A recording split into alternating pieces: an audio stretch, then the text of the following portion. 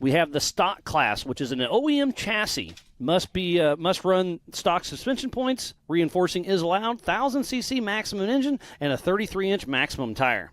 Yeah, then we've got the Pro Modified UTV. So you can have hydraulic-based steering, aftermarket turbos. It has to be based on an OEM chassis with aftermarket chassis, and both sides are allowed. Must use stock suspension pickup points, maximum of a 1,000cc engine, and a maximum of a 35-inch tire. And then we'll also be racing the Open class. Yeah, it's a 2,000cc maximum engine, including the Pro R. Dream it, build it, race it, come on down. And we've also got some biggish news on this one as well. Racing in with our UTVs today, we've got Max Gordon in that new Speed UTV. And Robbie Gordon just did a late entry as well. So we'll have Robbie and Max Gordon out here, Lake Havasu residents. Max Gordon's fresh off his Nora 500 win and those Speed UTV machines. And, yeah, they're kind of new. I don't think a Speed UTV has raced an Ultra4 USA race. They raced King of the Hammers last year, had some mechanical issues, but they've had the whole season to build it up. Just fresh off his win. We went to his shop about a week ago, ran around with Robbie and Max a little bit, and checked those Speed UTV machines out. They are an absolute factory race car. Indeed. Now it looks like I can see JT Taylor there. He's got his green flag. Are we going to be going live shortly?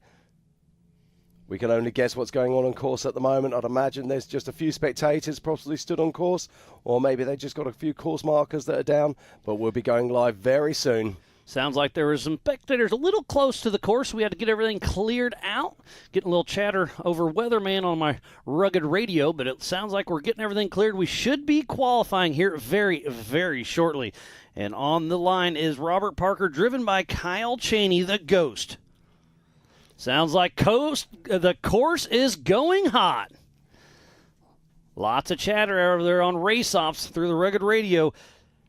Kyle Cheney driving for Robert Parker, getting ready to take the line, number 900 out of Millersport, Ohio, with Team Momentum Racing. Yeah, and there it is. Kyle Cheney is on course, our first qualifier today here at Legends of Havasu.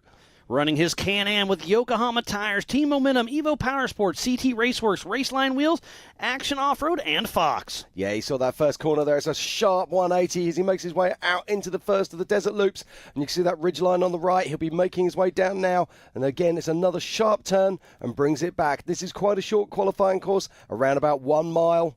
It's about 1 mile, and I'm going to guess about a minute 15. Oh, they do double back a little further than I was anticipating. So this is going to be a fast one. And look at the dust. It's really thick out here. Yeah, you see that little whoop section that JT Taylor was talking about during the driver's briefing this morning? And this is Kyle Cheney driving for Robert Parker. Pushing hard in that Can-Am, really trying to get some clean air out front. He's locked up the East. He's locked up the West this season. Let's see if he can bring home the national championship at Legends of Havasu.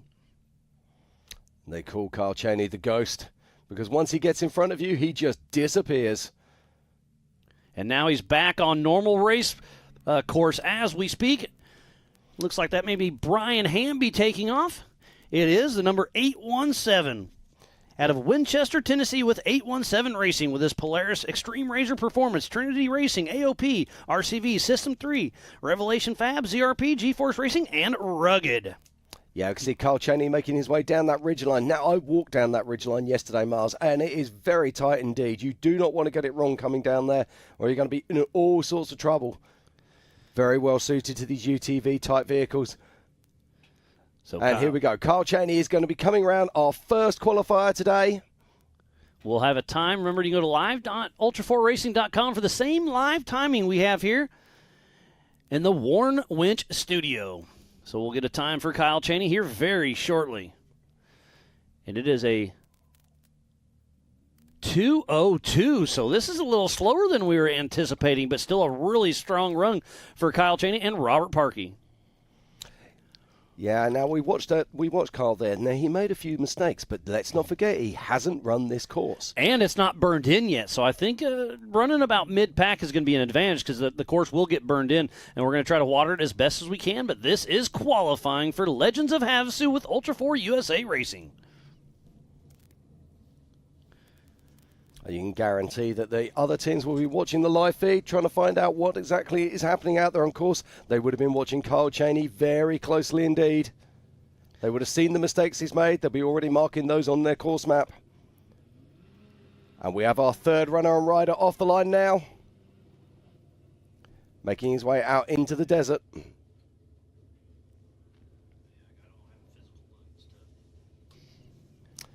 I believe that's Corey Willis, possibly.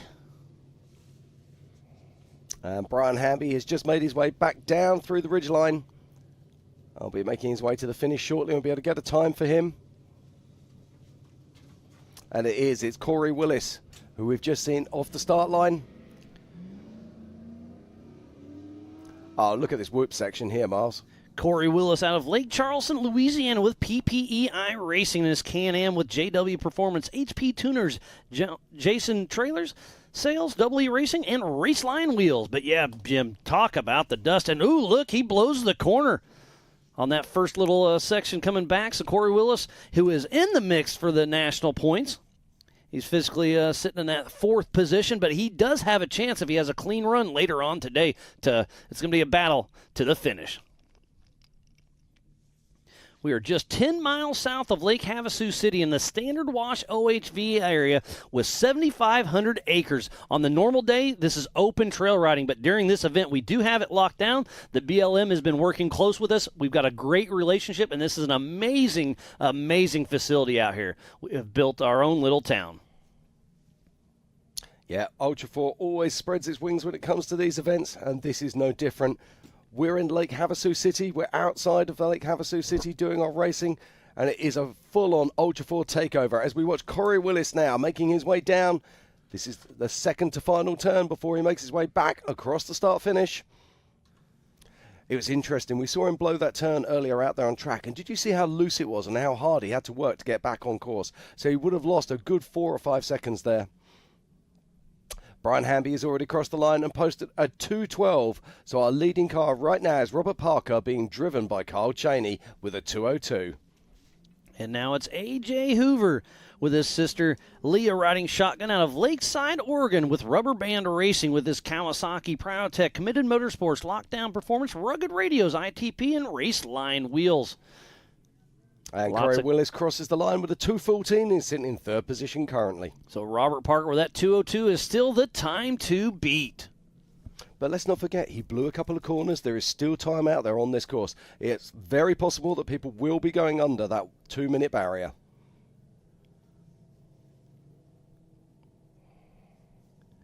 Great shots here from our drone as we watch A.J. Hoover making his way out onto course.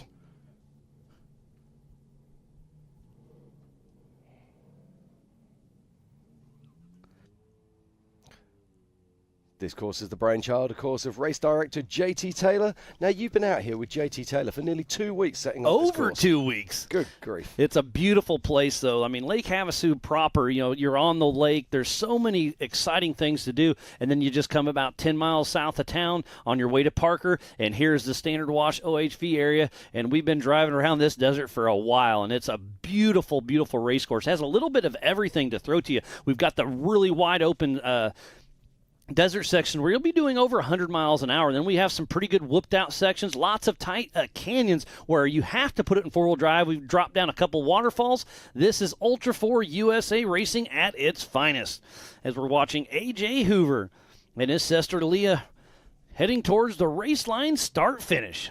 Yeah, so we're dropping down this final hill. He'll have one more turn. We've got another car out on track right now. And that is the Tyler Rimmery, the MAO ambassador, with John Fitzgerald riding shotgun out of Bennington, Nebraska with TR Racing in the Pro Modified class and his Can-Am, Maxxis Tires, TR Construction, Ultra4 USA, and Mackie Construction. His first Ultra4 USA race was a couple years ago in Crandon. Yeah, and A.J. Hoover crosses the line in 2:18, currently in 4th position and 2nd in class. Remember, there are 3 different classes in the UTV race that'll be qualifying.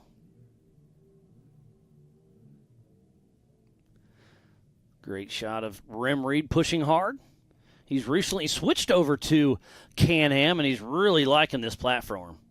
He races the Mid-America Side-by-Side Championship Series as well back in Jay, Oklahoma, where Mid-America home base is. Yeah, you see him catching his own dust there.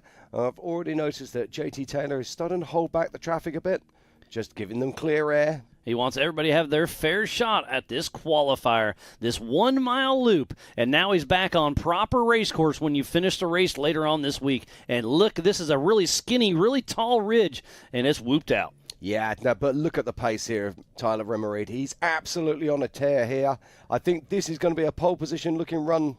But you have to be careful about midway up this hill. You can see it, the trail goes left, but it actually goes right, so it's a little off camber, so you got to be really careful right now. I think we're going to see some bicycling going on right there, and if you bicycle too far, you go off the edge into the soft stuff, and you're probably going to take a little bit of a tumble. Yeah, absolutely. You just saw him there, just getting a little bit out of shape, caught a rock on that inside. And there's the number 150 of Nathan the Phenom Parker with Alex Reed with CT Raceworks riding shotgun out of Dunn, North Carolina with Team Momentum Racing. In a CT Raceworks Can-Am, Performance East, Wheel Pros, Dynajet, Deep Creek ATV, CT Raceworks, Pocket Chains Fab, Mr. RPV, Fuel Wheels, KMC, Air Dam, and Super ATV. Yeah, and we now have a new leader in our qualifying. It is Tyler Remerid coming across the line in a 2 minutes with 1 second. Fantastic run there from Tyler. Wow, great job by the Mid-America Outdoor Ambassador, Tyler Remerid. I know his dad Todd's out there, saw him running around. He's got to be super stoked. So yeah, Tyler's going to be he's going to be excited right now because I do think that clean air out front is a huge, huge advantage. It will be indeed, Miles. This is an incredible race course, but we've got a lot of incredible races yet to come. Is it just exciting, just absorbing the atmosphere, seeing all the vehicles lining up is just astonishing. Oh, the buzz around here is absolutely amazing. The vibes are really good here in town and out here at the Standard Wash. Last week was over 100 degrees, and this week it's in the mid-80s. A little bit of a breeze. Well, not right now there isn't. We were hoping for a breeze. There's a nice breeze yesterday. Wind is the racer's friend. But we also have F1 boat racing, and they're praying. We pray for wind. They're praying not for wind. It's the yin and yang effect. Fantastic drone shots here.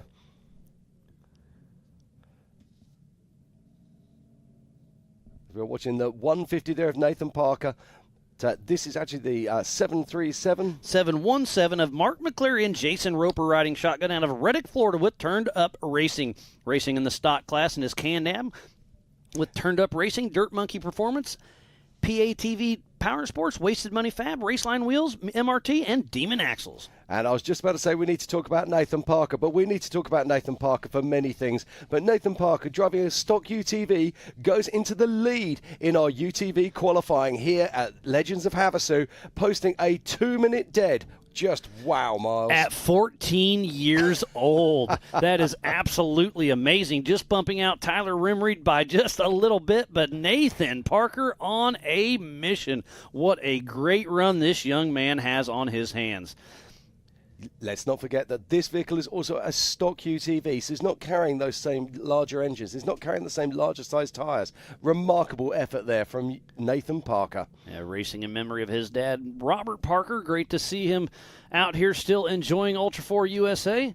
And Mark McCleary getting a little squirrely. Like I'm telling you, it's a really narrow area up on this ridge, and it's really whooped out. And it's going to be interesting to see how this develops. I think this course is really going to fall apart the harder we run on it.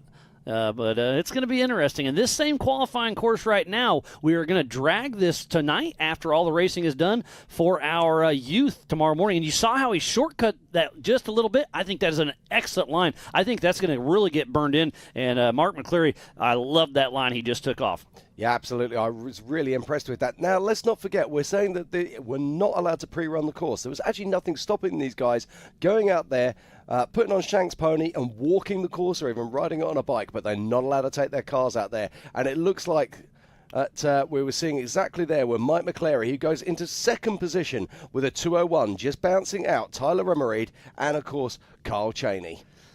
And off the line now, I believe that's the Speed UTV of Max Gordon, the number 777 out of Lake Havasu, Arizona, with Speed UTV in the Pro Modified class and his Bandit. Fresh off his win at the Nora 500. This young man, he's got a lot of tools in the toolbox, and he's going to put them to work.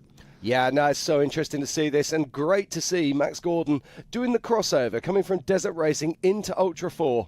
So many people would have wanted to see this. Mad Max Gordon, as he's known, he's raced pretty much everything from stadium trucks to trophy trucks, but UTVs is where this young man shines. Let's see what he can do with this speed UTV. Oh, and he goes off misses course. the turn just a little bit. That'll cost him about a second or so, but Max Gordon still on the gas, and they're just really impressive with those speed UTVs. That is almost off the showroom floor, race ready with a couple little added safety measures. Oh, he's losing the toolbox out the back, it looks like, but he's really pushing strong, trying to put a good run together. Yeah, it looks like he's leaving a few things on course there. That they'll have to go and collect their junk a little bit later. But right now, it's all about qualifying. And he is really laying it down. Look at that. I'm telling you, this ridge is a lot skinnier in person than it looks like on camera. Camera never does it justice. Blew that corner just a little wide, but it looked good. Well, you said about bicycles, and that was a bicycle right there from Mad Max Gordon. And off the line next is Jason Susie with his son Ryder riding shotgun out of Tremonton, Idaho, with Zollinger Racing Products in his Can-Am with ZRP in the open class. Another big bicycle there from Max Gordon as he crosses the line. So where is Max? Did that course detour cost him? Yes, it did. Max Gordon is third in class in the Pro UTVs with a 2:05. So not the run that Max would have been looking for. But he's still got to be excited. I believe this is his first Ultra 4 USA race he's ever raced with us. He's raced King of the Hammers, but not an Ultra 4 USA regional or national. So he's in a good spot in that pro modified class. So still the action continues here in the 4900 class, but let's not forget we've got 3 subclasses inside of 4900. So we've got our pro modifieds, we've got our open class and our stock UTVs, and they all mix up together. And if you qualify ahead of a different class, you earned your place and you will race there. And right now that goes to Nathan Parker, who's racing in UTV stock and is currently our highest position qualifier with a 2-minute dead. Jason Susie out on course with his son riding shotgun with him, running a great little run. But right now, you just said Nathan Parker at 14 years old with that great run. We'll run through the top few. It's Nathan Parker out front, then Mark McCleary, Tyler Rimreed, Robert Parker driven by Kyle Cheney, then Max Gordon. Yeah, just behind him it's Brian Hamby. Just behind him it's Brian Hamby, and then of course Corey Willis and AJ Hoover. And next off the line will be Cody Willenberg and Randy Dassenbrock out of Effingham, Illinois with CW Motorsports patiently awaiting. Lots of chatter over the rugged radios on Race Ops. You can tune into, if you're here local, you can turn into Weatherman and keep up with all the racing action there. And speaking of that, go to live.ultra4racing.com for the same live timing we have here in the Warren Studios. It's fantastic. There's so much interaction with the racing, to be able to see the live scoring, to be able to see the trackers, to be able to see the race course. And let's, while we're waiting for the action to continue, let's just talk about that race course, because we're actually going to be using virtual VCPs this time. Yeah, you can go to Racing Tracks. We have a link there you can check out. And, VCPs, there's, I think, 35 of them out there. And what is a VCP? It's a virtual checkpoint. It's not a physical. It's a computer. So you have a tracker on there. We have transponders and trackers for this race. And if you miss a VCP, it costs you 10 minutes. Absolutely. That keeps these guys honest. There are many places on this course where the course actually comes very close to a course going in the opposite direction. Just to keep everybody on course and make sure they're doing exactly what they're supposed to do, we have these VCPs. We also have some secret VCPs called negative VCPs. Now, if you trip one of these, that's going to mean that you're either shortcut, that you're short coursing, and we will catch you. So we're doing absolutely everything with our VCP checkers to make sure we keep this race as honest as possible. There's Leo Donald, 23, our USAC representative, talking to JT Taylor, making sure everything's running smooth and safe, because obviously safety is our number one concern. USAC is our sanctioning body who runs timing, scoring, race ops, safety, and tech. Now, we saw Jason Sushi out on course earlier. I believe he might have an issue, but I'm only guessing there as we haven't seen him come back round, and we can see our race director holding the next vehicle. It looks like sounds like he went off course. Not exactly sure what happened, But Jason Susi sounds like he'll be taking a rear start. This is qualifying for later on today. The UTVs kick off at high noon. Everything is standard Pacific time. And then tonight at between 4 and 7 is the EMC, the Everyman Challenge. We'll see them qualifying here shortly. And then tomorrow morning at 8 a.m. we'll kick off the youth. And then at 10 of the 4400 Unlimited, the main event of the weekend. Tomorrow morning, 10 a.m. standard Pacific time. Yeah, I can't wait for that one, Mars. We've got so many of the big hitters, so many of the King of the Hammers heroes. And here we go, another one about to go live now on our course. See, race director JT Taylor giving them the green flag, and it's go, go, go. And there goes Cody Willenberg with Randy Dassenbrock out of Effingham, Illinois with CW Motorsports, and his Polaris with AMS, High Lifter, Raceline Wheels, CW Performance, Tire Spine, and Seismic. His first race with us was last year at King of the Hammers. And speaking of King of the Hammers, that is the biggest and baddest one-day off-road race in the world. And that'll be our next race, the start of next season, January 18th through February 3rd. It's not just a race, it's an incredible occasion, isn't it? Nearly 10 days of racing. In fact, I think it's more than that now. We'll have the desert trucks. Getting a little chatter. Sounds like Sushi blew a tire off the bead, so that's a mechanical, so he will be taking a rear start. But remember, this is qualifying setup for the main race, but we do race each other. You race yourself. This race is on adjusted time. During the race, they'll take off one at a time every 30 seconds. So if you take a rear start, you could still win this race. Yeah, just watching this here, this is where we just saw Max Gordon go wrong, but no. Yep, he stays on the correct track. Stays on the course. So now he'll take a hard right and come across the Yukon Ridge.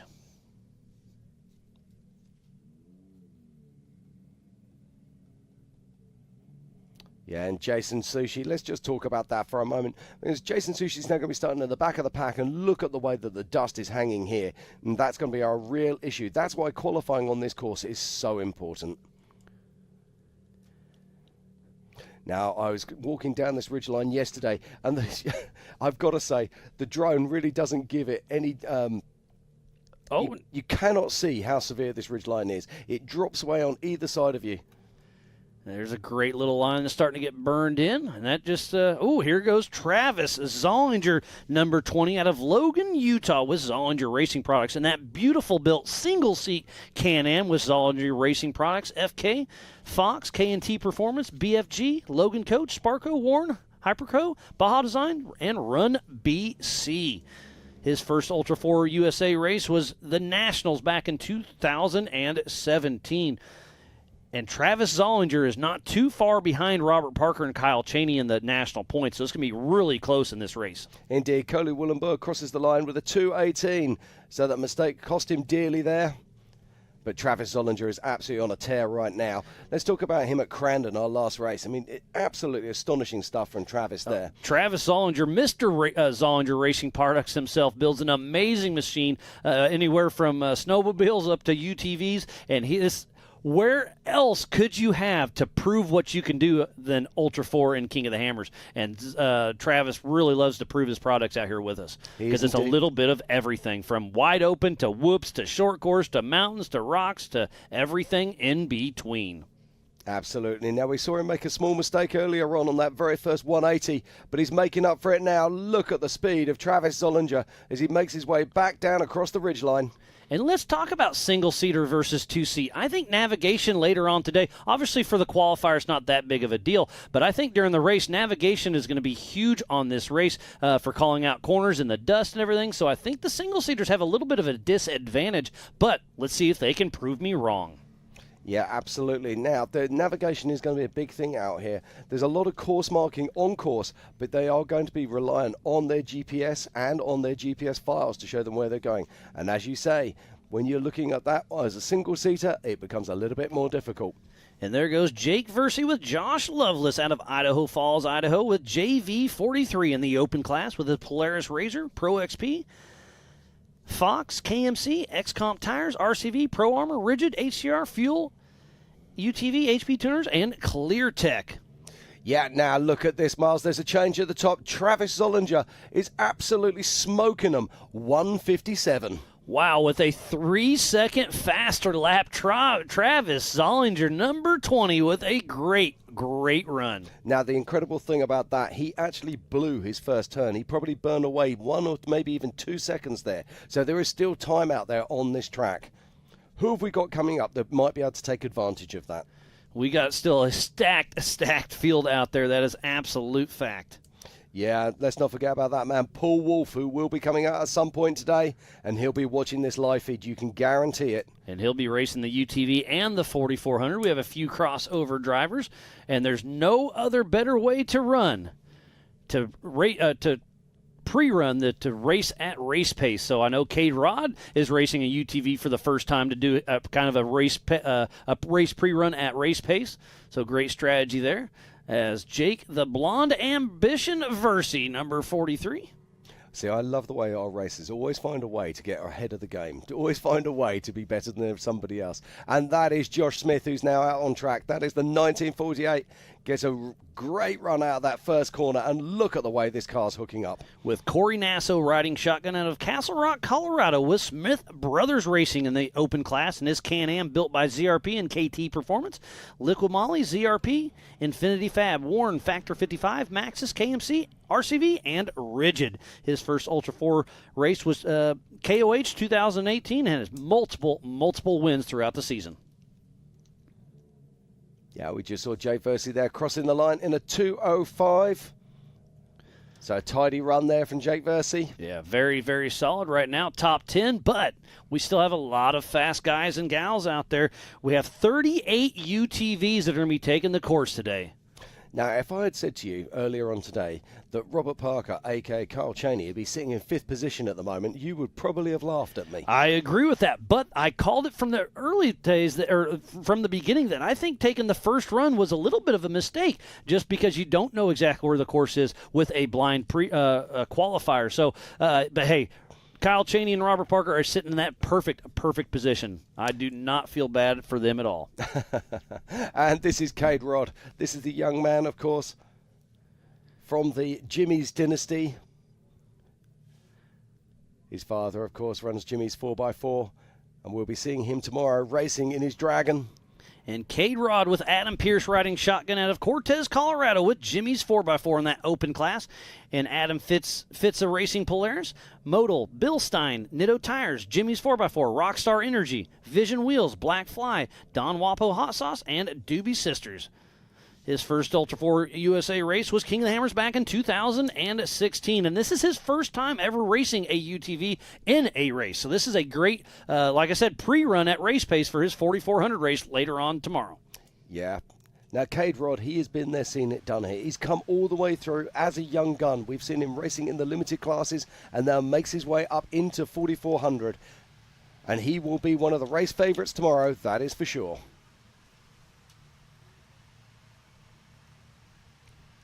But what I really enjoy about 4900, there was a time not that many years ago where the manufacturers would take a 4400 class driver, they'd pop them into a UTV and go say, hey, go and win. And then they'd break it usually, because UTVs have came a long way. But the most important thing there is that UTV drivers have now taken it to another level. It's very difficult now for a 4400 class driver just to jump into a UTV and to go out there and win. That's because the driver level has improved, and we look at the professionalism of our drivers now. It's absolutely mind-blowing. And speaking about driving level, Josh Smith just moved in the second position, first in his class. So first in Pro Mod is Zollinger, first in Open is Smith, and first in stock is Parker. So it's going to be a good showing for sure. And just look at that. Josh Smith is literally 0.04 of a second faster than Nathan Parker. How close is that? And the 3-2-1, now it's the 5-2-1 of Nathan Tater Seiler with Brent Moffitt riding shotgun out of Kyoto, Oklahoma, with Tater Sack racing in the stock class with his Can-Am, T&W truck and equipment, Raceline wheels, Rockin' S oil foam. Come get you some. Buchanan Tire Lube, Godfrey Fab, and 3-2-1 Motorsports. His first Ultra 4 USA race was this year in Rush, Kentucky. The man with all the facts and all the knowledge, Mr. Miles Hasselquist. I try my best. It's a lot of fun. These guys and gals put on a show, and I'm a huge fan of myself to see what they can do. It's so awesome, isn't it, to see these guys and girls out there, and so many of them we've known for so many years. And you can see the suspension get a little upset in these whoops. I really like this qualifier. It gives you a little showing of the rest of the weekend. It does, but it also shows you a little bit about everything that these cars can do. So we've got whoops, we've got jumps, we've got sharp turns, and we've got those fast sections as well. It's an awesome little course. And then later on during the race, we have a couple down waterfalls, a few off-camber canyons that you have to go through with four-wheel drive. It's going to be an interesting showing, but to go to qualifying, we wanted to give them a little bit of an easy. I'm not saying this is easy, but we aren't sending them out to the gnarly rock section because this car has to race here in about 3 hours. So we wanted to give them a qualifier where they can run, not tear the car up, get back, check the fluids, top off with fuel, hopefully not have to wrench on the car too much because they'll be racing that same exact car in about 3 hours. Look at this. This is a slightly different angle, and you start to see the topography now of this ridgeline. It really is right up there on the top, and it's absolutely terrifying when you come across there as a driver. There's a big leap there. You make your way in. It's completely blind as you come around the back of this turn. Now, it's interesting. You see that that inner corner is starting to open up, and a few of those guys are taking it. They're definitely cutting the line here now, and that really is already burnt in. So that's the number 725 of Chris May, driven by Aaron Lynch. Riding shotgun is JT Strickland. Number 725 out of Townsville, South Carolina, with May Motorsports in the stock class with his Can-Am, Brannick Motorsports, Barnes 4-wheel drive, King, Maxxis, residential septic and grading, full throttle battery. Chris May has been racing with us for a very, very long time, but he has his one fill-in driver of the year of Aaron Lynch. And Chris May is sitting in second in the stock national points, so he's hoping Aaron Lynch can pull it together for him and try to chase down Byron Starrett. But don't forget, we have Cody Willenberg, Hamby, Barth, and Bursch all in the mix. I'm just looking at our top five right now, and in fifth position is Tyler Rimmereed. In fourth is Mike McCleary. In third is Nathan Parker. In second is Josh Smith. And in first, in the single-seater, is Travis Zollinger.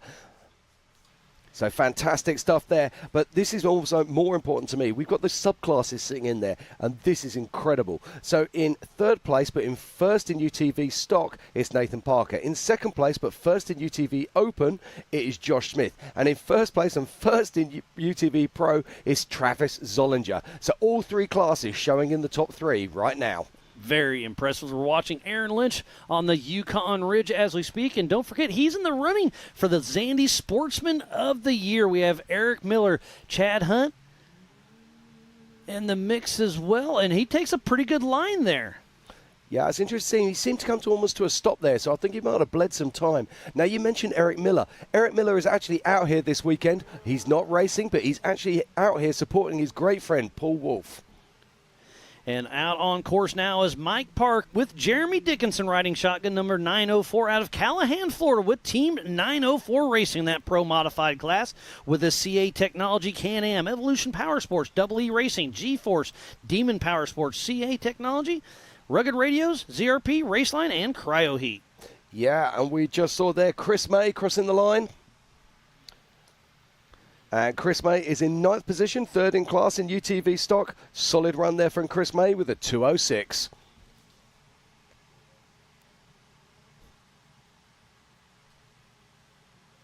Lots of great racing action here today. If you've only just joined us, welcome. This is Legends of Havasu.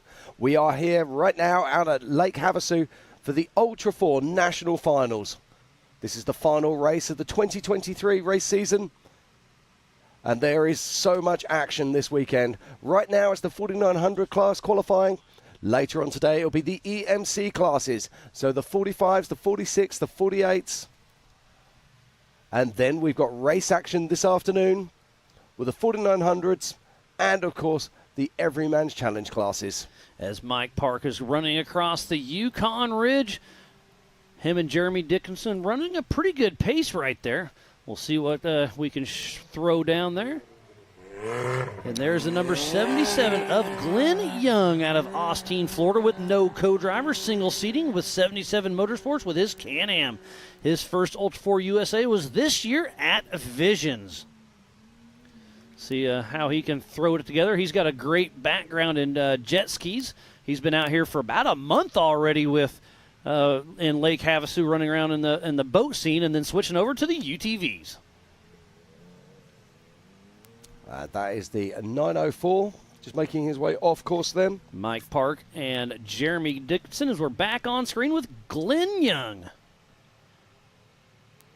The black and blue Can-Am still pushing strong. And this is just a great showing of what's going to happen later on today. Look at the dust. This is one car at a time, not 30 plus. So I think the qualifying is very important to try to get out front, get that clean air. We do have the racing tracks where you can hit that push to pass, but you have to pass in the dust. And there's a lot of big rocks out on course that are some get you. So hopefully your co-driver made some good notes on where to pass, where not to pass. Yeah, it's worth talking about this. So Racing Tracks is a tracker system, but it also has driver aids as well, like the push-to-pass button that you're talking about. Now, it's interesting. You have to be within 600 feet of the car in front. Now, you and I both know that 600 feet is a country mile out there. You have to be right up on the back end of these cars before you can really make a pass. But this is a race on adjusted time. So if you catch that car in front of you, physically, you've already passed them on adjusted time. So we're relying on these guys to be great sportsmen or sportswomen, move out of the way and let that following car get on past and carry on their race. And there goes Justin Barth with Paul riding shotgun, number 417 out of Springfield, Missouri, with Barth Racing in the stock class with his Polaris, MRT, Walker Evans, Hess Motorsports, ZRP, and RCV. If you remember in Crandon, Justin Barth had a fill-in driver of Anthony Yount, and that car took a absolute tumble, but he sent it off to Jimmy's. They got it straightened out. They brought it back to Springfield. They put the car together. It'll be racing later on today. No way. Absolutely. Now, I was actually watching that on the highlights reel earlier, and I'd forgotten how big that crash was. That was gnarly. It was rough. So Justin Barth's here racing his Polaris, and then he'll be racing the 4800 Brannick Motorsports Legends as well. But what I love about that, okay, we no one wants to see crashes, but when you see crashes and the guys get out, the safety kit does all its job. They walk away and they go, hey, that was some ride. So we'll see a lot of chassis later. Obviously, these are factory from Polaris and Kawasaki, Speed UTV, Can-Am, and whatnot. And then we were talking about the Justin Barth and his Jimmy's chassis, and that's exactly what you're going for. Well, you build a chassis for safety reasons, and then they do take a tumble. It did take a little tweak, but they were able to save it, and it did its job. Now, I'm just watching this here. Has this guy got a flat on the rear? I think he has. Has he? It's hard to tell with all that dust. Yeah, I've got he has. It's got He's the definitely wiggle. got a flat on the rear. Right rear flat tire for Justin Barr, so he's all right. But let's talk about that. This is a 1 mile qualifier. The race is a 37-mile loop with no outside assistance other than the main hot pits, other than a fellow competitor. So if he hits a flat in the first 100 yards, he's got to pull over and change it himself and his co-driver. There's no remote hot pits. There's only one, and you can see the rear end danced left right there. That's because that right rear flat is pushing him that way. Yeah, he's just going to try and keep it together now, try and keep it tidy and post a time that is not dead last. So, real tough break here for Justin Barth. And here goes Tyler Gibbs. This is a young man that's extremely, extremely fast. One to watch for sure. With Mitchell Roccacelli riding shotgun out of Cattlesburg, Kentucky, the number 926, with Gibbs Racing in the Pro Modified class, with his Can-Am, Larry Strickland Logging, CA Technologies, ZRP, Tire Spine, MRT, Streamline Brakes, Evo Power Sports, Rock Insiders, Raceline, Cryo Heat, and Pro Art Graphics Off-Road with KWI Clutching.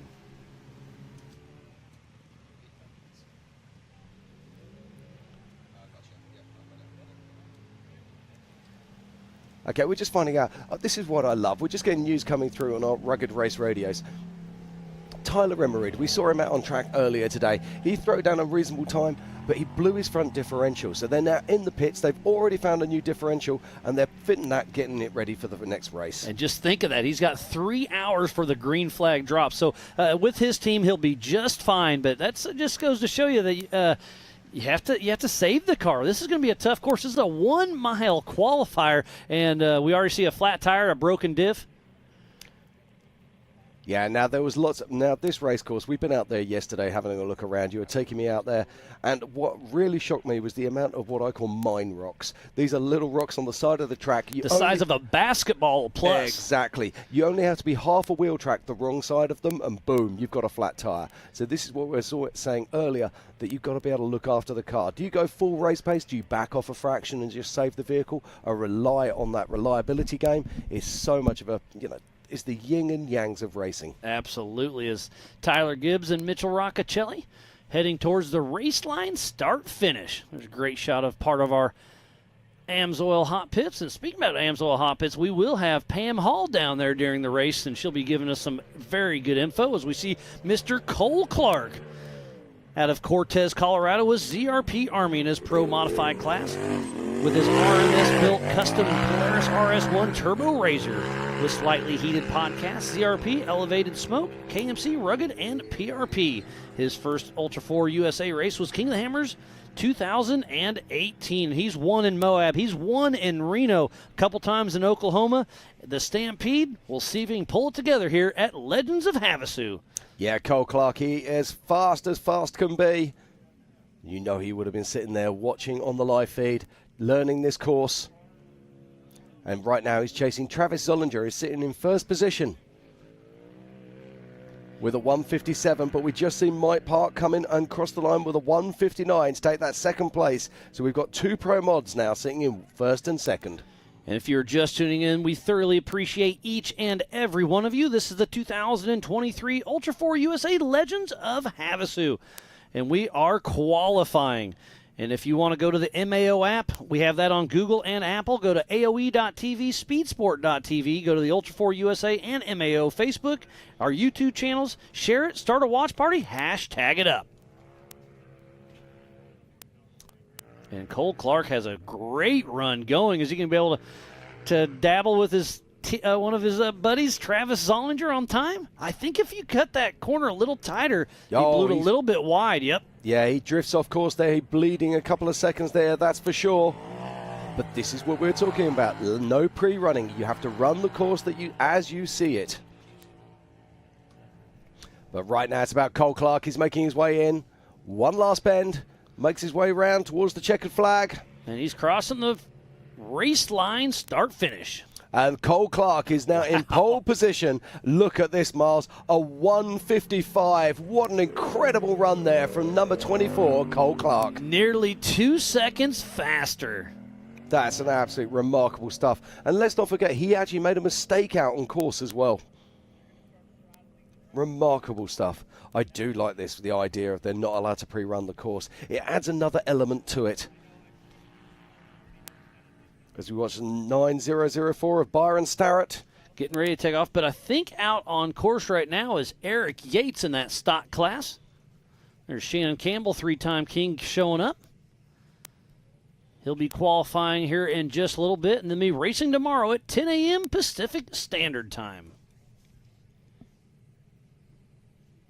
So just waiting for Byron Starrett. Let's just have a quick look at our current top five. And that pole position is Cole Clark in that Pro Modified class. And second in Pro Modified is Travis Zollinger. In third position overall and third in Pro Mod, it's Mike Park. In first in UTV Open, it's Joshua Smith and fourth overall. In fifth overall and first in stock class, it is Nathan Parker.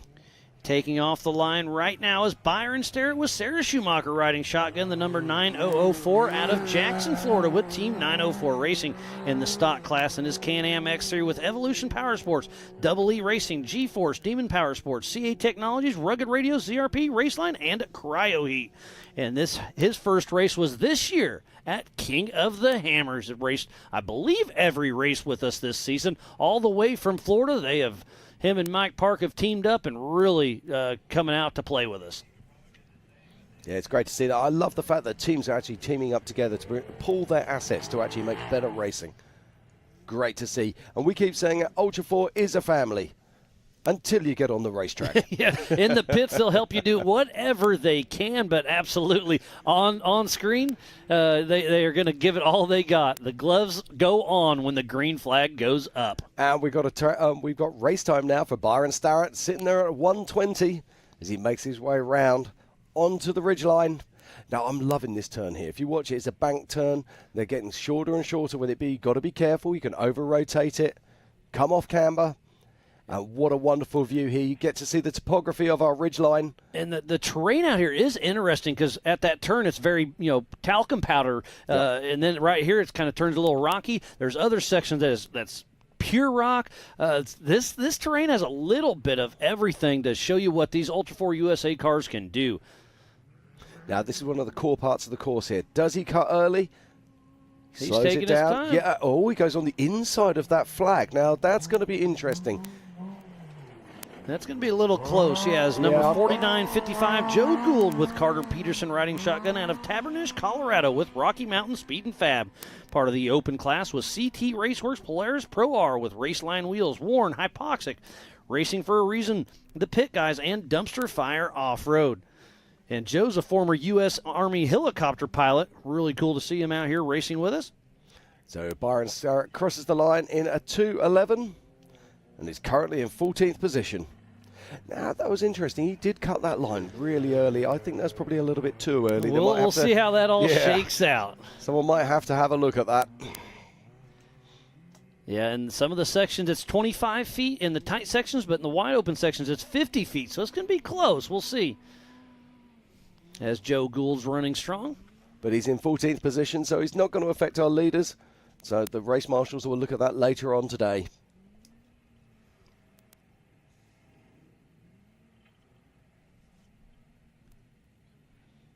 So we're just looking now, just wanting to see if we can find the race number for this vehicle. As the 4955 of Joe Gould and that Polaris Pro R pushing strong. See if he can get a good start. We do have 6 open cars racing, 18 Pro Modifieds, and 14 stock, so roughly 38 UTVs will be taking the line at high noon Pacific Standard Time. Oh, we've talked about tire attrition already, but tire attrition is going to be a massive thing on this course today. The tires are going to take a beating out here on course as an absolute fact. But tire technology's been moving on. It looks like this one also has a right rear flat, maybe. This is the 435 of Brandon Kilgore out of Parker, Arizona, local boy with Kilgore Motorsports in his Pro Modified class with Can-Am Branson Resorts. His first Ultra4 USA was our last race, or our earlier race this season in Crandon. Yeah, so Joe Gould crossing the line there with a 220, and he had a right rear flat, and this is what we're talking about, the attrition of these tyres. But the tyre manufacturers have also stepped up their game. They're changing how they build these tyres. They're changing the technology in these tyres to keep up with the increased pace of these vehicles, and that's wonderful to see. I'm getting some updates. Sounds like Tom Biddle is unable to qualify, so he'll take a rear start, having a lot of mechanicals out there. I know Brent Moffitt had an issue, so people are already having issues just with it. Yeah, now Tom Biddle, I believe he broke a rear shaft. He's in a 4600 class car, and I've heard that they were going to be traveling all the way back out to Barstow to get parts for that. Very impressive as Kilgore running the Yukon Ridge, and you can see using all of the suspension in this high-speed whoop section. Yeah, this is very, very high-paced, and it's a high adrenaline section as well. Keep talking about it, the topography of this ridgeline, and our drone really doesn't do it any justice. When you're on it, it really does feel like you're on a knife edge as you drive along there. Makes that turn back down inside of the course. Neatly done. Takes that fresh line there. I really like that line. Now here's a car that we know well. Here's the 1018 of Paul Wolf, another Mid-America Outdoor Ambassador out of Alton, Illinois with Wolf Racing in the Pro Modified class. With this Can-Am, Raceline Wheels, RCV, Alltech Motorsports, HCR, Halo Lockers, Evolution Powersports, CA Technologies, and ZRP. He's won a lot of races, swept the entire field last year for the East, West, and Nationals. But this year he's a little off pace on that, but he's still in the mix to shake it up a little bit. We'll also see him in the 4400 class later on today, but Paul Wolf always drives hard, as you can see him blowing through a couple of those berms and really pushing hard. Yeah, Brandon Kilgore came in 8th position and 5th in Pro Mod, so a great run there from Brandon. But right now it's all about this man. It's all about Paul Wolf, who's out there on course, the 10:18. What can he do? Can he beat that 1:55 of Cole Clark? He's going to have to push really hard, and pushing hard is what he is doing. Paul Wolf is absolutely one to watch. Oh, look at this. I love this view. Coming head on towards our drone right now. And look at them doing a little wheel stand right there, pushing to the absolute limits on the Yukon Ridge. And Paul Wolf is one of those few drivers who does cross over from UTV back to 4400 and then back to UTV again. In fact, there doesn't seem to be anything that this man can't drive fast. It's been a fun battle all season long watching him and Lauren Healy battle it out. They've got a kind of a friendly grudge match going out there on course during the 4400 class.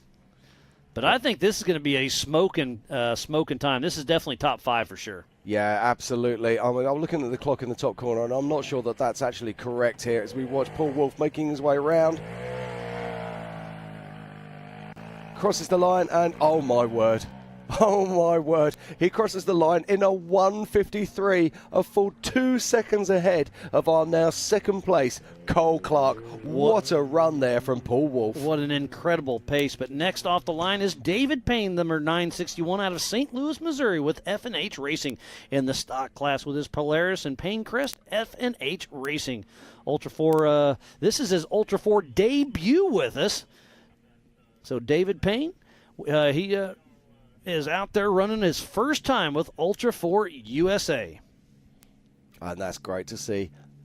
So many new cars starting to come into the fold. We're starting to see new cars in all of the classes. We also need to say a big shout out to Speed Sport, our official broadcast partner. And don't forget, stay tuned for a 1-hour post-produced special that will be airing very soon. We've seen a few of them popping up, and they've been a lot of fun to watch. So go to AOE.TV, and you can check out the prime cuts from the rest of the Ultra4 USA season. But right now, it's all about the live action here at Legends of Havasu. We're in the desert just outside of Lake Havasu City, and we're here watching the 4900 class qualifying for the Ultra4 USA National Finals. And we've just seen Paul Wolf laying down an incredible time there, a 1:53. Absolutely astonishing stuff. We saw Cole Clark come out, lay down a 1:55. And let's give this some, some comparison. We saw a little bit earlier today, we saw Robert Parker being driven by Kyle Cheney, the Ghost himself, posting a 2:02. So almost 10 seconds faster of one of the fastest guys out there. Exactly. Very impressive. There's the 252 of Brent Lambeth with Devin Peak riding shotgun out of Mesa, Arizona with Cruise Armor Racing in the Pro Modified class with Can Cutler, Team Loco, SDHQ, Savage UTV, XTC, Ground Zero Plumbing and AC, and Amsoil. His first Ultra4 USA race is right here in Havasu. Yeah, we saw David Payne just crossing the line there, currently in 25th position, so a solid run there from David Payne.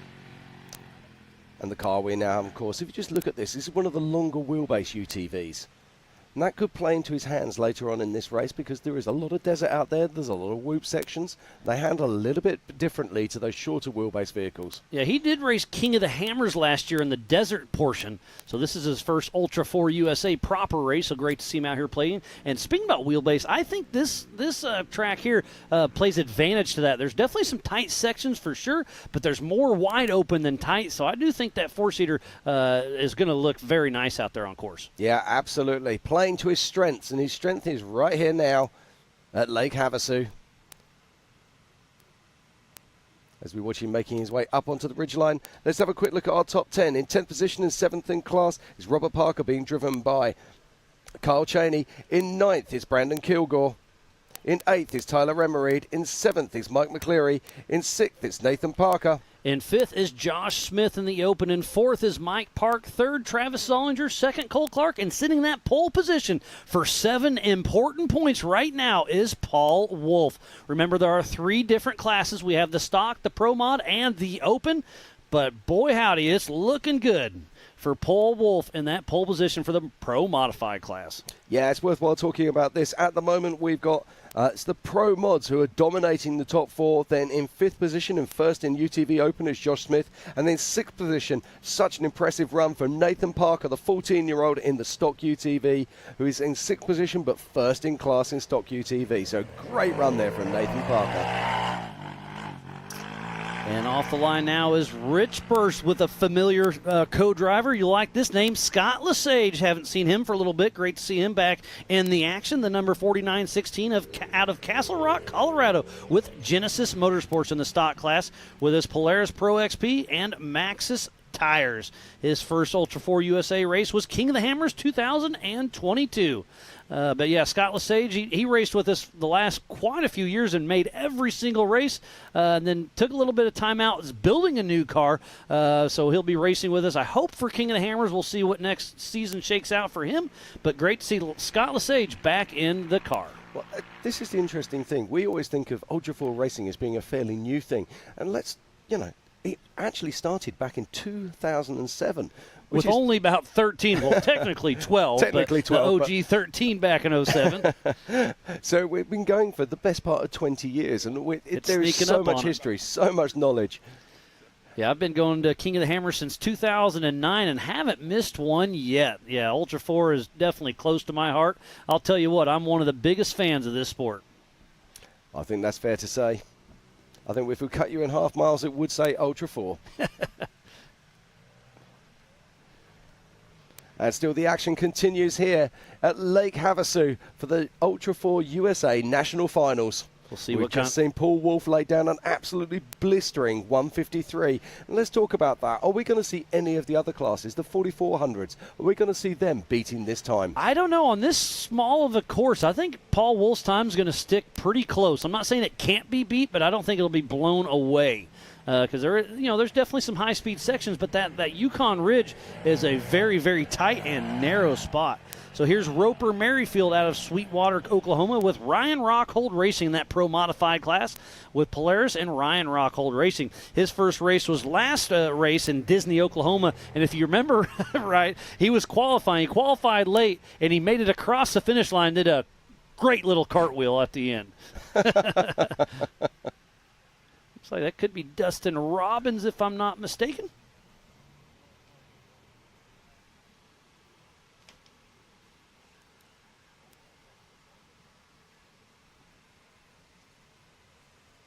So we're just waiting now. Just look at that background as we're waiting for the start. The mountains in the background. I love this place so much. It's absolutely beautiful. And speaking about the background, there's Robbie Gordon, the one and only. He'll be racing his Speed UTV. He's fresh out of Nora as well, as his son Max just wrapped that up in the overall win for UTV. I love that about this. So we have the legend, the man himself, Robbie Gordon, racing here in our 4900 class. How cool is that to see him lining up? If you don't know who Robbie Gordon is, you've probably been living under a rock. Robbie Gordon is one of the most celebrated desert racers of all time. Multiple winner of the Baja, multiple winners at so many races. And over in Dakar. Absolutely. No, I don't think he's ever won Dakar. Okay, he's been over there a few times. Oh, he's been at Dakar. He's one of the superstars from Dakar. He loves to create a drama wherever he goes. But it's not about him right at this moment. We've got Roper Merrifield on course, but it does look like he might have an issue, which is why they're holding back this other vehicle. Nope, the 3-2-1 from JT Taylor off the line right now is Dustin Robbins with Seth Holmes riding shotgun out of Decatur, Alabama with all things UTV in the Pro Modified class and his Can-Am. All things UTV, all things Bronco, Optima batteries, Nitro race products, Apex powder coating, Full Throttle Power Sports. And his first Ultra4 USA race was Davis in 2017, and he went off course. That is proper racetrack. That's going towards the Amsoil hot pit. So now he's going to have to. Well, now he's going backwards on course. So I think he's gonna miss this qualifying. So I don't know if he'll be able to rerun or not. I do think he took a wrong turn. So we'll see what JT Taylor decides. But he's backwards on course. I think he's going to take a rear start. That's my guess. Yeah, we'll have to wait and see here what happens. But I'm going to listen to my rugged radio and see if I hear anything over race ops to see what's going to go down with that.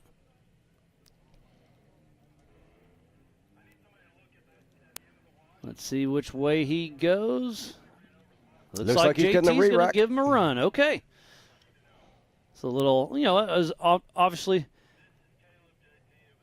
So obviously it was an honest mistake, and he is saying that the marker was knocked down. He didn't see it. So Dustin Robbins does get a rerun. So JT Taylor's on the rugged radio making sure everything's going safe and sound. There's the Speed 7.7 of Robbie Gordon.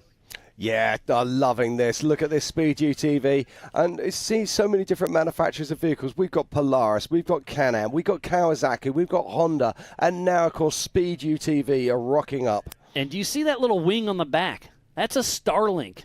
Down in Nora, he runs his own little live show. I'm not sure if he'll be doing it here or not. I hope it does. But you might be able to go to some of his social feeds and watch some onboard with Robbie and Max Gordon as well. So off the line now is the number 77 of Robbie Gordon out of Lake Havasu, Arizona with Speed UTV. Yeah, and if you're not familiar with what a Starlink is, basically a satellite collecting dish. So basically, I'm getting this all wrong, Mars. No, it's internet, yeah. No, there's a bunch of satellites basically up. Here we go. Right, Robbie Gordon is live on track right now. The legend himself in his Speed UTV. The Bandit. You can buy this one. Obviously, he's producing them right now, so you can order one and see if you can get one here. They're a little off pace, but he is really pumping out some products. I was able to go check out his shop last week, and there was probably 20 or 30 there getting delivered as we speak. This is an amazing machine. I got to sit in, not that one, but one of them, and it's such a cool feeling. I really think the Speed UTV is going to give Polaris and Can-Am and Kawasaki a run for their money. Yeah, absolutely. And it's a privately funded project, which I love. And I love the passion that Robbie puts into it. And he puts everything on social media, the good, the bad, the ugly. They came out to Hammers this year. They had some transmission faults. He put his hands up and said, hey, we're out here to learn. We've got issues. We're going to go home. We're going to fix those. And that's exactly what they did. So they brought the helicopter in, hooked it up, and flew it out of there. Yeah, that was something, wasn't it? There's some pretty good pictures of that as Robbie Gordon pushing strong. And if ever there was a man who knows about driving in dusty conditions, it is this man right now, Robbie Gordon. We'll see what kind of time he can put against Paul Wolf and Cole Clark, Travis Zollinger. And you see the way he cut that corner back there. That's perfect. What we're talking. Yeah, absolutely. We're just talking about that adverse camber effect there, and he got it absolutely perfect. That was textbook style for sure as he's hauling the mail across the Yukon Ridge. Such a controversial figure. Whoa. Look at that lead there. He is floating across this section. Does he blow it wide just a little bit, but stays in line? I think this is going to be a top 10 run. This is a fast run here. Great looking run. Oh, he clips that rock. And he sets her up for the turn. One more turn to go before he hits the race line, start finish. I'm very interested to see what kind of time Robbie Gordon puts up against our own Ultra4 US. Oh, a good little bicycle all the way to the end. It's a fantastic time in there from Robbie. We're just waiting for it to come up. Top 5. Look at that. Robbie Gordon moves into the top 5. Fantastic. And he's first in UTV Open. What an incredible run there from the hero that is Robbie Gordon. As you say, I do hope he has that Starlink hooked up. We were using Starlink in Portugal this year. Absolutely fantastic. It just enabled us to have internet in the worst conditions possible.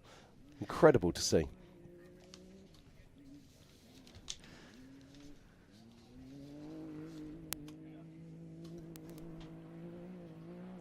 Now, we did see there that Dustin Robbins was being lined up. Now, it does wonder if it does look like Dustin Robbins has been... So remember, he turned around and tripped the deal. Absolutely. So he is out on course right now. So Dustin Robbins is doing his rerun. This will be the last UTV, and then we'll kick off the 4600 Spider Track stock class. Well, this qualifying session has been absolutely fantastic. And talk about saving the best till last. But right now, it's all about Paul Wolf, who is our fastest qualifier with a 1:53. Absolute blistering stuff there from Paul Wolf.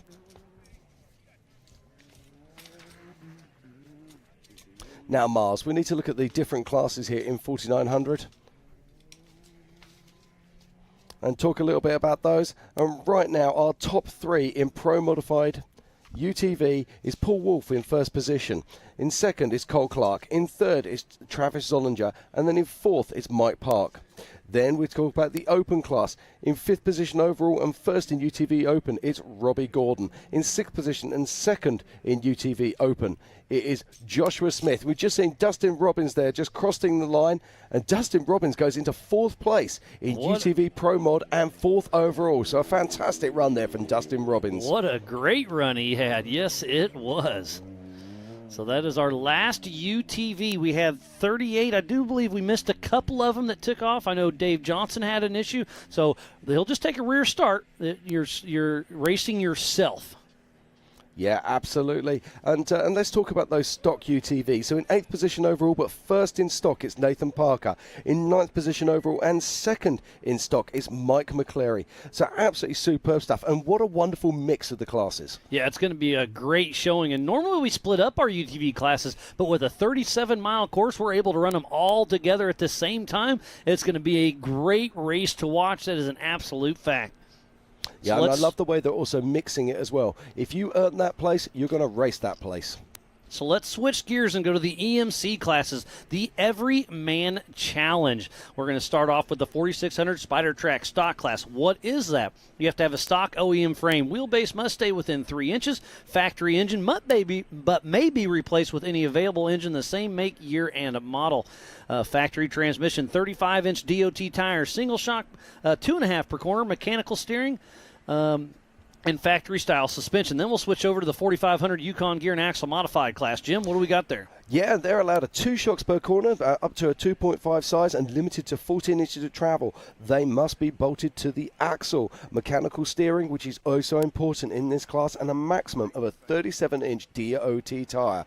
They have to have a front-mounted engine, but could have unlimited horsepower. Then, of course, we move across over to the 4800s. The 4800 Brannick Motorsports Legends class. You can have a front or rear-mounted engine, unlimited horsepower. Vehicle must contain 2 seats side by side, single shock per corner, 37-inch DOT tire. Only solid axles are allowed. A lot of new cars are built, but this is a great spot for a 4400 car to go retire. Kind of dumb it down, put a single shocks of smaller tires, and come racing. Ultra4 USA. And just getting a little update from Sergio Pinillos. He's sick. He says he does not feel good at all. He's under the weather, but he's going to give it all. So he's hoping he doesn't leave anything he doesn't want to leave in the car. So we'll see what he can do to shake things up.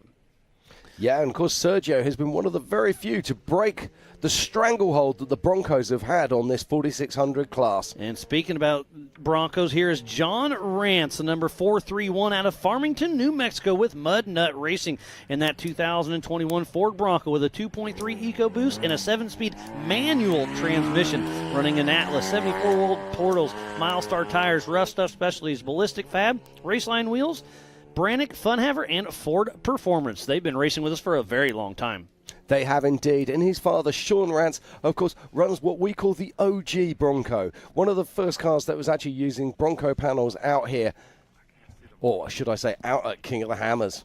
And we'll be seeing Sean Rance racing later on today, but John Rance running in that manual transmission, which is a very unusual thing here. And it's a cable shift, too. It's just a lot different than what I'm used to. Yeah, so it's very interesting to see, but he wants to give Lauren Healy personally a huge shout-out for getting him hooked up with the Ford Performance and getting one of those Broncos.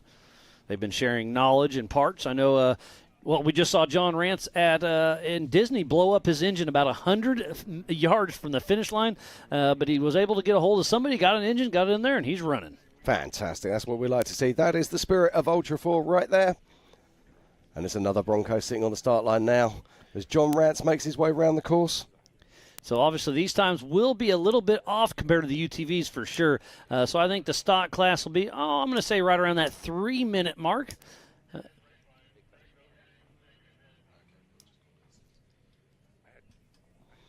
If you're just joining us, thank you for... I'm going to start that one again, Miles. If you're just joining us, welcome to the Ultra4 USA Legends of Havasu. We are out here at Lake Havasu City, and just outside of town, we are racing with Ultra4 USA. Out on course right now is John Rance with Andrew Anderson riding shotgun with Mud Nut Racing. One of our drones had to kind of fly down, get a little recharge. We'll have it back in action here very, very soon. Our production company has been doing an amazing job all week long, so huge shout out to them. One turn to go, and we'll be having him here in town. Yep, so it's Lauren Healy out on course now. With Eric Davis riding shotgun out of Farmington, New Mexico with Fun Haver Off-Road. In Bucky, his Ford Bronco with an Eco Boost. Atlas. IFS with 74 weld portals, RCV, Ford Performance, Optima batteries, RTR vehicles, Nitto, Project X, Monster, Pennzoil, Fox, MBRP, Gear Wrench, NGK, K&N, Molly, Recaro, VP Racing Fuels. So the two-time king himself is out on course. Yeah, John Rance just come in with a 2:37, so a great run there from John Rance. And he's going to be setting the pace. But right now it's about Lauren Healy. Lauren Healy, of course, one of the most successful 4400 class racers of all time. Two-time king and has won multiple times in this 4600 class in his Bronco. And just look at the pace that Lauren Healy is laying down right now. Absolutely fantastic to see him out on course, putting this Bronco to work. He makes the turn, and look how differently these vehicles turn in there compared to the UTVs. They're much bigger, they're much heavier. They still have that mechanical steering link. Slightly easier for the Broncos as they have an IFS setup as factory.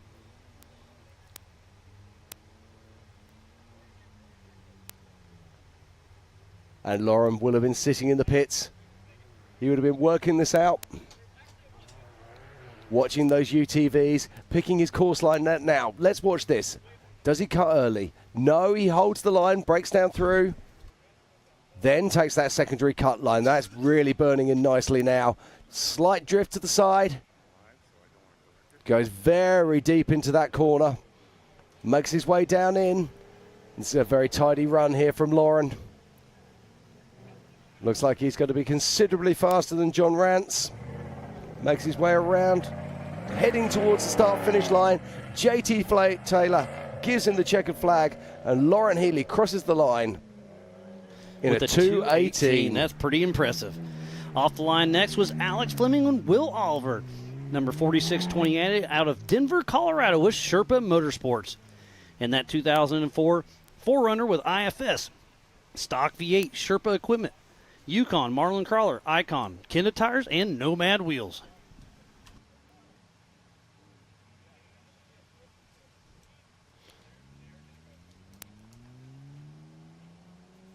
Sitting on the line next is Doug Langford, probably the biggest horsepower machine in the 4600 Spider Track stock class with that big Hemi in there.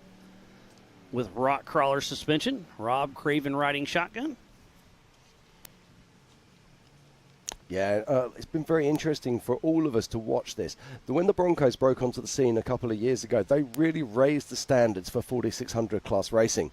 But the other cars, they've just been getting better and better and better. And we're watching cars like Doug Langford's here. They're really closing the gap on those Broncos now. And right behind him, it looks like John Williams. We've got Sergio Pinillas. I saw Brexton Glines in line. This is a great shot of the race line start-finish. And Sergio, I'm gutted to hear that he's feeling a little bit under the weather today, because Sergio really was one of those cars that could give it to the Broncos. Speaking about Broncos, I was talking to Lauren Healy, I guess it's 3 weeks ago when I was still back at home. I was asking him some questions about his car and sponsors and whatnot. And I was like, so what's your strategy? He's like, I don't know. It depends on if Sergio shows up. If Sergio shows up, I'm going to have to push hard for the national championship. But I heard Sergio wasn't going to make it. So I text Sergio. He's like, he's making it. I was like, hey, Lauren, you're racing. Sergio's coming, so great to see that going down. Okay, and off the line now is Doug Langford. And Rob Craven riding shotgun, number 4699 out of Greensboro, North Carolina with Outlaw Off-Road. In his 2021 LJ with a 392 Hemi. Outlaw Off-Road, rock crawler suspension, Next Venture Motorsports, Nitto Tire, Raceline Wheels, Baja Designs, Fox, Warren, Factor 55, and Miller Motorsports. His first race was this year in Rush, Kentucky. And Alex Fleming has crossed the line in the 46.28 with a 2:23. So a solid run there. 5 seconds behind our current 4600 leader, Lauren Healy. So it'll be a great run. They will be taking off later on today, one at a time, every 30 seconds. And Doug Langford gets a little bit of loose in that little whooped out section. And this is why we talk about shock tuning. Shock tuning is so important. Little things like that, we can actually tune our suspension to make those whoops easier to run across. And speaking about that, I saw Team Funhaver out here earlier this week with Fox out there doing some shock tuning, and that's going to be very important on this because shocks get hot.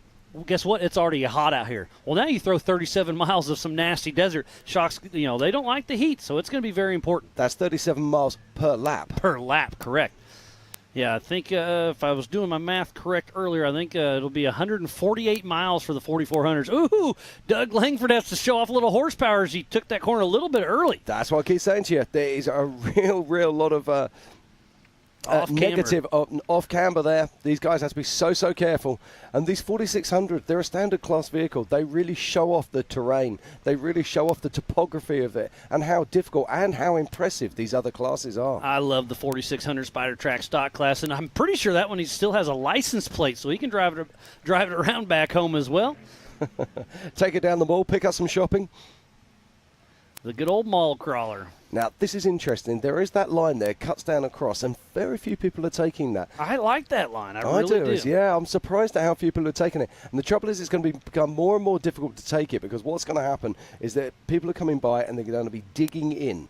And that means there's going to be a step up onto it. So that line's going to become less and less likely to be used until, of course, our 4400s turn up. And then it'll be all bets off. Absolutely. And on track right now, it is Doug Langford who's crossing the line.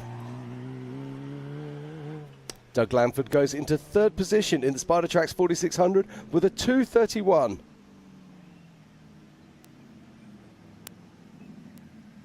And I think John Williams, I thought we saw him just leaving the line momentarily ago. Yep, that was John Williams and Nate Williams riding shotgun at number 4623 out of Logan, Utah with Crossfire out off-road racing, and his JL with a 2-liter stock transmission. Dynatrack 60s, ARB, Active Air Technology, BFG, Warren, Factor 55, Rock Crawler, Rock Jock 4x4, and Summit Machine. His first Ultra4 race was King of the Hammers back in the EMC the first year back in 2012. I love the technology that goes into these 4600s. You have to work really hard to get these cars to perform. As a stock platform, they're heavy. They take a lot of work to get them to move properly. But it's a great looking Bronco here of the Atterburys. Yeah, Josh Atterbury getting ready to take off, chasing down John Williams here very shortly. Now, if you don't know Josh Atterbury, he's been racing in 4600 for what feels like forever. One of the go-to players, that's for sure. Ever so popular in the pits. He's been racing with us off and on for a very long time. I'm super excited to see what he can do with the Bronco. Josh Atterbury was a back-to-back national champion back in 19 and 20, so we'll see what he can do. More used to racing in a Jeep platform. Yeah, switched over to Bronco this year. And it's a bright-looking Bronco. Great to see him out here running strong. So Josh Atterbury and Brandon Bain riding shotgun, number 4693 out of Show Low, Arizona with Cracker Fab Motorsports. And his Ford Bronco, factory drivetrain, Dirty Life Wheels, Falcon, PSC, Baja Designs, Ballistic Fab, Midnight Metalworks, Willwood, 74 Weld, Yukon, Rome Adventure, ADS, Switch Pros, PRP, Rugged, Warren, Magnaflow, Adam Driveshafts, RCV, and Factor 55. His first Ultra4 USA race was King of the Hammers 2016. Now, I love this, but what I really enjoy about this is the Bronco. They took the rule book for the 4600 class and pushed the limits. And pushed the limits to it. This is a mainstream manufacturer. We're talking about Ford here, who actually looked at our rule book and said, hey, we can make a vehicle that takes 35-inch tires as standard. Hey, we can make a vehicle that can have 4-link as standard. And that's special. And the result, look at these race cars. They are absolutely incredible. And the best bit, you can go and buy one of these at your local Ford dealer. There's a few of them out here running around, I saw. There is, yeah. So they still got a chance. No, you have to have this proper safety gear and whatnot. We can't have them in the UK. Really? No, how sad's that? Huh, you're not cool enough, I guess. Well, no, something about having the steering wheel on the wrong side, would you believe?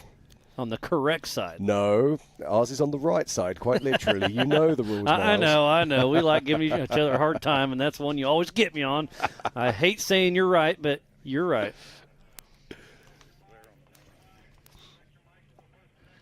Yeah, it's probably just too big. It won't fit on your roads over there. That's okay. Similar size to a Land Rover. So Josh Atterbury across the Yukon Ridge. Pushing strong.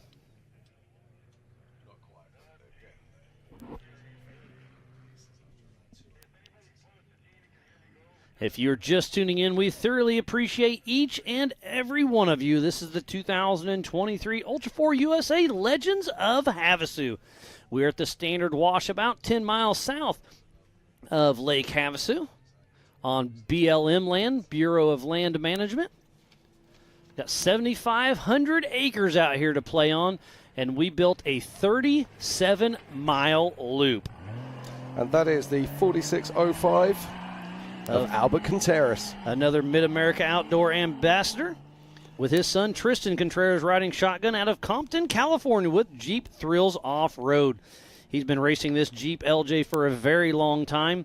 He's got King, Torco, Mickey Thompson, Raceline Wheels, Coyote Beadlocks, Race Choice, Yukon, PCI, Artec, Genrite, Elderbrock, AFE, PRP, and Warn Factor 55. And Josh Atterbury just crossed the line there in a 2:28, so a solid run there from Josh Atterbury. And currently in first position is Lauren Healy. In second, it's Alex Fleming. In third, it's John Williams. Fourth, Josh Atterbury. Fifth, Doug Langford. Sixth, John Rance. And on course at the moment is Albert Contreras.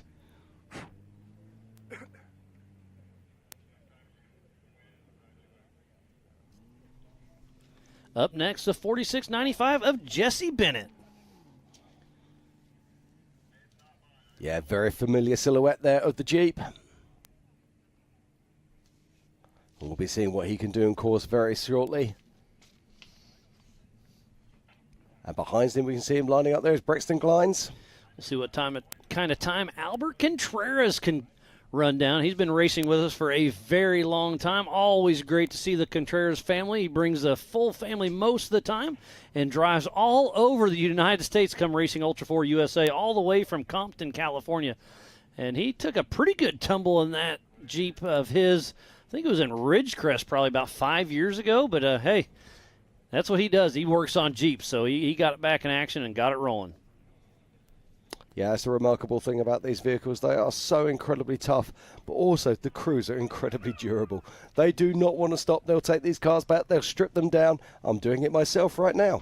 In fact, I believe my son is washing my vehicle while I'm sitting here. Well, that's a win-win. Yeah, I was going to say. Thank you, Sam.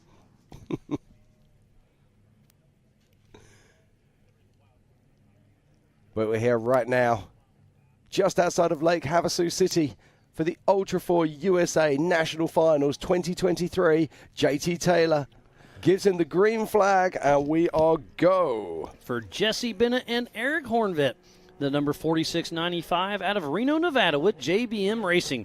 And that 1994 Jeep Cherokee with a 4.6. Dana 300, Mickey Thompson, Hutchinson Wheels, Baja Design, Silver State Off-Road, Nevada Automotive Test Care, and Liberty Mountain Fab. His first Ultra4 race was King of the Hammers 2022. What I love about these is when you actually get on track and you see them going past you, you go, wow, the speed is unbelievable. And it's only then when you see the other classes you realize just how incredibly fast these vehicles are. Yeah, it's pretty impressive what these 4600 Spider-Track stock class cars can do. Remember, they are qualifying on this 1 mile qualifier here at Legends of Havasu for Ultra4 USA. And they will be taking off this afternoon at 4 p.m. Pacific Standard Time for a 3-lap race. Well, the 46 stock class will do 2 laps. The 45s, the 48s will do 3 laps. The UTVs are 3 laps. Then tomorrow morning at 10 a.m., 4 laps for the 4400 Unlimited class. Don't forget, tomorrow morning at 8 a.m. we'll be doing this same exact run. It'll be a half-hour race for the Ultra4 USA youth classes. But what they will be doing is before they throw the youth classes out there, they'll actually be purging this track, putting a drag around it and making sure it's nice and smooth for those boys and girls. They'll have to do that after tonight's race because right here is live race course on the Yukon Ridge for Jesse Bennett as he's cruising through all of our marketing partners. And speaking of that, let's give some love to Raceline Wheels, Amsoil, Good Boy Vodka, Rugged Radios, Project X Off-Road, Speed Sport. Then we've got Lazen Up, Mid-America Outdoors, 360 Wraps, Optima Batteries, and Warn. Spider Tracks, Brannick Motorsports, Yukon Gear and Axle, Whalen, The Off-Road Syndicate, American Outdoor Events, King of the Hammers, and Fun Haver Off-Road. So please support who supports the sport. Without all of these wonderful marketing partners, we would not be racing here today. So if you're building a mall crawler, a race car, or a tow rig, go show these guys the love they're showing us.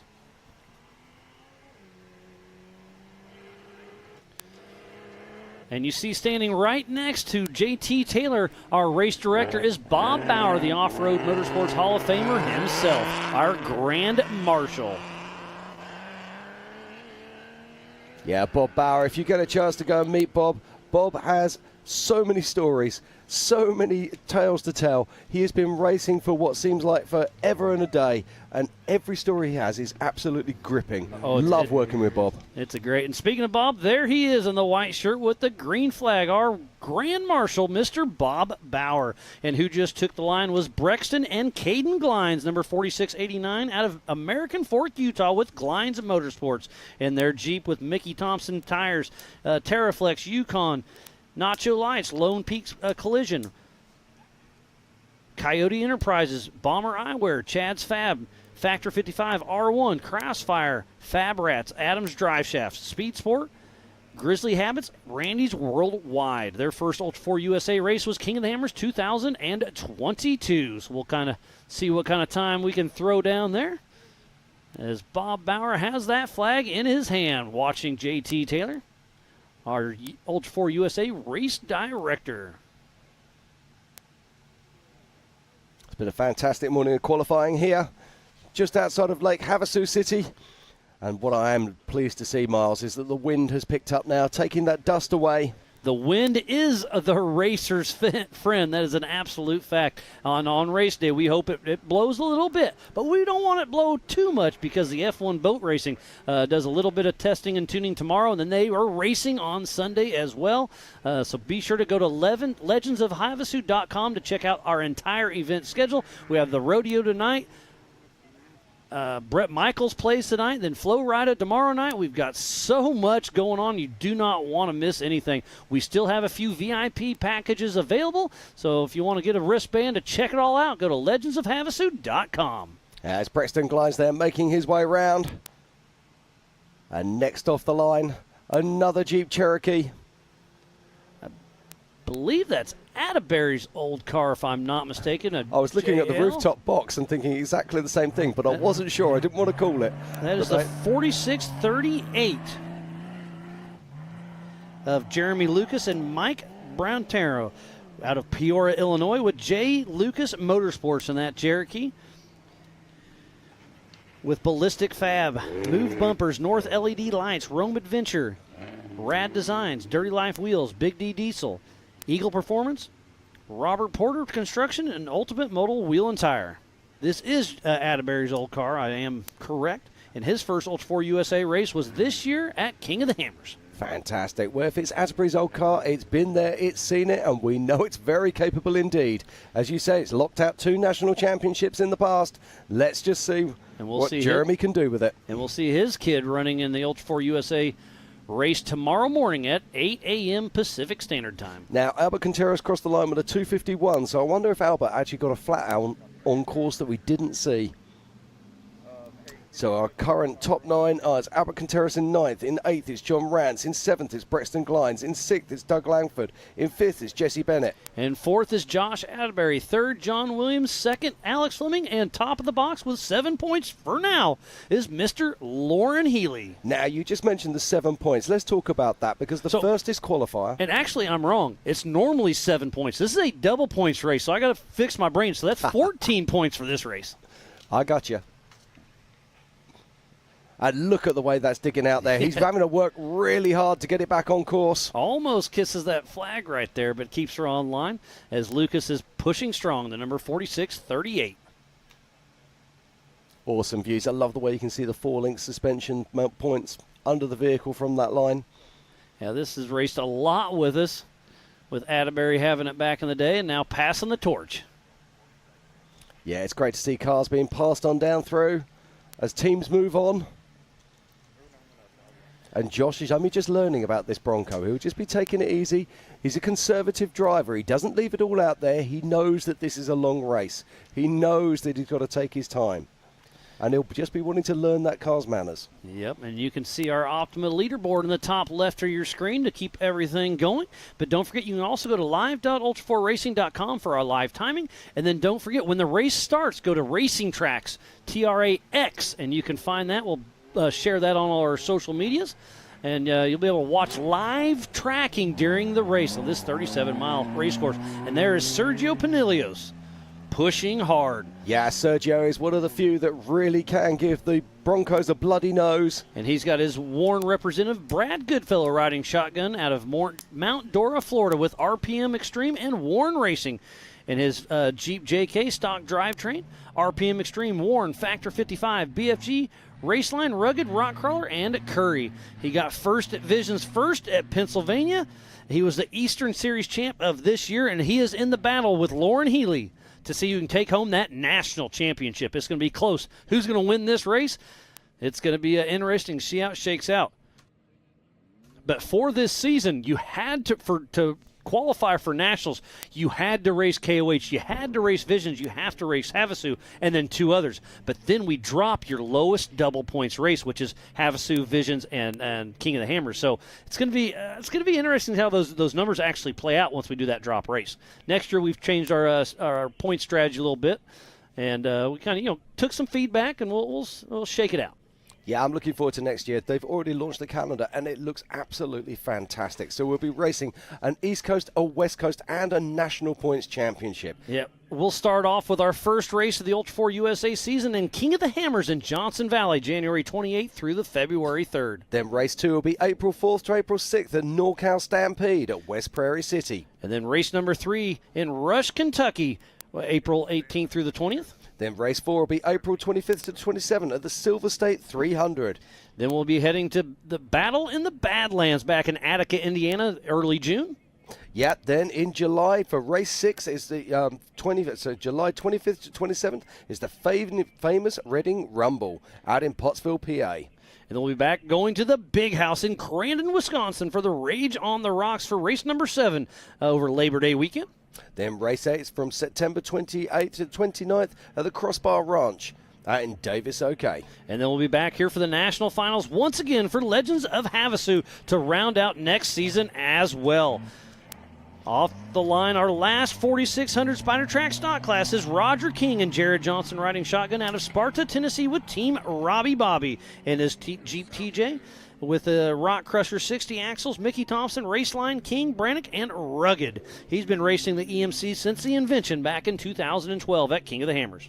Now, this is interesting. I heard a rumor that they'd actually broken this car yesterday. So I'm not sure if that was true or whether they've just managed to get it fixed. He got it fixed because I saw him off pace in the desert kind of looping around. So he had some kind of issues. Not sure exactly what happened. But, yeah, where's Mick Henson? I'm not sure where he ran off to. He's been running really strong with us and having some kind of issue. Yeah, we also know that Tom Biddle should be on the start line. There's the Atterburys right there on screen. Give us a little wave. We saw Josh Atterbury just get off course.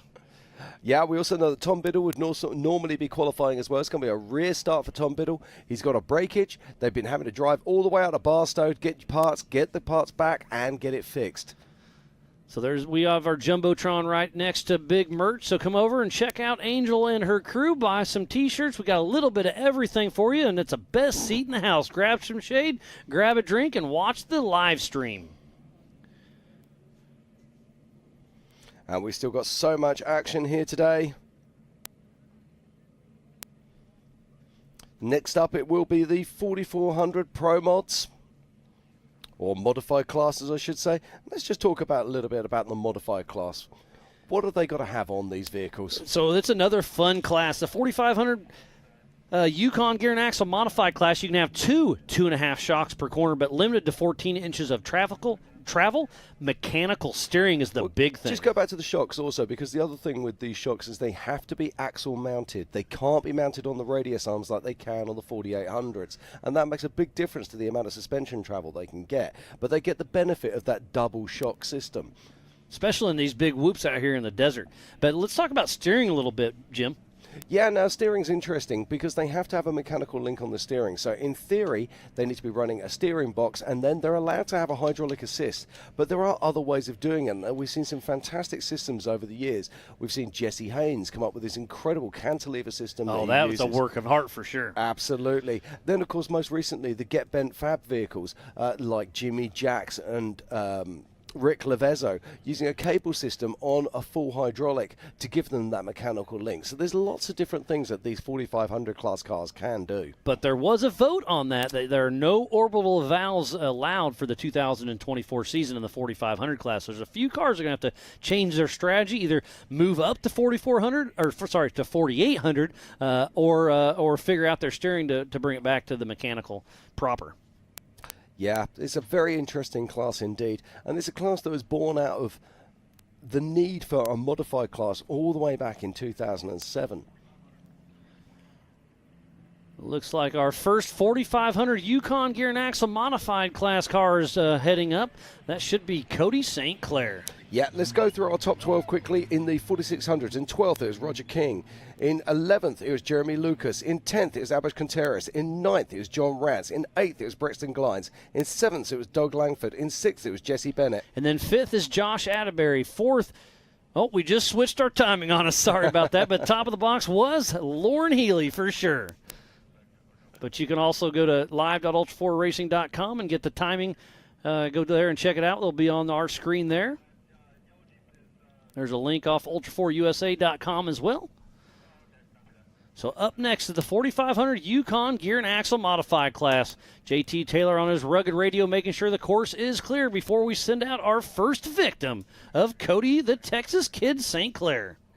Now, we've got some big hitters in here. We've got Dwayne Garrettson. We need to be looking out for him. We've got Rick Levezzo, who's also going to be in there mixing it up, that's for sure. And I hear the thunder of engines.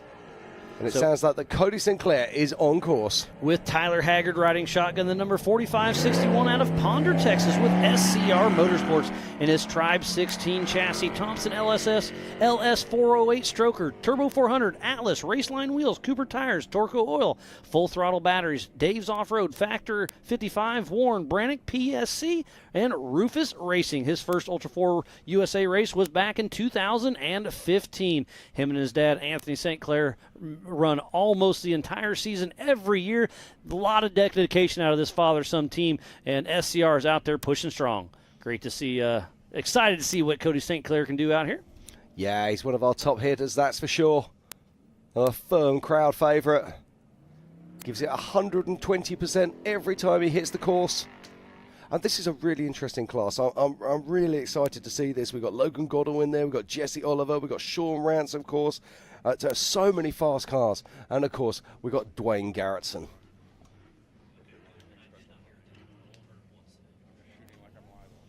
And if we look at the form book, this is Dwayne Garrettson's race to lose right now. But there are a lot of guys out there who are going to be arguing with me who want to take away that. Yeah, so, my personal points little collection I built, Dwayne Garrettson out front, and then it's Jesse Oliver and Cody St. Clair very close to each other. So it's between Garrettson, Jesse, and Cody St. Clair for first. We'll see how that shakes out. But Sean Rance and Rick Levezzo could still sneak up on the podium. Well, this is the interesting thing, because Rick Levezzo actually has nothing to do with the points here. But Rick Levezzo was on the podium in both races at Crandon. So I've got a feeling if Rick has a great race here, he could really upset the points championship. Absolutely. That's a good one to say. I was chatting to Rick Levezzo yesterday in the hotel lobby, and he's super excited. He said the car is on point, and he's really looking there. Off the line next, the number 29 of Shad Kennedy with Jeff Cooper riding shotgun out of Prescott, Arizona with Kennedy Motorsports. In that Poison Spider chassis, LS3, Turbo 400, Alice, Maglite, Falcon Tires, Summit, Curry Enterprise, Rock Jock, and Adams Drive Shaft. He rode with Larry McRae and won the EMC back in 2011. I was just about to say Poison Spider. That's not That's a name. crispy, isn't it? Yeah, that's where you don't actually hear Poison Spider being used very often these days. And yet, of course, Poison Spider was a big thing back in the day. Yep. And then then it's changed hands, and yeah, we haven't heard it near as much. So it's great to see it back in action as Shad Kennedy makes quick work around that little turn. We'll see what he can do up on the Yukon Ridge. Yeah, it looks like he's laying down a great pace here. And Cody Sinclair has crossed the line in a 2:10, so a solid run there from Cody Sinclair. But that just shows you the pace of those UTVs we saw earlier on today. Yeah, Paul Wolf with that blistering time. Yeah, 1:53. It's going to be very interesting to see if those big cars, the 4400s, can get anywhere close to it. I've got a feeling it's going to be very, very tight indeed. And I can't wait to talk about those. Can't wait to talk about the 4400s later today. Over 50 entries. It's going to be astonishing. Oh, now look at this. Now he cuts down across there really early in front of the flag. So is that 50 feet? I think so, and I think that's going to be really close. But if that is a legal line, that is a fast line, and if it becomes that, it's going to be well, I'd say it's I think inside it's going to be 20, the new line. Yeah, I think that's inside of 25 feet, if I'm completely honest. As 45.78 now makes his way out onto track. That's Les Figaro, Fig Speed himself, out of Henderson, Nevada, the number 4578. With his Jeep JK, Fig Speed Shop, and RSP Plumbing.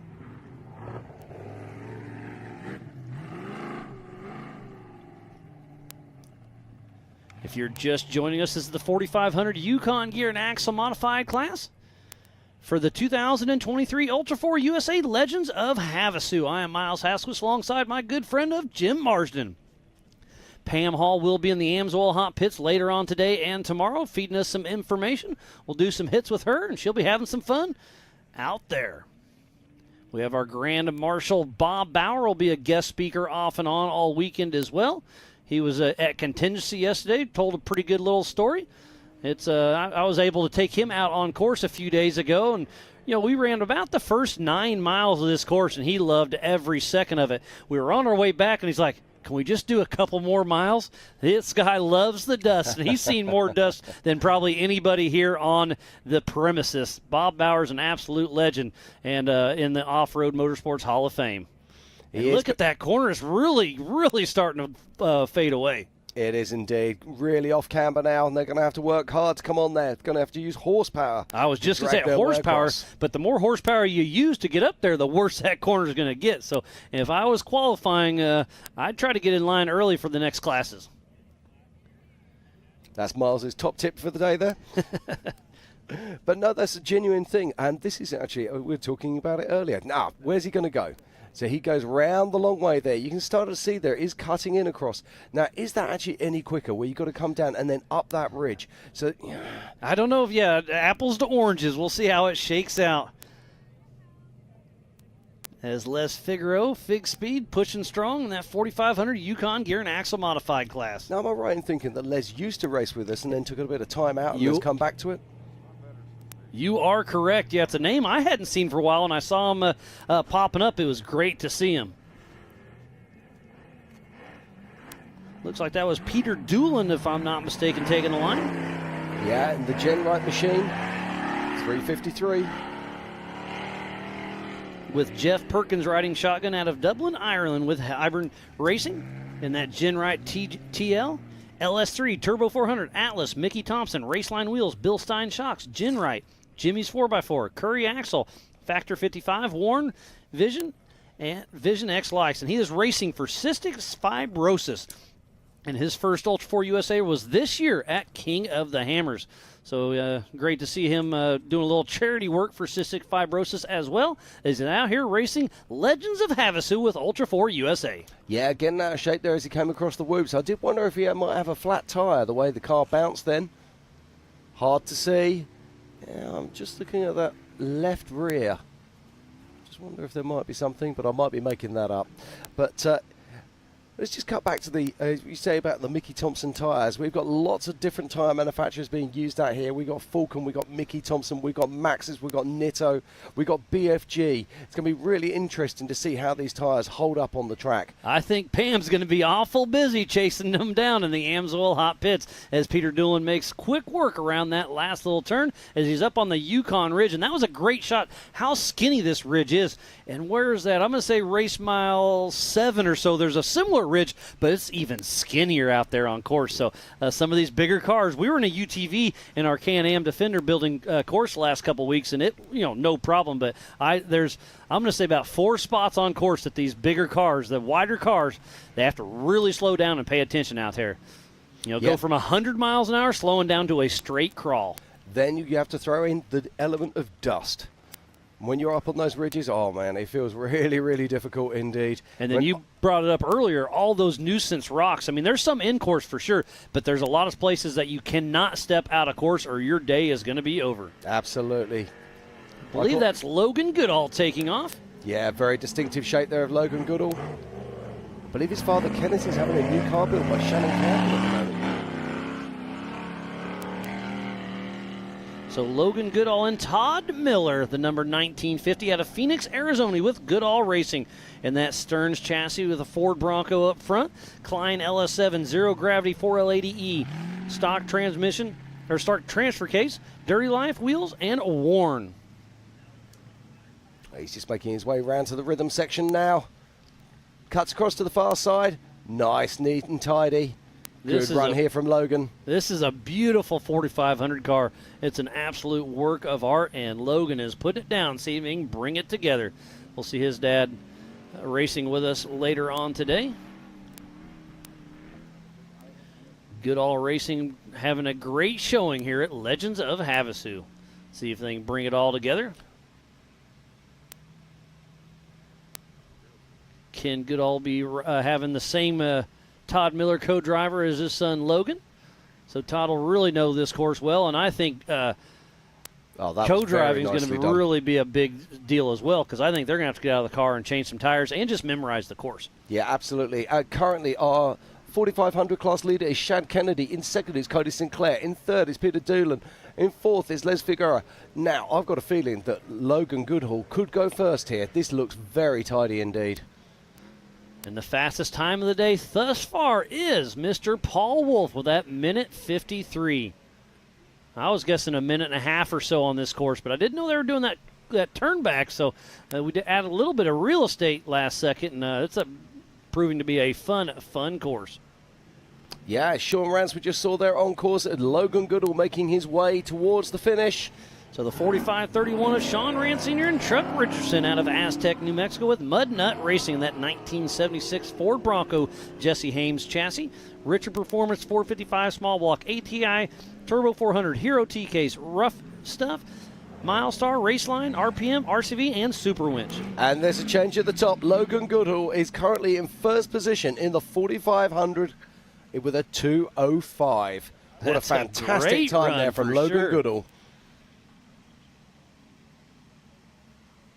Now, Sean Rance is out on track. We just saw his Bronco making his way past a moment ago. The old school Bronco, the OG Bronco of Ultra4 USA. He's been running it and being proud of his Ford ever since the beginning. And they race all season long. The complete family. Oh, there's Mick Henson back there.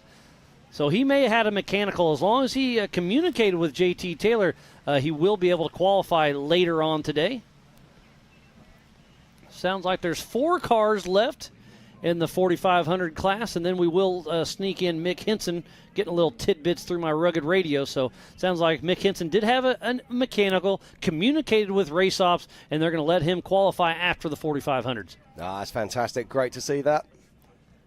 That old Toyota in the background has raced a lot of races. And speaking about the background, there is Dwayne Garrettson, our national leader in national points right now. It's second in line, right behind the 45-32 of Steve O. Crawford.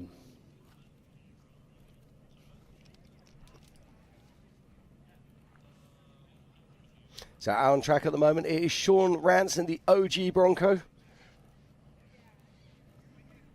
And it looks like Steve Crawford there. He's getting the green flag. Heading out onto course. Great looking car, this. Out of Paso Robles, California, with SC Firestorm Racing with an M&S Fab chassis, stroked LS, Turbo 400, Atlas, Spider Tracks, Brannick, M&S Fab, Nike, and Mike and Sarah Amaral. And Sean Rance goes into 4th position with the 218, so a solid run there from Sean.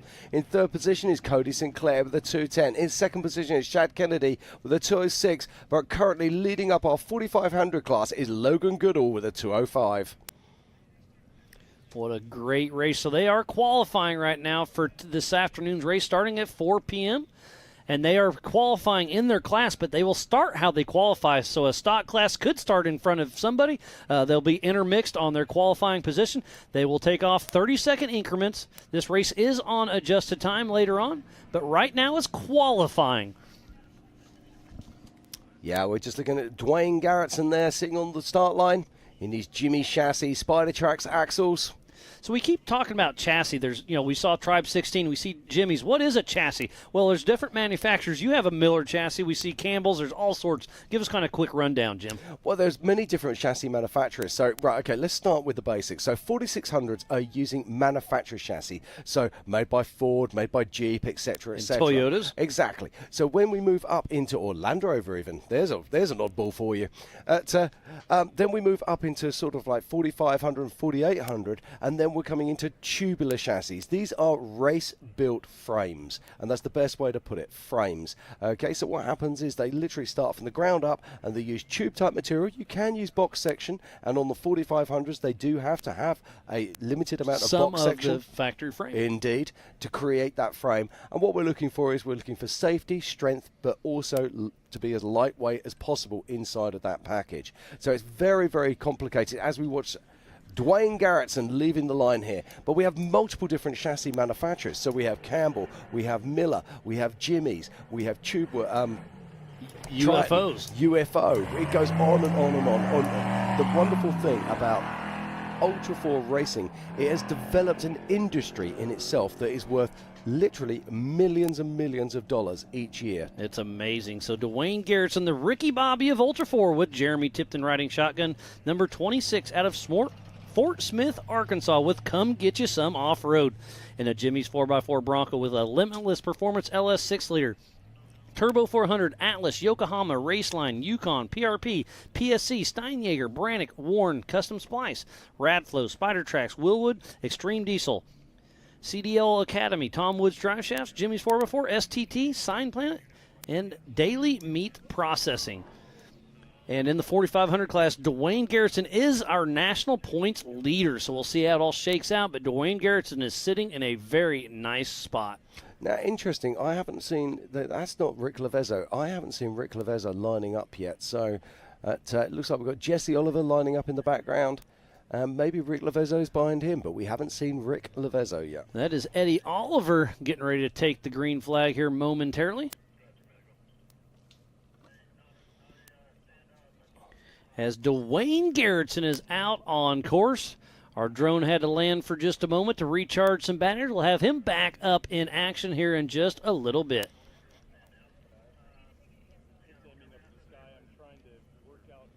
There's a rare beast in the desert. Range Rover Sport SVR. Don't see too many of them out here racing with us. No, you don't. Don't see too many running. And I say that as an enthusiast. So if you're just joining us, welcome. This is Ultra4 USA. We are here for Legends of Havasu, just outside of Havasu City. And what a fantastic day we are having so far. We are here for the qualifying. And first thing this morning, we saw the 4900 class qualifying with Paul Wolf laying down an incredible 1:53. The fastest time of the day for sure. And then we just saw the 4600 Spider Track stock class. Here comes the 4500 Yukon Gear and Axle. Up next will be the 4800 Brannick Motorsports. And then last but not least, Of course, it's the big dogs, the 4400s, and we're going to see one of the largest fields we've ever seen outside of King of the Hammers. 50 plus 4400 class cars, and the big guns are here. We've got Shannon Campbell, we've got Raul Gomez, we've got Lauren Healy, we've got Vaughan Ginn Jr., we've got Bailey Campbell, and of course, the man at the moment, I've got to say it, Brian Crofts. That's a man who's having an incredible season. He's really putting it together. So it's going to be an awesome race. Yeah, but there's so many other people out there. I mean, Cody Addington, Casey Curley, Levi Shirley. Casey Curley is pretty cool to see because he's not in the points running, so he could really throw a wrench in some of these guys and gals' game plans. But yeah, the Campbells are here in full force. The Gomez brothers are here in full force, except for Marcos. He had to, somebody's got to be responsible and stay home and work. But Raul, JP, and Darren out here, they're going to be playing. But we have fun havers out here as well. I saw Eric Miller. He's here, but without his car. And speaking about Eric Miller, we do have the Zandy Willems Sportsman of the Year, and it's voted on by peer racers. So is it going to be Chad Hunt, Levi Shirley, Eric Miller, or Aaron Lynch? We've got 4 nominees. We'll do that tomorrow night at the Nautical for our National Series banquet at 5 p.m. PST. We'll have Bob Bauer there, Jim Marsden, Miles, myself, Pam Hall be in the mix, and we'll have some fun handing out some trophies. I'm looking forward to that. It's going to be a great lot. It's going to be a lot of fun indeed. It'll be a celebration of the season year end. And this is another friendly reminder to all our racers. If you haven't sent an RSVP, please do. We don't want you to miss out on the national banquet. Absolutely. Now, we're just watching here, and Eddie Oliver is on the line, but Dwayne Garrettson went out on course. Now, we haven't seen Dwayne come back round yet, so... You are right. Yeah, so has Dwayne got a problem, maybe? Did he take a little tumble? Did he have a mechanical? I am not quite sure. Oh, he is upside down about halfway through. I saw his wheels up, so Dwayne Garrettson takes a tumble, so he'll be taking a rear start. Tough break for him. That's what we call a desert turtle. There's Randy, part of the Side-by-Side Trail Association. They've been out here helping us all week, so going to get Garrettson flipped back over. He will have to take a rear start, but again, huge shout-out to the Havasu Side-by-Side Club. They're going to be helping volunteer, keeping everything going good. And then Tread Lightly will also be on site after our races. Tread Lightly and the Havasu Side-by-Side Club are going to help us clean up the course, knock down some of the berms.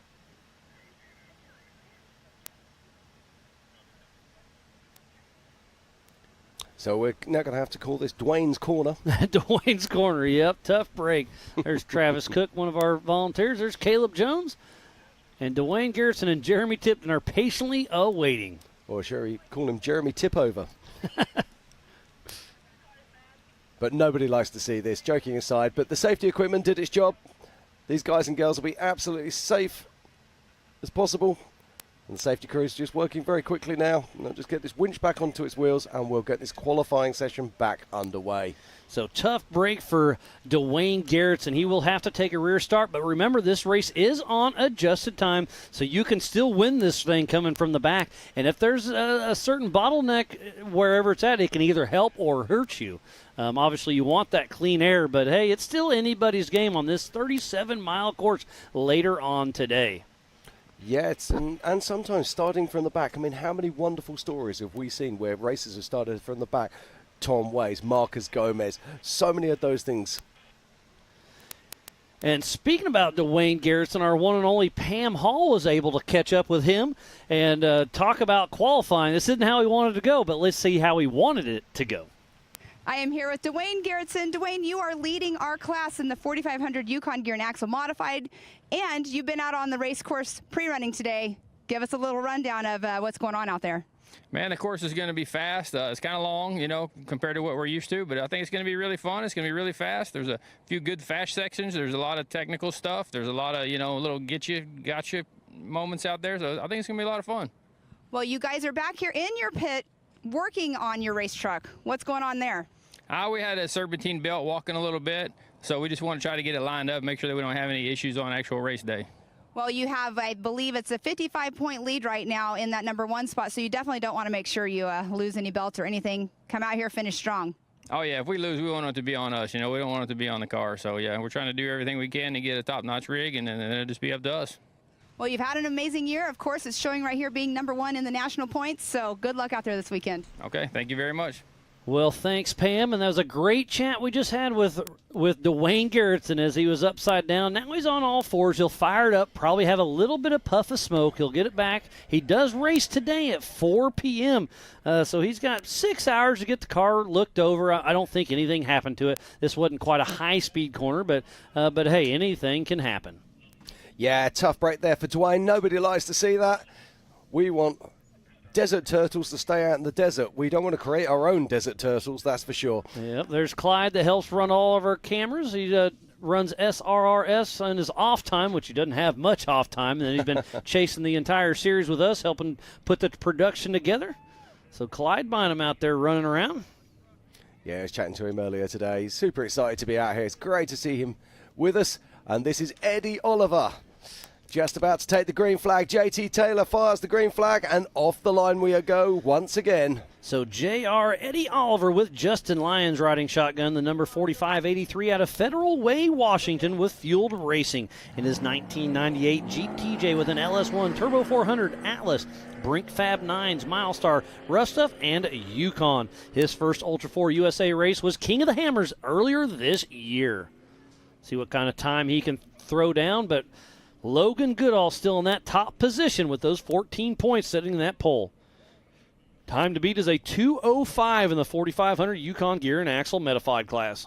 Yeah, that was an astonishing time laid down by Logan Goodall. And you saw him, he did not put a wheel wrong as he made his way around this awesome qualifying course out here at Havasu City. And is 1 second, less than 1 second splitting Goodall and Chad Kennedy. Now, is this the corner where Dwayne went over? Yeah, this I is think tip, it is. tip over. So here we go, Eddie Oliver corner. going around Dwayne's corner. But he makes it smooth. He probably was watching and saw Garrettson tipped over. So Eddie Oliver takes her a little bit easy and makes his way around this fun little qualifying run. Yeah, this, of course, is the jump that we saw Max Gordon taking earlier on. He went to the left instead of to the right. Added a few seconds to his lap. But Eddie Oliver makes no such mistakes. We'll see Heads on up towards the Yukon ridgeline. See if he jumps on the high side, and he does a pretty good run there. That corner's definitely starting to fall apart. It's going to be interesting to see what happens when the 4400 and the 4800 cars with unlimited horsepower here in just a little bit. It's going to be, that corner's going to fall apart, I have a feeling. Yeah, it's going to be very interesting to watch that. But we've got some great talent out there, but it's those kind of corners that really can make the big differences. You come in there, just get it slightly light, get it slightly wrong, that back end comes around on you and you just bleed away half a second. Oh, look at that, Eddie Oliver just drops a wheel off the edge.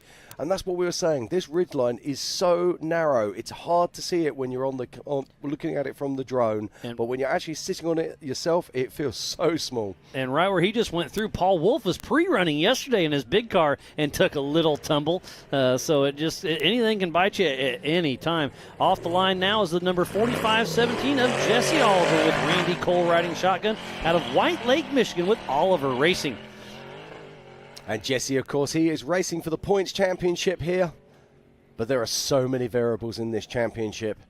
They've just got to get it out there. They've got to do the best result they possibly can and pray that the others have a bad race. We'll see if he can put his Ironman off-road, Mickey Thompson tires, Raceline wheels, Brannick Motorsports, and Magnitude suspension. We'll see how he can throw it together. His first Ultra4 USA race was King of the Hammers back in 2013 with a couple Eastern Championships, lots of podiums, and everything in between. And Eddie Oliver crosses the line in 8th position, and lining up right there is the man I was talking about earlier. It's Rick Lavezzo. But this is Jesse Oliver making his way around the course now. He's made his way around Dwayne's corner, heading up towards the Yukon Ridge.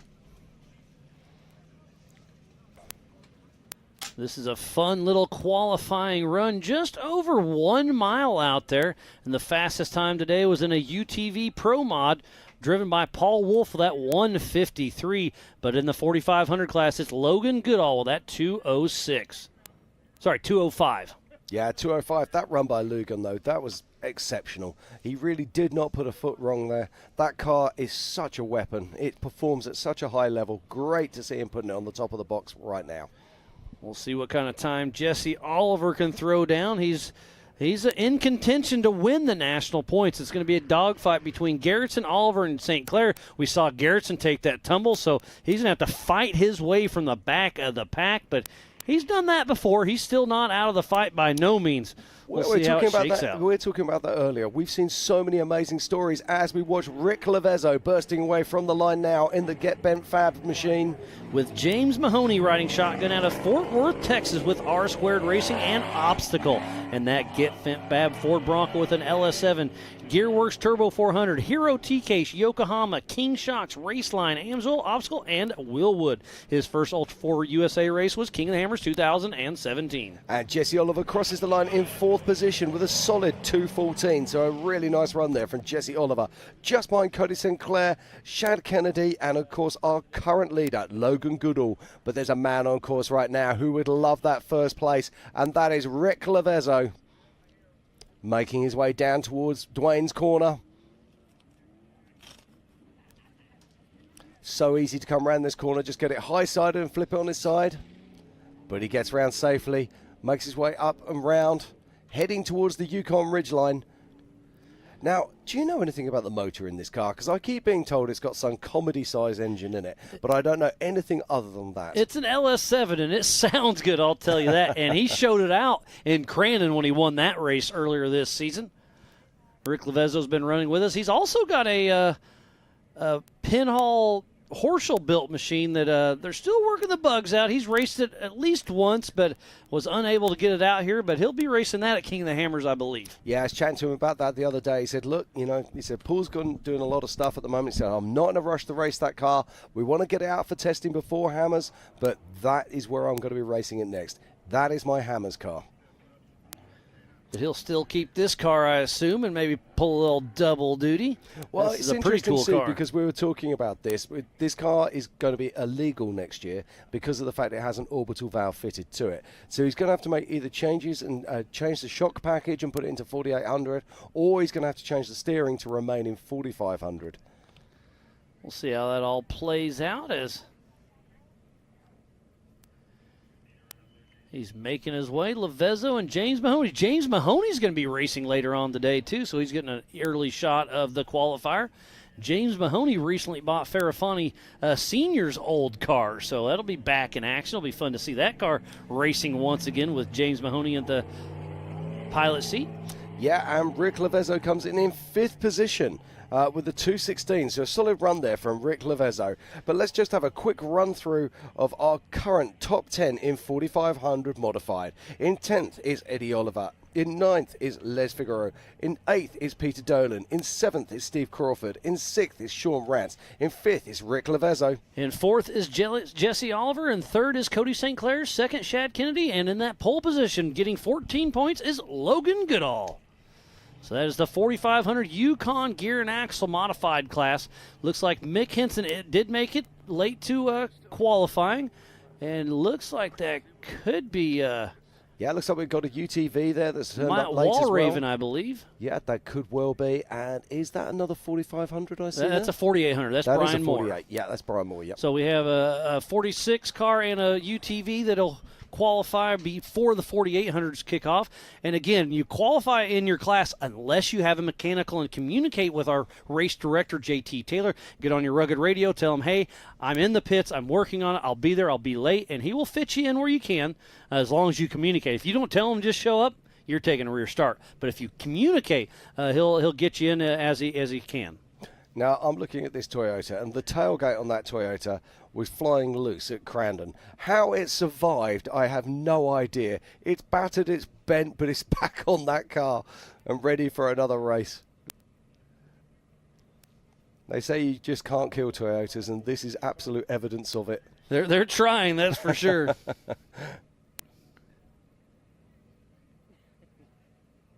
So we're just making sure that we got clear course here before Mick Henson gets brought forward. And that Toyota is the epitome of the 4600 stock class for me. I absolutely adore that vehicle.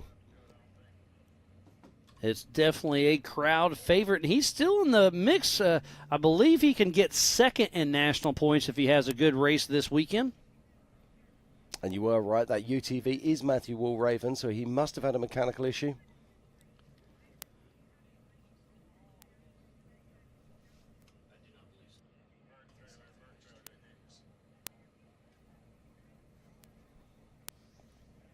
So we're waiting here just for some more action. If you're just joining us, welcome. This is the 2023 Legends of Havasu. We are out here for the final round of the 2023 Ultra4 National Finals. It's been an incredible year of racing, and this event locks it out and will bring us the National Points Championship to a close. We're multiple classes of vehicles. We've got the 4900s with 3 subclasses in there, Pro Mod, Stock UTV and Open. Then we move over to the 4500 class, we've just seen qualifying, the 4600 Spider Track stock class, and of course the 4800 Legends class that we're going to see qualifying very soon. Then who comes after that? The 4400 Unlimited, the biggest and the baddest names in our sport. Unlimited horsepower, unlimited suspension, 40-inch tires. They are going to be throwing it all down, and it's going to be a sight to see, I promise you. And if you are just tuning in, this is the 2023 Legends of Havasu here in the Standard Wash. Yeah, it looks like Mick Henson is about to get the green flag. JT Taylor's just talking on his rugged radios to all his course marshals, making sure the course is clear and ready to race.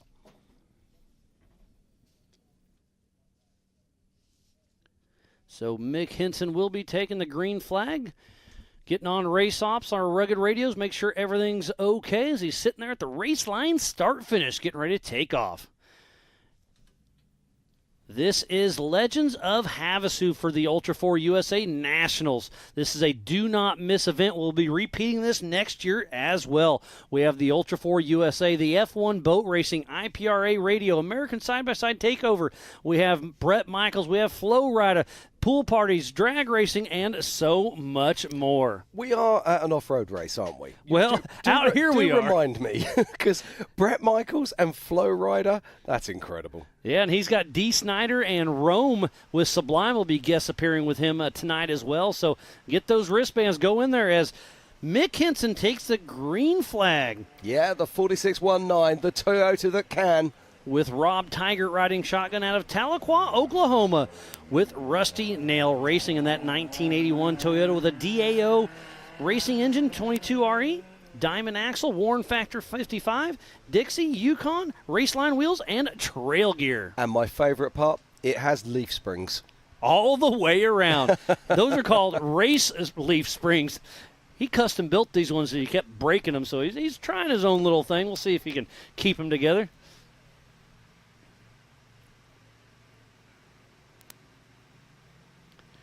Yeah, we just left Disney, Oklahoma just a little bit ago and set the fastest lap of the day for the 4600 class in a Lee Springs Toyota against none other than Lauren Healy. I mean, that's incredible. It's impressive. We'll see how this old Toyota floats through the desert. Yep, makes his way around to Dwayne's corner. Dwayne's going to love me for that one, isn't he? He's going to love to hate you, or hate to love you, however you put that. But Mick Henson still running strong. The little Toyota that could. Yeah, Mick just putting her to work here. And you can see the pace difference, having just watched the 4500 modified class, and then we step back to, I say step back, we go into a 4600 class car, and the pace difference is quite remarkable. But this is a stock class vehicle. This is literally an old Toyota. I took a lap around the Disney race course after race. You know, we had a little bit of fun, and it was a lot of fun because this thing's got a dual transfer case as well. So there's so many different gears you can pick out of this thing, and it was just really fun to see the course after race. The race really beats up these courses out here, and it was fun riding the old Toyota. Yeah, did you see the way he's trying to make his way onto the ridgeline there? We keep talking about that. It corners really is getting carving looser up. and looser. It is indeed. I can tell you this ridge line will feel very tight indeed for this little Toyota. Again, we need to give a huge shout-out to Jason and Gayla Robinette, all the volunteers, the Ultra4 USA staff, the AOE crew, media, safety, USAC, racers, fans, and our marketing partners. We would not be here for Legends of Havasu if it wasn't for all of these guys and gals coming together. Yeah, it takes an army to bring this to you. I'd like to thank every single one. It really does make a difference. And if you want to become a volunteer, get in touch with Ultra4 USA. It's often the best seat in the house. Give you a radio and a vest and put you to work. But, yeah, you can see a lot. And there we are. Mick Hansen crosses the line. See what kind of time he gets. Looks like he's moved into that 12th position. Yep, solid run there for Mick Hansen. Looks like we're going to move up to Matthew Walraven in a UTV. He's in the Pro Modified class. He missed his slot, but was communicated with JT Taylor, and he's going to let him run. So we've got to make sure that timing flipped over, so it looks like we're looking good to send out Matthew Walraven. Now the time to beat is a 1:53 of Paul Wolf, but that's a tall order indeed. Let's see what Matthew Walraven can do. So Matthew Walraven and Rhett Bryan riding shotgun out of Oak Ridge, North Carolina with JW Performance in the Pro Modified class with his Can-Am, Builder's First Source, Transite Solutions, Mil-Spec Liners, CT Raceworks, Simpson, Stylo, PPEI, Murray Motorsports, JW Performance, Hess Motorsports, PRP, Raceline, Double E, and United Trailer. His first Ultra4 race was last year, and he's gotten a few first places at Rush and Visions, Sturgis. He's got some wins under his belt. We'll see if he can keep it together. We'll see his son Xander Walraven battle for the national championship tomorrow morning at 8 a.m. with the Youth National Finals. Yeah, Matthew's got some form. USA. Matthew's got some form as he makes his way around Dwayne's corner. Now, he can drive. So let's see what he can do here. Can he go sub 2 minutes?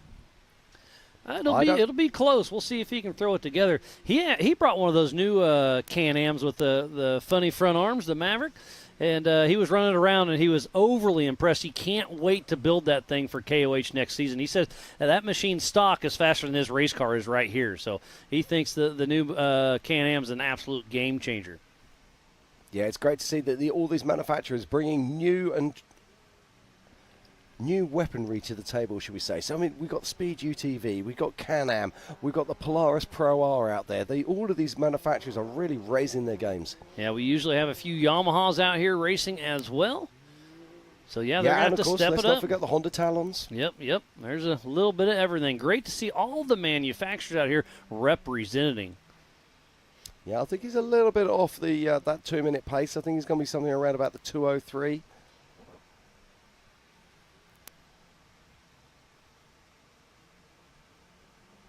Well, that's the best guess right at this moment in time.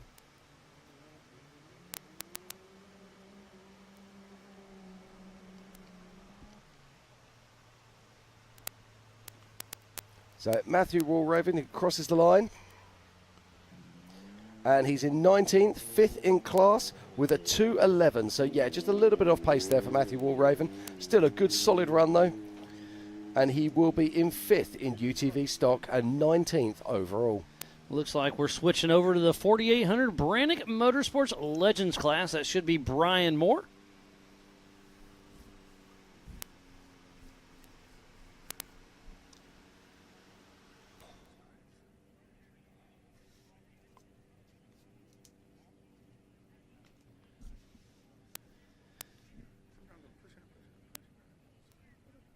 This should be the 918 of Brian Crash Moore out of Tulsa, Oklahoma with Moore Racing. Well, you can't say Brian Crash Moore without explaining yourself. That's the nickname he gave me. So maybe Moore Crashes or Crashes More, I don't know. I was so hoping you had a story for me then.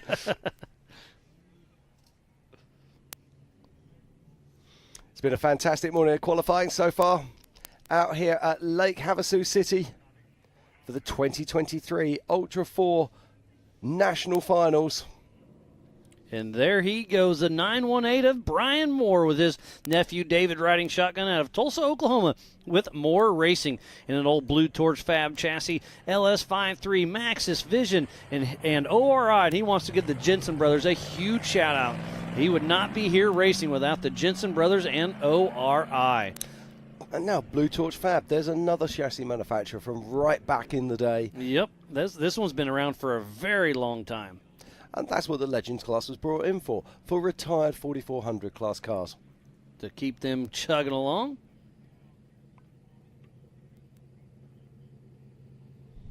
I feel the... So Brian Moore out on course now. And here's another familiar name. Craig Allen will be taking the green flag here shortly. With Alan Lorton riding shotgun. As we're following Brian Moore. See if he can make it around this corner without doing a little buzz bicycle. Safely round Dwayne's corner. Slows her down. Yeah, this is a steady run by Brian here. Now let's just talk about some of the heavy hitters we've got in this class. I'm just looking down my list here, and we've got Stephen Woody Rose. I want to give that young man a mention. He actually managed to get that. He raced in the 4400 main at Crandon and managed to get up into 6th position. So this is a young man who's on fire at the moment. Then we've got Jeremy Jones, also Doc Jones, as we all know him, and another man who's really on pace at the moment. And then we've got Ryan Taylor. Oh, so, yeah. So we've got 3 really big ones. Who else should we be looking out for? Brian Trimps here, Eric Michael. I mean, we got a very stacked field. But yeah, Jeremy Jones, Ryan Taylor, Woody Rose. I've got another one for you, Brent Harrell. Absolutely. That's probably my favorite car out there. That Horschel-built machine is an absolute work of art. He debuted that last year at KOH. They, worked through the kinks, but it's just a genuine car. We'll see if he can throw the paces through it. Yeah, absolutely. These are cars that we're talking about here that would be right at home in 4400 if they slapped on some 40-inch rubber. And the pace they lay down is absolutely incredible. But there's a conservative pace here. As Brian Moore wakes his way around the course. Only a couple more turns and he will see the checkered flag.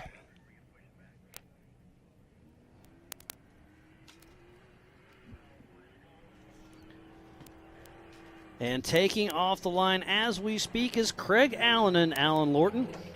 The number 595 out of Norco, California with Allen Racing in a Liberty Mountain Fab chassis, LS3, Turbo 400, Atlas, and Spider Tracks. His first Ultra4 race was Glen Helen back in 2016, but he took the proper race line. He missed the qualifying line, so we'll see how this all shakes out. See, we saw Dustin Robbins do that earlier, but he got a rerun. But he said that cone was off, was knocked down. This one isn't. I don't know how this one will shake out. Yeah, tough break there. Let's just see what happens. They were quite clear in the driver's briefing on which direction the course was to take. Okay, he missed the course. The ribbon was up, so he will be taking a rear start. So tough break for Craig Allen.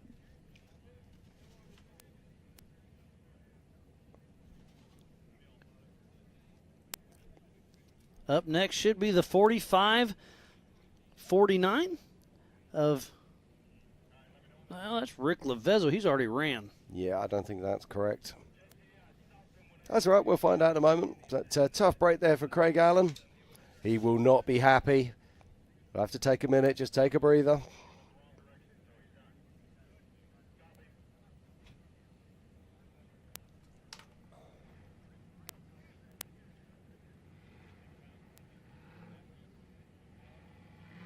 So let's talk about the 4800 class here. So the 4800s, they're allowed a single shock per corner. This coilover can be up to a 2.5 inch in diameter.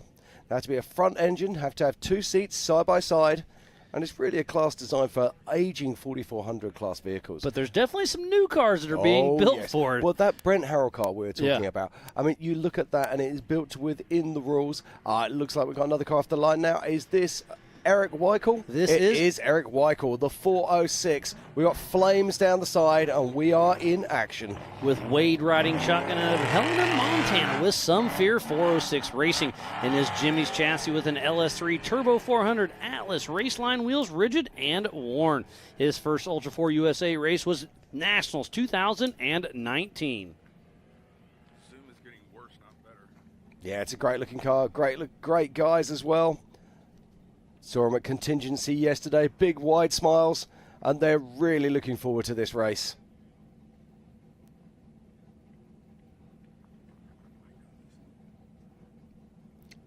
And you can tell that things are turning up the heat a little bit. You can feel the engines as they come alongside our commentary booth. I can feel it, I can hear it, and I can smell it. These cars are rocking and rolling as we're here in the Warren booth.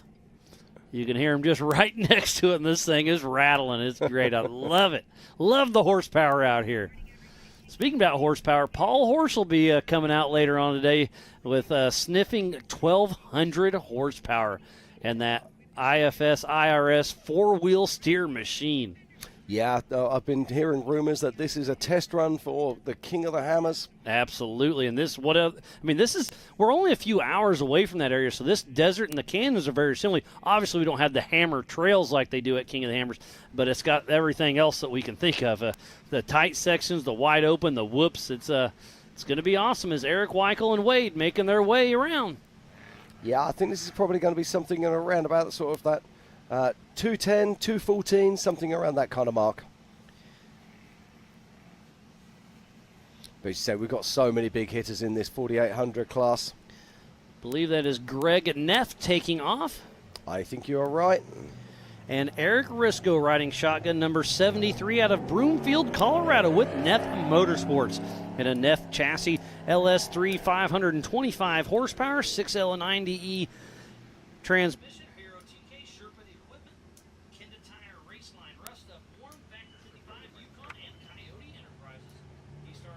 Driving Ultra4 back in 2013.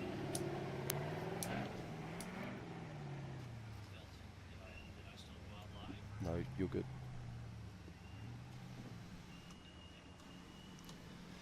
And still the action continues here as Greg Neef makes his way around the course. Pushing on round Dwayne's corner. Nice pace here. Eric Weichel came in under 214. I called that one right, Miles. That was a great run.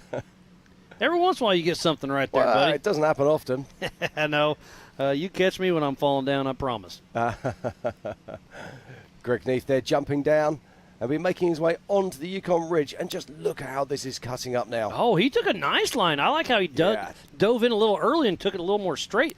That was a great little driving there by Greg Neff. And this gnarly little narrow whooped out Yukon Ridge. And it's a great spectator viewing area. Absolutely love it. And this is part of the racetrack. So later on today, you'll be able to see him coming in from the distance and follow him on in. Yeah, this is going to be a similar sort of time. I reckon we're going to be somewhere around the sort of 212.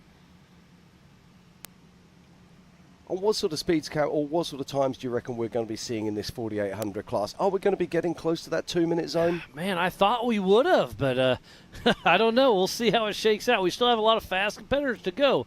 But Eric Weichel threw down a great time at that 214. Yeah, we'll see. This is the 4863 of John and his wife, Jody Holtzman, out of Newcastle, California, with Holtzman Racing. In a Jimmy's chassis, LS3 Turbo 400, Atlas, Arturo tires, Raceline wheels, JR's transmission, L-Rod Pro Straps, and Hardwire Motorsports. Their first Ultra4 race was King of the Hammers 2020. Yeah, and Greg Neef crosses the line there in a 2:10, so a solid run there from Greg Neef. Shaved off 14 seconds off of Weichel, so he's sitting in that pole position. Seconds. We'll see if he can get those 14 points. 4 seconds. 4 seconds. I said 14 points, 4 seconds. Ah, gotcha. Yeah, I don't think he's going to be in that pole position for very long, if I'm honest. But that is a good-looking Jimmy's car. It is. It's shining. I like the brights. It really helps us tell who's out in the dust. Saw Justin Barth got his car back together and made us a fancy roof. We'll really be able to tell who he is from the drone shots. Eric Weichel started that tradition years ago with that big, happy, smiley face on the top of his car. Yeah, it's something that's transferred really well. I myself, I run a huge race number on the top of my car for exactly that reason. You should run one on the skid plate as well, Jim. Yeah, judging by my current performance, you're not wrong. Well, there is a reason my race number's 69. Same way up anywhere you go.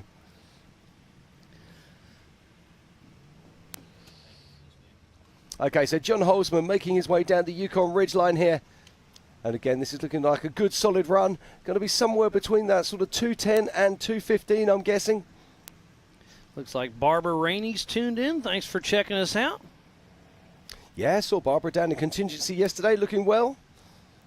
Always great to see her out here from the Off-Road Hall of Fame, of course. She'll be making her way out to Vegas very soon as the 829 leaves the line now.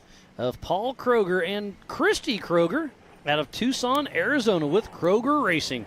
They built their own chassis with a junkyard LQ9, Turbo 400, Hero TKs, and Simmons 4x4. Their debut was King of the Hammers this year. Husband and wife team. Great to see them out there. This is relationship. You think canoeing's hard. Think about getting in a race car. This is relationship building at its finest. We saw the Holtzmans out there. Now we have the Krogers. And John Holtzman actually comes in a little bit slower than I thought he was with a 223. So a solid, safe run there from John Holtzman.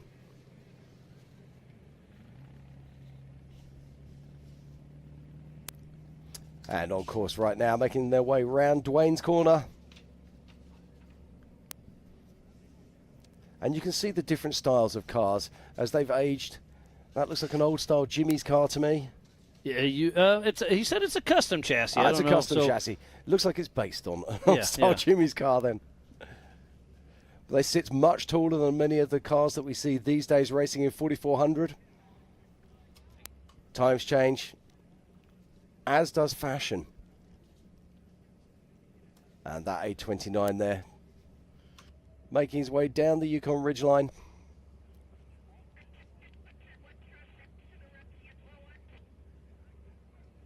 Up next should be the 1717 of Ryan Rollover Webb. We'll see if he can find, if he can rename Dwayne's corner. You see the rear end really get upsetted there. These whoops are starting to get a little beat up. They are indeed. It all comes back down to what we were talking about earlier. Time in the desert, shock tuning. It really does make a big difference. These places, every single place is slightly different. And if you can spend a little bit of time out there, just make some adjustments, it really does make a big difference to your vehicle.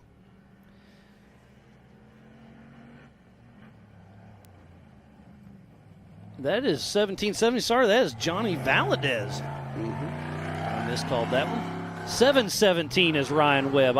Just dropped a number. So Johnny Valadez and Aaron Kaiser, a local out of Lake Havasu, Arizona, with Telemetry Motorsports with his Bomber chassis, LS3, Power Glide, Atlas, Dana 60s, 14 bolts, Bill Stein, Yokohama Trail Ready, and Sparco. He was a rookie here at King of the Hammers this year. And Paul Kroger crosses the line in a 224. So a solid run there for Paul.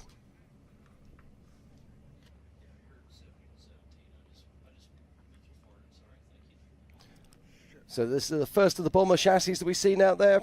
Of course, designed by three-time king Randy Slauson. Very popular frame at King of the Hammers. Looks like he's laying down a good pace here. Yeah, he's been out here testing and tuning. Obviously, he's, lives here part-time in Lake Havasu, so great to see Johnny Valadez bringing a race to his hometown. Aaron Kaiser came out and volunteered earlier last week to help us set up a few things. He's riding co-driver with him as we speak. It's always great to have the locals out here helping us when we're setting up. Because it's just, back to the Ultra4 family. Everybody's here to help everybody. So we were here earlier. They saw that. They offered a hand. We took them up and put them to work. So thanks again, Aaron Kaiser. As Johnny Valadez pushing strong with Telemetry Motorsports. Yeah, looking good here. We were talking about the Bomber chassis racing. I saw that Randy Slauson was at Johnson Valley last weekend helping with the 2024 King of the Hammers rookie program. Yeah, it's great to see these Kings giving back to the sport. And I hear it. The 717 of Ryan Rollover Webb and Chris Branton riding shotgun out of Bossier City, Louisiana with Kryptonite Racing. In a Jimmy's Bloodline chassis with a Coots LS6 680 horsepower, Maximum Turbo 400, SCST case, Raceline wheels, Kenda, Liqui-Moly, D-Bomb EFI tuning, Warren, JE Reel, Pro Eagle, 7.5 Media, TCGR Construction, Gill Industries, Diddy's Big Block, and Pro Eagle Jack. And Johnny Valdez crosses the line in a 2.19 to go into third position. So our current top three. In first is Greg Neef. In second is Eric Weichel. In third, we just saw him on track, is Johnny Valdez. But there's a man on course right now who will really be wanting that first spot. We'll see if Ryan Webb can pull it all together. So we're giving you just kind of a high and wide of, giving you a little teaser of later on race course. You can see the dust as far as you can see. That's where we're qualifying.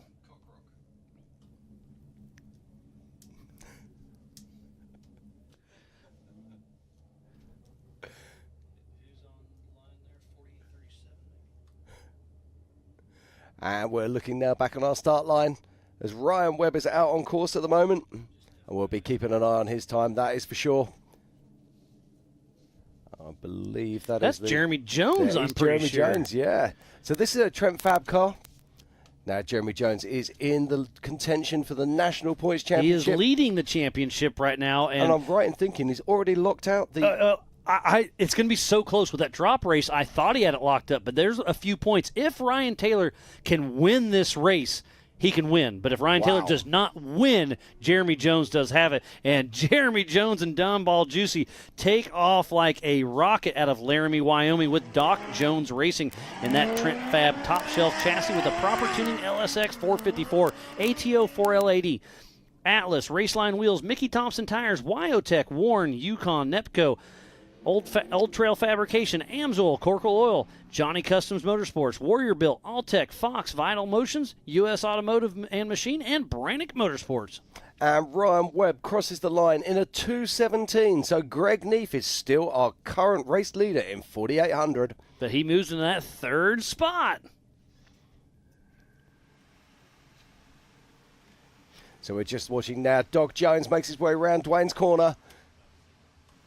Up and over, and look at the pace here. Catches his own dust. I was just going to say that. Look at that. He's dusting himself out.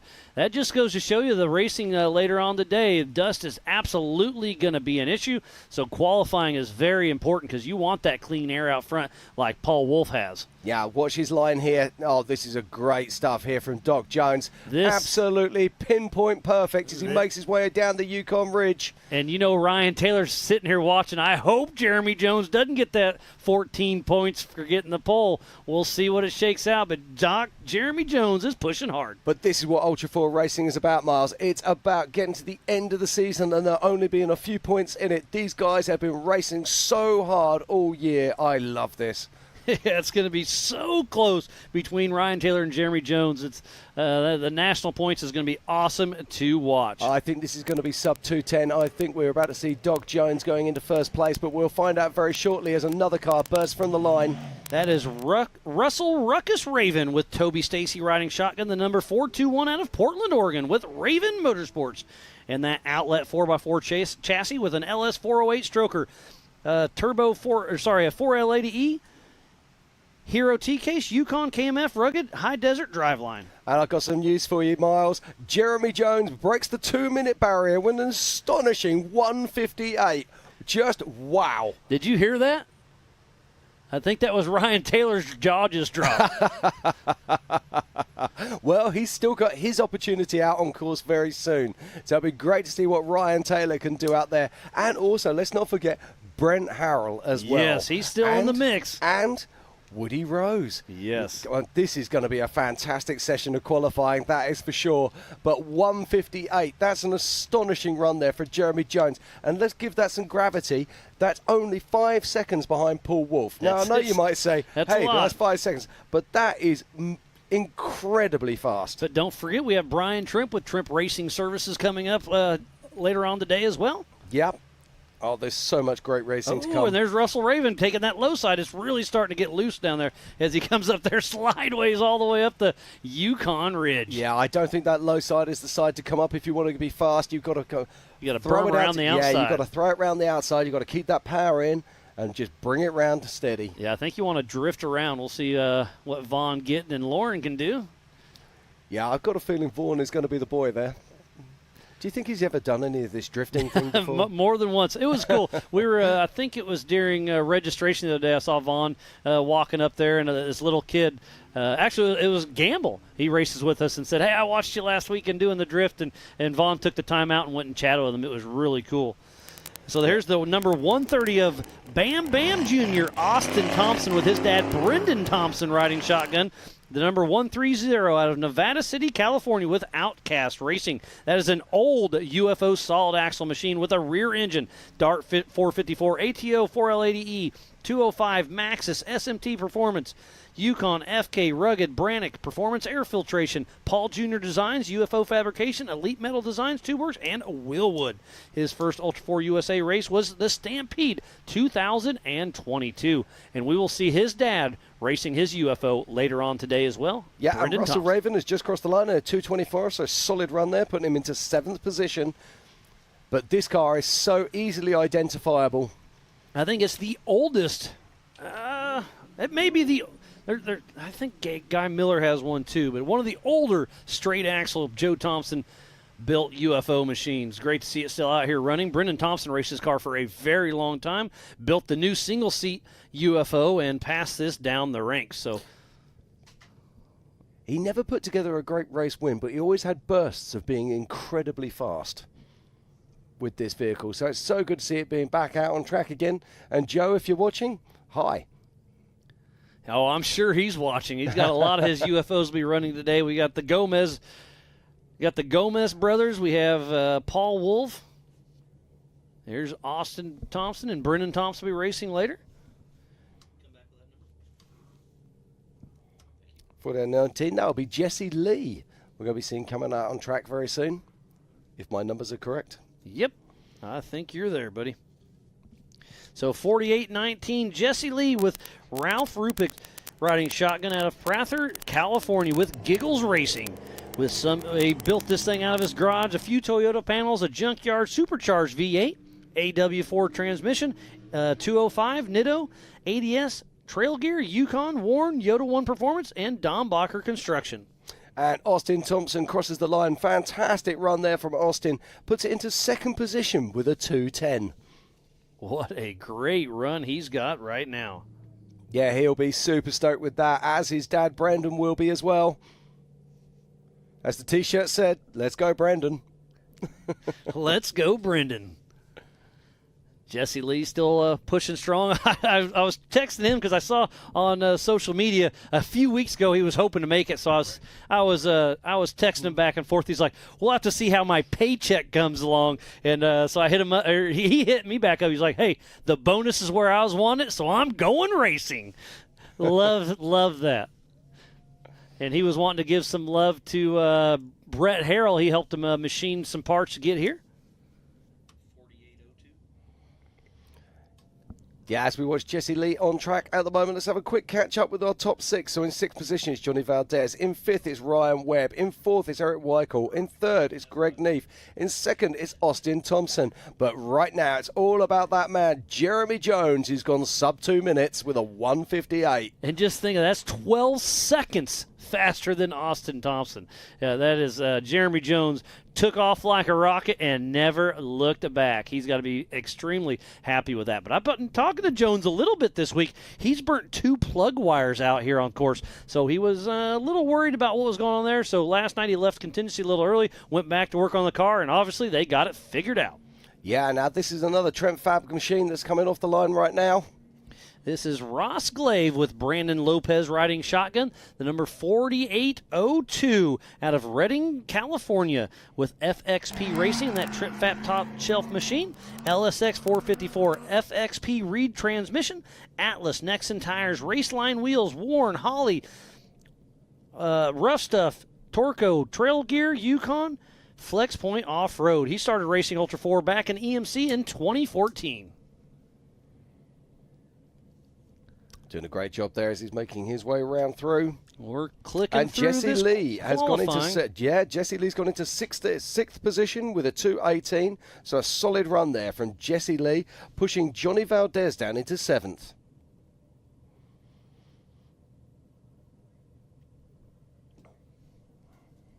So lots of still great qualifying here to come. And let's not forget, after the 4800s, we go to the big dogs, the 4400s.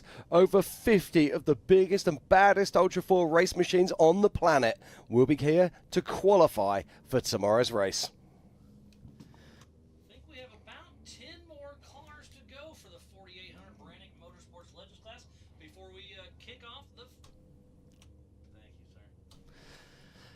We have about 10 more cars to go in the 4800 Brannick Motorsports Legends class before we kick off the 4400 Unlimited cars. And look, he almost kisses that flag. That corner is getting blown out.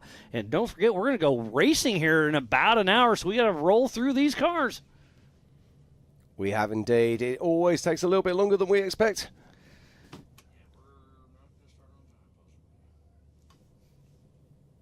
But right now it's all about Ross Clave making his way down through. It's a steady run, I think is the best way of putting it. That Trent Fab car. It's very similar frame to that we just saw Jeremy Jones lay down a 158. Very popular vehicle in this 4800 class.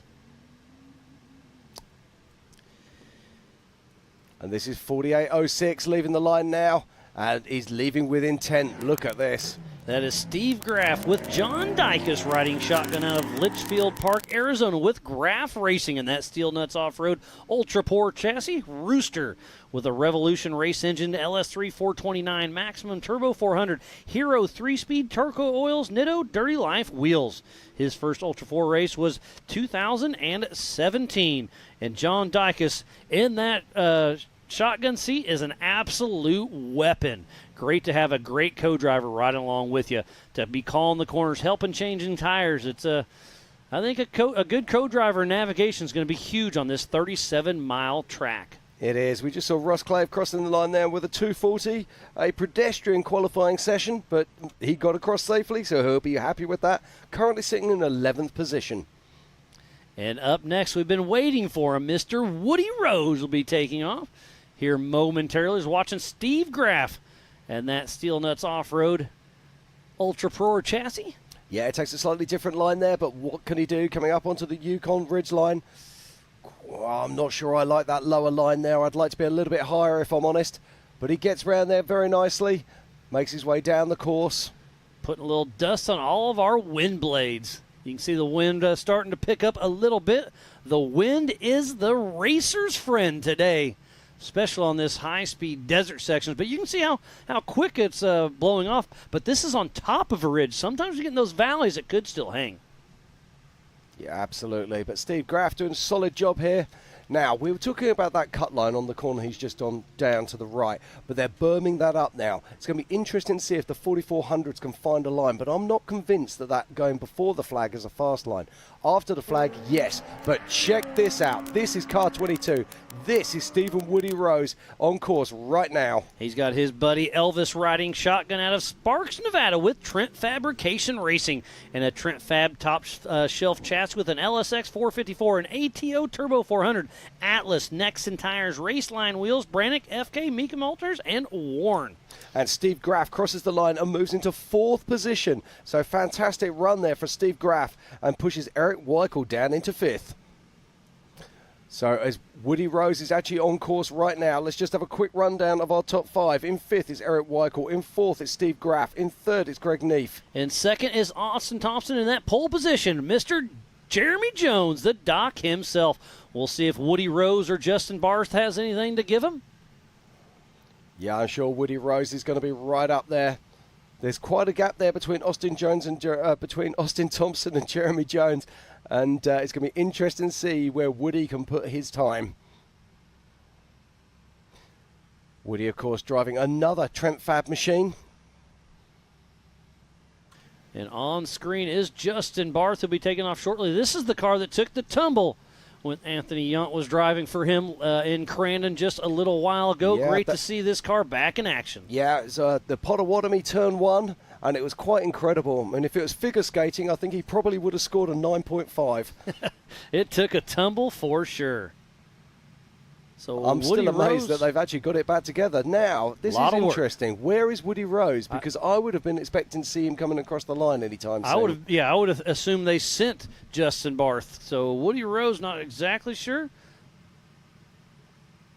Yeah, something going on here, that's for sure. Yeah, because they're sending traffic across the way. There goes Ross Glaves. So what happened to Woody Rose? Sounds like Woody Rose needs some recovery. Getting a little chatter from my rugged radio. So Woody Rose having some issues, but they are sending off Justin Barth, the number 417, with Paul riding shotgun out of Springfield, Missouri, with Barth Racing in that Jimmy's 4x4 48P chassis, LS3 427, Turbo 400, Atlas, King IBPs, Walker Evans, Radial Dynamics, and PCI. His first Ultra 4 race was King of the Hammers back in 2014. 2014, he's been racing with us for nearly 10 years. That's crazy, isn't it? And races both classes a lot with the UTV and the 4800. So what happened to Woody Rose? We'll have to get some updates through the rugged radios. Well, that's big news. That's big news for the championship. That's big news for this race. But remember, it is on adjusted time, so even though you're taking a rear start, your race isn't over, but you have a disadvantage between the dust and all the lap traffic. Absolutely. But also, let's not forget, he can drop a race as well.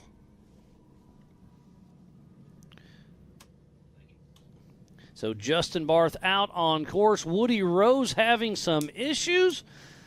Jeremy Jones still out front looking good.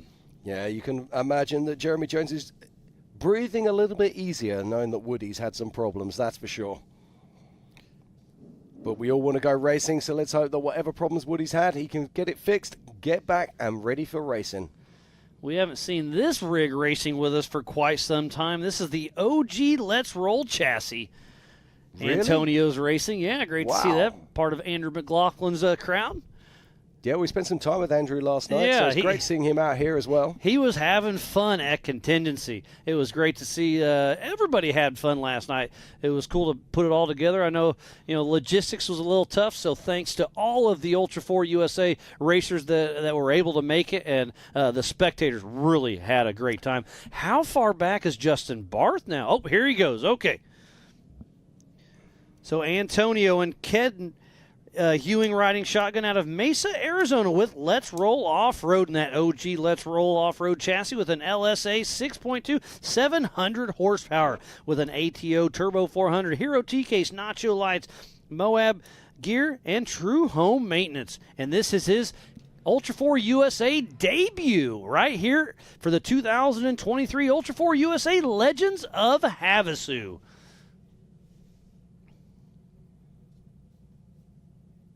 Now, I just saw Justin Barth coming through. I'm just looking for a time for him, and I've got it there. Here we are. Justin Barth is in 9th position with a 2:21, so taking it easy. Now, let's not forget that car is freshly rebuilt. It probably hasn't got any track time on it, so it's possible he just wants to have a nice, steady run out there.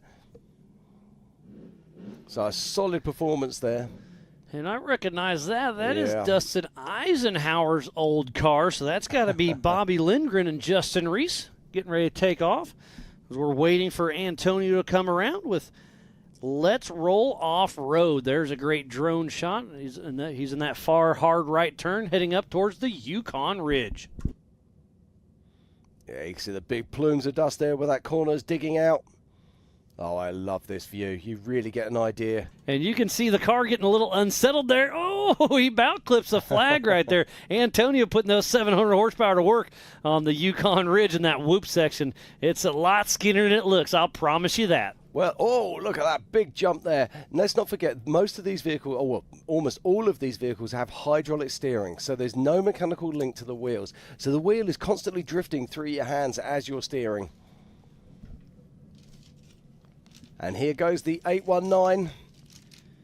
That is Bobby Lindgren and Justin Reese out of Salina, Colorado with Rusty Nail Racing in a Jimmy's 4x4 chassis, Texas Speed LSX 427 with 730 horsepower. It's got a Reed Turbo 400, Atlas, Odyssey battery, ADS, rigid lights, PRP, rugged, worn, Factor 55, B&I Properties, Dirty Life Race Wheels, Yoda Mafia, RC 4-wheel drive, Yukon, Coyote Enterprise, Skies Off-Road, Pop Howards, Amsoil, and Willwood. Well, check this out. This is awesome. Antonio goes into 4th position, and you're not going to believe this, Miles. We've actually got 3 cars, Austin Thompson, Greg Neef, and Antonio, separated by a half a second. Than half a second. How wow, crazy wow, is that? wow. What a great race. Well, what a great qualifying we have to set up for the race. A lot of fun. Is Bobby Lindgren making his way around? Yeah, picks his way around Dwayne's corner. And on he goes again. Now, I've been looking. Is that Woody Rose on the side there? I think that was Woody Rose. We just saw him going past. So he's pulled to the side of the track. Should have about 5 more to go for the 4800 Yukon Gear and Axle Modified class before we kick off the 4400 Unlimited cars. But in those 5 to go, we have Brent Harrell and we also have Ryan Taylor. Yeah, 2 of our heaviest hitters are holding back to see how it goes. Are they going to be able to beat out Jeremy Jones' time of that minute 58? Only time will tell. I have to say that minute 58, that is an astonishing time. It really is. As we're watching Bobby Lindgren right now making his way through.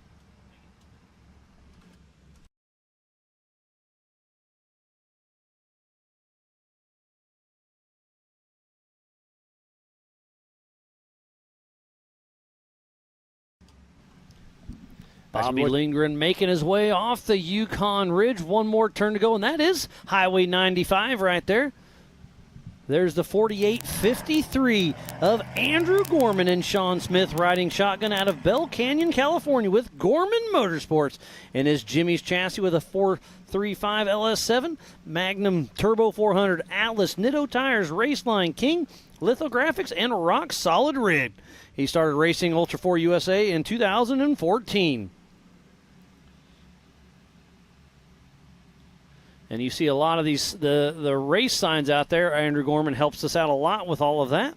Yeah, and Bobby Lindgren crosses the line in 14th position with a solid 230 there. But the man to beat at the moment is Jeremy Doc Jones with a 158. An astonishing run there in his Trent Fab car powered by that massive LSX 454.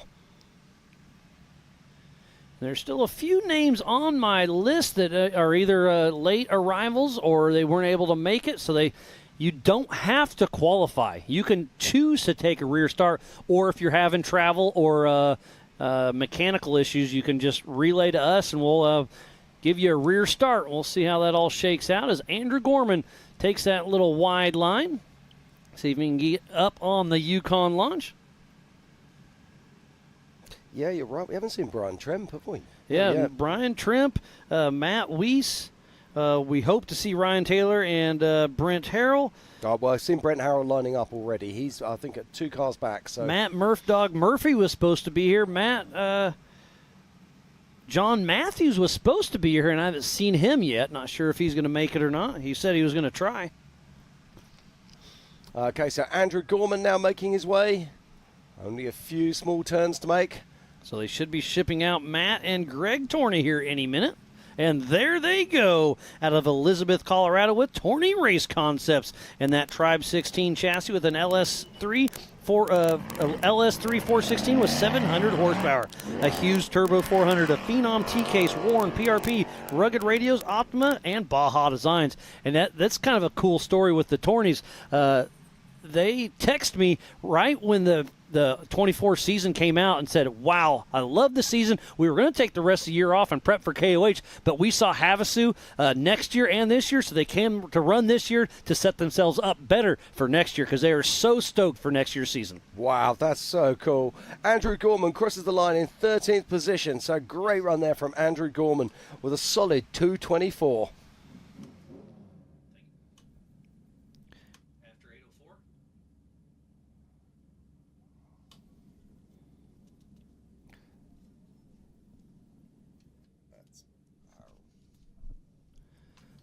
So up next should be the 5166 of Matt Murph Dog Murphy I was just talking about. I hadn't seen him, but apparently he is here. So great to hear that. But we're still got Ryan Taylor and Brent Harrell.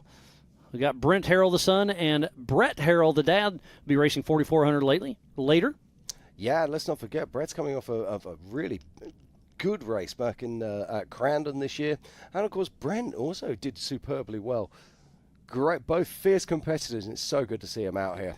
And, yeah, we have a stacked field. I'm trying to think of who's not here. Jason Shear is not here. Eric Miller's physically here but not racing. Randy Slauson. Randy Slauson. So there's only the Blylers. Casey Gilbert's in the mix. So there's only less than 10 of the who's that are not here. There's the 5166 of Matt Murph Dog Murphy out of West Jordan, Utah with crawler corns. And that Jimmy's Trail chassis, Ricky Bobby with an LS7 Turbo 400 Atlas Salt Lake Vapes. Jimmy's 4x4 General Distribution, the Tuna Club, Flandro Metalworks, Justin's Tents, the Rob and Dog Show, and his wife. His first Ultra4 USA race was King of the Hammers 2017. Where'd the Tornies end up? Looks like a 7th position. Yeah, they done really strong there in the 7th position with a 2:15, so a solid run there from Matt Torney. And we've been waiting for it, and it's about to happen there, Jim. Brent Harrell is on the line. We'll see if he can mix it up with Jeremy Jones and Austin Thompson up front as Matt Murph Dog Murphy plugging along. Yeah, now this is one of the old spec class chassis, isn't it? All the same design as of. Yep, I believe it is an old spec car. Is it really? You may have driven that one. I don't know. Quite possibly. I raced one back in 2014. Great fun they were indeed.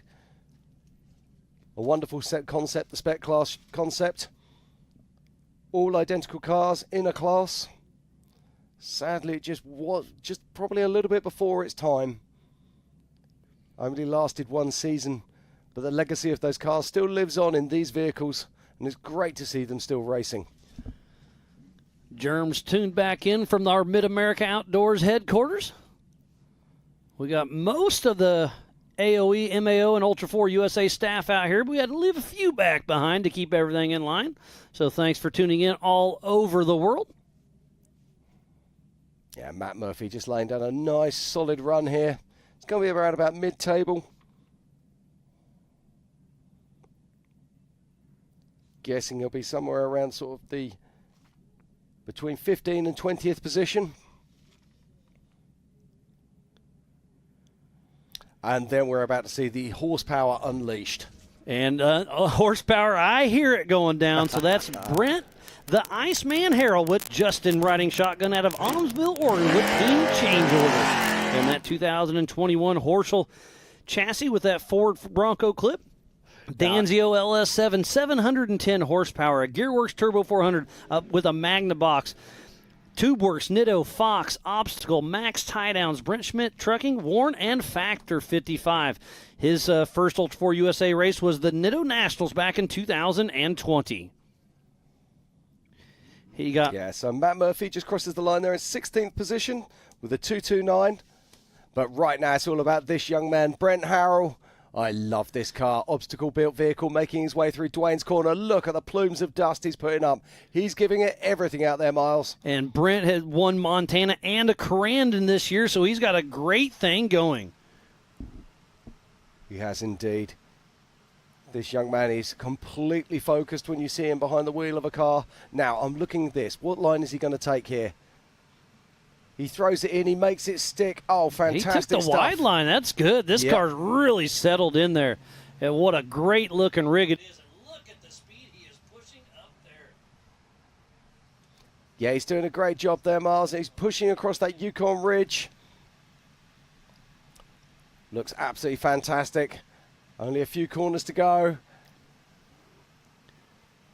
Now he's still taking that inside line or that outside line. They're not cutting across there where I expected them to. And there's Brian Trimp with Jamie Bachman riding shotgun, the number 896 out of Sault Ste. Marie, Michigan with Shallow Pockets Racing in his Jeep Armory chassis.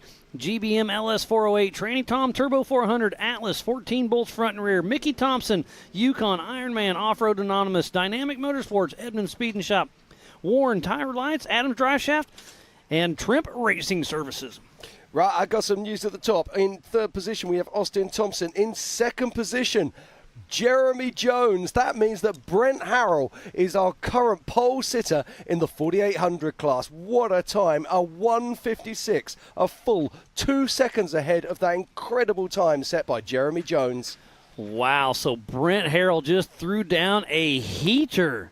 And we were just talking about the national points. He's not quite in the mix right now, but he's going to mix it up, that's for sure. Well, that's what we're talking about here. Those dark horses coming in, throwing it all in, and playing havoc with those national points. Oh, I love this so much. So I'm sure Ryan Taylor's happy right now that Brent Harrell just stole those 14 points away from Jeremy Jones. But we still got Ryan Taylor to come on course yet. He is up next. Absolutely fantastic. And then we'll be kicking off the 4,400 Unlimited cars. Oh, look at that, Brian Temps. He steps it out. And this is what I was saying earlier. You really can't see on this drone how narrow this ridge is. Great stuff here from our 4,800 Legends class. Supported by Brannock Motorsports. Got to say a big shout out to Stan and the gang. Stan the Man Haynes. He's been in our world for as long as I have, and he's been supporting us from the very beginning. I've heard rumors that he's been around since the time of the dinosaurs, but these are only rumors. As Ryan Taylor takes to the course now, car 53. This is a man who's racing for championship points. Out of North Liberty, Indiana, with Team Indiana and Rock Roots Racing in his Trent Fab chassis with an LS 6-liter 4L80E Atlas Brannock Yokohama Raceline and his family. His first Ultra4 USA race was Moab back in 2021. And Brian Temps crosses the line and takes third position. So Brian Temps in third, Jeremy Jones in second, and Brent Harrell in first place. Really mix it up with the 4,800 Brannock Motorsports Legends class. Oh, wow. Talk about save the best till last. Incredible stuff here. Well, it's going to be exciting to see where Ryan Taylor can end up. Can he beat Brent Harrell's time of that minute 56? He's going to have to push hard. Trying to throw a little bit more water towards the race line start-finish. Yeah, Ryan Taylor, I'm expecting to see him coming back round towards the race line start-finish at any moment now. And actually, I'm wrong. He's at the entry to the Amsoil Hot Pits right there, because you can see some cars getting set up, because we have a UTV race. It's going to be starting here in just a little bit. But don't go anywhere. We still have the 4,400 Unlimited class for our qualifier. So Ryan Taylor's out there on course at the moment. It does look like our drone is down, but bear with us. We will bring you the action as it ever comes. So we're expecting to see Ryan Taylor in around about the next sort of 15 seconds or so. And just getting an update from John Matthews. He's just saying, hey, he's not going to make it. Buddy, I hate you're not here. You're always a fun one to watch, but hey, I get it. No worries. Looks like that's Aaron that took over the flag for us. Yeah. Part of your... Oh, it's a rollover. So Ryan Taylor, who is in contention for national points, is going to be taking a rear start. So Dwayne Garrettson and Ryan Taylor coming from the back of the pack. Jim, it's going to be a dogfight. Hey. What about Woody Rose? Yes, Woody Rose. So as well. We're three of our top five are coming from the back. Don't forget Dwayne, of course, is racing in 4,500. Oh, you're right. You caught me. Thank you. I got you. But man, no. So we're boy. going to have two of the very fastest cars in 4,800 starting at the back of the pack. Oh, man, this is going to be something. But let's talk about our top five right now. In fifth position is Greg Neef. In fourth position is the young man, Austin Thompson. In third, it is Brian Temp. And in second is Jeremy Jones. And in first place is the young man, Brent Harrell, in that beautiful Paul Herschel-built obstacle car. I love this racing. I love Ultra4. And it's so good to be here at the 2023 Legends of Havasu. And we are just getting kicked off with the Ultra4 USA. And is that Cade Rod? I don't know. Quick glance. Yes, it is. Cade Rod. We're about to kick off the 4,400 Unlimited class with number 7, Cade Rod, with that Rockstar Energy versus Monster Energy right behind him of Casey Curry. So we've gone from being chassis chassis fighting each other to monster to Energy Sports drinks fighting each other. And just behind there, oh, look at this, off the line right now, it is Cade Rod. Number 7, Cade Rod out of Cortez, Colorado with Jimmy's 4x4, that single seat IFS with a Mast LS, ATI transmission, SCS, Bilstein, Nitto, Vision, Rockstar Energy, Black Fly sunglasses, CBR, Simpson, Don Wapo Hot Sauce, L-Rods, K&N, RCV, Willwood, Holly, Adams Drive Shafts, Gearworks, Bulldog, Spider Tracks, KC Highlights, Total Race Solutions, and Just Intense. Now, let's not forget, Cade Rod was having a battle royale with Paul Wolf back at Visions this year. Then he had a problem. Oh, look at this, finding new lines already. Fantastic stuff from Cade Rod. He's got to make it safely around Dwayne's corner. He does. He's back online. Is he going to pick his own dust up? Of course he is. He's flying. And you can tell they are really pushing hard. I'm not sure if Paul Wolf's time's going to stick after watching Cade Rod. He is on a absolute... Oh, no! He overjumped that. I don't know. That could have hurt something. And if it didn't, he got lucky. He is laying it all out on the line. Cade Rod on a mission. Yeah, but we know that these guys have got to push really hard indeed. They've really got to do something special here. I think you're right. I think that 153 could be in real trouble. Cade Rod is throwing it all down, and he has a point to prove. This is a young man who's worked his way through the ranks. He's come through the limited classes into the unlimited class, and with this car, he can do something special. He proved that at Visions when he was all over the tailgate of Paul Wolf. And what has he got for us right now? 2 corners separate him from us and the checkered flag. And it sounds like Casey Curry and Aaron Quesada just took off the line. Number 2 out of Norco, California with Curry Racing. In the Trophy Jeep, a 2C IFS Redline 800 horsepower engine, Turbo 400 Fortin, TK 74 Boardwells, Monster Energy, Nitto, KMC, Fox, Molly, Baja Designs, Curry Enterprises. Oh, my word, Miles, you're not going to believe this. Cade Rod has just crossed the line. He's not just beaten Paul Wolf's time, he's crushed Paul Wolf's time. 1:46. 7 seconds. Absolutely insane. Cade Rod leaving it all on the line. What a great run he had. And here goes Casey Curry. Yeah, Casey Curry. Now, this is the Trophy Jeep. Now, we saw this car how many years ago at King of the Hammers? 2014, I want to say. It's had many revisions since then. It's won many races since then as well, and he's certainly not on Cade Rod's pace here. But Casey Curry, he has won so many races here in Europe, at Dakar. This man is a legend in his own right. Be so interesting to see what kind of pace. I reckon he's on around about mid-50s, 150s at the moment. What a great run by Cade Rod. We'll see what Casey Curry can throw down. Up next is Glennie Page, all the way from Ontario, Canada, getting ready to take the green flag. Yeah, that was just jaw-dropping stuff from Cade Rod. Do you remember that jump he did just after Dwayne's corner? Oh, incredible. A little too much, I think. Well, this is the thing. Now it's about racecraft. You've got to save your car. And now we're looking at the 464. This is Andrew This is Glennie Page with Bill McGivens riding shotgun out of Ontario, Canada with North Force Racing with a Get Fab chassis, North Force Rival Hydrovac Summit Hammerhead parts. We nailed it again. 1:53 for Casey Curry. So great pace there from Casey, but still a full 7 seconds behind Cade Rod.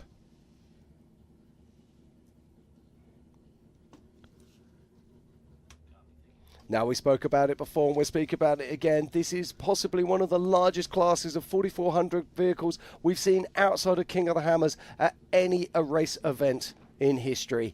So cool to see. So Glennie Page out on course all the way from Canada. Love to see them come on down and have some fun with us. Some great laughs. They've been a lot of fun to bringing them into Ultra4 USA. They just stopped by for the 2024 King of the Hammers rookie program last weekend and then came on down here for the 2023 Ultra4 USA Legends of Havasu. Yeah, he gets a good pull out of there, working his way onto the Yukon Ridge. I love the graphics on the side of this vehicle as well. They look absolutely fantastic.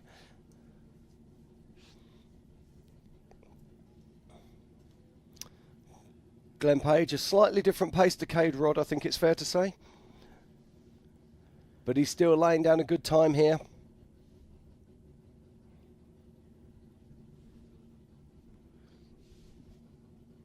as he picks his way down. He's only got a few short turns to make, and they'll be releasing another car out onto course.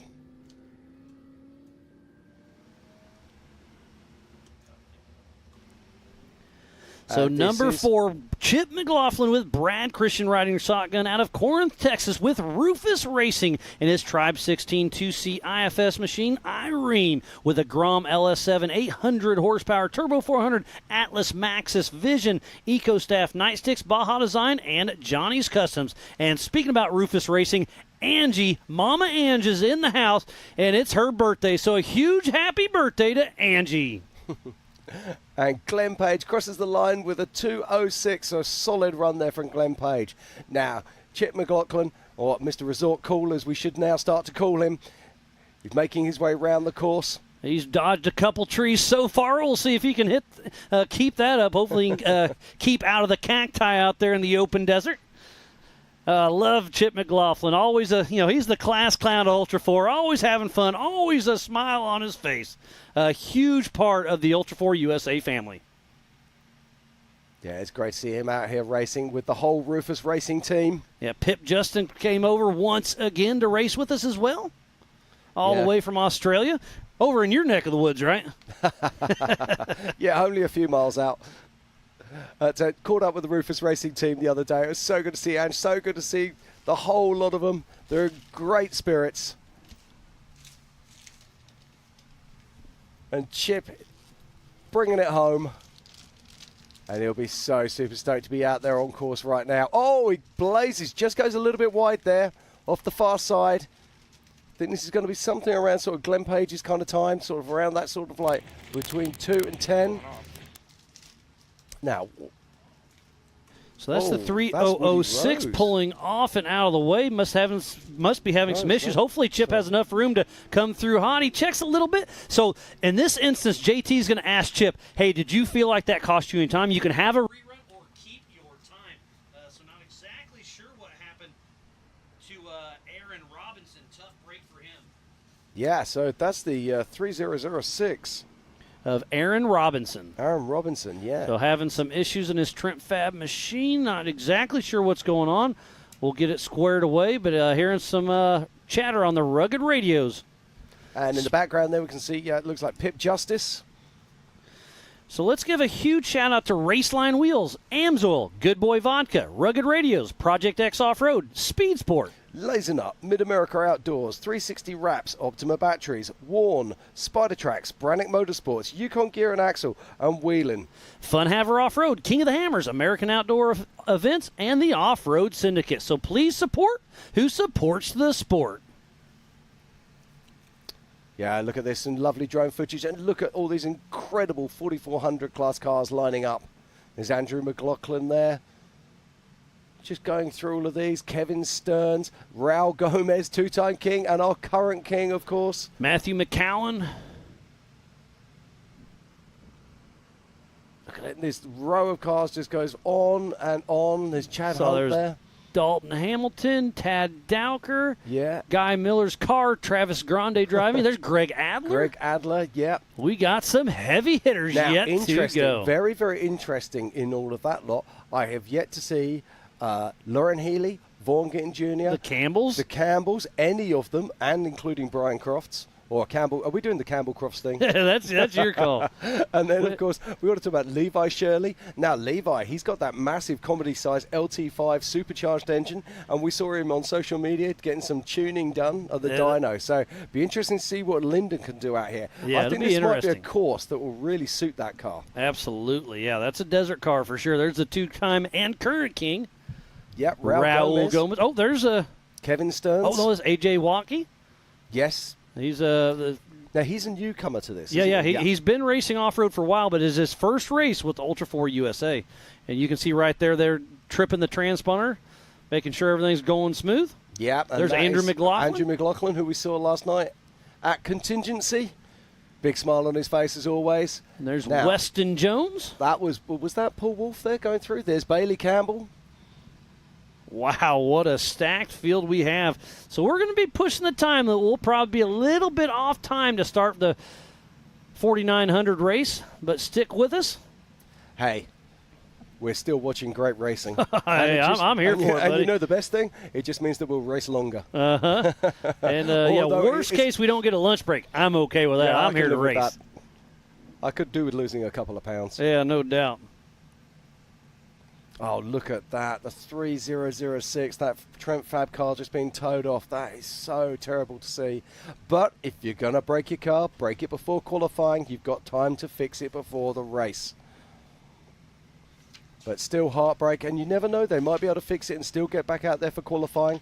As Miles said earlier, if you can communicate your issue to race director JT Taylor, he will be sure to get you back online if he has a space for you.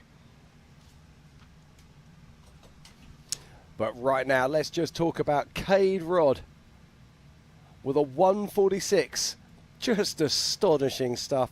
Oh, the pace of Cade was quite remarkable. Then in second place is Casey Curry with a 153. And Chip McLaughlin goes in with a 159, sub 2 minutes. So a great time there from Chip McLaughlin. And then Glenn Page rounding out the man from Canada with a 206. And there's Brian Crofts. Now, Brian Crofts made the change to a smaller motor for this season and has been doing him good so far. Multiple podium positions in the 2023 season. Just looking at the back of his car there, you see the fire extinguishers, the AGM jack, those wonderful exhausts. They sort of loop the way around on the top of the motor, then out the backside.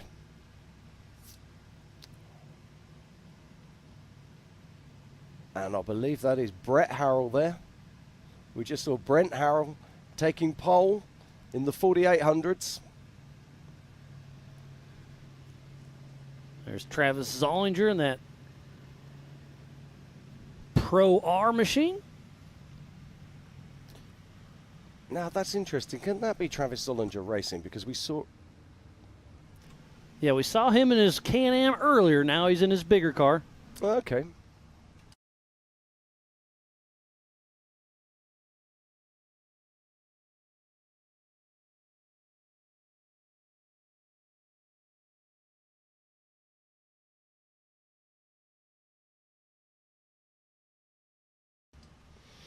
So we can see our race director, JT Taylor, talking on his rugged race radio. I think things are about to go live again. And here comes Pip Justice. Here he comes from the Australian bush with Rufus Racing.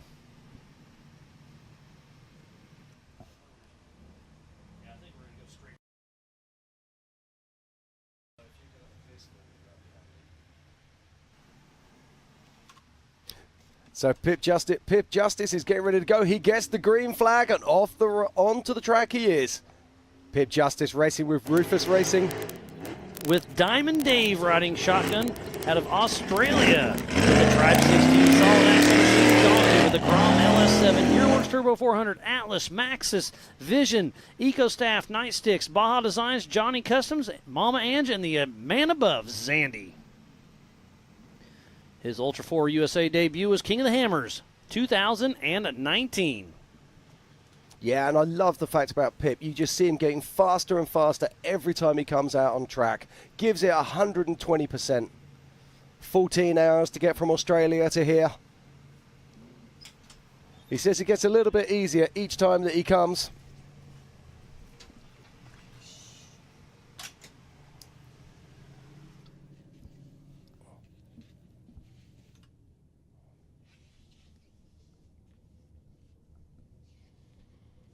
And he's out on track right now, and he's doing a great old job. We've got our drones down just for maintenance at this moment, and we will get it back in the sky just as soon as we can.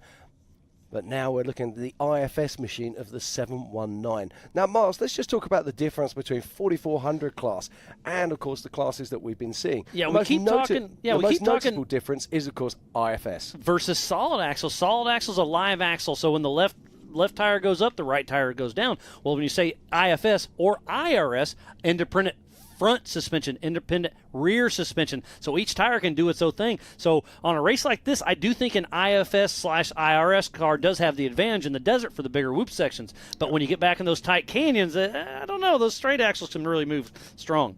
Yeah, so this is 719 of Weston Jones. Catfish himself with Robbie Flandreau riding shotgun out of Salt Lake City, Utah with Tuna Club Racing.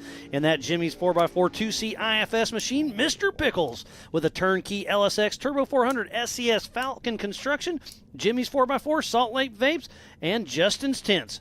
His first Ultra 4 race was King of the Hammers 2022. Yeah, did you see the horsepower pulling that car around that corner? That was quite something. I love this so much. But let's talk about 4400. What is 4400? It's unlimited class racing. And what does that mean, Miles? It means exactly that. Build it, dream it, and come on and race it.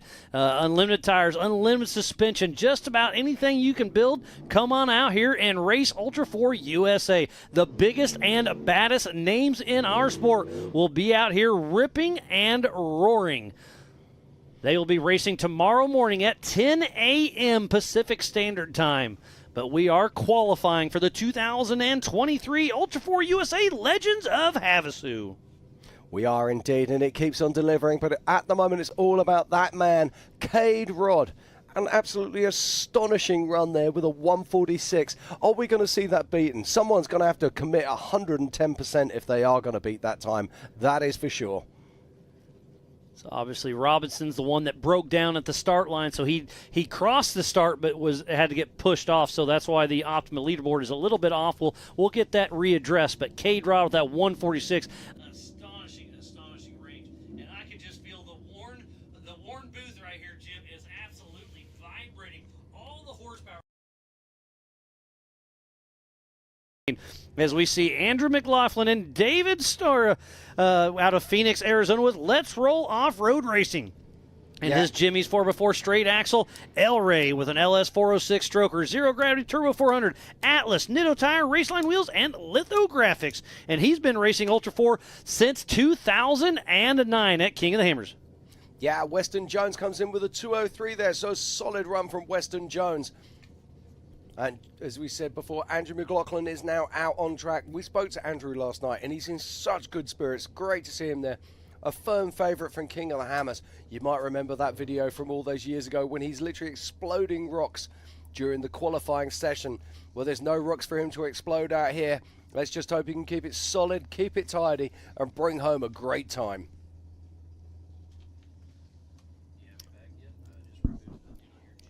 And on track, we've got the 4497 lining up right now.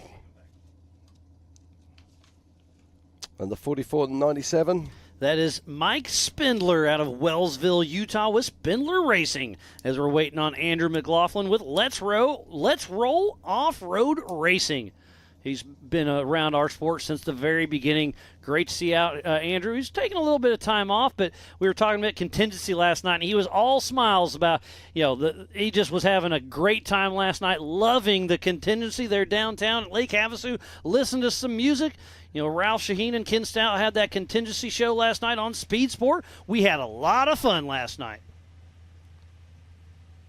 But this is what I'm here for, the racing. The 4400s are out here qualifying. And there goes Mike Spindler, spinning himself with Spindler Racing and with a Fishmouth Fab chassis, Danzio LS7, Turbo 400, SCS, Crossfire Off-Road, BFG, Fox, Baja Design, KMC, and Warren winches.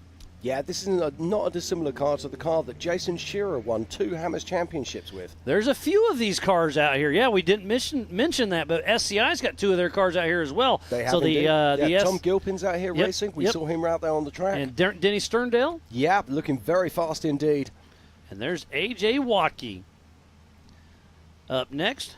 Now, I believe this is if I'm right in saying that this is the old MBRP car. You are 100% correct. So this is almost an identical twin to Von Gittin Jr.'s car, a 2C IFS Triton Engineering Bronco. He's been racing off-road for quite some time, but this is his Ultra 4 USA debut. It's great to see people crossing over from other areas of off-road motorsport to join us here at Ultra 4. We say it once, we'll say it again. We're a great big family, so we love to welcome people into our ranks. And it's great to see the fact that you can actually go out now. You don't have to have cars built for you. You can buy older cars or other cars. And to call this car old would be a wrong thing to do. Just look at it. Built by Triton Engineering. It's a thing of absolute beauty. Thanks again for everybody tuning in. John Siemens tuned in back at home watching. He was supposed to race, but I just see him holding his baby. So congratulations on the new addition to the family. I knew it was cutting it close, and you got a new one. I'm super stoked for you, buddy. Mike McClure's tuned in. Bailey's tuned in. Tim Hooper, Barbara Rainey. So thanks, everybody, for checking out the 2023 Ultra4 USA Legends of Havasu. And where is Mike Spindler? I assumed I'd see him come through, so maybe he's having some issues. Nope, there he goes. 3, 2, 1.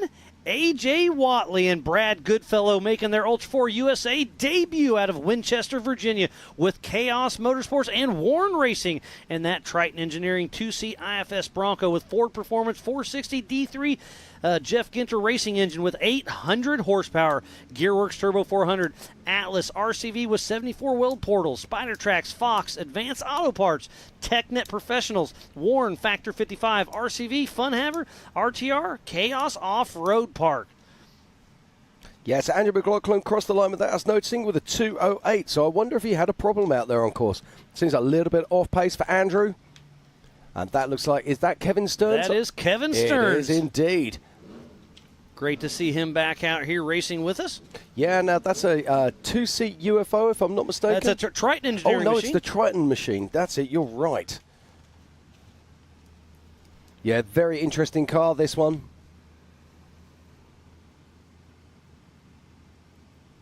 Kevin's been racing with us for a great many years, moved up into 4400.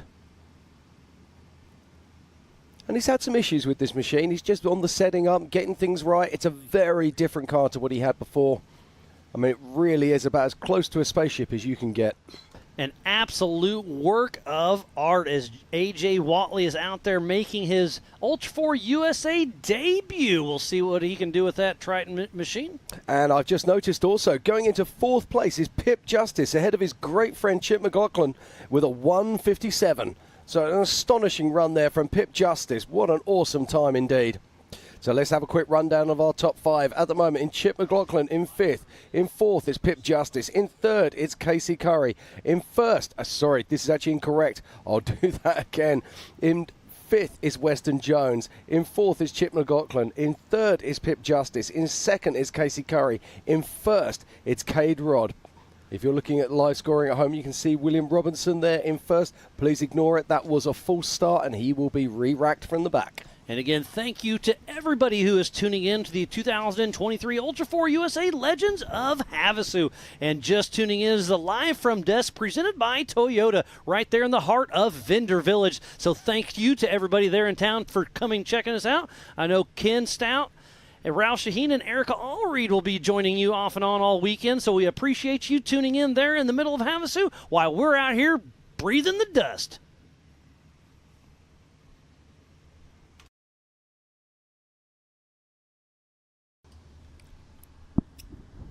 And still the action continues here. Looks like we might have some drama out on course as A.K. Watley is moving on to nearly 3 minutes now. But we're just hearing on our Rugged Race radios that he was off course but has just rejoined the course. It looks like we can see him now making his way down the Yukon Ridgeline. So maybe he just lost where the course went. Or had a problem. We'll never know at this stage.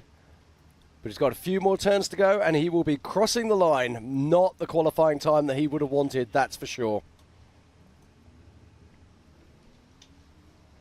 So A.K. Watley makes his way down into the finish zone as Kevin Stearns powers off the line in this incredible Triton machine. So Kevin Stearns and Stephen Watson riding shotgun out of Hurricane, Arizona with Tilden Racing.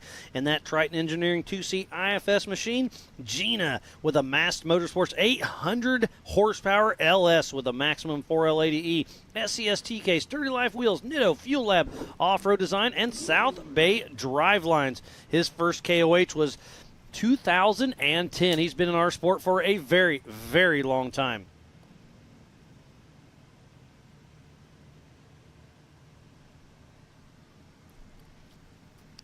Kevin Stearns making his way around Dwayne's corner right now.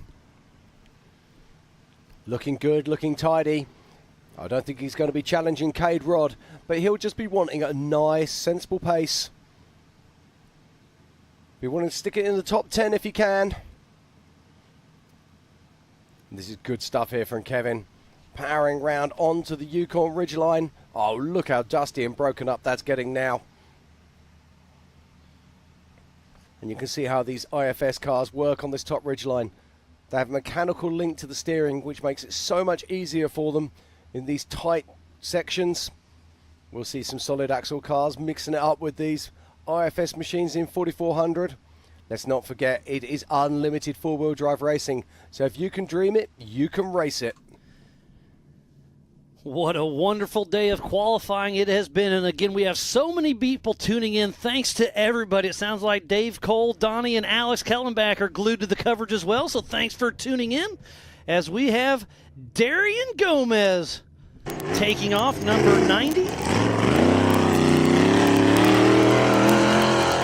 Out of Folsom, California, with Gomez Brothers Racing and a UFO IFS Joe Thompson built single-seat machine with Barilla horsepower, ATO Turbo 400, UFO SCST case, Mountain F Enterprises, Nitto, King Shocks, and Method race wheels. He's been racing, Flacco has been racing with us quite a few times, and that is the current King's son, Raul Gomez. Darian's out on course right now. And we'll see if his dad can back up a win from King of the Hammers. Now, this is really interesting because Darian Gomez has come up through the ranks at a very similar time to Cade Rod. They raced in the lower, I don't want to say lower classes, that's very disrespectful, in the limited classes, and made their way. They learnt their skills, they learnt their craft. I'm really excited to see what kind of time Darian can put down here. This looks quick, Miles. Got a slightly rough line there as he made his way onto the Yukon ridgeline, but this is looking very quick indeed. Really putting together to work that Joe Thompson UFO machine. And we're going to see quite a few of these vehicles out here this weekend. Raul Gomez, his father's racing one. JP Gomez is racing as well. And of course, Paul Wolf. So Darian Gomez, and I'm looking at the clock now, and I think this is going to be very fast indeed from Darian Gomez. I'm not sure he can beat Cade Rod, but this is going to be quick. And out on course now, it is Waylon Campbell's old car. That is Matthew Macho McCowan out of Queen Creek, Arizona, with MRM Racing with a Campbell chassis. Hughes Turbo 400, Hero T-Case, FK, Warren, Yukon, Justice Brothers, Baja Designs. And I've got some big news, Miles. Darian Gomez goes into second place behind Cade Rod. 149. Astonishing stuff there from Darian Gomez. That just goes to show you these UFO machines are something to be out there, and we have a lot more yet to come. But right now, it's still about Cade Rod, and he has a 3-second lead over Darian Gomez, and he qualified first in the 4400. Yeah, it's been a while since we've seen a Jimmy's car sitting at the front end, and it's great to see. I know that Randy Rod, Cade's dad, will be sitting there with the biggest smile on his face right now. But this is a Campbell car on course. So many amazing manufacturers of these vehicles. The way this industry has grown in the last 15 years is absolutely astonishing. And I just love the 4400 cars. These are the Swiss Army knives of off-road. We race King of the Hammers, Crandon, Mid-America Outdoors, Pennsylvania, Tennessee, Kentucky. Here in Lake Havasu, we go over huge rocks, mountains, short course jumps, tight trees, mud, dust, desert, whoops. These cars can do it all and do it all well. That is what a 4400 Ultra4 car is all about. It certainly is, Miles, and that's why we love watching them race. As we watch a helicopter disappearing there in the background. Another car leaves the line. Looks like Brandon and Stan Haynes are tuning in as well. Thank you. That is the 4489 of Dalton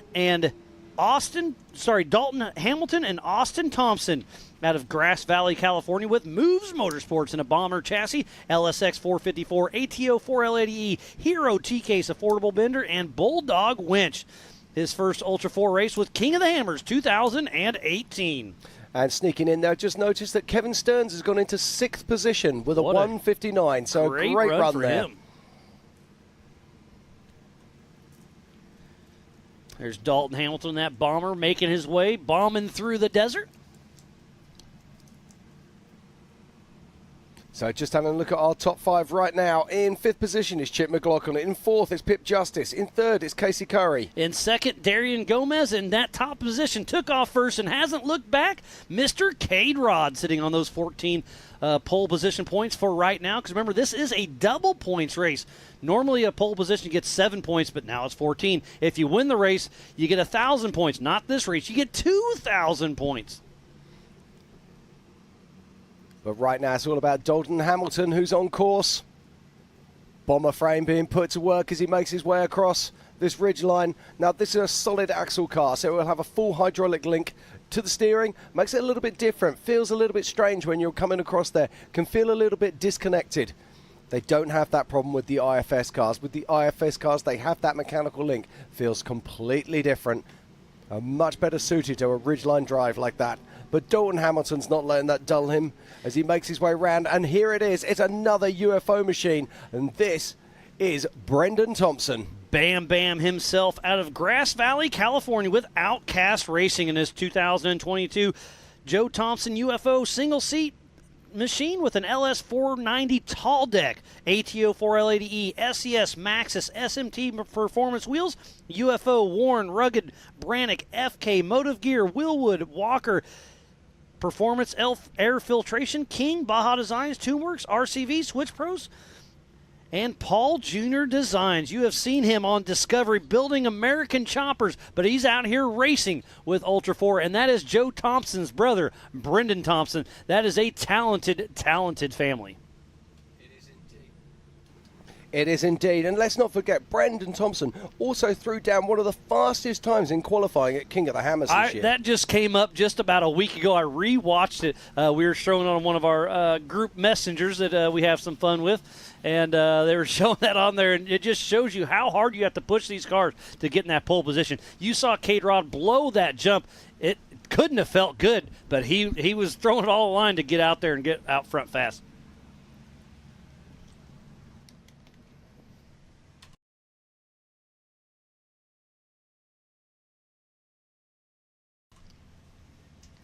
If you are just joining us, we thoroughly appreciate each and every one of you. We are about 10 miles south of Lake Havasu for Legends of Havasu as the 1177 takes off. That is Mark Nicholson with his son Landon riding shotgun out of Grass Valley, California with Moves Motorsports in an off-road edition chassis. LSX 454 Turbo 400 Atlas and Sierra Nevada GSI. Their first Ultra4 race was King of the Hammers back in 2018. Great to see so many names that are coming back to race with us. You know, because obviously King of the Hammers is a bucket list race. But Ultra4, I mean, it's just so fun to get them out here racing with us. And this is a great pre-sight of what you'll see at King of the Hammers. Absolutely, and I've got some news. Brendan Thompson goes into 4th position with a 154. That's astonishing stuff there from Brendan Thompson. Our top 5 are really putting it in. So Cade Rod in that Jimmy's car, Gomez in a UFO, Curry in his car, and then another UFO, then a Tribe 16 car. So the top 5 is pretty stacked. It's going to be exciting. And Pip Justice in a solid axle machine playing with all these big dogs, kind of taking over, beating Chip McLaughlin, just like Zandy used to do in qualifying, kind of taking that over from him. Yeah, now you took the words right out of my mouth there. Pip Justice throwing down an absolute astonishing time there when you consider he is in a solid axle car on a course that really, let's be honest, is suited to the IFS. And I'm not going to say it's a dated car, but it's an older car. That Tribe 16 machine, I mean, the old man Doug Jackson used to raid that car, so you know how long ago that was. Well, that's the time of dinosaurs, wasn't it? Hey, Doug, how you doing? And no, but you're right. This is an older frame. And see Pip out there. He's so at home in that vehicle these days. He really, really does enjoy driving it, and he really puts it through its paces. Awesome stuff. But there's a lot of talent yet to come. So Mark Nicholson out there with his son making memories, having some fun with Moves Motorsports. And up next is a brand new driver to our sport, a brand new car in our sport. That is the number 777 of Harold Fidgeman with Mike Miller riding shotgun out of San Ramon, California with Aaron's Body Shop Racing. He's in a brand new Jimmy's two-seat Dragon, IFS LS3 Turbo 400, Atlas, and all he's got to thank is his wife and kids to make his dream come true, to make his Ultra4 USA debut. Actually, he used to race back in the day in EMC, so 2012, but he hasn't raced with us for quite some time. So great to see him coming back. Yeah, I always think it's absolutely astonishing when you see a vehicle turn up with no sponsorship stickers on it. You always think to yourself, wow. But it's pretty impressive, the dedication. Indeed it is. But this car is the sister car to Cade Rod's car. Cade Rod is a single-seater. There's some slight different variations, different motors, different transmissions and things, but a very similar frame to Cade Rod's car, and it's Cade Rod who currently has pole position. Yeah, Harold was one of the first ones that showed up contingency yesterday, and I was standing, we were, doing our hits and whatnot, and we were close to that car, and so many people commented like, this car's never even seen the dirt. And I was like, no, I saw it in the dirt, but it looks brand new. So a little bit later, I asked him, how did you clean? He's like, Havasu is the best city in the world. I came up here, they had VP race fuel at the pump and a car wash next door. 2 birds, 1 stone, got her gassed up, got her cleaned up, and he was in contingency. And he was all smiles last night. Yeah, he was loving that, wasn't he? I've got to say, there's not many fuel stations in the world where you can buy 110-octane fuel and clean your car at the same time. All in one whack.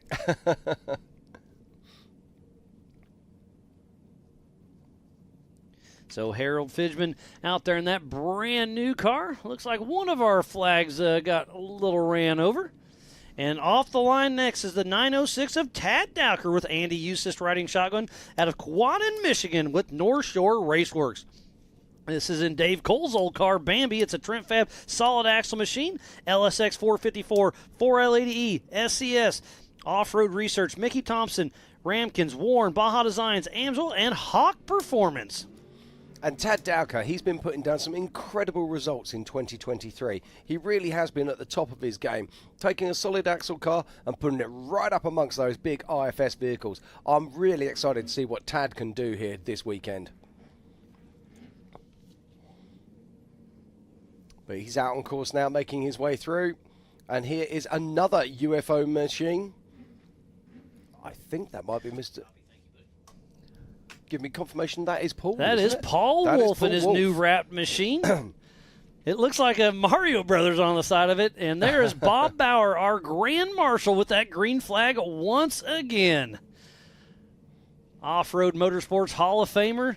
And one of my good buddies. I could listen to that guy tell stories all day long.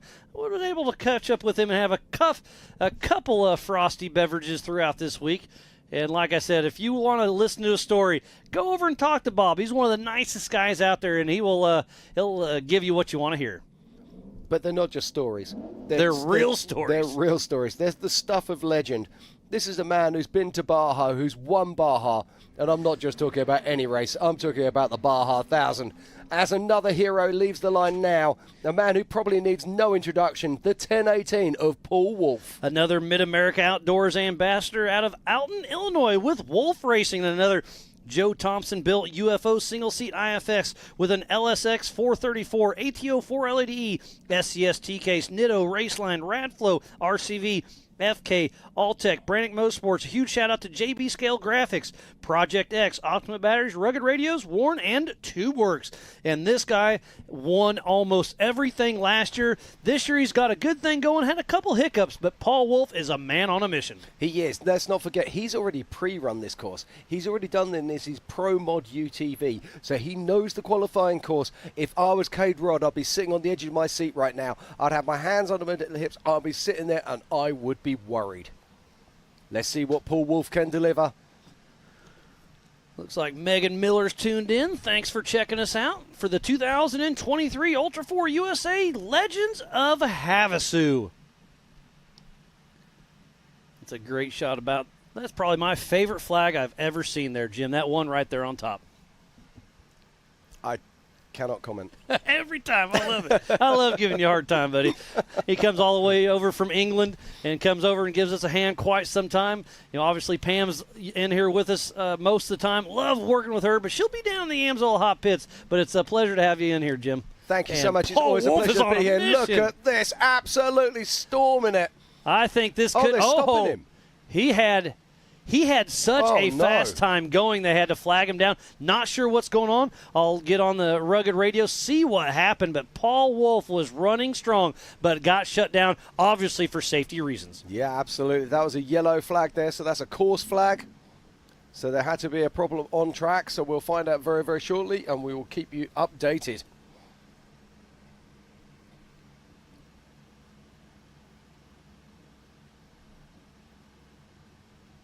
So there's Paul Wolf, the 1018.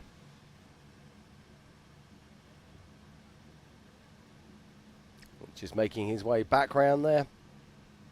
Oh, look, we can see, it looks like Tad Dowker had rolled his car. Yep, so again, safety reasons. So Tad Dowker, one turn left to go, terrible break. So that was the best thing that could have happened because behind those bushes, Paul Wolf would not been able to see him. So I'm sure he was frustrated in the heat of the moment, but it was the right call by JT Taylor, our race director, to make him stop. Tad Dowker is up and over. Tough break for Paul, but he will absolutely get a rerun. And hey, I'm not going to say that's a bad thing because he just ran this thing now twice. He gets a third run at it because he was UTV first. Yeah, but there's a few things going on here, okay, because Paul would have been driving incredibly hard there. So where's his transmission temperatures at? Now, some of these guys are ultra serious as well from the point of view that they will be thinking about fuel. So some of these guys will be running reduced fuel in their fuel cells so they can keep the weight down in these vehicles. So it'll be interesting to see if he goes directly for a lineup. Now, you may think that's a bit unusual that they might be getting overheating temperatures when they're actually only covering a mile. But when they're pushing as hard as they can, they're pushing beyond race pace for qualifying. But it does look like he's going straight back onto the start line. Now, he's just cutting out the main lap there. You'll see he'll be looking for clean, fresh dirt so he can put those Nitto tyres to work. Bob Bauer standing there. Our Grand Marshal for 2023 here at the Legends of Havasu. And if you are just joining us, welcome to the 2023 Legends of Havasu for the Ultra4 USA Grand Finals. Already seen some fantastic action here, and it does look like Paul Wolf is going to pull over for a moment. Whether that's JT Taylor's decision or whether that's Paul's decision, I'm not sure. If it was me, I certainly would not want to run back-to-back on qualifying. I'd want to let everything just settle down a little bit, bring my temperatures back down. And on the line now, getting the green flag, this is Chad Hunt. Miller chassis, Spider Tracks axles, lots of Brannick parts on this car. Now, he used to have a supercharged motor in there, but he had some problems, so he's taken it out. Gone back to a normally aspirated V8 motor. And Chad's also a nominee for the Xander Williams Sportsman of the Year. Absolutely. Out of Plymouth, Indiana, with Hunt's Motorsports and his Miller Pro chassis with a Mass Motorsports LS 427 with a 4L80E transmission, SCST case, Brannick Nitto Method, Fox Radial Dynamics, and Indiana Muscle Cars. Ultra4, his first Ultra4 race was Badlands back in 2014, and like Jim, you just said, a nominee for the Xandy Williams Sportsman of the Year. One of the biggest smiles in our sport. Know his wife Nikki is here on site, rooting him along with, I'm sure, the entire Team Indiana. That there are only a couple of them made it this trip. Team Indiana is one of the best teams in our sport. Hate y'all aren't here, but I know you're tuned in, so I'm going to give you all back home a huge shout out. Thanks for everything you do for Ultra4 USA. And Chad Hunt is in the mix for national points. If he wins this race, he does have a chance to be our national champion as well as the Sportsman of the Year. If he could take both of those home, wow, that would be a feat to be had. And the Zandy Willen Sportsman of the Year is voted and nominated by their peer racers. So it's not me, it's not you, the fans back home. It's fellow racers that were able to vote on this. And they got them in there. We'll see how it all shakes out. It's between Eric Miller, Aaron Lynch, Levi Shirley, and Chad Hunt. There's the 4464. That is Travis Grande driving Guy Miller's car with Mitch Nunez riding shotgun out of Rio Grande, California with Chasing Time. And that straight axle Joe Thompson UFO LS7 Turbo 400 Atlas Chasing Time Performance horses. Great to see Travis Grande and Guy Miller giving him the ride. Travis Grande and Guy Miller have been bus buddies for a long time. And letting him come out here and have a little fun. Oh, does a little buzz bicycle there, but keeps her under control.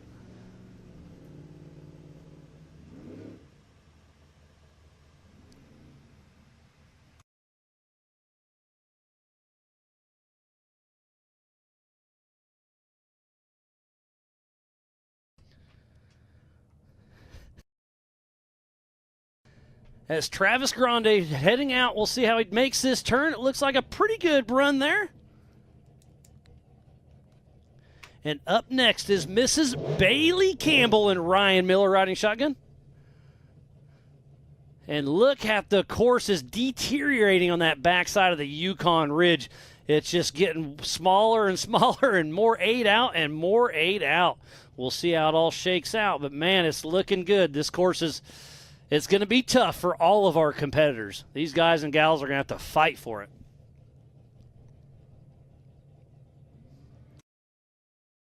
And there she goes, the number 35 of Bailey Campbell with Ryan Miller riding shotgun, another Mid-America Outdoor Ambassador out of Gilbert, Arizona with Campbell Racing.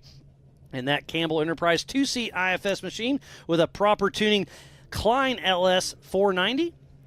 Turbo 400, Hero T-Case, Monster Energy, Nitto Tires, Fox, Warren, ARB, Baja Designs, Motive Gear, Ron Davis, Hughes Performance, AZ Drive Shaft, Rugged Radios, Impact, Baja Designs, Walker, Justice Bros, Brannick, Evan Weller, Howe, Power Tank, Willwood, and Phenom transfer cases.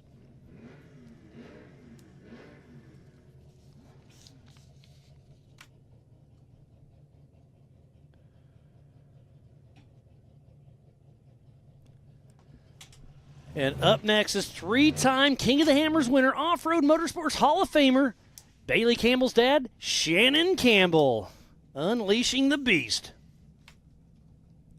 And again, thank you to everybody at the Live From desk presented by Toyota down there in the heart of Vendor Village. Give yourself a little shout out. Thanks for tuning in. The Vendor Village down there is absolutely amazing. Almost 80 vendors down there. There's some great contingency and music last night, and now while we're out here eating the dust and the standard wash, you're in there just having some fun. Close to all the other activities like the rodeo, the side-by-side takeover, and the music coming up. And don't forget, the F1 boats are going to be fun to watch as well. Yeah, I can't wait to see that, Mars. But right now it's all about Bailey Campbell, who's on course. Always watching this young lady racing. But here we go. Here's the big man.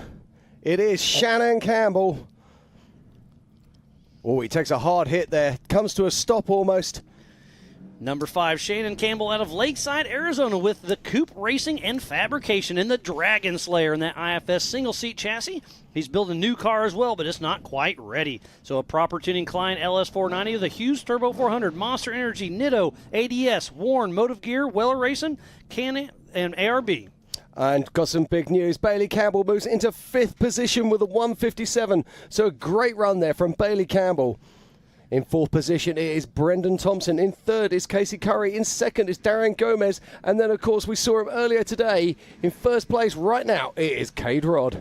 What a great showing of what these cars can do. And again, a huge shout out to everybody who makes this possible. Jason and Gayla Robinette, all the volunteers, the Ultra4 USA staff, the entire AOE crew, media, safety, USAC, racers, fans, and our marketing partners as he's just pitches it into the corner. That was a pretty good run. I love that. That was a fantastic move there from Shannon. Completely different to anything we've seen from anyone else. Shannon only got married a couple of weeks ago and he's here on a high right now. Great to see him driving so hard once again. probably the biggest name in our sport, winning the King of the Hammers 3 times. Off-Road Motorsports Hall of Famer Shannon Campbell really laying down a heater. And like you were saying, Jim, he really did a great job. There's Bob Bauer waving the green flag once again. And I think that might be Paul Wolf going off the line there, but I might be mistaken. No, that's 82. Yep, Gomez. I do apologize. Don't apologize. All good. That is J.P. Gomez, number 82, out of Cameron Park, California, with Gomez Brothers Racing in that UFO single-seat Joe Thompson machine. Dugan's engine. ATO Turbo 400, UFO SCS T-Case, Mountain F Enterprises, King Shocks, Nitto Method Race Wheels, and Baja Designs. Oh, man, can't believe this. Shannon Campbell goes into 5th position, knocking his daughter, Bailey Campbell, down by 0.02 of a second. That is absolutely insane. The competition is so tight right now. We have been qualifying for 4 hours right now, so we're a little off pace for starting the UTV race. We do apologize, but we will keep the action rolling as we are here. Now let's talk about JP Gomez. JP Gomez is the man who can. He has won lots of races in the national championship, but he's never won a King of the Hammers. He's always been that nearly guy. His brother, of course, has now won twice. We've watched race director JT Taylor there. But JP, he has an ability to come out to these national races and do incredibly well. Great to see him back on track, and he's really putting this UFO to work. Punches it down the Yukon Ridge, makes a turn down in towards the town as Greg Adler leaves the line. Now, this is an older machine that's been rebodied to look like a Bronco. And Greg Adler, of course, well known for desert sports as well as Ultra4 sports, races a trophy truck. As JP Gomez crosses the line. And JP Gomez goes into 3rd position with a 151, just behind his nephew, Darian Gomez. As Greg Adler, boss man himself, with Brian Kirby riding shotgun out of Manhattan Beach, California, with Off-Road Warehouse Motorsports. In that Kirby-designed 2-seat IFS machine with 74 world portals, turnkey LSX, RDE, Turbo 400, Atlas, ORW, BFG, Raceline, Odyssey, Rigid, and Liquid Moly. Like you said, Jim, Greg Adler races a little bit of everything. Hasn't raced too much Ultra4 regional races, but it's great to see him out here plugging it away with Ultra4 USA.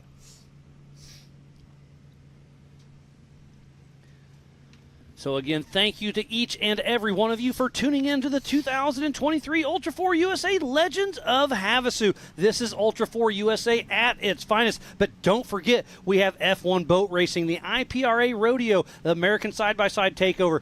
We have Flow Rider, Brett Michaels, the Sand Outlaw Drags. We had to move them, but they are still racing down in Yuma. And we have pool parties, jet ski tricks, and so much more. We do indeed, but I love the fact that we've got Greg Adler out here racing. Normally we usually only see him at King of the Hammers, and I love the fact that this Havasu race is exciting people. We've got the Gomez brothers here, we've got Greg Adler here, we've got lots of guys that are normally just Hammers players. Robbie Gordon, Max Gordon, Casey Curry. Gordon? I mean, it's an amazing lineup we have with us. It's so great to see. So we'll kind of see what kind of time Greg Adler can get. Yeah, Greg looks a little bit off pace there. We'll just come up with that. Yeah, Greg Adler in 14th position with a 2:03. I say he's off pace. He's 4 seconds outside of being inside the top 5. So taking off right now is the 135 Ian Continus with Taze Flores riding shotgun out of Franktown, Colorado, with Carbon Motorsports, and that Jimmy's 2-seat IFS machine with a Jeff Ginter Racing Big Block Chevrolet with a Maximum Turbo 400, Hero TK, Spider Tracks, Gearworks, RCV, Vision, BFG, AccuTune, Fox, PRP, Rugged, FDM Karting, KC Lights, and Warn. We'll see what kind of time Ian can throw down. Yeah, Ian's been racing with us for a little while now. Let's see what he can come up with. But let's just have a quick look at our top 5. In 5th position, we have Brendan Thompson. In 4th position, Casey Curry. In 3rd is JP Gomez. In 2nd is Darian Gomez, and still sitting in that pole position is Mr. Cade Rod with a smoking fast time. He went out there, qualified first, and laid it all on the line. Bob Bauer waving the green flag. Here we go. Here comes Robbie Bobby. Roger King and Justin Cowart riding shotgun out of Sparta, Tennessee with Team Robbie Bobby with a Colville solid axle chassis, LS3 Magnum Turbo 400, 205 T-Case, Griffin, Brannick, Raceline wheels, Mickey Thompson tires, and Willwood. They've been racing the EMC since 2012. They are qualified in their Jeep earlier, but now they're in their Colville 4400 car. Again, playing double duty. So we should have a time for Ian. Yeah, looks. I'm sitting there seeing that Ian Contagious has come in a sixth position. A great run for him. Yeah, so he's ahead of Shannon and Bailey Campbell there. What a fantastic run for Ian with a 155. Now, this is a very interesting looking vehicle in the full Rock Jock livery. So this is a fun one. This is Lauren Healy's 2C IFS IRS machine. I was talking to Lauren. I hit him up. I said, hey, are you racing your single-seat car or your two-seater? And he's just, all of a sudden, my phone starts ringing. He's like, this is a story for you. He's like, so I'm racing my single-seater because Jeff Wagner, the old rock crawler himself, came into the shop and said, I got to have it. He said, it's not for sale. He said, anything's for sale. So Jeff Wagner is in here racing with us. Great to see that name back in our sport. I remember seeing him in Davis, Oklahoma a couple years ago racing with us. So run that by me again. Who's driving this car? Jeff Wagner. This is really? Yep. He just bought it from Lauren Healy just within the last month. That's incredible. So great. Like, again, I love seeing all the names coming back racing with us. I literally just had to pop out for a moment. I ran past this car. I sort of gave a wave because I thought it was someone I knew, and they didn't wave back, so that'll explain it. Well, or they just didn't like you. Possibly both. Probably a little bit of both. No, I'm just all in good fun, buddy. As Roger King is still out on course. But this is one of those Triton Engineer machines. So number 53, Jeff Wagner out of Kearney, Nebraska, with Wagner Racing in a Triton Engineering 2C IFS IRS Bronco with that Ford Performance D3 Jeff Ginter Racing engine, almost 800 horsepower, Gearworks Turbo 400, and an Atlas. The old school rock crawler is back. Great to see him racing with us. You know, he did a lot of cone dodging in his days, raced Ultra4 a couple times, but man, that Triton Engineering IFS IRS machine, absolute spaceship. Yeah, absolutely.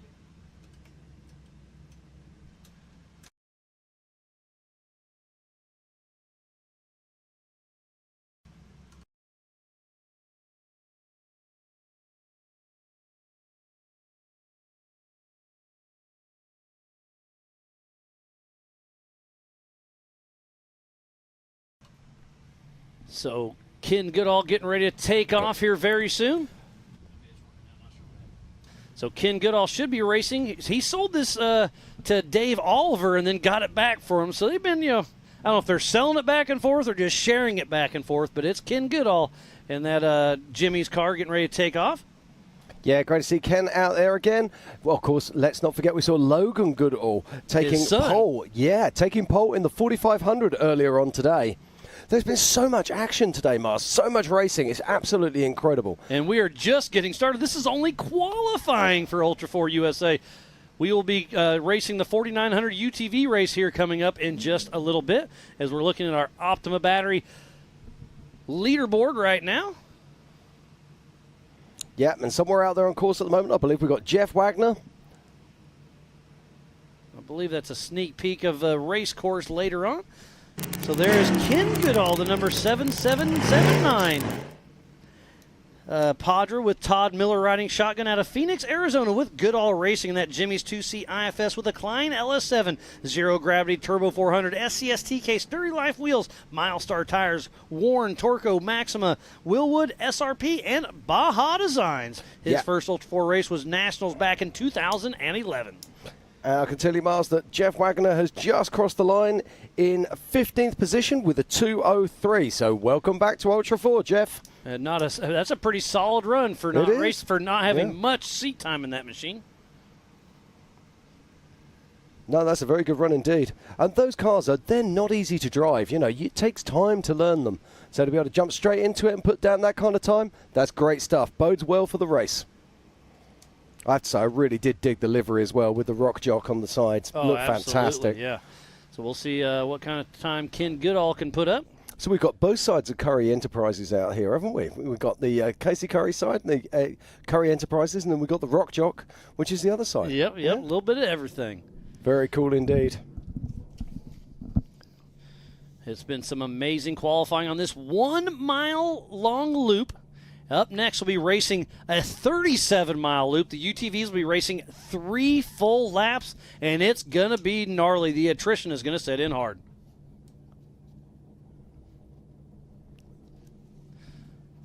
So Bob Bauer waiting for the 3, 2, 1. Green flag is going. Come on, Bob. So Joe Gatlin, Papa Joe with Jesse Clark riding shotgun out of Chino Valley, Arizona with Fire River Racing. This is Jimmy's 2-seat solid axle machine with an LS3, Turbo 400, Atlas, the Happy Medium Approach, ECU Masters, American Force Inductions, DeVolds Motorsports, HD Sign Company, Dirty Life Wheels, Adams Drive Shaft. Lots of action out on course. Oh, we just saw there Kenneth Goodall crossing the line. I'm just waiting to get a time for you on Kenneth.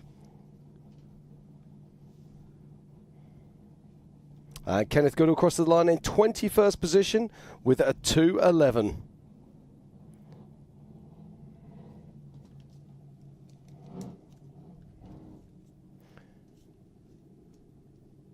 And so the action continues here. As Joe Gatlin is out on course with Fire River Racing. And talking about Fire River Racing, Joe Gatlin is driving Tom Prendergast's old car, and Tom Prendergast is on the line getting ready to take off in his off-road army machine. He is indeed, yeah. I haven't had a chance to speak to Tom yet today. He's such a nice guy. He's had some blues, new car blues, but everyone has those once in a while. But he's feeling confident. He was feeling underpowered when he was at Crandon. And he said he's been doing some work on that, and he's really confident that he can do some good stuff out here this weekend, and let's hope he can. But right now it's about Joe Gatlin making his way back towards the finish line. And it would appear that one of our flags has succumbed as Tom Pendergast is off the line. Wreck-It Ralph with John Dykus riding shotgun out of Evergreen, Colorado with Fire River Racing. And that off-road armory Eurofire 2-seat IFS machine, Tiffany with an LS3 American Force Induction Supercharger, 4L85 SCS, KDM Shock Technology, Dirty Life, Happy Medium Approach, Eclipse Therapy, Adams Drive Shaft, DeVolds Motorsports, and Summit Machine. His first Ultra4 race was in 2021. He's racing with us for quite a while. Yeah, and Joe Gatlin crosses the line in 19th position with a 2:08. So a solid run there for Joe Gatlin. So Tom's got this supercharger on this car now, and he'll be pushing on. Let's see what he can do. Now, we saw Cade Rod take the other line at that point. Actually came to the other side of that tree. I haven't seen anybody else take that line yet. Oh, he blows that one a little blows wide, the corner blowing out. through the dust. Oh, takes a big hard hit. So he, when in doubt, throttle out. He just stayed on her. But these cars, that just shows you how tough they really are. Well, let's not forget, Tom had that big, went up on his nose and then over onto his side when he was at King of the Hammers qualifying this year as well. And this off-road armory, it's a big car. But he'll be pushing it down the track now. So Tom Prendergast and John Dykus pushing strong with that off-road armory machine. Trying to make it happen. Yeah, and looking look nice at and him smooth just that. skimming. Fantastic. And then I'd love to hear the noise of that car, mate. So that supercharger howling. Oh, and here goes the 1018, a rerun of Paul Wolf, because earlier we had to shut him down early. So Paul Wolf, the Mid-America Outdoor Ambassador out of Alton, Illinois, with Wolf Racing in that UFO single-seat machine. No, he gets a real horrible line coming out of that first corner. You can see the whole car bog in. Oh, wow. With Raceline Wheels, Radflow, RCV, FK, Alltech, Brannick Motorsports, JB Scale Graphics, Project X, Optima Batteries, Rugged Radios, Warren, and TubeWorks. He's won in Moab. He's won at the Stampede at Visions Rush. He's won a little bit of everything. Yeah, Tom Pendergrast, he comes in with a 2:07 and is in 19th position.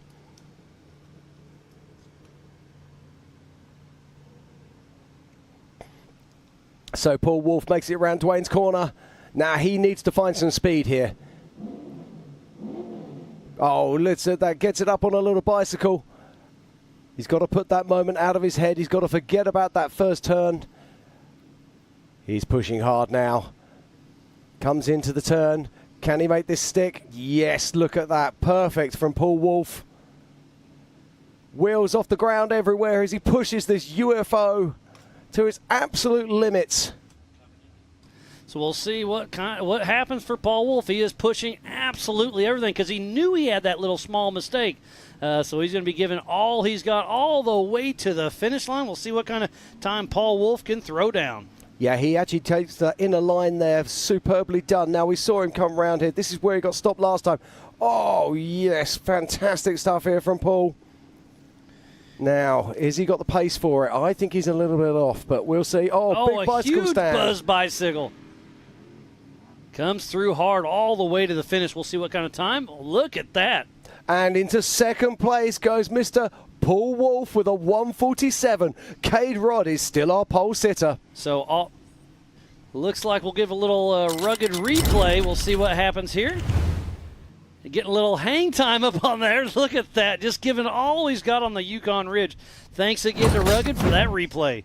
And we just missed Waylon Campbell taking off number 3 out of Gilbert, Arizona with Campbell Racing in his Campbell Enterprise single-seat chassis with a proper tuning Klein LS 490, Hughes Turbo 400, Trailworthy Hero T-Case, Monster Energy, Nitto, Fox, Warren, ARB, Motive Gear, Ron Davis, Hughes Performance, Howe, Klein, Evan Weller Racing, Rugged, Arizona Drive Shaft, Impact, Justin Bros, IBAC, Factor 55, Power Tank, Baja Designs, Axel, and Willwood. Oh, he gets off course there, but Waylon Campbell is the nearly man. He's nearly won this. He's nearly won that. He's nearly won hammers and nearly won everything else. Can he put it together here?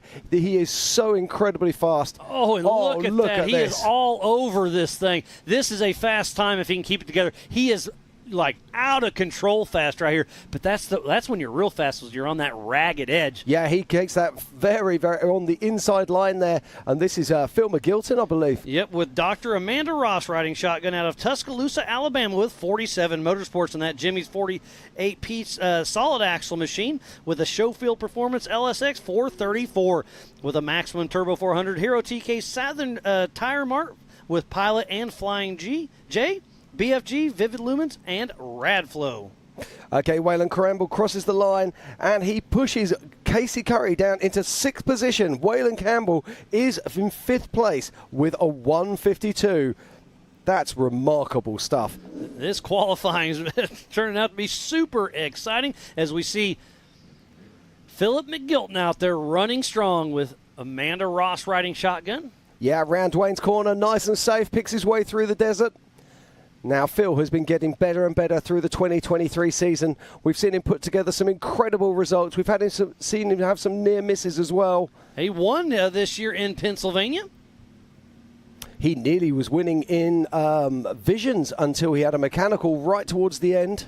That happens for a lot of people. Oh, it does indeed. I was winning until. I hear that every day. Hey, don't go there. There's a sore subject right now. For you or for them? For me. Real sore.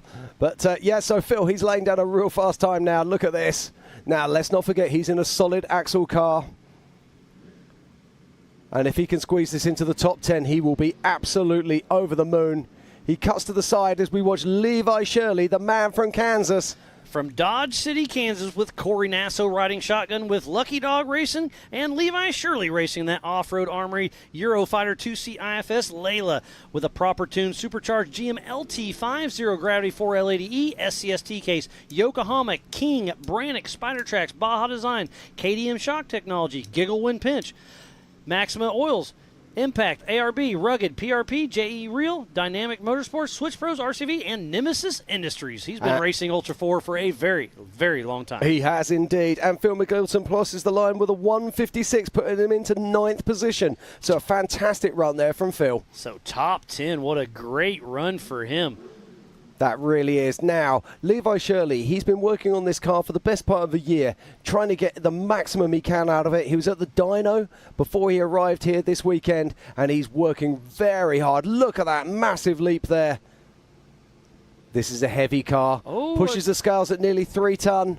pulled that right front tire up just a little bit, giving it all he's got. We'll see how this Yukon Ridge treats him. But look at this, though. This is fast. This is very quick indeed. Great time going. Come on, Levi, you can do this. And look at the huge whoops there, unsettling the car, push him a little bit everywhere. But we'll see if he can hold it together. Yeah, Levi's not been racing as much this year as he would do normally. So it's great to see him here out on track now. There's a great car to see right there. That is James Mahoney out of Colfax, California with Mahoney Racing in that old school Faravani single seat IFS chassis, LS7 800 horsepower, Turbo 400 Atlas, Roseville painting, and Get Bent Fab. Okay, Levi Shirley, he crosses the line. Huge bicycle as he came around the last corner, but Levi Shirley moves into 4th position with a 151.2. Absolutely astonishing stuff. Only literally a 1/10 of a second ahead of JP Gomez. What an amazing run. Look at our top 10, Jim. Philip McGilton, Ian Cottonez, Brendan Thompson, Casey Curry, Waylon Campbell. In JP Gomez, Levi Shirley, Darian Gomez, Paul Wolfe, and the man who was first off the line this morning, Cade Rodd, with an astonishing 146. Incredible stuff here in Lake Havasu. And James Mahoney on screen as we talk. I can mentally remember when this car got debuted multiple years ago, and when it rolled out of the trailer, it was an absolute monster. I know Darian Gomez had it for a little bit, and now Mahoney has it. It's great to see this car back in action because it's still a contender for sure. And like I said, it was ahead of its time when it came out. It was absolutely legit. I remember everybody looking at it and they were just like, wow, where do we go from here? And it's one of the cars that has led us to the cars that we have today. The technology we saw in this, the way that Gary actually looked at every single component and then took it to the next level, it was quite remarkable at the time. And right now, it is Brian Crofts off the line. This is arguably the man of the season. Oh, no. Oh, no. He has to take a backup. Oh, that's bad news there for Brian. Costly mistake for him. He's our national points leader out of Novata, California, with CB Motorsports and that 4th-gen Campbell chassis, single-seat IFS with a proper tuning, Klein LS490, Hughes Turbo 400, Hero T-Case, Dixon Flannel, Nitto, FK, and Warn. Yeah, and James Mahoney, we've just seen him cross the line with a 158, so a solid time there, putting him in 14th position. And next on the line is Mr. Paul Herschel. I think that was Paul Herschel I saw. Brett Harrell, I think. Is it actually similar. Brett Harrell? Yep. Okay. That's my guess. Yep, that's Brett Harrell. Oh, yes, Brett. Yeah, you're right. That's Paul's old car. Yes. But right, it's all about Brian Crofts right now. Now, we saw him have that mistake, and he'll be kicking himself. Now, he stepped down on his motor program this year. He's gone to only 650, 700 horsepower with his LSX 454, which is a lot smaller than he's used to running, but it's been working well for him. He's been holding it together, keeping the car consistent. But he's really going to have to pedal hard if he's going to put it into the top 10 here today. Yeah, one backup in a line like this will cost you some time for sure. But he's trying to gain that time back. Look at that. You can see the dust come over the hood or the bonnet of his car. Well, there's not much of a bonnet on that car. He cuts the corner as he breaks down across the edge. He's going to cut the corner again. All perfectly legal, not a problem there. He's given it everything. That's what you call straightening the curves. Absolutely. As Brett Harrell and Justin riding shotgun out of Almsville, Oregon with team change order. And that Paul Herschel built two-seat IFS machine with a Danzio LS7 750 horsepower. Gearworks Turbo 400, Wiseman T-Case, Nitto, Trail Ready, TubeWorks, Fox, Max Tie-Downs, Obstacle Warn, and Brett Schmidt Trucking. Yeah, so we've just seen there Brian Crofts crossing the line. He made a mistake again on the final corner. Huge bicycle off to the side, but crosses the line in a 157, which unbelievably puts him just ahead of his father-in-law, Shannon Campbell, and his other half, Bailey Campbell. Incredible stuff from Brian Crofts. Just imagine if he'd been good on all of those corners. That time would have been incredible. And lining up now, we see Christopher Branton with those huge USD sticky tires.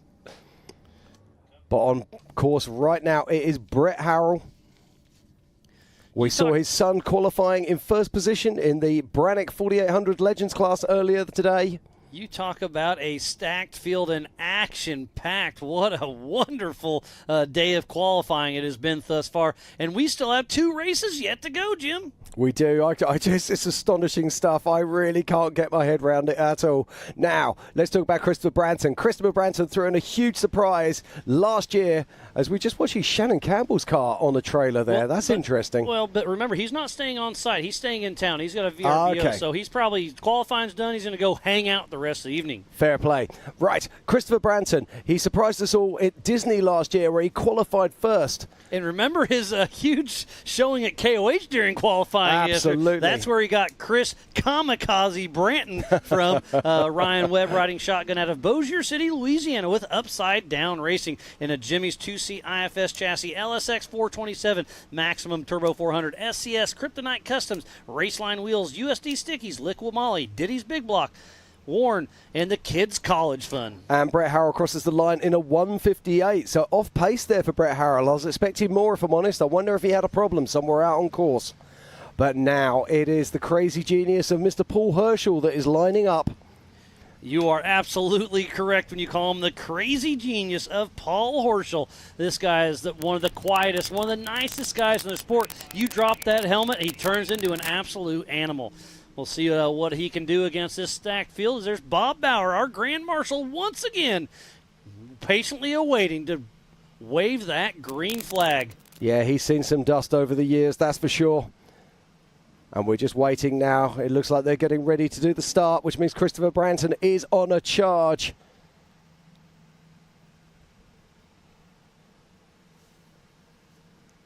Now, it's very interesting because these big USD sticky tyres, are they an advantage in the desert? Are they not?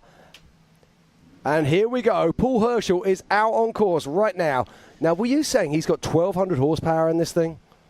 Yes. Man, I just had it. 1150 out of this machine. So, yeah, Paul Herschel and Mitchell Sweat out of Park City, Utah with Herschel Motorsports and that 2C IFS IRS Bronco with a Dangio Big Block. Almost 1,000 horsepower, so I was a tick off. I do apologize. Gearworks Turbo 400, SCS T-Case, Nitto, Fox, Alloy Drilling, Trail Ready, Baja Designs, Warren, and TubeWorks. And Christopher Branson crosses the line in a 158, putting him into 15th position, just ahead of Brett Harrell. And here comes Johnny Valadez. We saw him in the 4,800 Brannick Motorsports Legends class. So obviously you can race up in class. You can't race down. So he's racing 48 Brannick and the 4,400 Unlimited. So he's already ran this qualifier once today. This is one of those things that when you're sitting at home, you go, yeah, it'd be a great idea. I'll run both classes. Then by the end of the weekend, you're sort of limping away going, my word, why did I decide to do that? Why not? Seat time is seat time. And everybody's out here trying to have some fun. No, it's great to see him out there again, pushing it. There's Bob Bauer and our race director, JT Taylor. And if you're just joining us, welcome to the 2023 Legends of Havasu. We're out here racing with Ultra4 USA, and it's a glorious day in the desert. As Johnny Valdez leaves the line in the 1717. A local boy out of Lake Havasu, Arizona with Aaron Kaiser riding shotgun with Telemetry Motorsports with that bomber chassis and an LS3 engine, Power Glide transmission, Atlas, Yokohama, Trail Ready, Bilstein, and Sparco. And I got some news. Paul Herschel moves into 4th position, pushing down Levi Shirley, puts in an astonishing 1 minute 50. Incredible stuff there from Paul Herschel. Then just ahead of him, we have Darian Gomez. In 2nd place, Paul Wolf.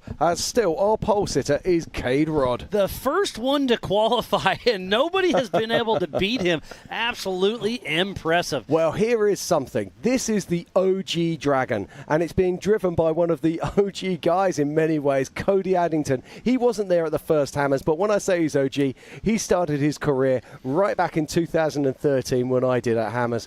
And he used to drive an old Toyota. He's moved his way up through the ranks. He's come up here and he bought this from Lauren Healy. This is his dream car, and this was the OG Dragon. When this launched, it just blitzed everything. It was absolutely incredible car. He bought Mike Boo's car in between as he's working his way up as well. So he's worked his way through the paces. And let's go back to 2013. He was racing the Everyman Challenge, finished it, and then Dave said, hey, anybody that finishes it can race it. So he took the little Toyota and raced 4,400 main event the next day as well. So there's a really cool story. He, definitely a fan favorite from the grassroots racing. Totally, absolutely, and one of the nicest guys that you will wish to meet. Races with passion, races with heart, and gives it everything out there on the track. Excited to see what he can do. Here we go. Cody Addington leaves the line in the Red Dragon. So the 888 of Cody Addington out of Forest Hill, California with ADD Racing. He's in a Jimmy's Red Dragon chassis, single-seat IFS with a Schofield LSX 441 with a Gearworks Turbo 400, Atlas, Nitto, Vision, King, LaserNut, Power Steering Solutions, Schofield Performance, Willwood, PCI, Custom Splice, OCD Graphics, Yukon, and WFO Gear and Axle. And there's Johnny Valadez grabbing the checkered flag from Mr. Bob Bauer, our Grand Marshal. That's Tom Gilpin there. Just about to line up. 1982. That is one of those Fishmouth Fab with SEI Racing. It is. Now, this is a very similar car to the car that we've seen Jason Shearer win 2 Hammers championships. Or should I say, won King of the Hammers twice. Would be a better way of putting it. He's won it 3 times, but 2 in a car Twice like that. in one of those, yes. Yeah, Jason Shearer and Shannon Campbell are only 3-time kings. We got quite a few 2s. Including a new one being crowned this year with Raul Gomez taking his 2nd title. Back to back. He's the only one that has ever done that besides Jason Shearer. So that's 2 of them then. Correct. 1, 2, skip a few. So Cody Addington on course now in the OG Red Dragon. Oh, he must be moving because they're flying. getting ready to send Gilpin.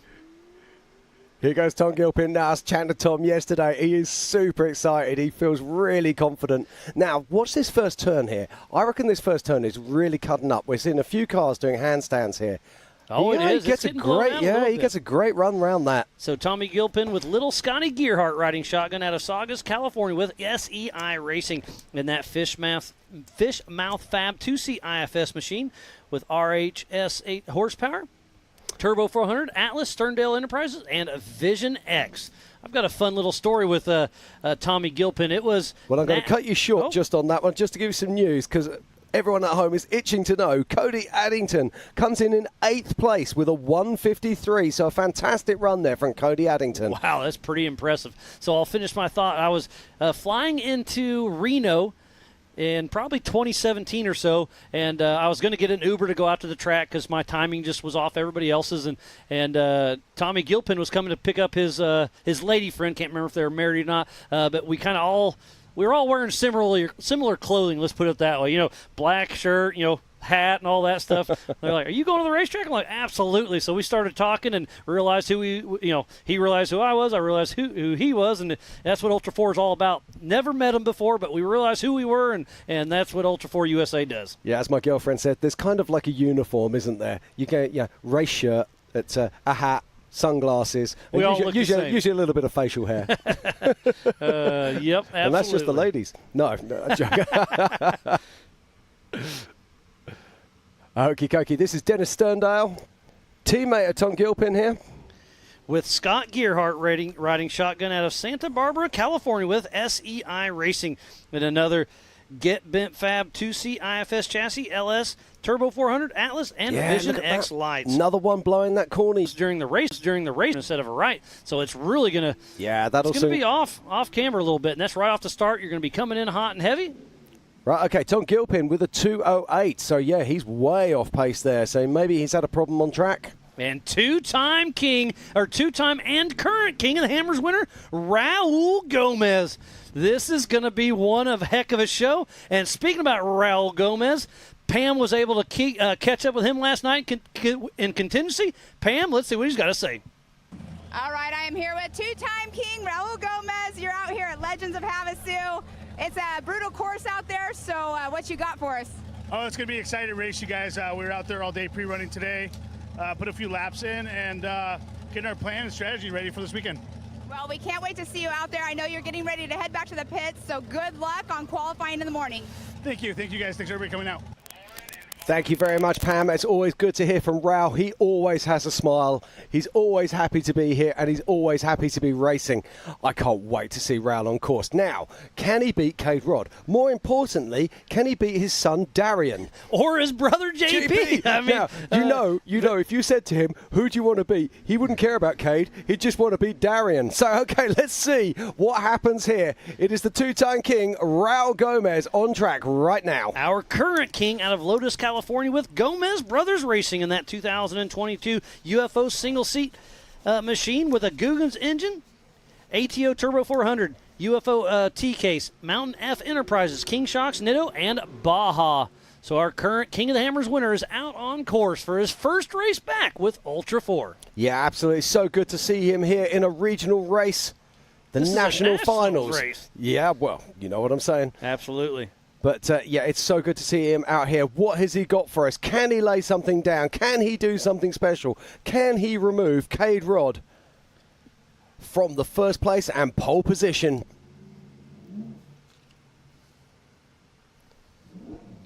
Now, this is interesting. He's catching his own dust here, which is a good sign. That means he's got pace on. This is a Joe Thompson design machine. Joe Thompson works so closely with the Gomez brothers. And they spend a lot of time working on those tiny little details that make the difference. Oh, loving these drone shots here. Thank you to our production crew as we just come along for a ride with Raul Gomez, two-time king. And just look how he outpaces the drone there. Puts that motor to work and just disappears into the distance. And he is letting it eat. This is the same engine package he has in his T1 truck as well. Wow. Two-time king. Well, there goes another two-time king. Yes. So we have two kings on course at the same time. Number 67, Mid-America Outdoor Ambassador Lauren Healy and is out of Farmington, New Mexico with Fun Haver Off-Road Team in his single-seat Triton Engineering IFS Bronco with a Ford Performance RY45 small block. 550 wheel horsepower, Fortin 5-speed sequential transmission, Ford Performance, Optima, RTR vehicles, Nitto, Project X, Monster, Pennzoil, Fox, MBRP, Gear Wrench, NGK, K&N, Molly, Recaro, and VP Racing Fuels. Well, Raul Gomez, he crosses the line in 11th position with a 155. That just goes to show you how incredibly competitive this field is today. Remarkable stuff as we watch Vaughn Gittin Jr., teammate of Lauren Healy, lining up on the grid, car 25. But right now, it's about Lauren Healy, car 67, who's out there on course. Now, Lauren is in the new car. He will be wanting to put that to work. I saw it yesterday with all its panels off. What a work of art. It's an incredible vehicle. Yeah, when they were out shock tuning earlier this week, they were all out there, and you couldn't tell who was who. Those cars look identical when they're blowing through the desert with no body panels. But you can tell right there's the number 25, Vaughn Gittin Jr. Yeah, I was looking at the cab on Lauren's car as well. He actually has fans on the panels to take the heat out of the car as well, which I found remarkable. But Vaughn Gittin Jr. is on track right now. Number 25 out of Concord, North Carolina, with his best friend Eric Davis riding shotgun. Another Fun Haver off-road team member with a Triton Engineering 2C IFS Bronco Brocky 2.0 with a Ford Performance 460 D3 Jeff Ginter racing engine. Gearworks Turbo 400. Okay, I've got some news for you. You're going to like this one. In second place, Cade Rod, because we've got a new pole sitter. Lauren Healy blows through with a 145. Lauren Healy is our pole sitter here at Lake Havasu 2023. Lauren Healy laying it down. What a great run he had. So we'll go back to Vaughn Gittin with this RCV axles with 74-wheel portals. Fox Live Valves, Monster Energy, Ford Performance, Optima Batteries, RTR Vehicles, Nitto, Project X, Pennzoil, MBRP, Gear Wrench, NGK, K&N, Molly, Recaro, and VP Racing Fuels. But Lauren Healy just laid down a heater.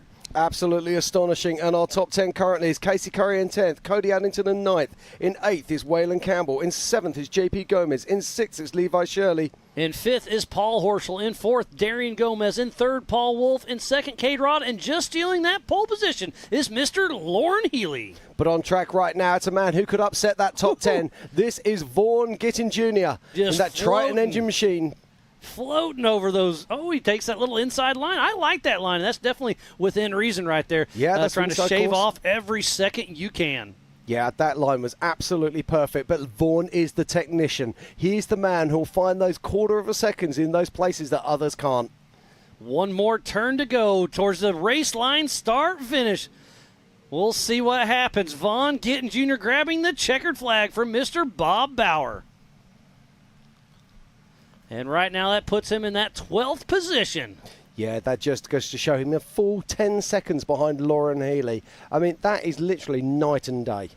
Incredible stuff there. So now we start this the timer. We have 5 minutes, and if nobody shows up to qualify, oh, nope, those are the UTVs ready to race. So in 5 minutes, if nobody shows up to qualify, oh, here's one more. After the last qualifier, there's a 5-minute count. And then we will start this UTV race. Yeah, just looking at that, looks like it might be a 4,500. No, that's got to be a 4,800. 48. His window nets are down. I do notice that. Interesting. JT Taylor, our Ultra4 USA race director on that rugged radios, trying to see exactly what is going on. Just if you're here local, you can go to Weatherman and check out our race ops. Yeah, just looking down there, there's Justin Miramand, by the looks of it. And also Bob Bauer there, just taking some fan photos. Well, what an afternoon of qualifying this has been, Mars. It's been absolutely incredible. We started with the UTVs. We saw that astonishing time from Paul Wolf of 1:53. Then we rocked it into the 4600s. We saw some incredible qualifying there. It was absolutely incredible. Then we went over to the 48s, which was just remarkable stuff. We saw Doc Jones laying down an incredible time. Then step up the 4400s.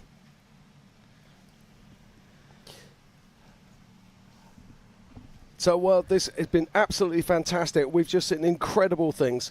So, in 10th position, we've got Casey Curry. In 9th is Cody Addington. In 8th is Waylon Campbell. It's JP Gomez in 7th. In 6th is Levi Shirley. 5th is Paul Horschel. Then Darian Gomez, Paul Wolf, Cade Rod, and laying down a heater is Lauren Healy. So we're going to take a quick break, restart, and we'll be right back with more racing action right after this. AMSOIL runs on freedom and has since 1972. We punish our products firsthand in our world-class laboratories and beyond, because some things can't be learned from a test tube. Run with us.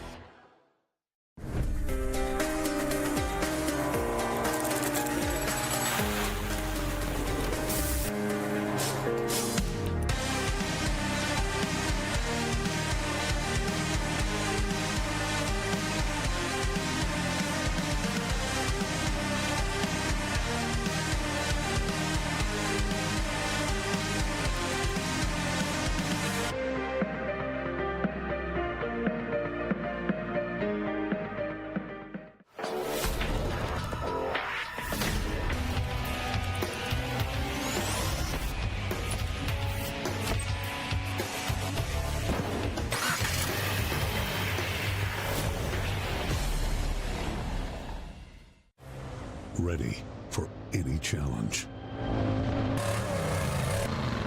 Maxxis tires can handle even the most punishing off-road conditions.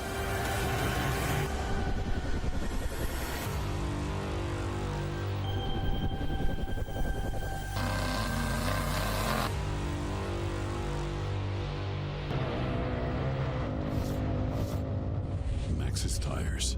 Tread victoriously. Speed Sport has been America's motorsports authority since 1934.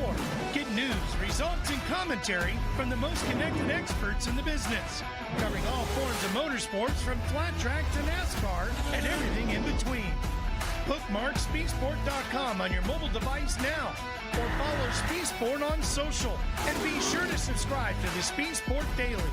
Speed Sport is your one-stop shop for all things racing on 2 wheels and 4.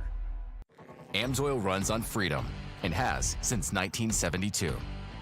The rest of the market has been trying to follow our lead ever since. But a head start is a head start. Run with us.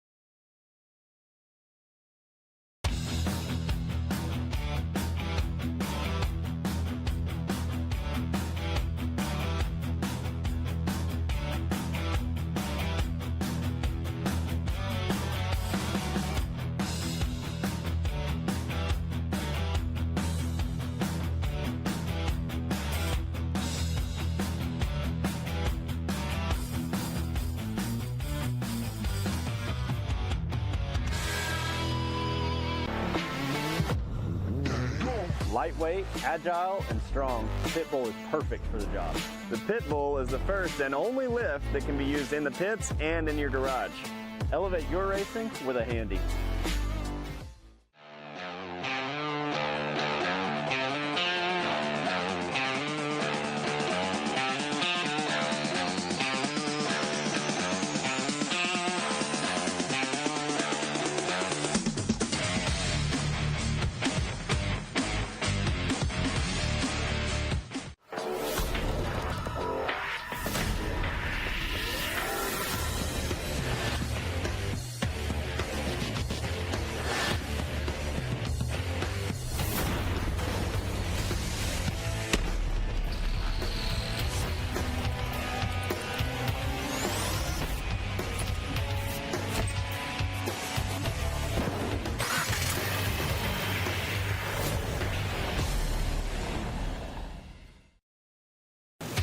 Watching Speed Sport 1, your home for great off-road racing from America and around the globe.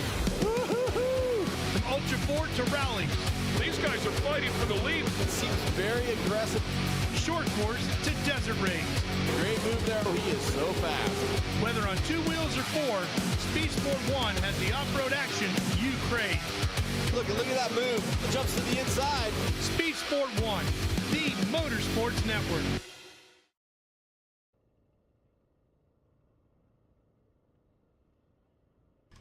Welcome back to the 2023 Ultra4 USA Legends of Havasu. We're about to kick off the 4900 UTV race.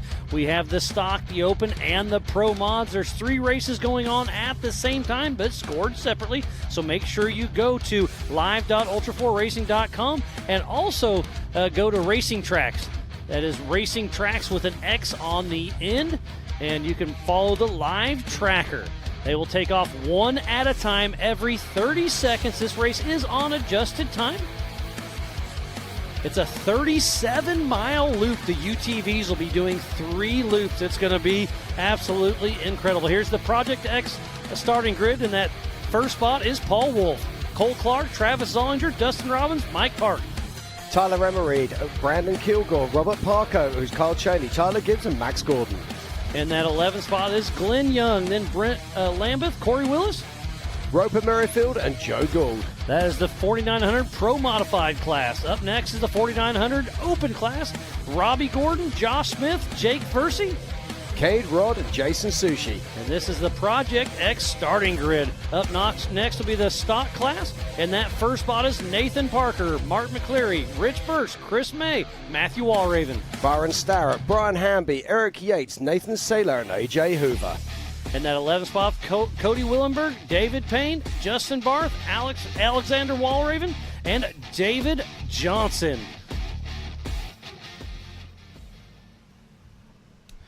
Oh, it sounds like we are about to kick off the race. And starting up front, whoa, it's supposed to be Paul Wolf, but where is Paul Wolf? Wow, Paul Wolf has not shown up, so it is Cade Rod. We are live racing on this 37-mile course. So Cole Clark off the line. Out of Cortez, Colorado is ZRP Army in the Pro Modified class. What has happened to Paul Wolf? This is something we need to keep an eye on. Yeah, it is indeed. He obviously hasn't turned up for his start time. He's missed his start time, and that means good night, Vienna. You are going to be towards the back of the pack. Because I believe his time started when he was out the front. So Paul Wolf's time has already started. Up next is Travis Zollinger, number 20, out of Logan, Utah, with Zollinger Racing Products in another Pro Modified car in that single-seat Can-Am. And look at him. He bailed off that. I don't know if he was meant to do that or not, but he hit that side pretty hard. So that's 2 single-seat cars on the front 2 going out into the desert. Next up, it will be Dustin Robbins from All Things UTV. Oh, no. Who's that? That's Paul Wolf. There's Paul Wolf. So he was late to the game. But again, I think his time has already started, so he's already a minute and a half back. So the 1018 of Paul Wolf is out there, the Mid-America ambassador out of Alton, Illinois, with Wolf Racing in the Pro Modified class, running his single-seater. So technically, Zollinger and Clark have already passed Paul Wolf, so that's a tough break. Not sure what's going on, but hey, this is racing as he bypasses the Amsoil hot pits. Yeah, we're going to have to get confirmation of that, Miles, as whether he's going to be penalised for that or not. So let's hold fire on that before we make any big calls. But you are right. In theory, his clock should have started before Cole Clark's. So there goes the 311 of Dustin Robbins with Seth Holmes riding shotgun out of Decatur, Alabama with All Things UTV, another Pro Modified car. They're taking off one at a time every 30 seconds. This race is on adjusted time, and they are wide open heading out for this 37-mile loop of some of the gnarliest terrain we could find here for the 2023 Ultra4 USA Legends of Havasu. Yeah, heading out now, I think that is Mike Park. With Jeremy Dixon riding shotgun out of Callahan, Florida, with Team 904 Racing in the Pro Modified class. Yeah, great to see him there. And next up, it is a legend who really doesn't need any introduction, but we're going to give him one anyway. The number 77 of Robbie Gordon out of Lake Havasu, Arizona, with Speed UTV and his brand new Bandit Speed UTV machine. Now, is this a factory machine? This is very close to factory, yes. It is incredible. He does have a co-driver. I'm not sure who that is, but it's going to be cool to see Robbie Gordon out racing with Ultra4 USA.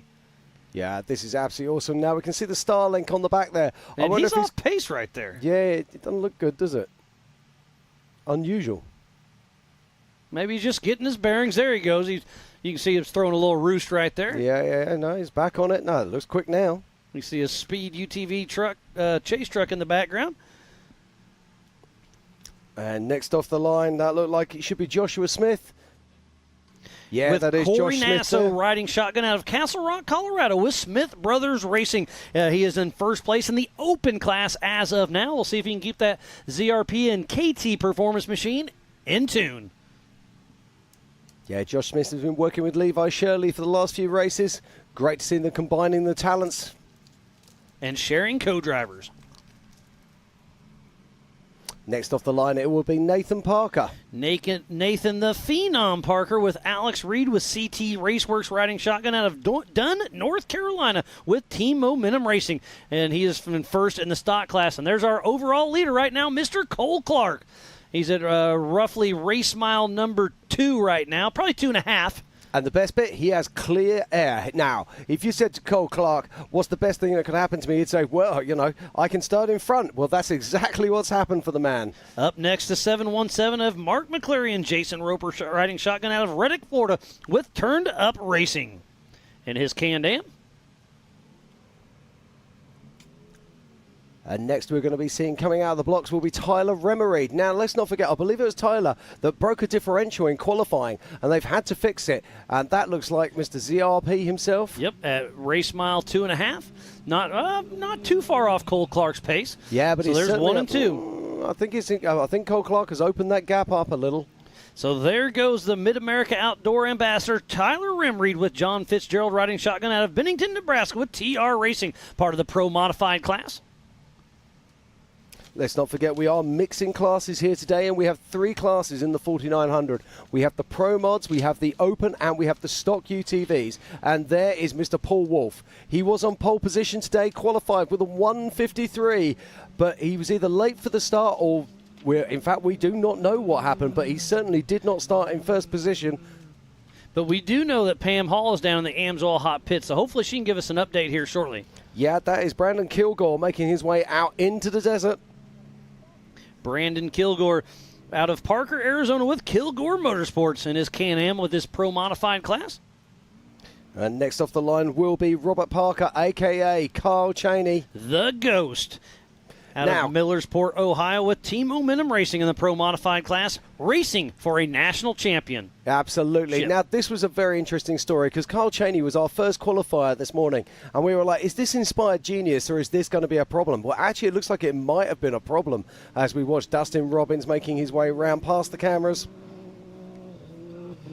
So still making dust out there, and you can see, is it dusty? Yes, but you don't see much dust in front of him. So that 30-second gap really makes a big difference. But that means if you're faster, you're going to be in that dust quicker. And I think dust and lap traffic is absolutely going to play its toll. We'll see how it all shakes out. Yeah, I think that was Tyler Gibbs there. Yep, there's Tyler Gibbs and Mitchell Roccacelli, number 926, out of Castle Rock, Kentucky, with Gibbs Racing. And again, thank you for everybody tuning in from the Live from Desk, presented by Toyota, right there in Vendor Village, watching the Ultra4 USA Legends of Havasu, enjoying Vendor Village, but watching Ultra4 USA. So thank you, everybody there in town, for tuning in. I'm sure Ralph and Ken will keep you company. And this is Rich Birch making his way out 14th off the line in the 49-16. With Scott Lesage riding shotgun out of Castle Rock, Colorado with Genesis Motorsports in that stock class. Remember, go to live.ultra4racing.com for the same live timing we have here in the Warren studio. And there is Mr. Robbie Gordon pushing hard in that Speed UTV.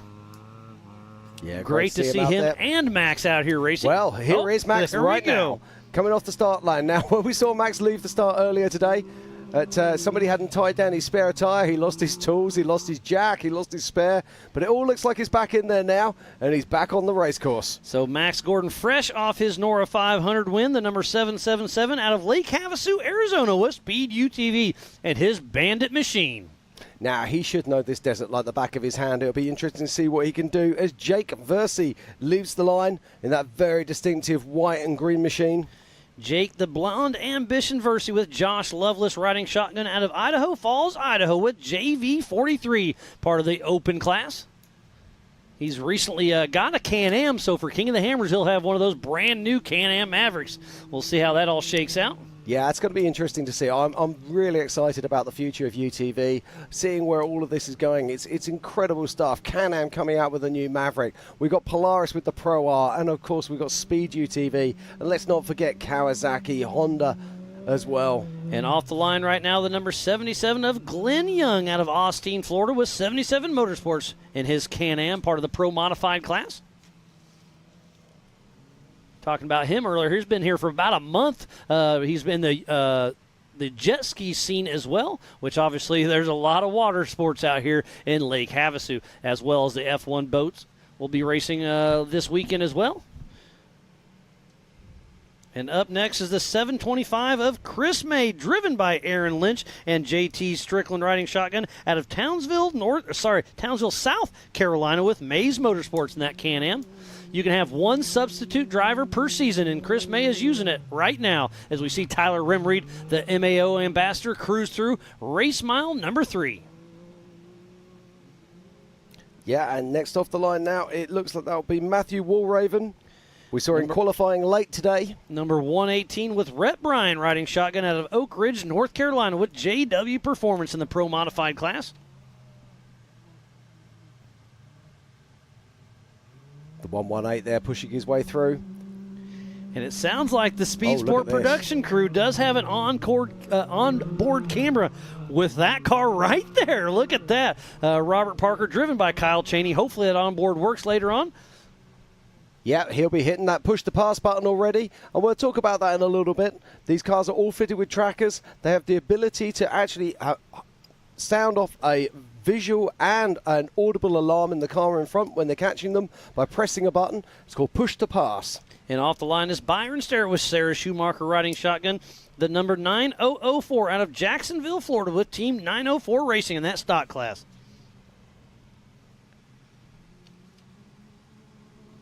And there goes the number 817 of Brian Hamby out of Winchester, Tennessee with 817 Racing, part of the stock class. Remember, we do have 3 races all at the same time, racing intermixed but scored separately. So make sure you go to live.ultra4 Racing to get our live timing as well as racing tracks as well. Yeah, it's a 37-mile course they'll be running today, and these 4,900 vehicles will be doing 3 laps. And we're looking there at the 860 leaving the line now. That is Eric Yates. And you just said 3 laps, 37 miles apiece. That's 111 miles out here in the wide open desert with the tight canyons, a couple waterfalls, and a little bit in between. This is going to be an endurance desert race. You do not want to take your break. It's going to be wild. It is indeed. Now, these vehicles won't have the issue, but certainly in some of the classes we might see that refueling will become a problem as we look at the 252 of Brent Lambeth leaving the line. We have 35 entries in the 4900 class today. So the 252 of Brent Lambeth with Devon Peak riding shotgun out of Mesa, Arizona with Cruise Armor Racing.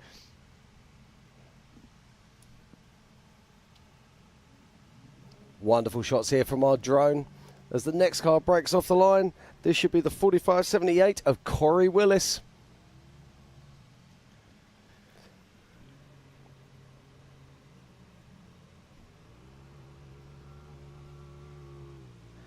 Out of Lake Charles, Louisiana with PPEI Racing in the Pro Modified class. Corey Willis is going to be pushing strong. There goes Jake Versey blowing by race mile number 3. I believe our next camera will be at the down waterfall at race mile number 9. And there's the 521 of Nathan Tater Seiler with Brent Moffitt riding shotgun out of Kyoto, Oklahoma with Tater Sack Racing in the stock class. I am liking the numbers on that car. Nice and easy to read. Absolutely. It makes our job a lot easier. Exactly. Thank you, Nathan. You'll be getting a drink from us. Not only don't we love it, so does production.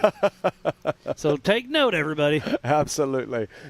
If you want to be on TV, big numbers. Bright numbers. Up next is almost the pole setter for the 4400, but Cade Rod with Adam Pierce riding shotgun out of Cortez, Colorado with Jimmy's 4x4, part of the open class. And he's using this as a race pace pre-run for his 4400 race. Great strategy. Yeah, this is really cool thinking. Now, there's also 2 trains of thought here. I've seen this done before in some desert races. Oh, look, he's pulling off already.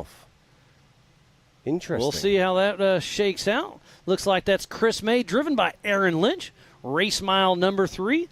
And interesting about Aaron Lynch driving for Chris May. This is his first time ever out here in the desert, so he's going to be pushing strong. And that is A.J. Hoover. With his sister Leah Hoover riding shotgun out of Lakeside, Oregon with Rubber Band Racing. And that Kawasaki. Ooh, and look, we got some dust. That's Matthew Walraven. Yeah, he's right up right behind on another Aaron car. Lynch. So Walraven on adjusted time is around Lynch.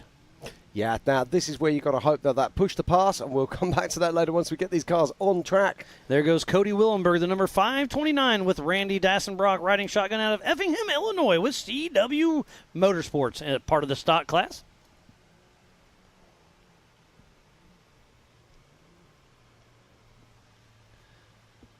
So I didn't see Cade Rod there. Oh, lots of dust out there on screen. So that may be Byron. Yes, Byron Starrett. And there goes Roper Merrifield, the number 998 out of Sweetwater, Oklahoma, with Ryan Rockhold Racing. And don't forget to go to Racing Tracks with an X, racingtrackswithanx.com, to have the same live tracking we have here in the Warren Studio. Well, I can tell you now that it does actually look like Paul Wolf is making moves out there. I'll be keeping an eye on that. It does look like Paul Wolf might have managed to get ahead of Travis Zollinger. But our current race leader is Cole Clark right now as they make their way towards race mile 8. And off the line now, it's the 49.55 of Joe Gould. Joe Gould and Carter Peterson out of Tabernish, Colorado, with Rocky Mountain Speed and Fab, part of the open class. And that Pro R machine, see what kind of time he can throw down. Looks like that's Cade Rod, I believe. And that Adam Fitza Racing Polaris. I believe this is the 961. Just waiting to get confirmation. That is the 961 there of David Payne. Out of St. Louis, Missouri, with F&H Racing, part of the stock class in his Polaris. And we're down into the last 4 vehicles leaving the line next. Should be Justin Barth. 35 UTVs out on this 37-mile course. Wow, what a show this is going to be, Jim. Yeah, very interesting to watch the dust out here, Miles. It's not behaving as I was expecting to. I was expecting great big billowing clouds, but we're not quite seeing that. And here is the 417 of Justin Barth. With Paul riding shotgun out of Springfield, Missouri, with Barth Racing, part of the stock class. Sounds like we do have one more car yet to go.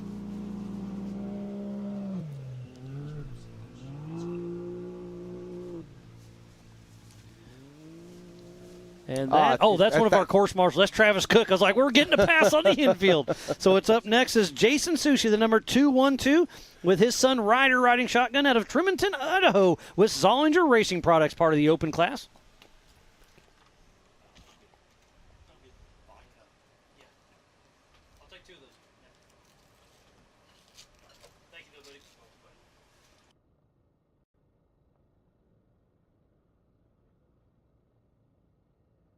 The official race start was 12:57:01.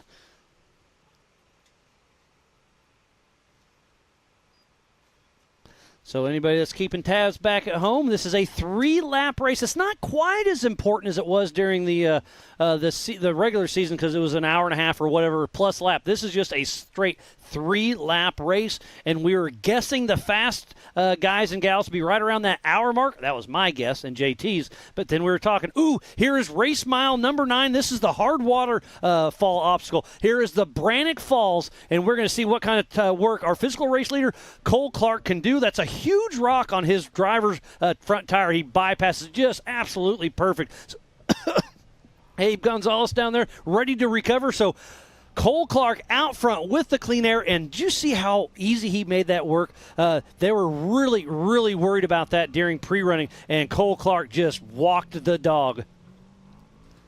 Cole Clark is absolutely quality there. Made it look so easy. But we were saying this before. When people are pre-running, they never go at the same pace they race at race pace. And as soon as you step it up, you put some red and white tape there, tell them there's a trophy at the end of it, the whole thing changes. And a national championship on the line as well. So we have 33 cars out on course for a 37-mile lap, 3 laps. A 37-mile lap, 3 laps, 111 miles. It's going to be a great showing out there for sure. Thanks again for everybody tuning in to the 2023 Ultra4 USA Legends of Havasu as number 20 Travis Zollinger makes quick work through. Did he have a right rear tire? I don't know. It could have had a tire issue. Not sure. It was a complete guess. There's Nathan Seiler. Somebody else chasing some dust. Oh, that's Cade Rod right behind Seiler, so he's probably using that push to pass. Oh, there is Paul Wolf, physical third, and I'm still waiting for confirmation from Race Ops whether his time started before Cade or not. I assume that's what it is, but again, that's just my best guess. Yeah, if you're watching at home, you can go to racingtracks.com. You can find the map there. You can see all of the trackers coming up and see the positions of all your favorite stars racing here right now.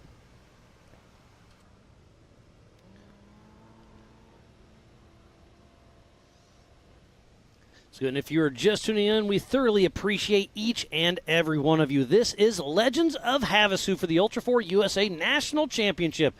This is a do-not-miss event with Ultra4 USA, F1 Boat Racing, IPRA Radio, American Side-by-Side Takeover, National Music Acts, Sand Outlaw Drag Racing, pool parties, and a jet ski trick show. Okay, right, what we're going to do is we've got Pam Hall, who's down in the pits at the moment. She's down there with someone from Paul Wolf Racing. She's going to talk her through what happened at the start there with Paul. Why was Paul late to the start? Pam, what do you got?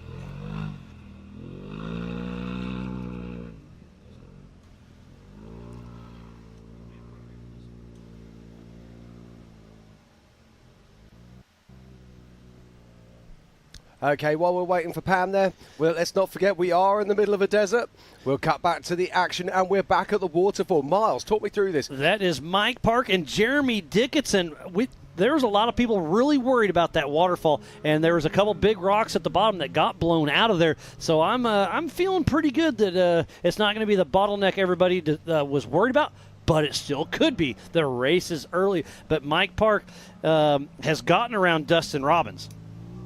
Yeah, unless we missed it. It looks like it's Justin Barth at race mile 3. Now, flat tyres could be a real issue here, particularly on this first lap.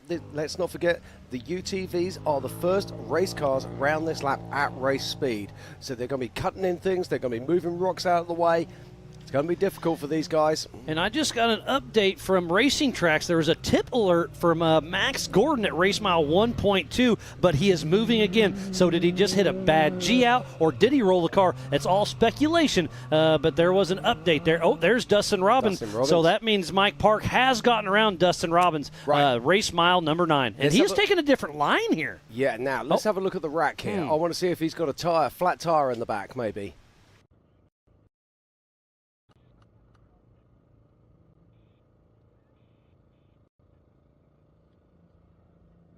A driver's briefing this morning, there's a few worried people. But I have to say, I'm not liking the line here that Dustin Robbins is taking. Yeah, you can see if he would have been more passenger, that big rock, that just goes to show you how big that rock actually is. So if he would have been more passenger, he would have had, it's a little steeper, but it's a more direct line. And there's somebody right hot on his heels. That is Josh Smith, who is leading the open class. Let's see what kind of line him and Corey Nasso do, dropping the Brannock Falls.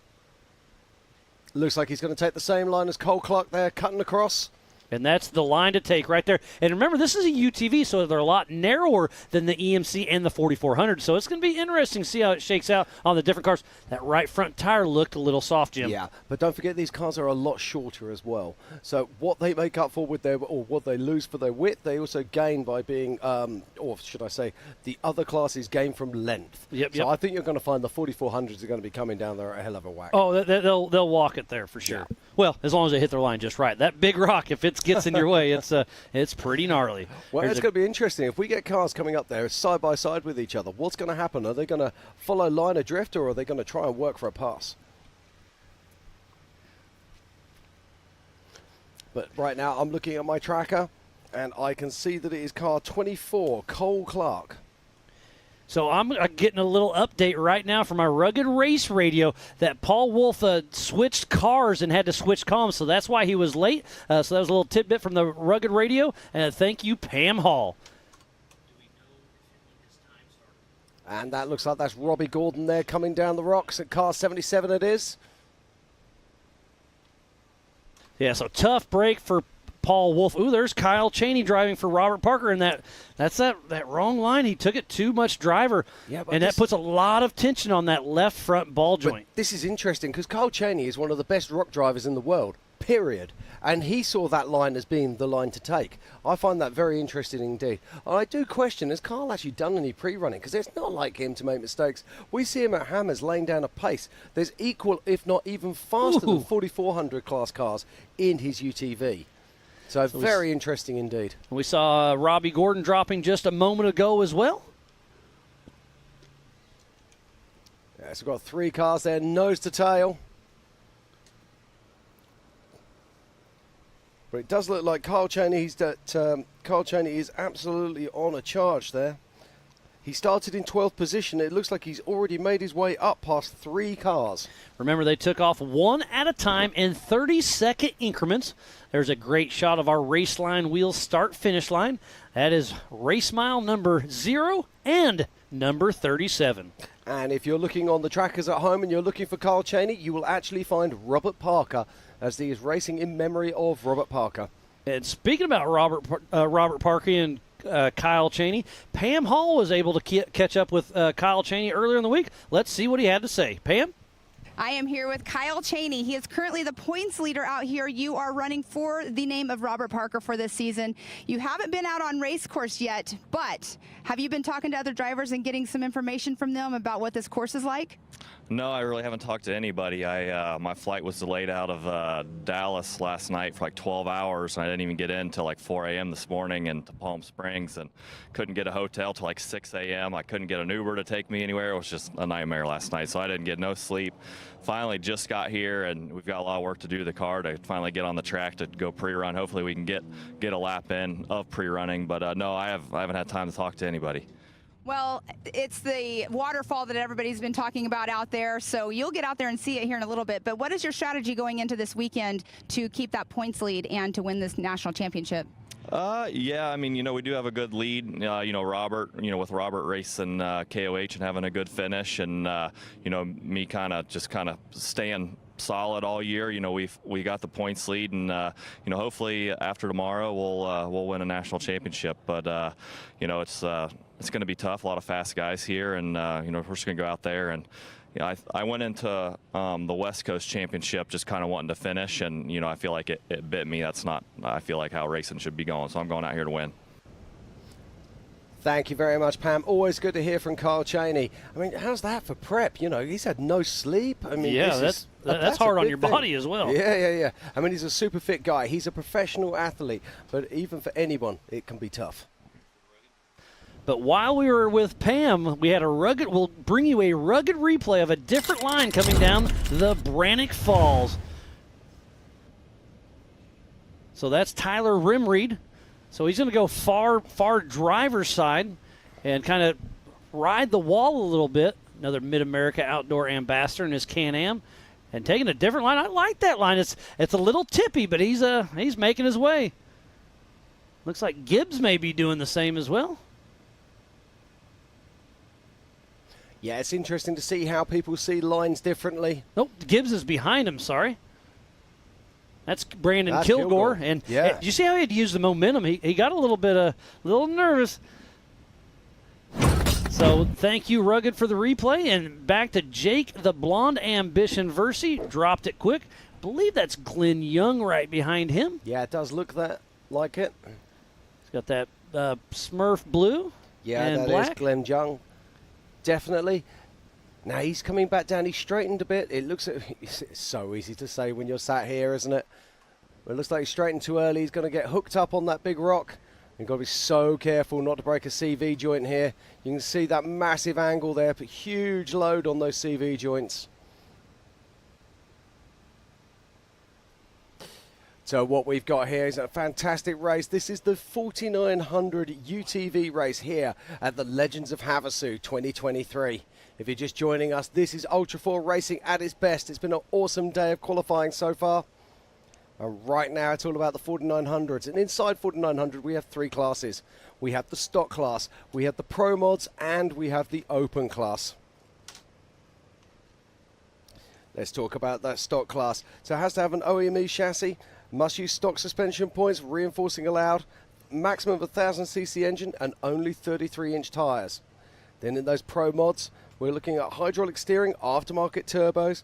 You are allowed to reinforce the frame, but you have to use standard suspension pickup points, maximum of 1000 cc's, and a maximum of a 35-inch tyre. And then the open UTV class, maximum of a 2000 cc engine, but you can dream it, you can build it, you can race it. As we're watching Matthew Walraven coming down the Brannock Falls, and he's in that he took that left line, I'll just call it a middle line, because now there's a new left line, and that just puts so much stress on that front end. We'll see if Walraven can get through there before we send recovery in there, because now it's not a bottleneck yet, because he's still moving, but now we got to keep a close eye whether we do a little hook and book. Exactly. Now, if you arrive in here and you're in high box and you finally find yourself sat in your nose, life gets difficult. So it's very difficult to then change from high box into low box. And there's different styles of vehicles here. You saw that was a Can-Ab. This is more of a Polaris style. That's Rick Birch with Scott Lesage riding shotgun. And yes, you are right, that is a Polaris.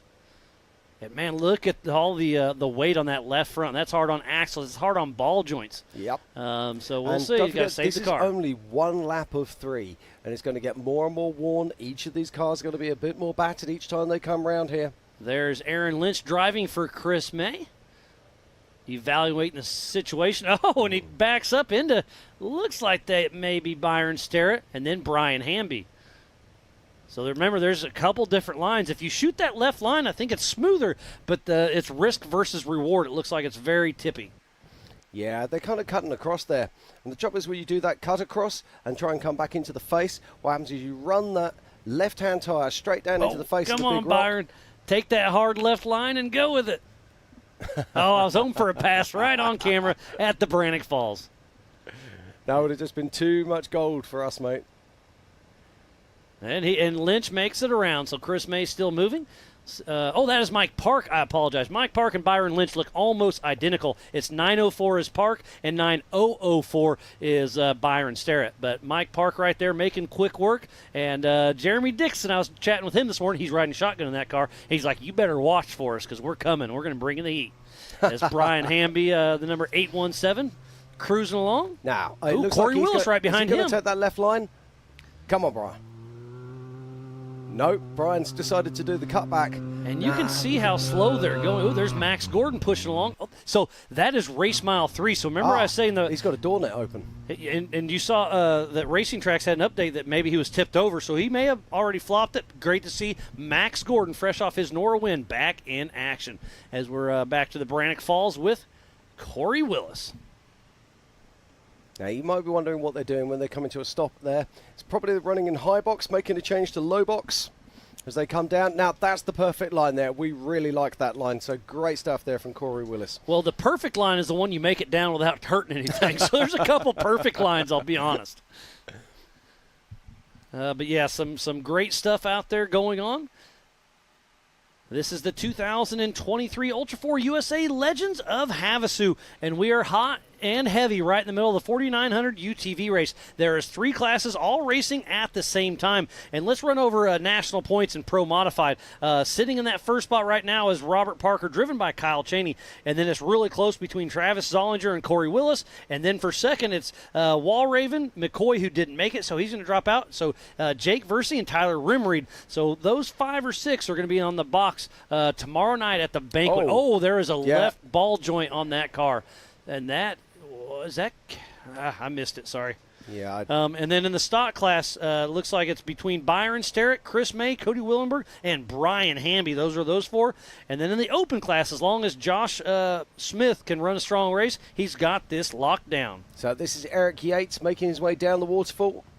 Oh, big nose stand there. It is actually sitting up in the air. That is awesome. So now what do? I think you have, if you back up, you're trying to go even more over backwards. Yeah, Yep, there it went. do Yep, that. he hit the. So now we got a clog in there. But look at that. Abe Gonzalez is here and he's ready. He's like, bring it down here. Let's flip him over.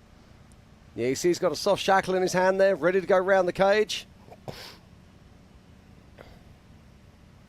we're going to try to And make the quick waterfall work. claims his first victim. The Brannock Falls is already showing its deal. And like I said, if he would have hit the forward gas, he had a better chance. So hit the back and had some issues. Yeah, but that comes from an experience, and you have to experience that for yourself to be able to understand it. And we got a Jeep down low, a buggy down up top. So we'll see what kind of work we can make happen. So I believe that's one of the guys. Just trying to work out who the recovery guy is there. Got to say a massive thank you to our volunteer marshals who come out here to help support the racing.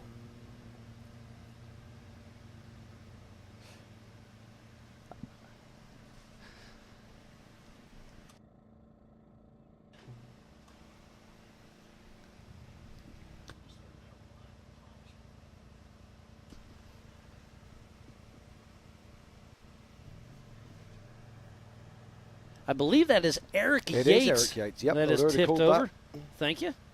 That's all right. He was a late entry.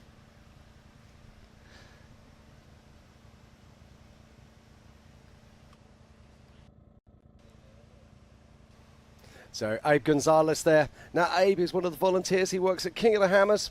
Works also with Ultra4 USA. He's got the skills, and they'll be getting Eric back on his wheels very soon. But what they might have to do is pull him up onto his wheels and then get Eric to drive out backwards to clear him of that rock. But let's see what happens.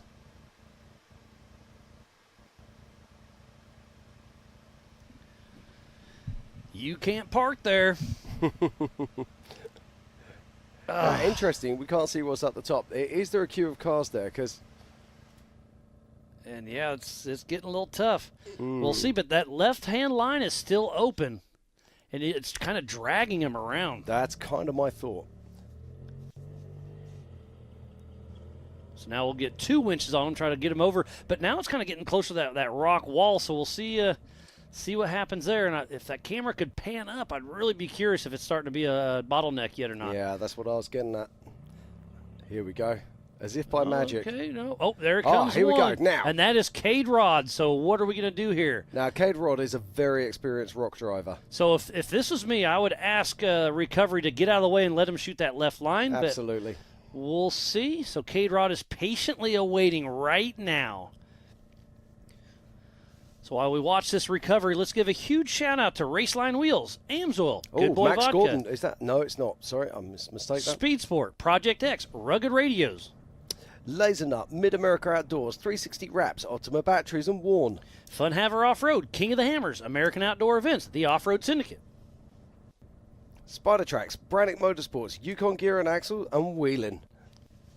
So please support who supports the sport. Without all those amazing marketing partners, we would not be racing today for the 2023 Ultra4 USA Legends of Havasu. This is Ultra4 racing. The UTV class is going. We have 3 races going on at the same time. Oh, there's our second car that's going to be waiting in line. Third. Yep, Fourth. 3. Yep, 4. Oh, and that is Gordon. It looks like Yeah, it does look like Max Gordon in the background there now. So it does look like Max Gordon probably did have a role. No, that is not him. That No, is that's not. Nathan Seiler, maybe? So Recovery's working It looked hard. like a speed UTV as it came around the corner, but see in the front there, it doesn't look like one, does it? I can't tell. Little grainy.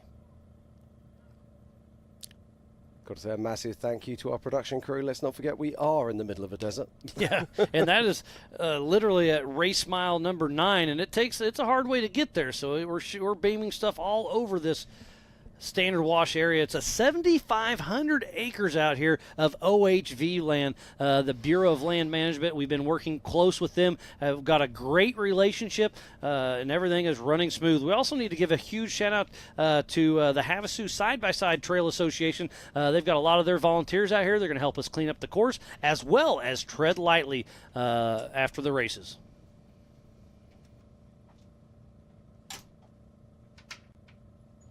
Yeah, I'm And just it's- looking on our tracker right now, and it would appear.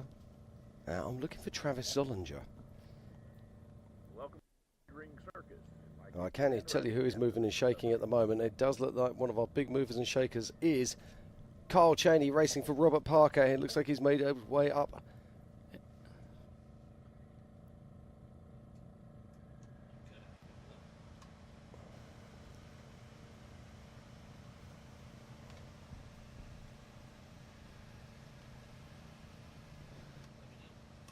And it sounds like Bob Bauer, our Grand Marshal, was able to catch up with Robbie Gordon just before the race. So let's see what these two special guests have to say. Here we are, Legends of Havasu. Robbie Gordon's with us right now. Robbie, you showed up. We showed up. It's been a long week. We've been working on getting customer cars out. We had last week in the Nora 500, which, all cars finished. Max ended up winning Pro Turbo, so that was cool. And we're back here. This is the same car that I raced at the Nora 500 and finished second with, and then Max is racing the car that Al Macbeth raced last weekend at Nora. So both these cars has 540 miles on it straight off the showroom floor, and we're heading to the racetrack again. What's going to happen on the race? Who's in the right seat? Who's in the left seat? Max has his own car, so he's already gone once, so he's going to go ahead and ride with me. Welcome. Glad to have you with us. Good seeing you, Bob. Thank you very much. Great to see Bob Bauer there. Now, did you know this? That Bob Bauer actually won the Baja 1000 with Robbie Gordon back in 1991. Isn't that awesome? Yeah, that's cool. I love the story that Bob was saying the other day. He's like, you're talking to somebody who has lost the Baja 1000 however many times, but he's won it a few times as well. Yeah, he has. So, he has. I think he's won it 3 times and something, but lost it 26 or something like that. Yeah, that's a lot of time. So okay, right, we can see Eric Yates is back on his wheels again now, but we can also see there is a small traffic jam. So this is where qualifying was very important, because now the lead cars are just getting more and more of a lead, but it looks like we're cleared enough. We'll see if we can send down the first one, and that is Cade Rod right there, Nice. who is patiently waiting. But what's that? Probably 5+ minutes. Yeah, exactly. But this is really interesting. Cade Rod is a very experienced rock driver. He's been out of hammers 1,000 times. He really knows his trade, but he's not a UTV driver. This is his first UTV race, correct. So he's probably looking at that left line and going, hey, man, no, I can't drive that. Or I could in my big car. Yeah, exactly. And this is the difference. This is what we're talking about here. And it's the difference between guys who are in 4400 jumping in a UTV and the professional UTV drivers. And Okay. here's a rugged replay on what exactly happened. So Eric Yates, he's making his way down the waterfall. He's taking that slightly harder right-hand line. He sticks it up on his nose. Now he Lands sits on the there. bumper. So Now, if he what- would have hit the forward gear, I think he would have pulled out of it. But he puts her in reverse and flops her on over. So tough break for Eric Yates. But we're trying to get him out of the way. Yeah, as you popped out, it's so easy to say when you're sitting in here, oh yeah, you should have just hit the throttle, but he should have just hit the throttle. Now, see what I mean? Cade Rod's committing to that line, and But it we looks know like he's the gonna other line's pop up possible. and over. Yeah, he's got this. All nice right, driving so from Cade Rod Cade. out. And now think of this. Cade Rod did lose 5 minutes. Nothing around that. But that means he's got 5 minutes of clean air. So he can Exactly. really push hard right now. Yep. Whereas that looks like Willenberg, is Yeah, it? that's Cody Willenberg. Yep. With C&W Motorsports, and then Jason Susi right behind him, and It then is, Nathan Seiler. Yeah, 521, yeah, I think you're right there. Yes, Nathan Seiler, yep, correct. I guess I wasn't asking you, I was telling you, buddy. Not for the first time. Is that Joe Gould maybe behind him? Yeah, it is indeed. Then Justin Barth. Oh, here's another one snuck through. So we definitely had a little parking lot again. Probably 5-ish minutes or so. So that definitely feels like an hour when you're sitting in a race car. It does. We've been racing for 42 minutes right now. Oh, wow, look at this. It really is a no. traffic jam. And I've got a mechanical alert for Dustin Robbins at race mile 10. I hate to hear that. Thanks, Dave Clay with Racing Tracks. There's Rocky Mountain Speed and Fab with Joe Gould and Carter Peterson. Yeah, and it's even more disappointing when you're that guy, Eric Yates, you're sitting at the bottom there and you watch car after car just drive it as easy. But he still has a chance. He can still get in there. I think the attrition is going to be very, very high in this race. So if he can get the car going and go down, oh, look at that left front, man. It's really under a lot of stress when it's full tilt into that big rock. But Justin Barth makes it happen. He's got to race this race and then hop out of this car and hop into his Jimmy's 4800 Brannick Motorsports Legends class car as well. So Justin Barth and Paul, his co-driver, got a long day and a night ahead of him. So at what point do you get to in the UTV race where you say, hey, do you know what? I've done enough. Well, I'm going to just... is he racing for championship points here? Or is it a case of he's going to say, well, you know what? I'm just going to pull out early and try and save myself for the big car. He's in top 5 for national championships, so it's going to be tough. I don't know. But, yeah, you're taking a gamble if you go out for that last lap. What happens if you break on your last lap? You're not going to make it back for the start of your next race. So, you're right. How do you make that call? I don't know. See, I did wonder with Cade Rod whether Cade Rod would actually call this race short. Whether he would just do 1 lap, maybe even 2 laps, and just say, hey, I've done enough, park it, and save himself for the big race. No, he's got all night to recoup. He's not racing until tomorrow at 10 a.m. So if I was Cade Rod, I would make absolutely every lap you can just to see the course, see how the lines are coming together, see how the course is deteriorating. If I was Cade Rod, I'd be running every second I can out there. So Eric Yates is out of the deal. And looks, there's a speed car, so that must be Max Gordon. Yeah, door net open, look. So he must have took a tumble and something's... Now, is he single seating? So we'll see what this speed car can do.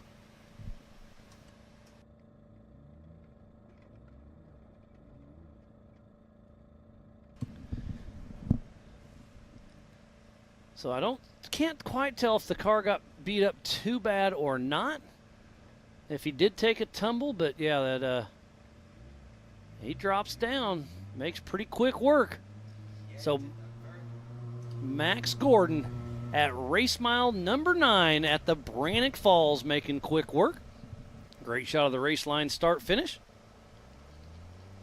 And something else that's really cool this year that the Robinettes did was every registered racer received an Air Evac Life Team free of charge. So if you have an issue, you are covered for your helicopter ride. And that is compliments of Robinettes and AOE. I mean, because every time you get in a race car, you're it's dangerous. Racing's dangerous, but also, guess what? Racing is fun.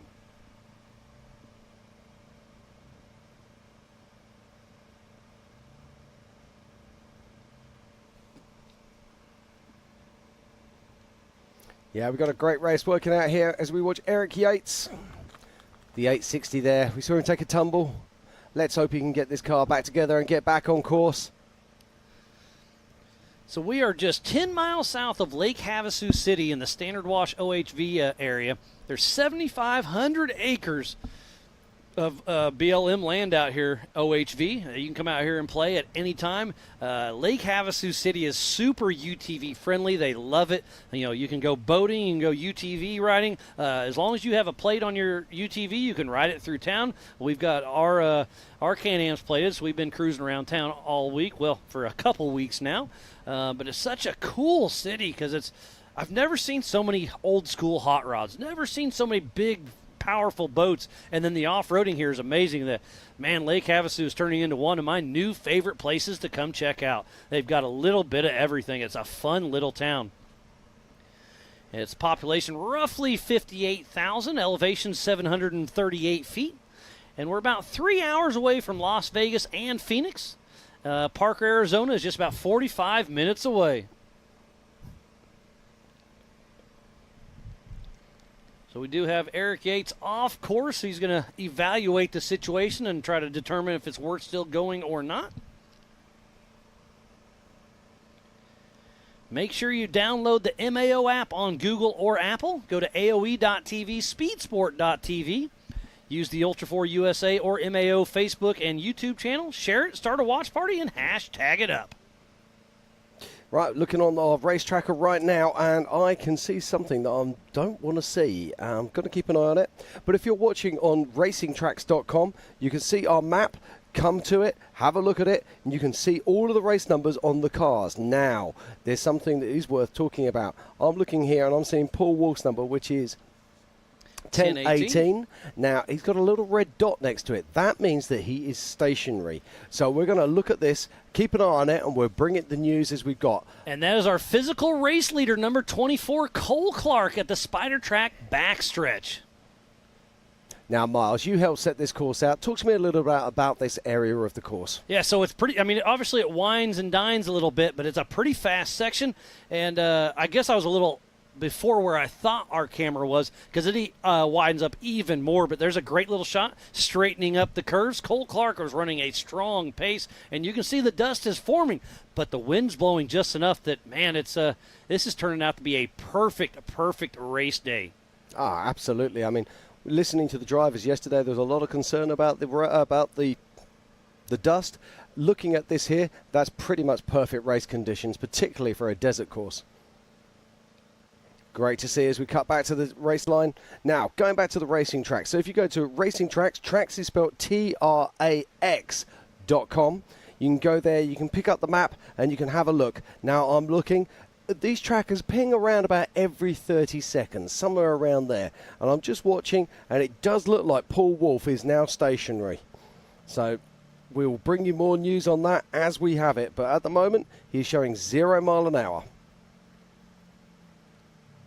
That's a tough break out there.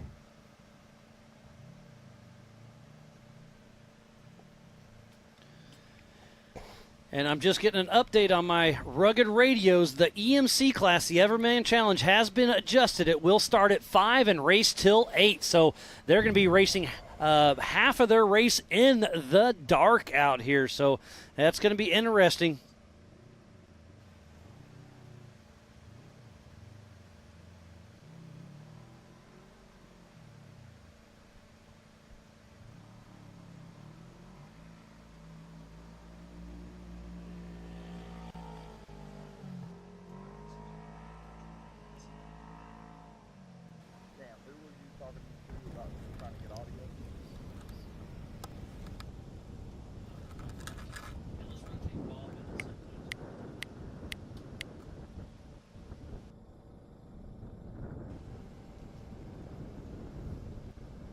Yeah, guys, it's on the left side. There's a little screen door you can drop down. Fantastic images here, Miles. Just look at that as they cut their way down through. So which section of the course is this? Obviously, this is where it kind of goes into the tight canyons. You can really see the dust hanging right there. This is a fun little section. It really flows really nice, snaking through this course. Trying to get my bearings. Yes, so in this top center of our screen is where we are here in the Warren studio. You can barely tell it, but we're probably right here around race mile 20 or so. And it's a fun little wavy section. Remember, a 37-mile course. This is going to be a long but fun race. And there's Lake Havasu, part of the Colorado River in the background. To our right is where Lake Havasu proper is by about 10 miles. So you can come down river and head towards Parker if you go left on the river. Very boater-friendly area. And there's Eric Yates still stopped at the Brannock Falls.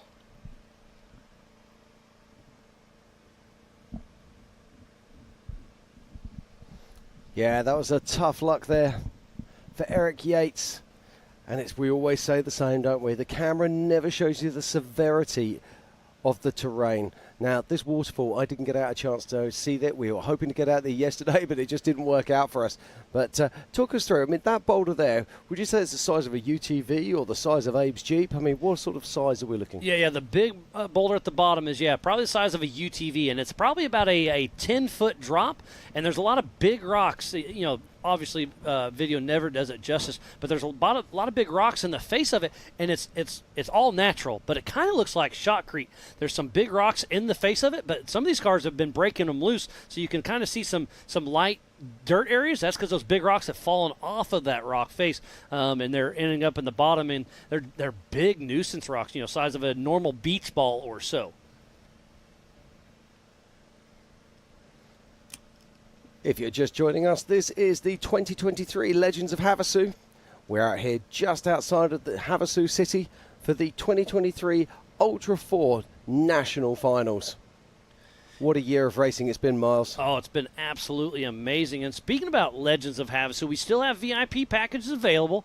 So go to legendsofhavasu.com, check it out. We've still got great live music tonight with Brett Michaels. Tomorrow's Flow Rider. We have the F1 Power Boats, the IPRA Radio, American Side-by-Side Takeover, pool parties, jet ski trick shows, and so much more. So if you're anywhere in the area, come on out. There's still time to enjoy. I've got some news. Paul Wolf's tracker is showing that he is moving again. So maybe he had a flat tyre, maybe he spun a belt.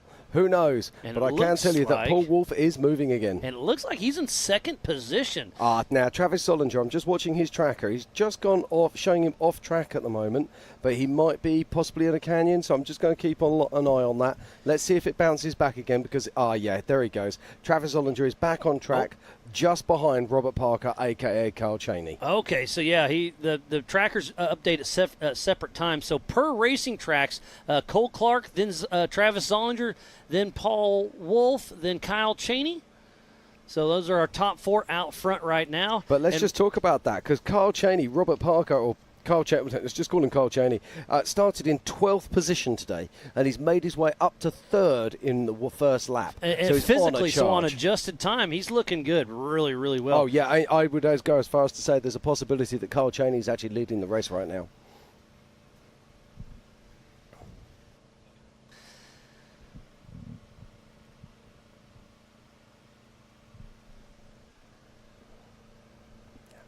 Okay, we're going to be coming out to a short commercial break here, and we're going to be coming back with live action very soon, and Pam Paul is going to be joining us in the booth. So be sure to stay with us, and we look forward to seeing you very soon for more action here at Legends of Havasu.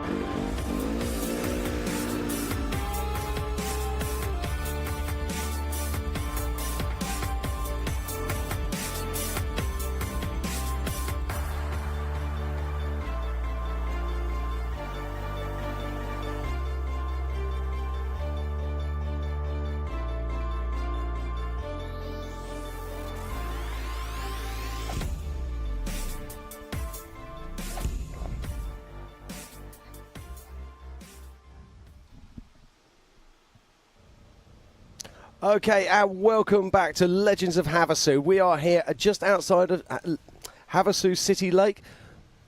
And we're having a load. Oh, sure, I start that again. The Havasu Lake City. And joining me in the booth right now is Pam Hall. How are you, Pam? I'm doing wonderful. How are you doing, Jim? I'm having a great time. It's been an awesome day so far. We've had so much fantastic qualifying. And then, of course, we are here right now for the 4900 main race. As you know, we've got 3 classes racing, but you've been out there in the pits. You've been finding out all the little stories, all the little gems. What's going on out there? Well, there's a lot going on out there, actually. Not only are we obviously racing live right now with our 4900 UTV class, but a lot of the drivers that qualified in our other classes, our EMC classes, and also in our 4400, they're out there and they're going over their cars and making sure they're all, good and ready. We have some drivers that have had some issues. They're looking for parts. So there's all kinds of action going on out there. Our biggest thing there right now is this 4900 class. And give me a little catch up on this because, like you just said, I've been out in the pits. I know that Cole Clark is physically out in the lead, and he was our number 2 qualifier. Well, this is the interesting thing, obviously.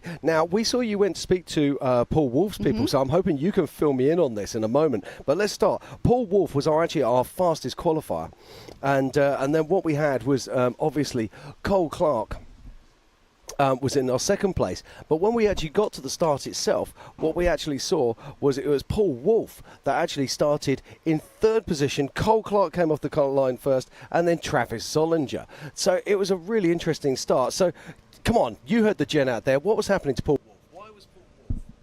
Well, Paul Wolf, what happened with him is he has 2 different cars out there, 2 different UTVs actually in his pits. So he ended up going from a 2-seat car to a 1-seat car. So what's going on is he ended up having to switch out some radios, and it's not just quick. So he decided to go to his single-seat car to actually race.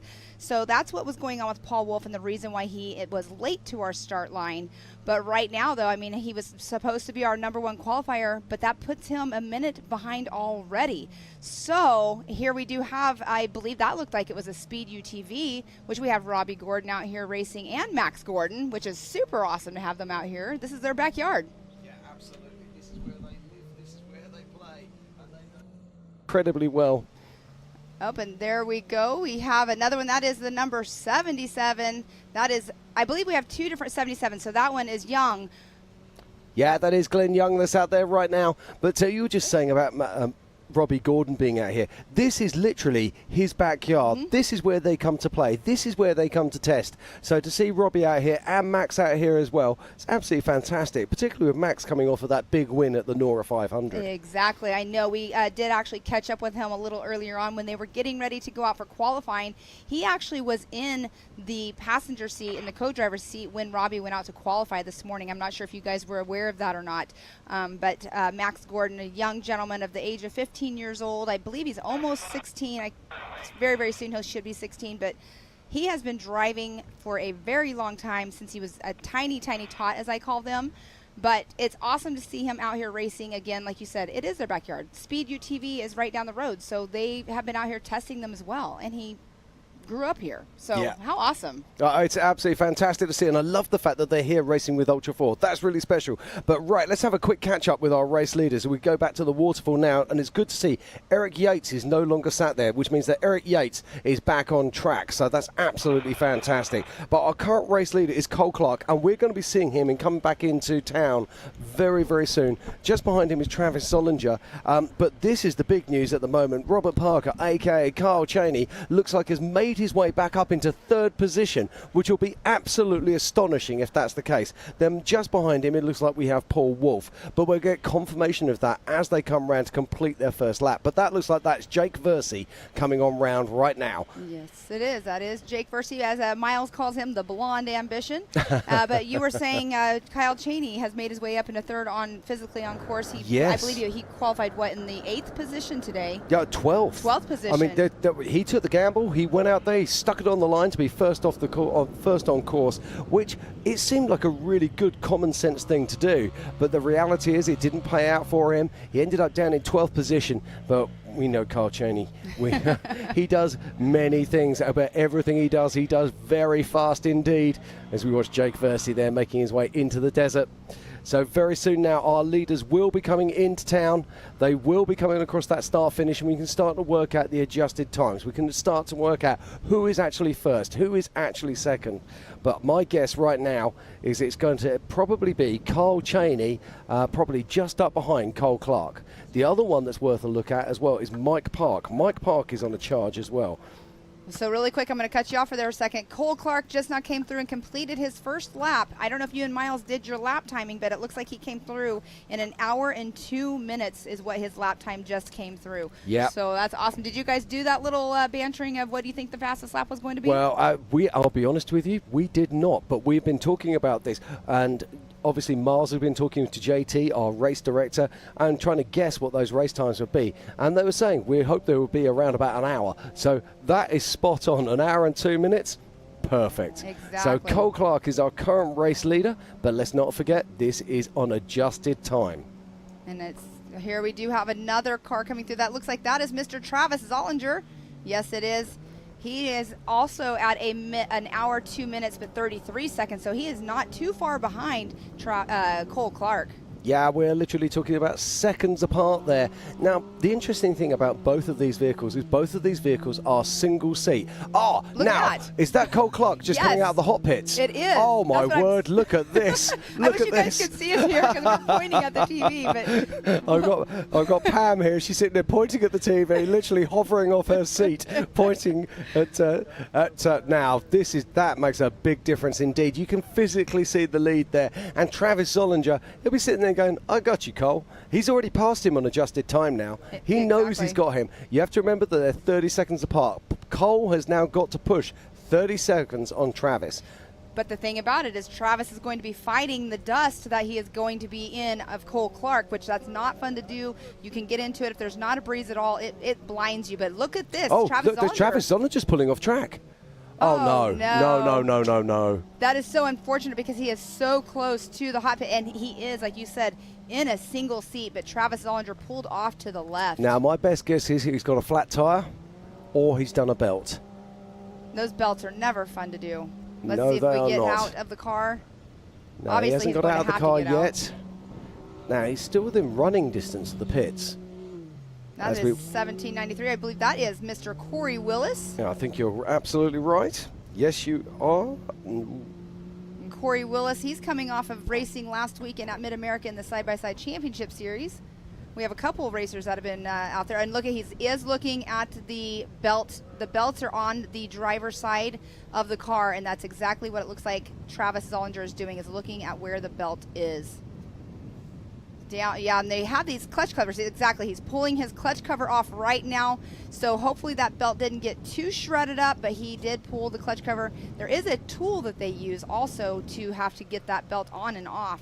But usually when they're shredded, they can just pull them right on out. Yeah, absolutely. The difficult thing with these belts is that you have to remember that everything in there is attached to the engine and the transmission. It's super hot in there. It is not easy to do it when you're in your workshop at home, and then when you're trying to do it on the race course, it all becomes that little bit more difficult. And this is the yin to the yang of racing a single-seater. You haven't got your buddy there to help you out. Exactly. And so many of the cars that are running two-seat vehicles, they'll practice this. Their co-driver will be an ace at changing the belts. He'll be an ace at changing those tires. When you're a single seat driver, you have to do all of that yourself. Exactly. Which makes the whole thing so much more difficult. Cole Clark won't be believing his luck today. He pulled up in second place to start this race and started in first place. He then had to come into the pits, allowing Travis to close the gap on him, and all of a sudden Travis is pulling off to the side of the track. I mean, if I was Cole Clark, I would be doing lottery numbers at the end of the day, that's for sure. Exactly. I mean, and look at the gap between Cole Clark, Travis Zollinger, and whoever is sitting in that number 3 spot right now, which we have no idea who it's going to be because we haven't seen anybody within arm's reach quite yet. Well, I'm expecting to see Carl Cheney, aka Robert Parker, making his way through the start-finish at any moment now, shortly followed by Paul Wolfe and then Mike Park. Oh, that's right. I forgot you have your racing tracks up, which is awesome. Oh, yes. And use the tools that we are given. Exactly. And we don't normally have racing tracks, but being this kind of race course, you know, following them is definitely a key thing to do. Well, this is something that we would normally see at races like King of the Hammers, etc. And to see this being used here at a national event is absolutely fantastic. And that is our race leader. That is Cole Clark. And I'm not sure exactly what race mile he would be. This race course. This will be around race mile 2 right now. Okay, and this race course, it definitely it goes in and out everywhere, so we get great footage of everybody. But look at this, underneath, hanging down. His belly plates are hanging down. So has he got a problem there? Is that going to cause him an issue, particularly as he starts to go down the rock trails? Oh, that's very interesting indeed. That is very interesting. But that's off-road racing. You never know what's going to happen. Well, and what that belly plate is, usually it's that really thick plastic stuff that you put underneath the car to help with, from damaging your transmission, damaging the underneath of your car. But his looked like it was folded down in front, so maybe there was a rock inside of one of the ruts he was in, and it could just peel it right back. It doesn't normally peel that Yeah, easy. it doesn't usually do that. I did wonder if it had undone from the back and was folding down and using the weight to hold it down. But you're right, it did look like it was the front that had actually folded in. Right now, I can see dust. So does that mean we've just had a car come through? What we got here? There's There's UTVs somebody in the there. hot pits. So we have 2 different hot pits as well. I'm not sure if you've already explained it, but Here right we go. there, This looks like Paul Wolf. Is this Paul Wolf? it's yellow. It's yellow. That's a good starting It point. could be Paul Wolf or Kyle Cheney. Very, But very that true looks indeed. Like that is, I believe that is Kyle Cheney. Well, no, here, yes, that does say. Oh, CT look at this. Raceworks Another on car the coming top. out of the hot pits. And that coming out of the hot pits, I believe, is Joshua Smith in the number for 1948. But that can't is be. Paul Wolf, or not Paul Wolf. That is Robert Parker, a.k.a. Kyle Cheney. Yeah, absolutely. It's Kyle Cheney going through, but that can't be Josh Smith. No. No, that's not That Josh is Smith. Mike Park. That's Mike Park. So there we go. Right. It does look like right now we're just waiting to see this. confirmation. So Mike Park's crossing the line with a 106. In third position is Kyle Cheney. Looks like he is 5 minutes down on Travis Zollinger, but Cole Clark right now is our current race leader with a 1:02.20. You know what's going to be interesting? Because of the footage we're seeing right now, we're going to see if Travis Zollinger is still pulled off to the side. So it'd be awesome to stick with Yes, this and see if very he's still good pulled point. off. Very good point indeed. And this is a 90 left right there. It looks like it's a smooth left, but it definitely is not. I don't think there's anything smooth really out here on this race course. I don't know if you got to actually take a lap around. I didn't. I'd be very surprised if Travis Zollinger is back on track. It would be right in this section is where he was. Looks should be just here on the left. Maybe Unless he's already fit. Oh, no, there he is. I can see him. He's just off center of screen right now. Yes, he is. So he is still out there. Well, it doesn't look like he is still out of the car. Maybe he's buckling back up. Yeah, but the interesting one here is the fact that Kyle Cheney is now up physically into second place, and he's got clear air to chase. Yes, and Cole there Clark. Paul Wolf was just now in screen. Yeah, now Paul Wolf's had a problem on track as well. So he's either had a flat tyre or he's lost a belt. So is he going to come into the hot pit? Is he going to come in and take on board either a spare tyre or a spare belt, or is he going to blow through?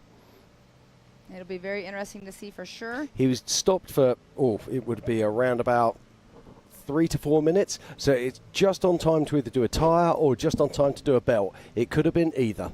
Well, and Paul Wolf is running in that number 5 spot on it just in time. Yeah. Cole Clark in that number 1 position. Travis Zollinger in second. Okay, so there we go. We've got Paul Wolf. We just saw coming around the start there.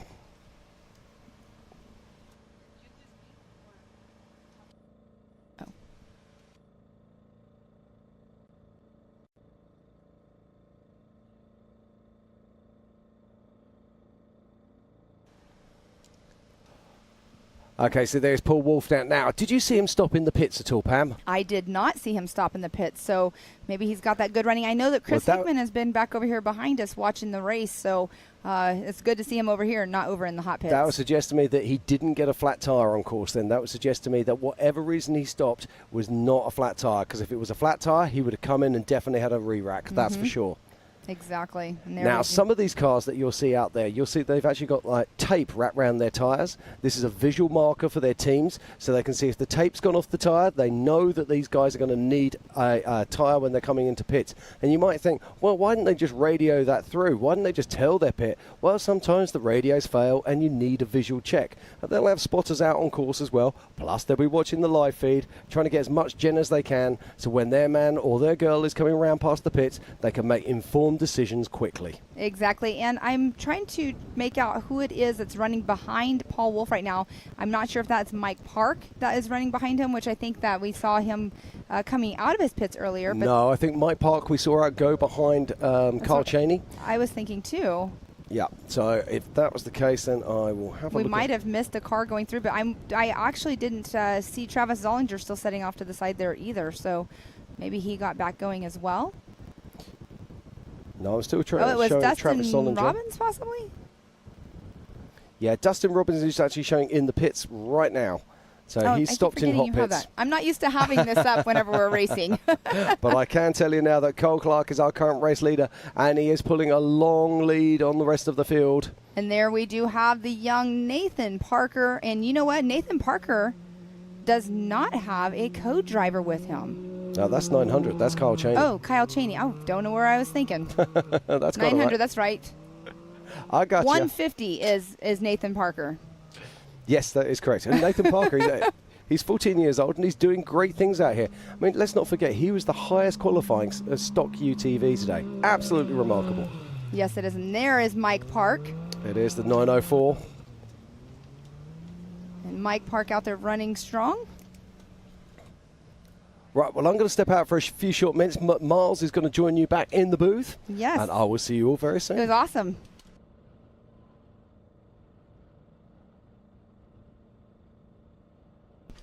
All right, playing a little bit of musical chairs in here. I'm giving Miles his seat back, but this is awesome with Cole Clark in that number 1 spot, Travis Zollinger in that number 2 spot, Kyle Cheney actually running in that number 3 spot, so Miles is going to get caught up with us here in a minute. Hopefully you got to grab some lunch there, Miles. I just kind of took a little hangout, got in the shade, just chilled out. It was nice. There's Paul Wolf, number 1018, and I overheard. I know it was Cole Clark, but I couldn't see it. I just gotten out of eyesight, and I heard somebody hot rodding through. I assumed it was Cole. So what's that? Probably just over an hour lap time for Cole Clark. Cole Clark at an hour and 2. Hour yes. and 2. Yep.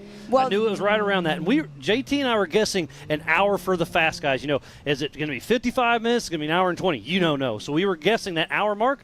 So an hour and 2, that's pretty impressive. So 4,400s could shave off some time because there's some real big sections you can really go. But then those tight technical canyons, the UTVs do have an advantage. So, man, it's going to be interesting to see how it shakes out. Okay, and there's Travis Zollinger. Travis Zollinger. I heard he was pulled over maybe? Well, here's what happened. So Cole Clark came through. Travis Zollinger came through pretty close behind him. Well, then, as we were watching on the drone, Cole Clark was coming out of the hot pits, and Travis Zollinger was right behind him. Right as they got about mile marker 1, Travis Zollinger ended up pulling off to the side, and I think what happened, it was changing a belt because he pulled off his clutch cover and everything. So he had an unfortunate belt change there. And there's Tyler Gibbs with Mitchell Roccacelli coming through. That moves him up to, it looks like, 5th overall on adjusted time and in Pro Modified. So right now it is still Cole Clark, then Travis Zollinger, Kyle Cheney, Mike Park, and then Tyler Gibbs, then Paul Wolf. And now Robbie Gordon just clicks off another lap right there at the race line, start-finish. Yes, and Robbie Gordon running in that number 8 spot, but right now he's actually in number 1 overall for the UTV Open class. So he's running first in class. Wow. But 8th overall, so good job. But we have lots of action going on right here. And then Glenn Young just moves into the 5th spot overall in Pro Modified class. We're still waiting for our first stock class. Is that going to be Nathan Parker? We'll find out here very soon. But Robbie Gordon, first in class, 9th overall. This guy can drive anything with wheels on it. Obviously, there's a lot of lovers and a lot of haters for old Robbie Gordon, but I'm a fanboy for sure. He's done a lot for our sport, and it's really cool to see him out here racing with Ultra4 USA. It, just brings the notoriety up. Just speaking of Bob Bauer being our Grand Marshal, right. I think that is so cool that, JT Taylor offered it to him, and Bob was excited to come. And we're going to bring him in the Warren booth here probably the next half hour or so. We're going to bring Bob through and have a chat with him and give you some of his stories. And there is Robbie Gordon in the Amsoil hot pits right now. Looks like taking some fuel. And you can see the safety equipment is on by the fuel guy. And when they're fueling, you cannot touch the car. So they're just kind of visually watching, making sure everything's good. But, man, they got their whole team out there checking her out. So I was curious about that, man. Just one lap. So he's going to have to stop every lap for fuel possibly? I mean, they are a 37-mile loop, correct? Yep. So with that being said, a lot of these cars have bigger fuel cells. Robbie might not have, obviously, they're taking on fuel right now, does not have a larger fuel cell in it. Even though it's in the open class, it's still a stock machine. Yes, and so Robbie Gordon's getting all fueled up like we were saying, but definitely going to be a little bit of a game because on a stock tank, normally you always get, I don't know, maybe like 85, 90 miles roughly, but that's kind of trail riding in a sense. So they're out here pushing it harder. They have the sand washes they're going through, and it's obviously going to eat up more fuel. And now, is that Robbie out of the vehicle? That looks like he's getting possibly a, well, they don't have belts. He doesn't have belts on his UTVs. Huh. And I just got an update over my Rugged Race radio. Sounds like Cade Rod has a mechanical issue at race mile 23.7. Hate to hear that for Cade, but hey, that's part of racing. Yes, it is. Very unfortunate. And I actually did not realize Cade Rod was running in the UTV class, and I was walking by the lineup, and I saw him. I'm like, oh, hey, pretty cool to see him out here in a UTV because normally he's... This is his first time ever driving a UTV during a race. Looks like that's Jake the Blonde and Bishan Versey, number 43, clicking off a lap. So that's going to move him into second. No, on adjusted time, that puts him in first place ahead of Robbie Gordon. So Jake Versey is on adjusted time and about to pass Robbie Gordon in the Amsoil hot pits. So he's got to have a big smile on his head when he passes Robbie Gordon. Yes, it is. And Miles, how cool is this? I kept forgetting when I was in here with Jim with the racing tracks. I kept going, I wonder where this person is or that person. Quit wondering and go to racingtracks.com and check her out. Exactly. I'm not used to having it. So how cool is that we can do this here in the booth? And we do have a lot of drivers still moving in. It looks like the 252 is not moving right at this moment, which is Brett Lambeth is not moving.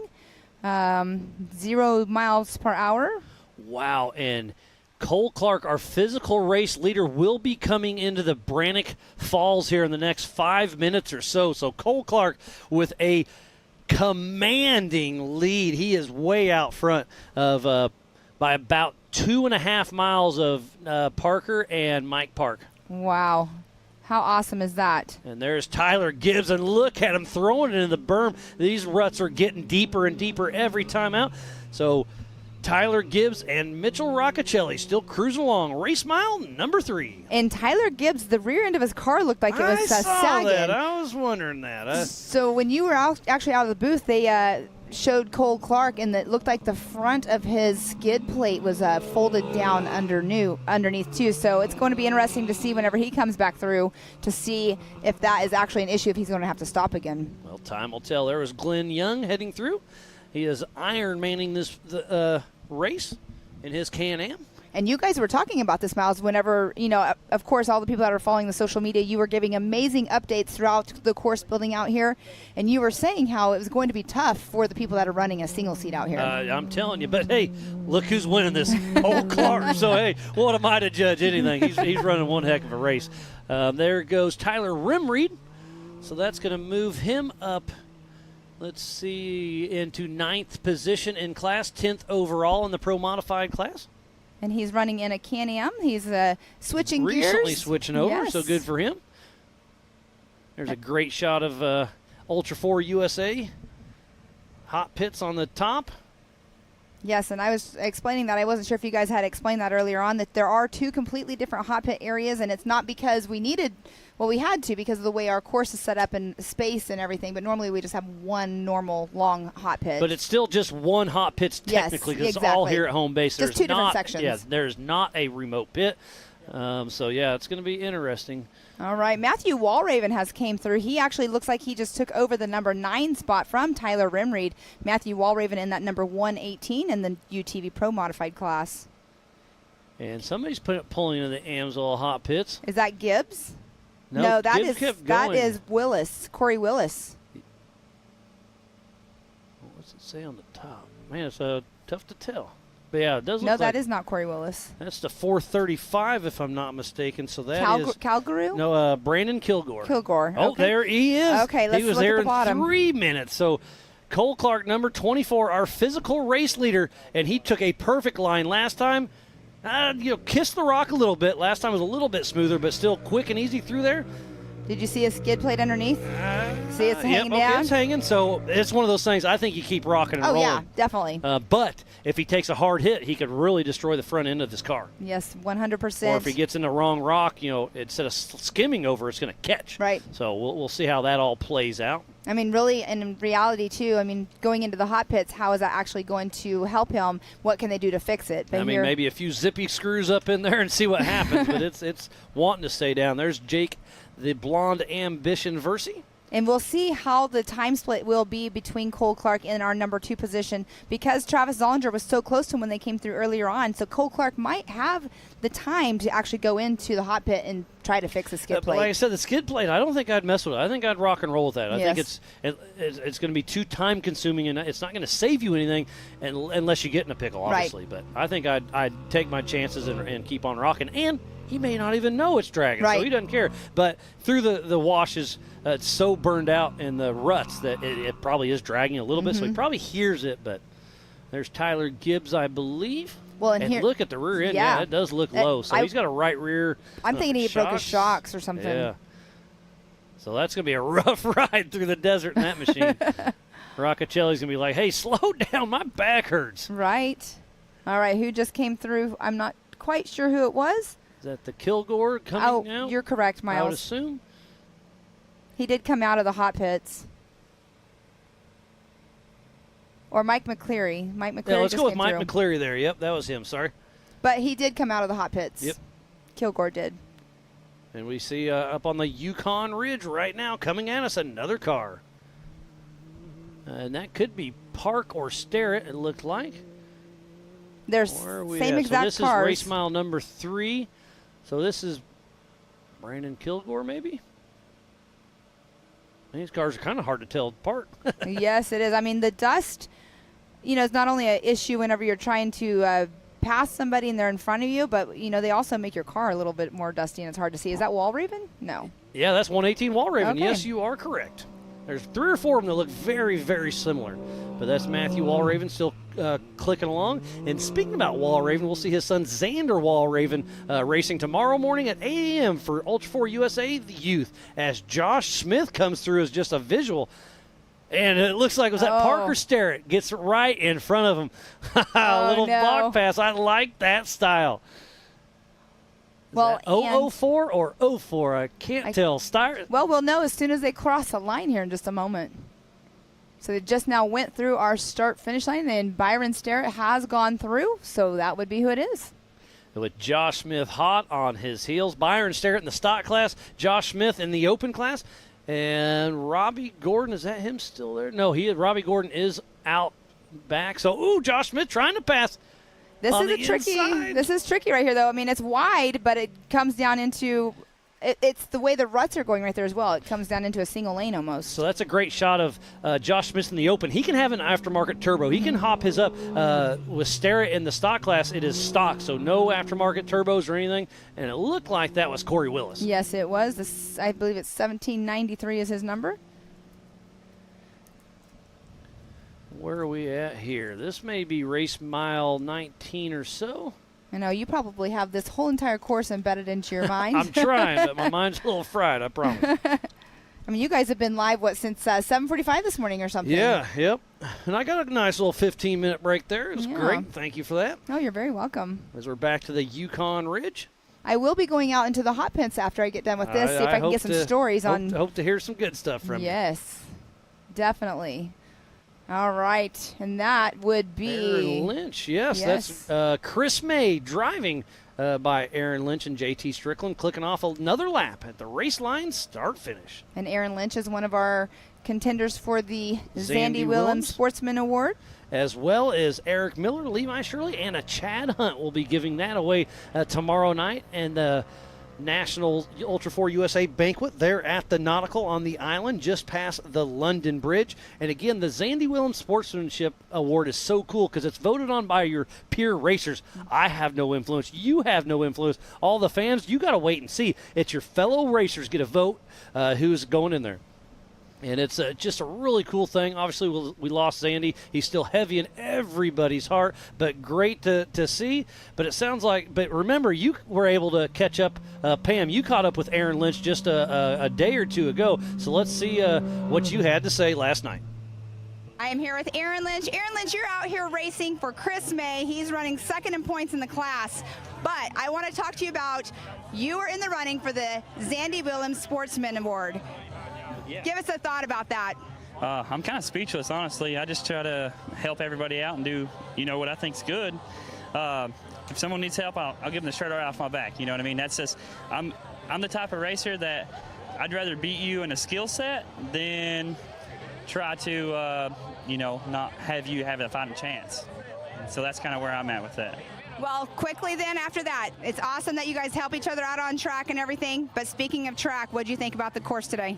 Dude, it's awesome. I'm from East Tennessee, so being in the desert for the first time is kind of really weird. There's no trees. I love it. It's super fast. It's a whole different experience, and I'm enjoying it.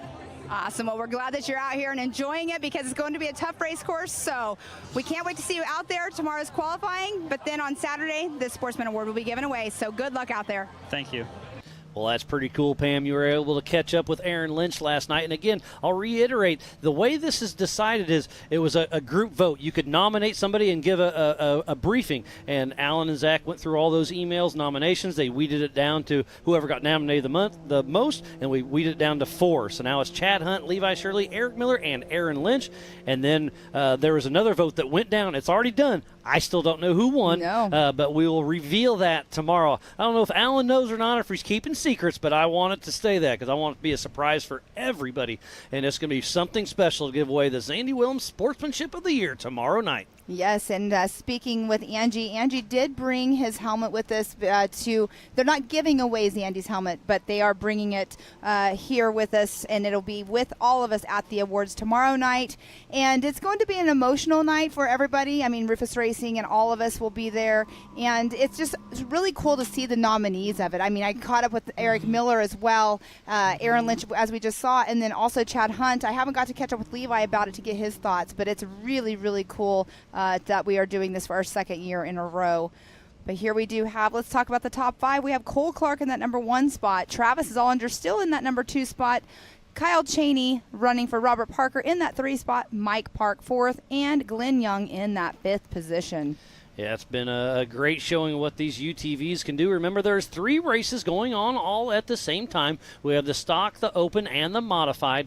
And then tonight at 5 p.m., we're going to kick off the Everyman Challenge. There'll be 3 races going on then. Remember, they're racing at the same time but scored separately. They're taking off one at a time every 30 seconds. So at the end of the game, you're going to have to really do your math to see what's going on. As Travis Zollinger coming down the Brannock Falls as we speak, switching from low to high right there. You saw him back up, so, let the transmission release its bind a little bit, puts her in high and takes off. I can't wait to see who's actually got past him, though, because he, like I said, he was in second position, very close behind Cole Clark, but he had to change that belt off race course by race mile number 1. So I know Kyle Cheney got by him, Mike Park got by him, but I'm not sure exactly who all. I guess we could look on Racing Tracks. I was trying to look at that. It's over on your side. Oh, goodness. Yeah, it's pretty fun to see how it's all shaking out.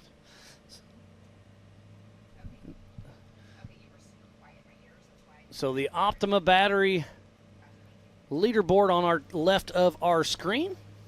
All right, let me zoom in on this because I need to see this a little bit closer.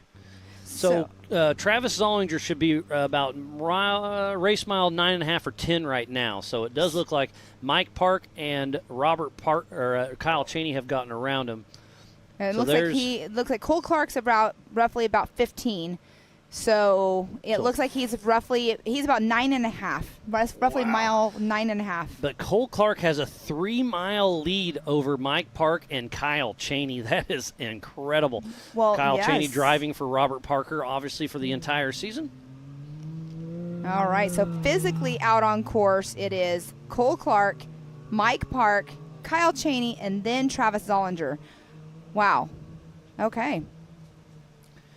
And remember, this is a 3-lap race. This is not a timed loop. This is a lap race. So we'll see what happens next time around. For Cole Clark will be the white flag. And, Miles, I would like to point this out. Dustin Robbins is down here with the little red arrow. So if you guys are watching Racing Tracks, if their bubble with their number in it has like a red mark at the bottom of it, that usually means that they're either out of the race or they're stopped for quite a while. So Dustin Robbins is down here on the Racing Tracks. That's where his pit is. So I might have to go over there and get some information and find out what happened with Dustin Robbins. Oh, yeah. I'm going to kick you out of here in just a little bit. I want you to get in the Amsoil hot pits and get us some information. Yes, I've been out in there all day long talking to drivers and everything. It's actually a lot of fun. I know you do it at King of the Hammers. Oh, I love it at Hammers, absolutely. So another little thing, look right here, another red bubble or a yellow bubble with a red underneath it is Paul Wolf's name. And he's off course a little bit, so did he pull off with a mechanical issue? Needs he changing a tire? Or what is going on? But I don't know. Tough break for Paul Wolf. Definitely, because Cole Clark gets about where he's at. So hopefully Paul Wolf gets going again if he is not moving. But right now he is at 0 miles per hour at race mile 14. And speaking about Paul Wolf, Pam, I am going to kick you out of here. And I want to send you down to the Amsoil hot pits and go see if you can find Chris Hickman and find out what's going on. So, Pam, always a pleasure to have you in here. Thanks for coming. Thanks, Miles. All right, well, while we have a quick break in the action, we're going to step away for just a moment. We'll be right back after this.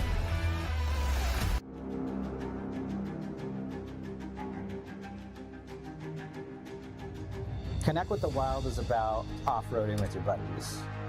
Connect with the Wild is about going to Moab and conquering new challenges that you didn't think were possible. Ultimately, Connect with the Wild is about enjoying the outdoors in your vehicle as best you can. We're treating it like we know it's something special that everyone will remember.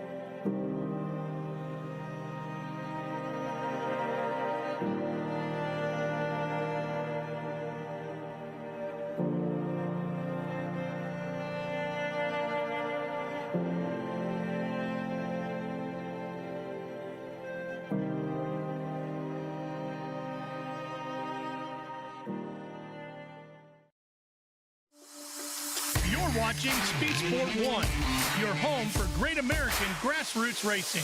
It's time to rumble! Whether you're into sprint cars or stock cars, at the line! Modifieds or midgets, down to the low side, retake the lead! Dirt late models or demolition derby. Oh! Speed Sport 1 has the grassroots action you love. Are you kidding me? Speed Sport 1, the Motorsports Network. Welcome back to the 2023 Ultra4 USA Legends of Havasu. And while we're out, I got a couple updates.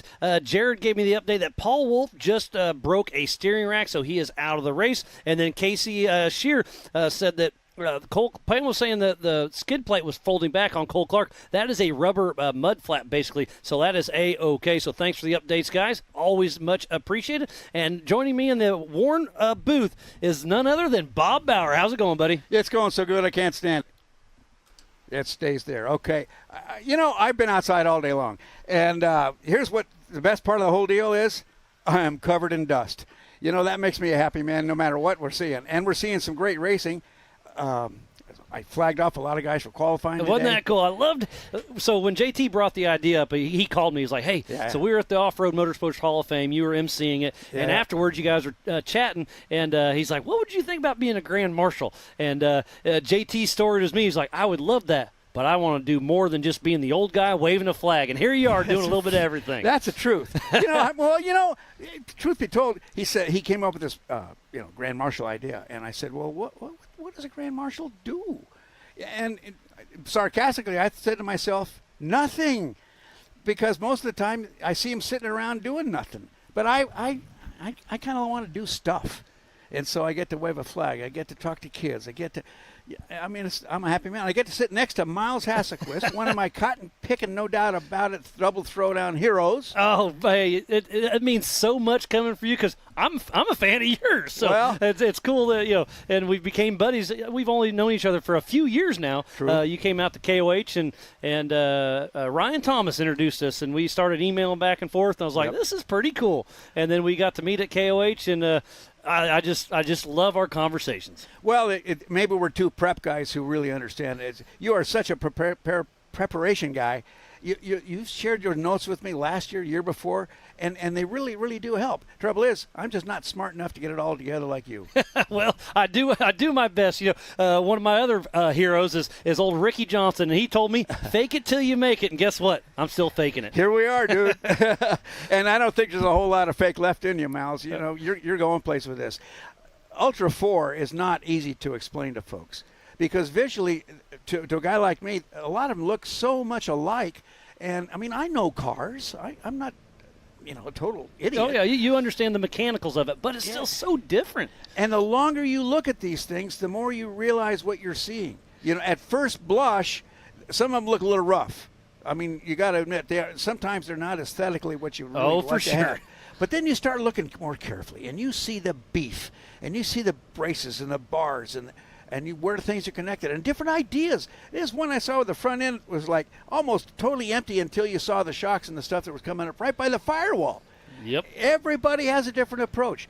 This is four-wheeling and racing at its best. Yeah, I mean, is it a rock crawler going fast, or is it a fast car rock crawling? There's a little bit of both. The blend there is so amazing because you're from Baja, so you're used to the T1 Unlimited trucks and the little bugs and everything. Those won't run here at all. And these cars, I'm not going to say they can beat those cars in the desert, but they can keep up. And then these cars can go through this right here at the Brannock Falls, which an Unlimited truck cannot do. First time I saw a 4400 car on the desert race course was when I was in the race. We were just south of Santa Rita on the way During to La the 1,000, huh? It's a 2017 Baja 1000, the 50th. And it's a lot of whoopee driving along like that. And, we know we're coming down to the last 200 miles, so, everything's in your brain's doing that. And then I see this black dot in the mirror behind us. You're keeping up with your mirrors because that's part of it. Well, it really is because we're not driving a rocket ship, so you gotta. And there's a black dot starts coming real fast, like a fast mosquito coming right at us, and then we heard it before we saw it really, and it went by us a 4400 car. You remember who it was? Greg Adler, I think. Okay, awesome. I was going to say, I know Paul Horschel, which is one of the nicer cars we have out here, raced a few years ago and got first in his class. He teamed up with Lauren Healy and was really doing some good things, and it's really cool to see these cars. As Matt Walraven's really struggling at the top of Brannock Falls, and now he's a plug at the top, so his right rear something. Okay, able to back up, and who's right behind him? That's interesting. Just let somebody go by. Is that Corey Willis? Yes, it is. So they're basically their teammates also. So I don't know if they run on the same channel or not. And that's that high side. Remember, this is right where we stood the other day. I took this waterfall, and we talked about that line right there, and we're like, could it happen? It could, but, man, it's so off camber. And you could see him. He was dancing. He was light, but he made it through. Well, when we were there yesterday or day before, whatever that was. A couple days ago, it all blends together. I mean, I saw the left line, and I said, that's got to be a line. But then it wasn't that day until they knocked a few more rocks into a hole, out of a hole, and now it looks like a line. Yep, it's pretty impressive. So Walraven got whatever figured out, not sure, or if he's still struggling a little bit with some mechanicals, but he's dropped the Brannock Falls, but now he's stuck in that spot. And look at the sheer tension that's on that front suspension of those UTVs, because that's the most fragile part of the UTV is that front spot. I just can't imagine the forces coming in on that metal. I mean, that metal wants to rip. Oh, yeah. The ball joints want to rip apart. So Walraven does make it through, so he's still clicking along, but his teammate Corey Willis with PPEI makes a round. When somebody makes it through something like that, Miles, oftentimes what happens in the desert, and this is more of a desert course than these guys are used to. Oh, for sure. Is they don't leave that problem they just had behind them.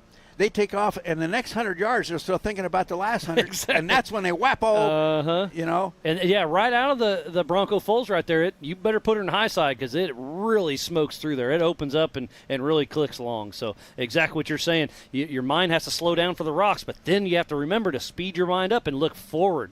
So it's pretty interesting to see what the different dynamics there actually is out there on course. I absolutely just love it. You know, that's what Ultra4 is all about. The rocks, the desert, the tight canyons. These things can do a little bit of everything and do it all well. Like a Swiss Army knife. That's exactly what it is. Somebody taught me that one. Heck yeah, buddy. But yeah, these cars are amazing. I love watching them work through the desert, and again, just having you in the studio, I generally appreciate. Well, I'm tickled to be here. Like I said, because I'm talking with Miles, but to be at this event, being with Ultra4, this is quite an education. I mean, it really is for a desert guy, because these are such capable cars. And they are. These owners, you know, they're not like racers. They're four-wheelers. They're family people. They got dogs on leashes. They got kids in wagons.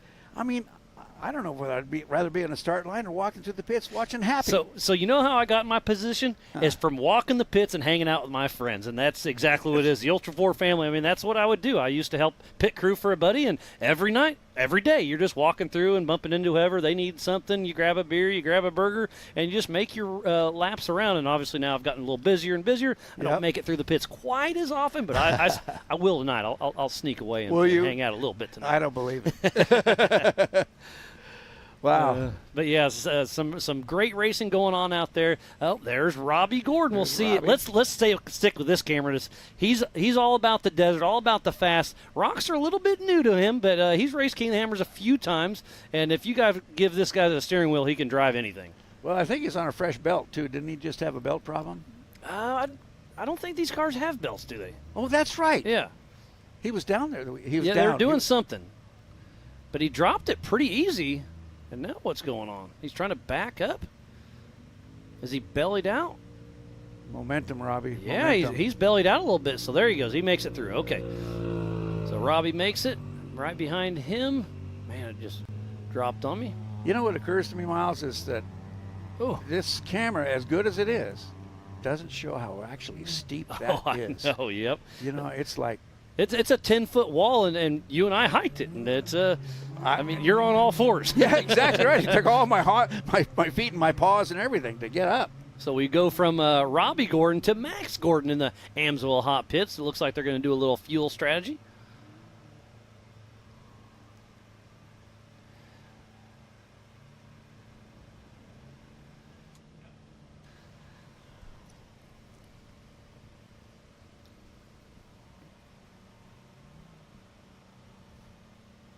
Well, Bob, it's been an absolute pleasure having you here in the Warren studio. Give me just kind of just a quick blip of your favorite thing you've done this week. Just one instance. I spent time talking to a kid who wanted to meet me, who wants to get involved in off-road racing. We were able to spend about 10 minutes talking to him, and I helped him understand about volunteering, and he's just at the right age. I learned today that he was down there helping people at the start-finish line, just lifting dirt, moving things, just to help and volunteer. Just having fun, huh? And so that's been having my heart spin. His name's John, and he's got that look. He's got that look, Miles. So I know I'm supposed to love race cars and all that stuff, but, man, I love those kids. They're our future. 100% future of the sport. And they'll be racing tomorrow morning at 8 a.m. Again, the Off-Road Motorsports Hall of Famer, Mr. Bob Bauer. Always a pleasure. Great talking with you. And we will be back with more racing action right after this. Spaceport has been America's motorsports authority since 1934. Get news, results, and commentary from the most connected experts in the business, covering all forms of motorsports from flat track to NASCAR and everything in between. Bookmark Spaceport.com on your mobile device now, or follow Spaceport on social, and be sure to subscribe to the Spaceport Daily. Spaceport is your one-stop shop for all things racing on 2 wheels and 4. Amsoil runs on freedom and has since 1972. The rest of the market has been trying to follow our lead ever since. But a head start is a head start. Run with us.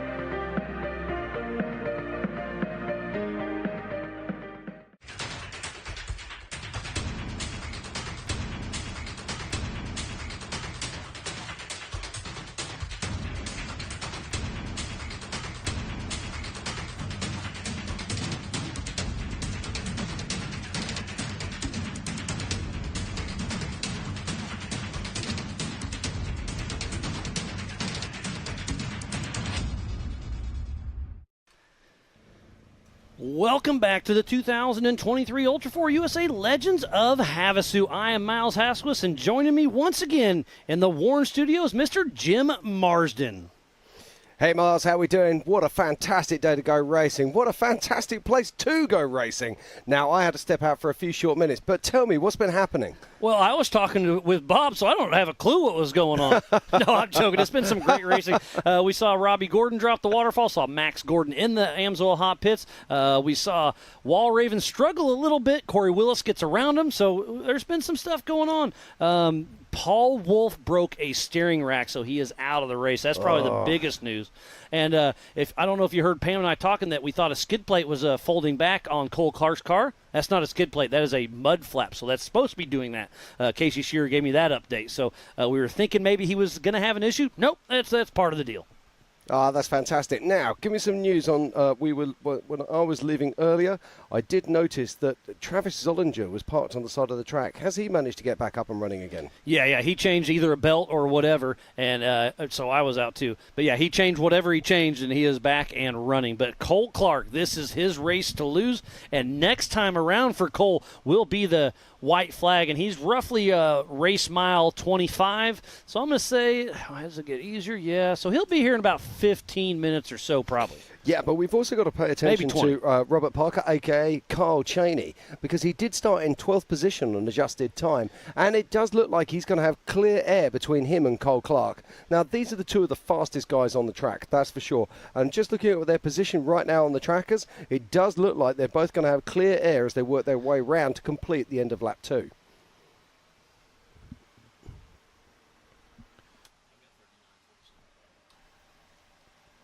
So let's talk about the national championship. Robert Parker, driven by Kyle Cheney, is in second position. Cole Clark is doing well. He's not in the points hunt, so he's going to upset a little bit. But it looks like Robert Parker, driven by Kyle Cheney, is going to win the East, the West, and the Nationals if it stood as it is now. But we still have 40-plus miles of racing. I was going to say, they're only around about halfway through this race so far. But it sounds like our own Pam Hall is down in the Amsoil hot pits. She's been running around. She's been in here in the booth with us a little bit, been running around the hot pits, giving us some great information. So I'm excited to see what she has to say and who she's talking to.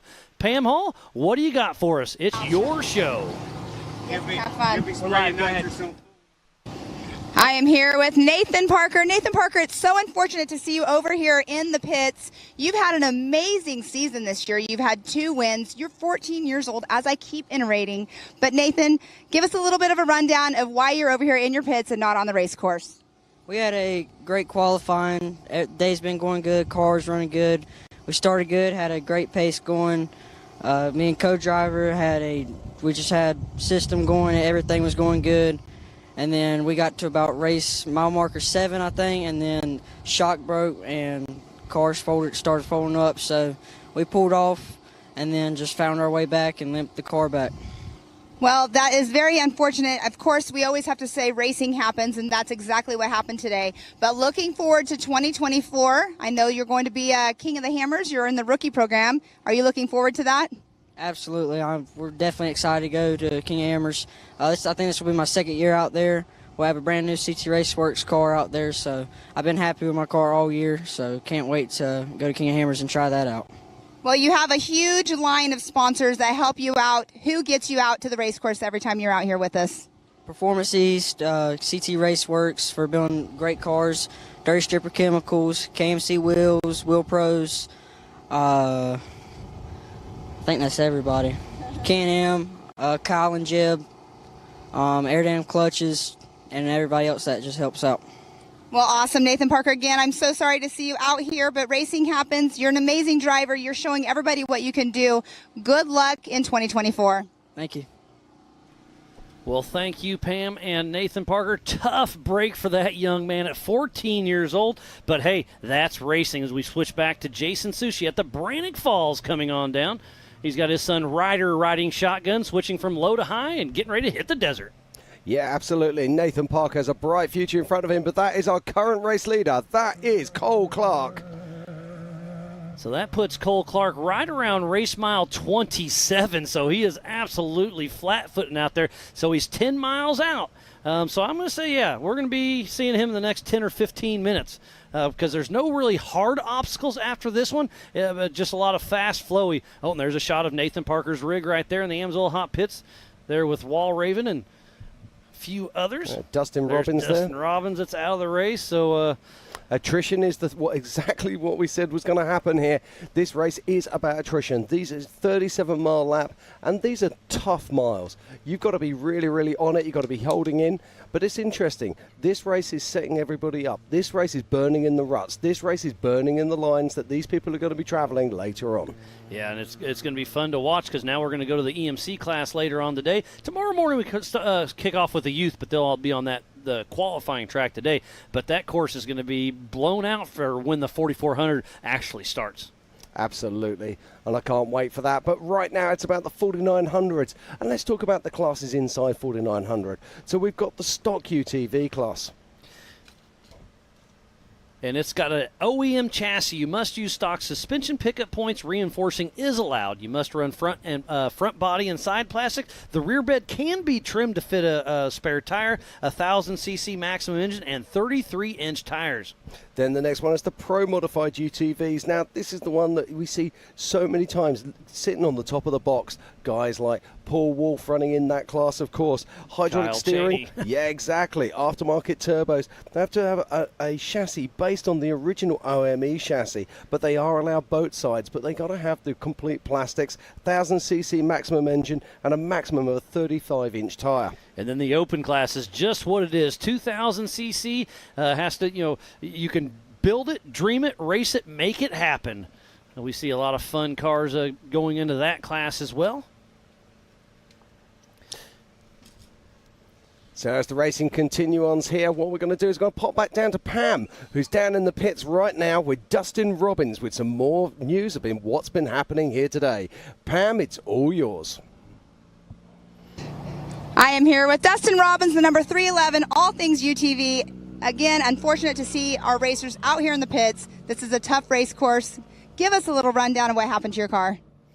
So we had a left-hand turn, but there was a right side. The big drop-off, the big wash was to the right. Come sideways and, saved it, and then we hit a rut and broke the heim joint on the trailing arm. Well, I see you came in with a tie down on it, a ratchet strap, and we always jokingly say that if we're not finishing races on zip ties, duct tape, and ratchet straps, are you really racing? Is that a correct saying? I would say today, yes. We had to do a bush fix and made it back to the pit. So. Well, you're back at the pits. It looks like you're probably going to start getting loaded up, but racing happens, which is very unfortunate. You're okay. That's all that matters. But you saved the car at least. I mean, just had that one thing happen to you. Yeah, that's right. The course is dialed out there. It's pretty good. A lot of switchbacks, hard on the brakes, hard on the drivetrain, a lot of acceleration bumps, braking bumps. Was a really good prep course by JT and Miles. Everything was great, but racing happens. So, yep. Exactly. So who all besides All Things UTV gets you out here to the racetrack? Seth Holmes, Scott Hunt, and All Things UTV. Family back at home. But happy to be here, be a part of it, and we'll come back swinging at King of the Hammers. I mean, you're always up there running strong, and here you are. So unfortunate, but again, we'll see you at King of the Hammers. Thank you.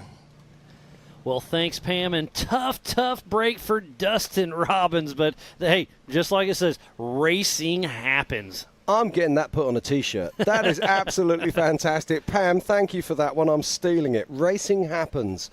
That is very cool indeed. For those of you who are just joining us, welcome. This is the 2023 Legends of Havasu, just outside of Havasu Lake City. And what a place this is, Miles. It's amazing, isn't it? You got in here Wednesday. You've been touring the U.S. for about a week now or so. I've been keeping up with you, done a lot of cool things, but then you make it all the way here to Havasu. Yeah, well, as you say, touring for a week. I got in on Saturday. I've just crammed in a lot. It sounds like I've been here for a week. But, no, well, guess I what? love this Tomorrow's country. Saturday, so it's almost a week, so I'm right. No, I've been working. No, I love this country. It's absolutely fantastic, and I love the racing that you do here. It's incredible. But let's look a little bit about, as we continue to watch this incredible 4900 race, what is going on for the rest of the week, Miles? Oh, there's so much going on. I mean, we have the F1 boat racing that's still going to happen, the IPRA radio, the American Side-by-Side Takeover. We have Brett Michaels tonight, and they're going to have a guest host of Rome from Sublime and Dee Snider from Twisted Sister. And then tomorrow night's Flow Rider. So we got some big music acts yet to come. And then we have a jet ski trick show and some pool parties. So much cool stuff going on. And on top of that, we have some of the greatest racing ever. Let's not forget at 5 p.m. this afternoon, we have the EMC race, the Everyman Challenge. So what classes are we seeing in that? We're going to be having the Spider Tracks 4600s. The 4500 Yukon Gear and Axle Modified class. And, of course, we're then going to be seeing the 4800 Brannick 4800 Legends class, which will be absolutely fantastic. And then Kevin Bailey is just tuning in, giving me some split times.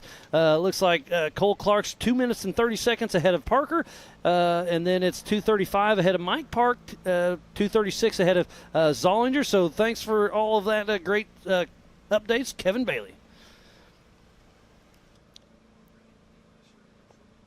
As we continue to watch the action here,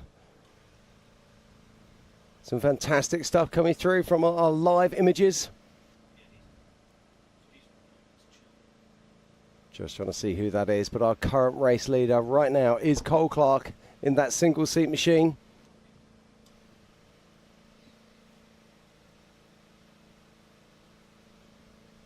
And that is the 904 of Mike Park, who's running currently top 5, having a storming race. And we shouldn't be far off seeing our current race leader, who is Cole Clark, making his way back in to start his third lap very soon. So Mike Park and Jeremy Dickinson still making some dust out here in the desert. And yeah, that's right around that race mile 27 or so.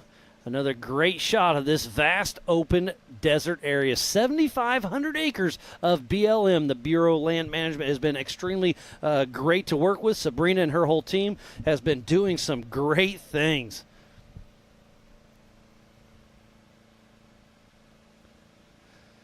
And there's so much track out here, 37 miles of course, and there's a lot of course markers. We got some wrong ways, some dangers, some arrows. So Pam Hall was checking out the course earlier. Pam, what do you got for us? All right, guys, we're going to do a little bit of track talk for you at home that don't know what our racers are looking for out on race course. Behind me, we do have an orange arrow, and this is what we're going to talk about right now. It is facing to my right, but what it is doing is that means there is a 90-degree turn coming up. Sometimes out on the course, it'll just be at like a 45-degree angle, meaning it's just a little bit smaller of a turn. And then also, if you see 3 arrows and then 2 arrows and then 1 arrow, that means that is a high-speed section, and you need to make sure that you are definitely checking up. Another important sign out on race course that the racers have to make sure that they are paying attention to is this one right here. It is red. It has a big W on it. It is the wrong way. You do not want to go that direction because we do have VCPs out here. If you go the wrong direction, you're off race course. So this one is one of the crucial ones out here as well that the drivers have to look for. All right, here's one more sign that the drivers want to make sure they're looking out for. It is the danger sign. It's the skull and crossbones with the down arrow. This right here. This will hurt your car. This will hurt you. They have to make sure they're checking up because if not, it can end their race.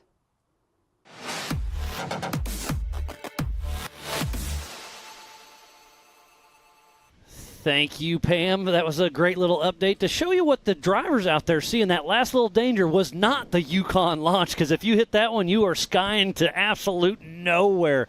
And another special guest I have joining me in the warm studio, Mr. Levi Shirley. How's it going, buddy? Good, Miles. How are you, sir? Oh, I'm doing great. We go way back. We go back before I even knew what King of the Hammers was, back in XRRA days. Our first race, we had some issues. I was racing with Paul Beatty, and we blew some fuses, had an electrical issue. Couldn't figure it out. You gave us a tackle box full of fuses. First time I ever met you. What's that? I mean, that's 15 years ago or so. I believe 2007 is Yeah, okay, when you and I first met. That's probably right. In somewhere in Alabama. Yeah, Grey Rock, Alabama. That was your first race. If I remember right, you tumbled a good one that one, right? Yeah, exactly. I got my first car, and I went about 50 feet and DNF'd my very first race. So, yep. That's all part of it. But anyways, it's always a pleasure having you in here, Levi. Kansas boy out from Dodge City. I'm from Paola, Kansas, south of Kansas City. So we're about 5 hours away from each other, but we go way back, and it's just great to see where the sports came.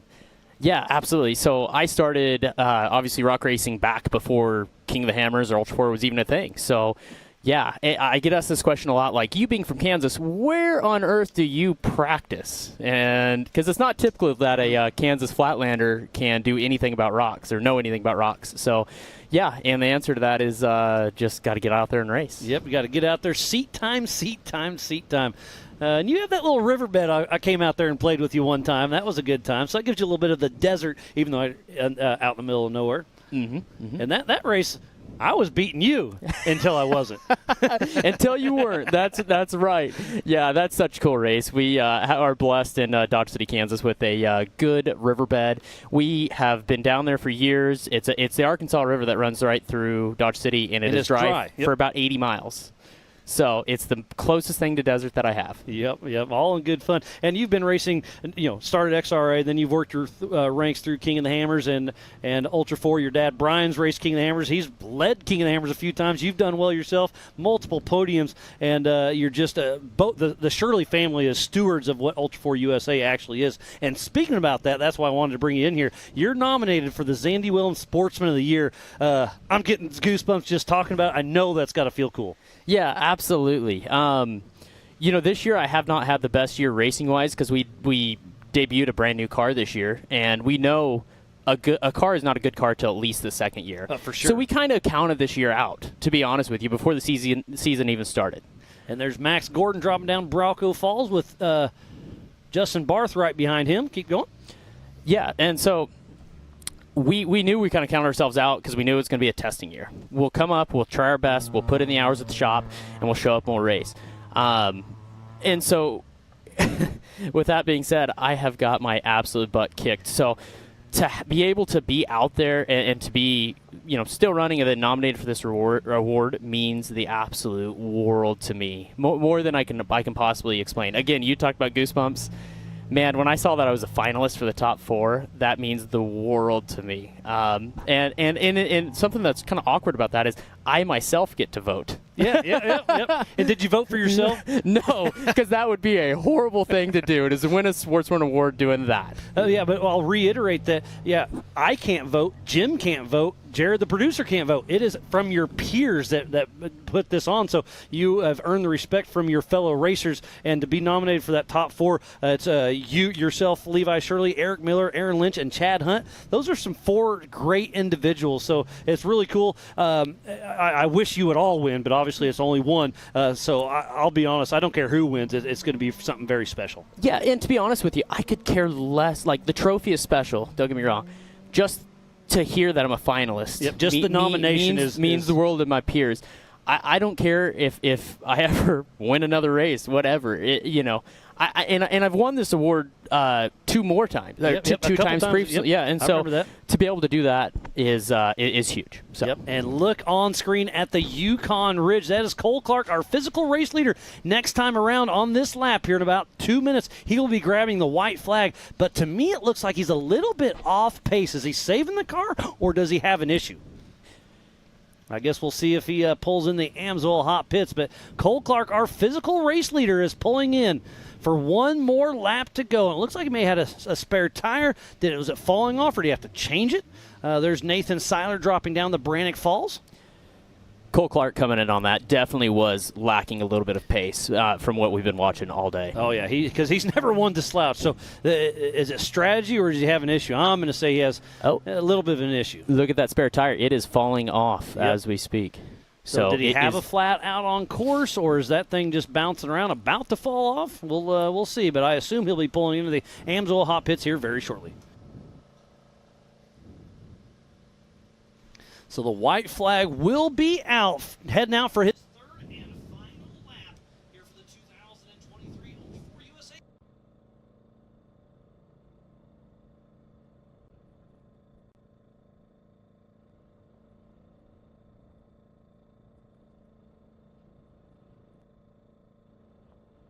So the white flag is out. One more 37-mile lap for Cole Clark. Let's see if he dives into the Amsoil hot pits. We can pit on either side right through here. And yes, he does. So let's stick with this drone shot for a little bit and see what's going on. I assume they're going to address the rear tire as he's pulling into the Jimmy's Army. I'm sure Cade Rod's down there. Randy. Oh, the window net's coming open. That's never a good sign. Is he coming out? Yes. Cole Clark, our physical race leader, out of the car. What is going on? This is a huge, huge thing right now. And, man, it doesn't look like he's in a huge, huge hurry. They're definitely looking at the rear of the car, but did Cole Clark maybe take a tumble? He's hurt? I don't know. Speculation. But the helmet's coming off. This does not look good for Cole Clark. This is an absolute heartbreaker. Levi, you've been here doing well, and then what are you feeling right now? Yeah, I mean, we've all been here leading races and ended up having to climb out of the car. It is literally the worst feeling in the world. At this point, you're exhausted mentally. You're exhausted physically. Cole is not one to slouch. He is and has been pushing it. Oh, you can just tell his body language. He is absolutely devastated. Does it look like the rear end broke off the car? It did. Look, yep. There's about a foot gap right where the spare tire is. So the rear of the car has physically broke. So did he go for a pretty good tumble and land? I don't know, but the rear end of his car is broken off, missing a jack. Oh, man, what a tough break. And this goes back to safety reasons that, a car is always good for, well, hopefully good for at least one good wreck. But, oh, what a heartbreaker for Cade Rod. I'm sure Pam, there she is. I see her. She's there in the Amsoil hot pit. So we'll hopefully get an update with him. Let him, kind of catch his breath and get his cool back to him. But, oh, what a tough break for Cole Clark.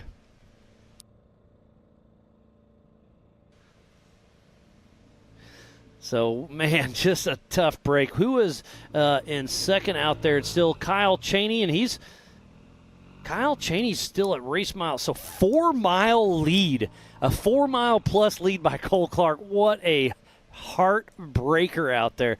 But, hey, to finish first you must finish.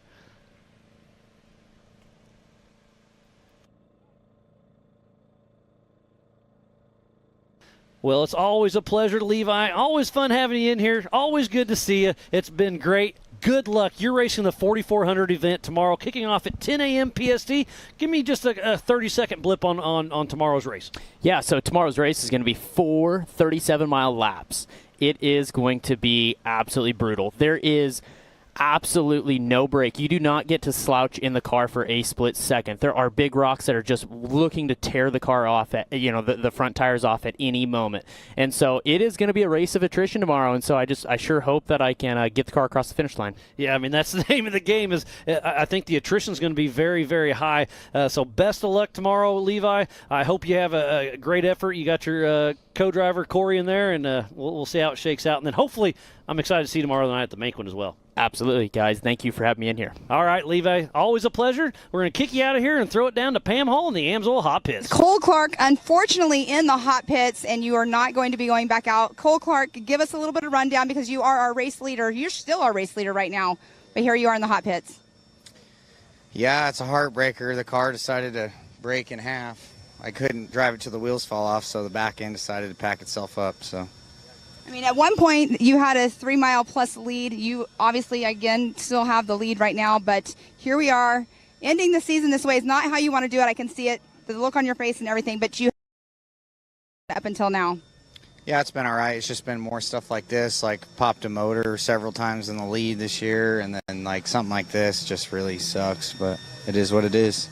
So let's move on to this 2024 season. What is your plans? Cut out for me, so I guess I'll tear the car down and get ready for KOH at this point. But yeah, I'm just happy to be out of the car now. So.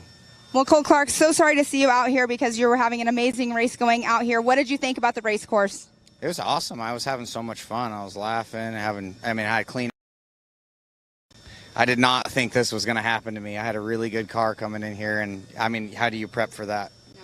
I do everything I can. I work as hard as I can, spend so much time away from my family so I can come do this, and for this to happen is very disappointing. Well, we'll let you get back to your pits. We were rolling up to say hi to see what was going on, and here you are. So I'm so sorry about that. Again, all of us are, but we'll see you in the 2024 year. Yeah, we'll see you later. Thank you. Back to you guys. Well, thank you, Pam, and tough break for Cole Clark. But look at this. Our new physical race leader, Kyle Cheney, driving for Robert Parker, is in here. And they're checking out the front end, looking like they're doing a little fuel and go. And now we are going to have a new race leader heading out for his third and final lap. Kyle Cheney driving for Robert Parker. Yeah, Kyle Cheney going back onto the course now. Now, strategy, Miles. He's going out onto his third lap. He started in 12th position. He's now physically in first. So he just needs to be calm, cool, and collected, but still run strong. But 37 more miles, and he could lock down the East, the West, and he's already the East and Western champion. Can he lock down the national championship for his great friend, Robert Parker? Wow, Kyle Cheney, the ghost, is doing some great things. Absolutely. But let's not forget what he said in his interview a little bit earlier. He had 0 sleep the other night. Now we know this man is super fit. He is an athlete at the highest level of his game. But is that going to start to play a problem when he gets out there into his third lap? I think adrenaline is going to kick in. Could it? Sure, but I think he's in the zone. I think Kyle Cheney has what it takes. Could not agree with you more. But yeah, so now we have to play that. 100%. But now our physical race leader, adjusted time, everything else, Kyle Cheney driving for Robert Parker. Is looking good for this man. Yeah, it's really exciting to see Levi Shirley in here. He had a kind of that vibe and that buzz about him that I haven't seen for some time. And you know when you just talk to someone and they just, they almost exude confidence and sort of happiness, and the way that his body language, I'm really excited to see him on the course tomorrow. So we were covering the Zandy Willems Sportsmanship of the Year Award, and then you were over there chatting with him after he left about his car. I should have asked that question, but we were in a different little zone. What was he saying about his new car? Hey, who's saying, he's been chasing demons, and as you do with all new cars, new car blues. Yep. Yeah, absolutely. And he's been making significant changes to this vehicle, and he just said, this is the first time I actually feel I'm in a race car. This is the first time I actually feel it handles, it actually feels that it goes, as we watch Jake Versey there coming on screen. And he said, you know what, it's the first time I've actually been able to put it on course and actually attack. He said, and I love it. He said, I cannot wait to go on course tomorrow and see what it will do. So fingers crossed that Levi has a great race tomorrow. He has such a wonderful, rich history. I mean, it's hard to believe. I mean, he's still such a young man, and yet he's been racing for, seems like for Yes, forever. that's 07 exactly. in rock racing. Incredible. I know he did some roundy round back in the early days as well. So he's sneaking up on 20 years. Well, yeah, about 15, 17 years. Yeah, he came over to Europe back in 2014, and we had some fantastic battles out there. Really did. And didn't he beat you? He was the champion that one year, right? Yeah. Oh, yeah. No. I got to scratch you every little chance I get, buddy. Good. Yes, absolutely fine. No, me and him were backwards and forwards, and he beat us to win the European Championship that year, and he deserved it. He was absolutely a man on a mission. So I think we're about an hour away from the checker flag flying. We'll see how it shakes out. And we are going to postpone the start till right around 5 o'clock. That's what I heard on the Rugged Radio. So I believe EMC will start at 5 p.m. Yeah, and let's not forget, in ENC we have 3 classes racing. We have the Spider Tracks 4600 stock class. Then we have the 4500 Yukon Gear and Axle Modify class. Then we have the Brannick 4800 Legends class. So many amazing cars, so many incredible drivers. Can't wait to see them out on track. But the big news, of course, is Jeremy Doc Jones is going to be our pole sitter for that race. And let's not forget, we got 2 of the heaviest hitters right at the back. In fact, I say Doc Jones, was it Brett Harrell? Sorry, Woody and Ryan Taylor. Yeah, but we got some heavy I'm hitters. making a mistake there. I'm saying Doc Jones. I've got to think it was Brent Harrell actually. Yeah. Jeremy Jones had a good run. Yeah, he did. Yep. But Brent Harrell came in and is the pole sitter. So there goes Brandon Kilgore with Kilgore Motorsports, part of the Pro Modify. Lauren Healy checking in, making sure everything's running smooth. He's asking about the EMC start.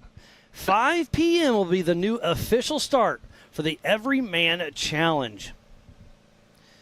There's still a lot of great racing here going on in the 4900 class as we watch our physical race leader. This is Robert Parker, and racing for him is Kyle Cheney. And as Mars has already said, he has won the West Coast Series, he's won the East Coast Series, and it's looking, if he can hold this together, that he will take the National Points Championship as well, as we watch Josh Smith coming into screen. And speaking about National Championship, as long as Josh Smith can have a smooth run, he will lock down the Open class as well. So there's our leader, our National Championship leader for the Open class.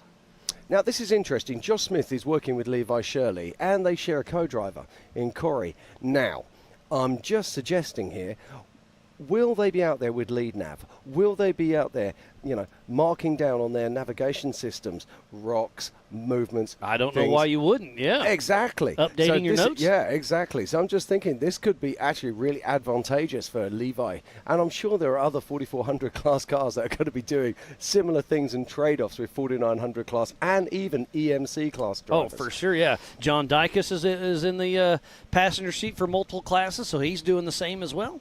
We'll see him up next with Steve Graff, and then with Joe Gatlin later on. Fantastic views of our pits there. And we are literally just outside of Havasu Lake City. Yeah, just about 10 miles on the Parker side of Lake Havasu. It's a beautiful area. We're here at the Standard Wash OHV. There's 7,500 acres out here of open land. We've been working closely with the Bureau of Land Management, bringing everything together. Sabrina and her entire team has been working side by side with Ultra4 USA. We've got a great relationship, and so far this race this year has been amazing. We can't wait to do it all over again next year.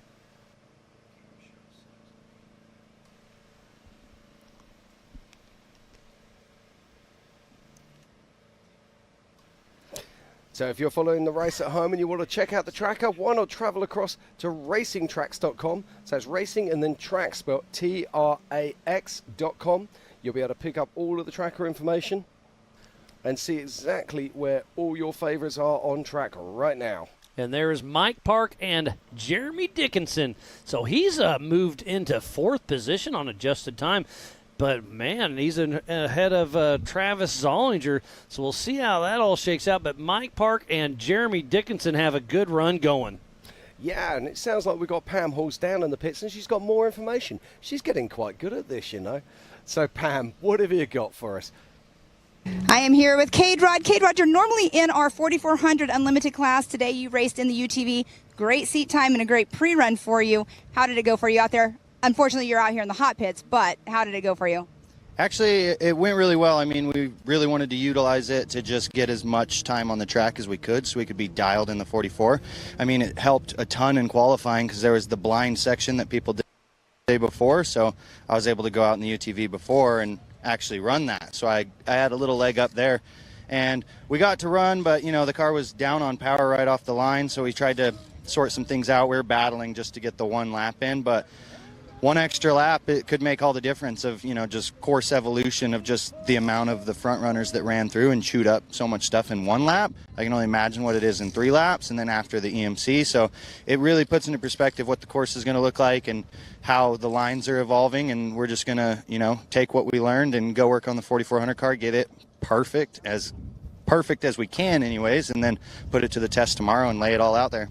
Well, last race of the season, what is your plans for 2024? We don't know. We're going to be here. We're going to be racing. We're not quitters. We're going to keep going. We're going to keep racing. We love this. We don't like doing anything else. We don't golf. We don't play sports. We're not hobbyists in anything else. So we like to go out and we like to race cars. We like to build shit and break it. So. Well, this is your sport. Yeah, absolutely. So this is what we like to do. We don't really do anything else. So we'll be here. Well, it's awesome to see you here. Unfortunate in here, but we'll see you race tomorrow in the 4400 Unlimited class, so we'll see you again. Absolutely. Look for the one out front. That'll be me. All right, guys, back to you. Thank you, Pam, and thank you, Cade Rod. Now, This is a young man with some serious talent. We've seen him come up through the limited classes into the unlimited and just see what he did today. It was incredible. Oh, that run he had was absolutely insane. He was smoking fast. We were talking about Paul Wolf's time of 1:53, and he threw down 1:45. I mean, what an incredible qualifying run earlier today in the 4400 car by Cade Rod. So he's sitting in that pole position with that clean air tomorrow morning at 10 a.m. PST. Oh, he's sitting in second place. Oh, shoot, you're right. But it took a two-time king and somebody who's just built a brand new car to come out here and do something special. And let's face it, in the history of our sport, there are two people who really do qualify at the top end. Jason Shearer and Lauren Healy. Yeah. And it took Lauren Healy to pull out something very, very special to beat Cade Rod today.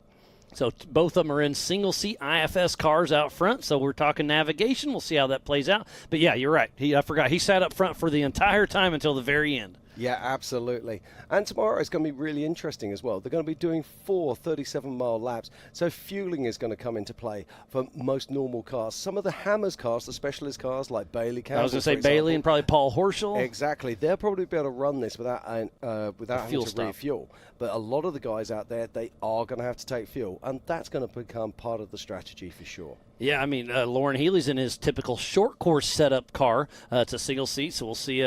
Yeah, like you're saying, I think he will have to probably stop halfway through to top off with some fuel. But there's Gomez Brothers Racing in the background. We have all three. We have 3 of the 4 Gomez. Marcos had to stay back and keep the business running while the rest of them go out and play.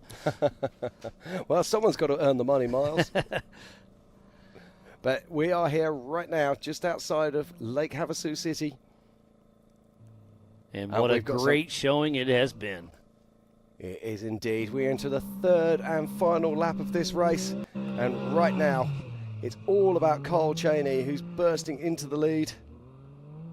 And in second place, it is Mike Park. They are the only 2 vehicles currently on lap 3.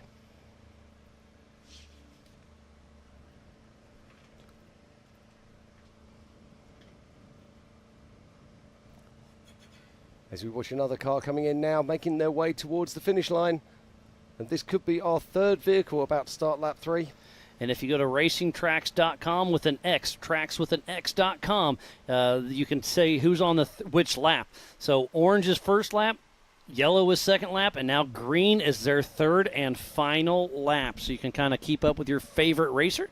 You can also go to live.ultra4racing.com for our split times and whatnot.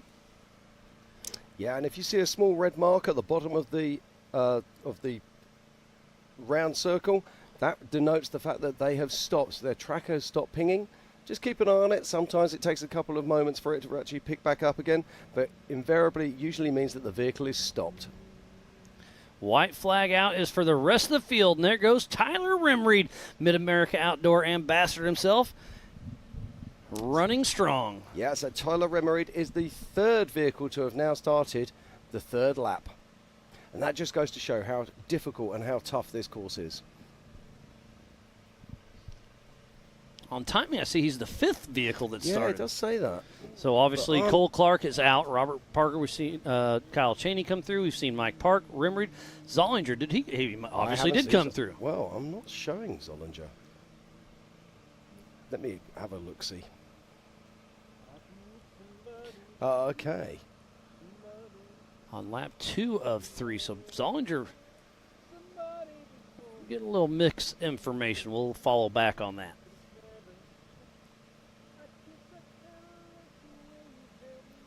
But Cole Clark obviously out of the race in the Amsoil hot pits. Hate to see that for him. Again, if you're just tuning in, we thoroughly appreciate each and every one of you. I am Miles Haswis alongside Mr. Jim Marsden. This is the 2023 Ultra4 USA Legends of Havasu. And there's a newcomer, Glenn Young, heading out for another lap. Yeah. So for him to be new to our sport in the top 4 right now, very, very impressive. Yeah, Glenn's doing a great job there, and he will be our 4th vehicle working out onto lap 3.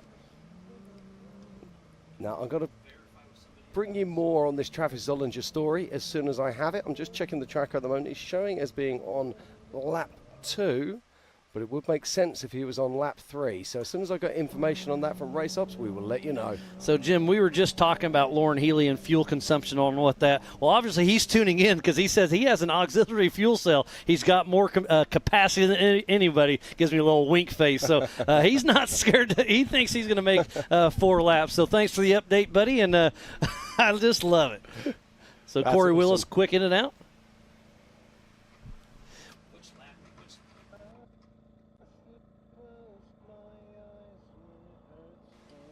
Oh, no, he flipped over again. Yeah. So Eric Yates, same spot, same thing, a little bit of different angle, but Eric Yates having a rough time there down at the Bronco Falls. I'm trying not to laugh at him. I'm hoping I'm laughing with him. I'm sure he feels that way right now, Miles. And I think we have another rugged replay, and here it goes. Let's see what happens with Eric Yates. He drops down once again. And, yeah, he's just too far going right into that big rock. Stands her up on the nose, turns it over, and up and over he goes. It is a slow ride, but he lost his light bar, that's for sure. So thanks again, Rugged, for that. Yeah, I think he needs to have a word with his left foot there. Seems to be far too much on the brake pedal for my liking. So there's a shot of Glenn Young as he's heading out towards the desert, and we're back into the the Brannock Falls. As Eric Yates is going to get him recovered. Abe Gonzalez is down there helping out. Oh, we got some. He got some help also. Okay, so I am getting an update. Travis Zollinger is on the current lead lap. So had a little mixed information. I apologize, but got on the Rugged Radio and got with Race Ops. And Travis Zollinger is in that 3rd position in Pro Mod. So right now it's Kyle Chaney driving for Robert Parker, then Corey Willis, then Travis Zollinger, then Mike Park, Glenn Young, then Tyler Rimreed, the top 6.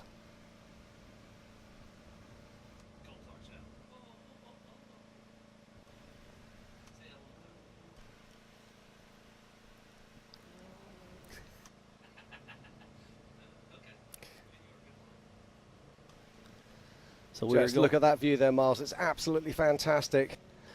And that is Tyler Rimreed hitting right around race mile number 1. And look at that wide open, vast desert here at the Standard Wash area. 7,500 acres of OHV land. So, again, if you want to team up with Tread Lightly or the Havasu Side-by-Side Trail Association, please do, because they're a huge advocate of what keeps this keeps this area public. You know, working closely with the BLM and all that. So thanks again for those 2 companies. Yeah, absolutely fine. Now, Pam Hall is back down in the pits, and she's got some more information for us. Pam, what have you got?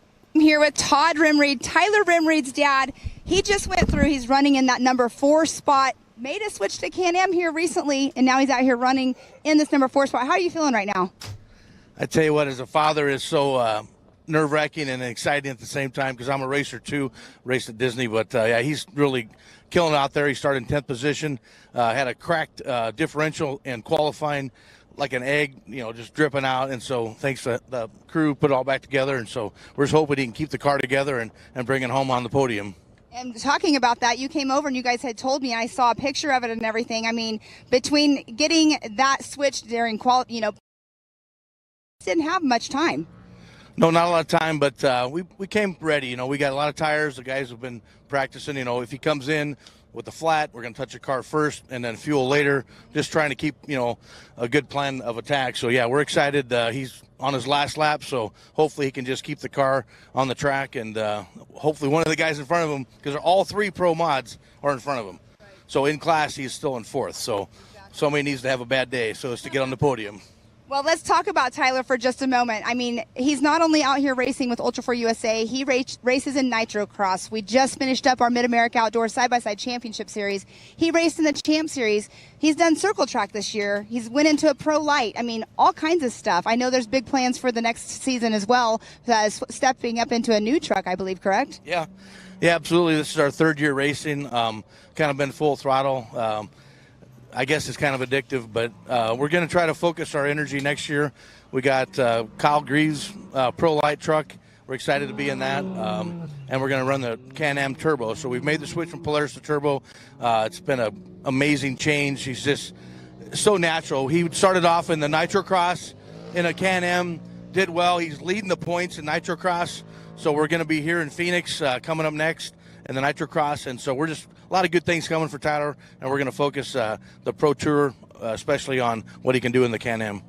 Awesome. Well, I'll let you get back to, because I know that we're getting ready to take the checkered flag and keep those nerves on end, right? Yeah, absolutely. Thank you, Pam, for the interview. Awesome. Well, hopefully we'll see him up there on the podium. Hopefully nothing, drivers, but hopefully we'll see him up there. Yeah, thank you. Back to you guys. Okay, thank you so much, Pam. So good to hear there from Todd Remereed. Now we've got a special guest who's joining us in the booth right now. It's none other than Greg Mulkey from Raceline Wheels. How are we doing, Greg? I'll tell you, what a race out here in the middle of Havasu. I'll tell you, we had such a great week out here. I've traveled through this place so many times in my life to different desert races and never realized just how much stuff goes on here. Oh, look, we've got a Speed UTV stop there. Now, is that Max or is that Robbie? Just trying to have a look there. I see him moving. He's trying to move. Just kind of catching up. That is Max Gordon in the 777 car, getting himself back on track. So what do you think of this race course? How cool is it to have Ultra4 out here? A lot of the guys have been just telling me. They've just been having such a good time. Here we go. Got a rugged replay here of Max. Looks like he's all over the back end of this car. Makes the pass. Oh, he just looked like the back end hit down pretty hard when he got down the bottom on that hill there. Yeah, not sure what happened there. We see him get going again. Thank you for the rugged replay there. But he pulls over for another stop. So tough break there. But Greg, talk to me about this. I mean, you've been around Ultra4 racing for a great many years now. What is it that keeps bringing you back here? The love of racing, just like all of us. But, when the sport gets to a level like it's gotten right now, and with the Revaniti family and with MOE and everything coming in here, it's just a whole nother level that we're fixing to see come on board. And so I'm kind of excited about all this stuff. And, we have over 50 4,400 cars today. I know, it's absolutely astonishing. 4,400. Yeah, so it's going to be a busy day tomorrow. I kind of feel sorry for JT a little bit because he's got his hands full with all the race cars that come out to do this race. And you got several points championships that are coming down to this race. I mean, people have to give up races that they won because they won the double points races to finish good here to win championships. It's really a lot of talk going on. And then the course, 36 miles. 37 miles. So I don't know that that's probably the second longest course that we get to race, don't we? It is indeed. So I hear several of the guys going, yeah, we can stretch our wings out on here. But, man, JT's got some really tight turns down in here. And you just can't barrel off in some of this stuff out here. Absolutely. So. But let's talk about evolution. I mean, obviously, you guys make wheels, and we've seen the evolution of the Rock Sports and of us, obviously, Ultra4. So, I mean, what changes have you made to your product lines over the years to bring us better product for this type of racing? Well, everything has kind of gotten a basic recipe now because everybody's been doing it for a while. And so all the little things that happen now are really fine things that we do in the heat treating processes and the material processes. And then we changed some things up on the new Rhino wheel that we've introduced. And there's a lot of guys here running it. And it has ribs and stuff in it to keep the shock of the wheel from bending all the wheels up so bad that they do out here because they have old poop moments all the time. And so that takes out the wheels. The way you put that. There's some big rocks out here. I mean, they're tire and wheel killers. And so we want to make sure that the wheel holds up well enough that they can make it through most of that stuff. But we don't want the wheels to break off where they can't race no more. And it's just a fine line. And so now it's all got down to just little nitty-gritty things that you try to do to make the recipe that everybody's kind of been doing it. I mean, a 17-inch wheel can only be built one way, Mm-hmm. And so you start paying attention to the little things that make a difference. And so we have. And then our new forged wheels, they put a bunch of time and effort into those, and we're having really great success with that too. So, and Raceline has just gone, we're building wheels for everything now. Yeah, it's absolutely incredible. So your car trailers, your UTVs, the wife's grocery getter, the kid's college car, we got something for you. It's racelinewheels.com. Fantastic. So, We do. One of my favorite things that you've been doing recently is actually making alloy wheels that look like steel wheels for the Class 11 vehicles. Isn't that something? That is something else. That's the mobile wagon division that they come up with this year. And the Class 11 is such a cool class. When you see those bugs roll out on the course, it's not as exciting as this, but it's old school buggies, the VW bugs that we always seen when we were in school doing it. So the look at class this. 11 was good. That's Robbie's. Yeah, this is. I do believe that is that Robbie. It's one Trying of to the work speed out. rigs. Yeah, it's one of the speed rigs. I'm trying to work out if that is. Yeah, if it's Not a double right seven now. or a 777, but he's taking on fuel. Now, we saw Robbie taking on fuel earlier, so Here we my go. guess would be that this might be... No, that is 17. 777. So that is Robbie again. That's very interesting. Fuel again, huh? Yeah. Well, he may have a heavy foot today. I was going to say, he's got a very heavy foot today, that's for sure. But that's the second time we've seen him taking fuel, so very interesting. Maybe they've got a damaged tank or something. And we this can is only 2 guess laps. at this rate. No, 3 laps. Yeah, it's 3-lap race, but I think I'd have to check my tracker to see where he is. Yeah. Second time he's gassed up, that is for sure. And just looking here to see if I can And see it where looks like he they're is. still doing about an hour a lap. But anybody can go to racingtracks.com, check out the tracker, and be able to follow what's going on. 77, so this is the start of Robbie's 3rd lap. So he is fueling again. So he's actually taken fuel on both laps so far, which is quite interesting. That's great to see Robbie out here. I mean, that's how you see that other people in the industry are seeing the level that this is rising up to out here with this Ultra4 USA stuff. And so getting guys like Robbie to come back out here and racing the UTV, you watch. Next time he'll be building another Ultra4 car and trying it again like he did at KOH. Well, wouldn't that be cool to see him out out there man. again? Him and his son both. I mean, they're both pretty bad motor scooters. Oh, they Kid are been indeed. racing Well, great let's in the not forget that Max Gordon has just come back in off of the win at the Nora 500. And, it was a big class of vehicles. So it's great to see them out here and great to see them showing us their skills and their vehicles. So what's next for Raceline? What's coming down the road for you guys? My season is kind of coming to an end for this year, but it really never comes to an end because you got to go back and get ready for the next year. And 2024 is just like a door knock away.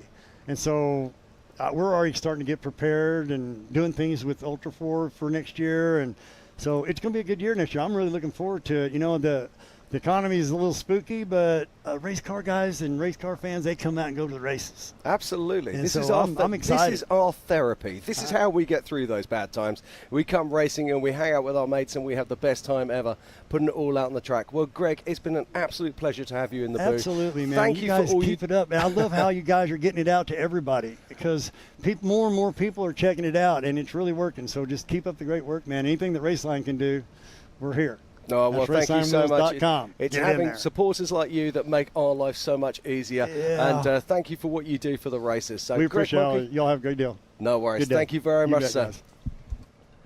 Right, and the racing continues here in the 4900 race. And right now, it's all about Kyle Cheney, our current race leader. As Miles joins me back in the booth once again. And that looks like Byron Starrett pulling in. Looks like he had a right rear flat tire. Getting that Harbor Freight Badland Jacks to work. I'm not sure that he needs that adjustable. No, he doesn't need that much lift kit on it. Exactly. I think someone's got their jack adjusted for their 4400 car, not Exactly, for their 4900 yep. car.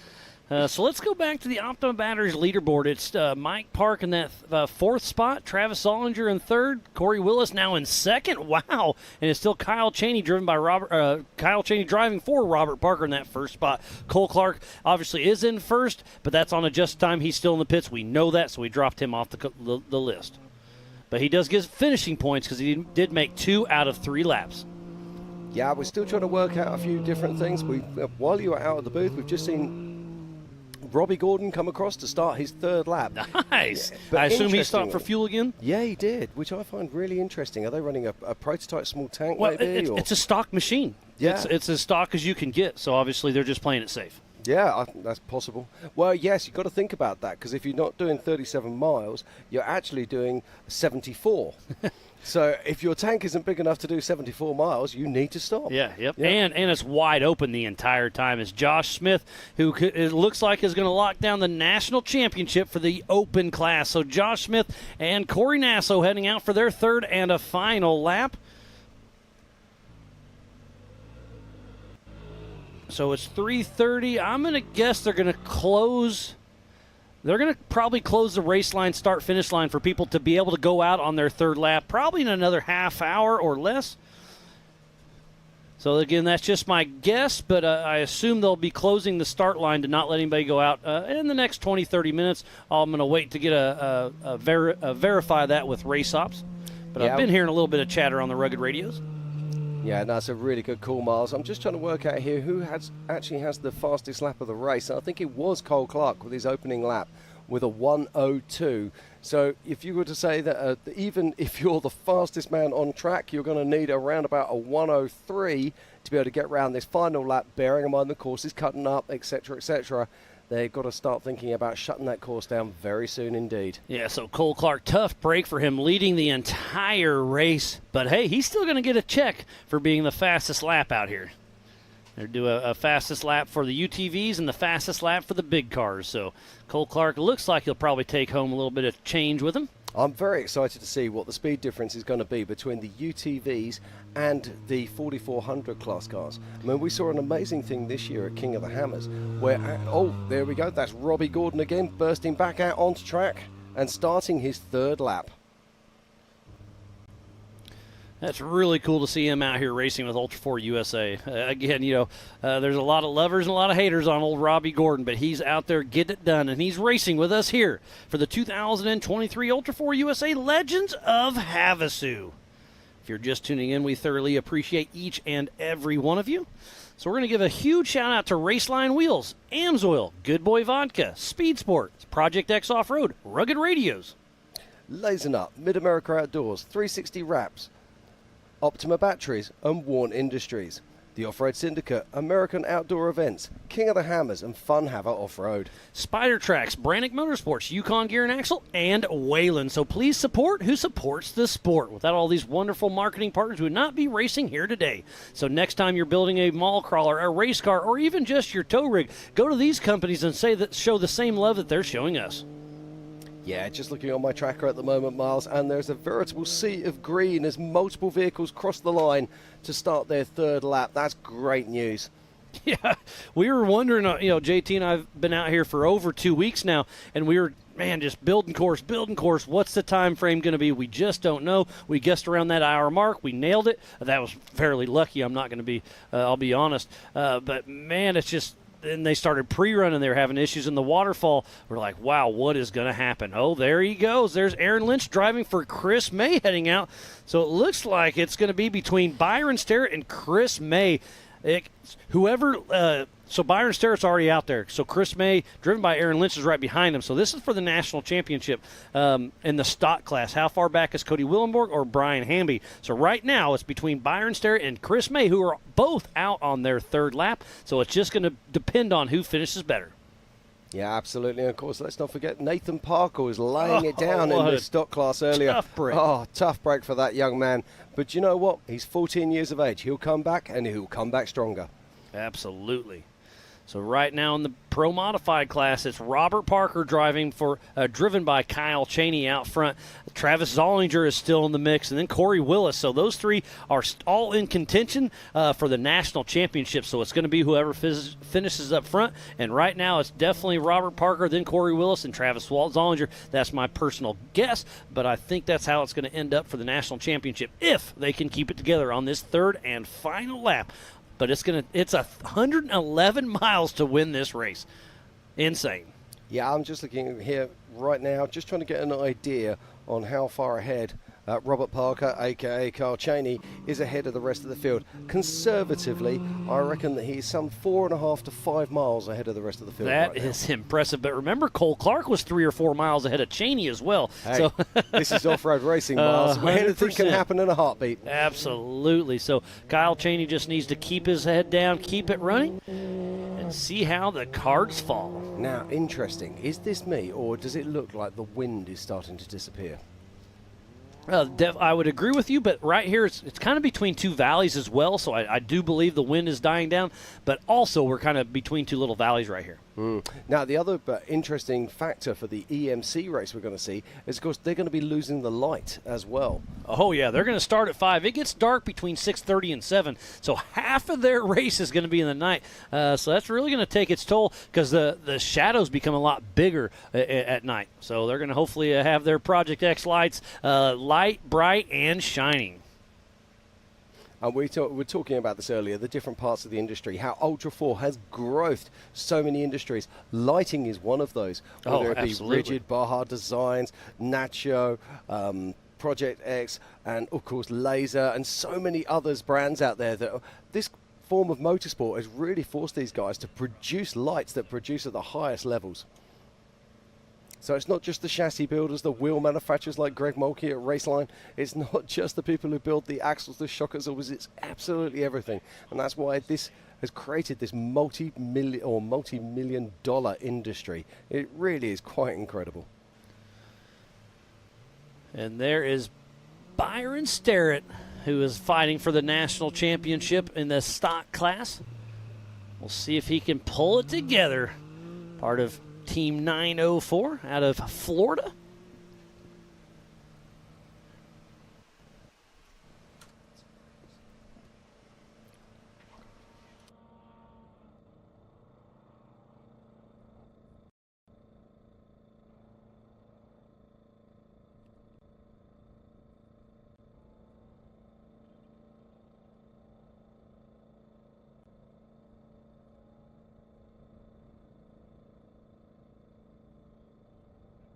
There went Aaron Lynch driving for Chris May, heading out for his third and a final lap.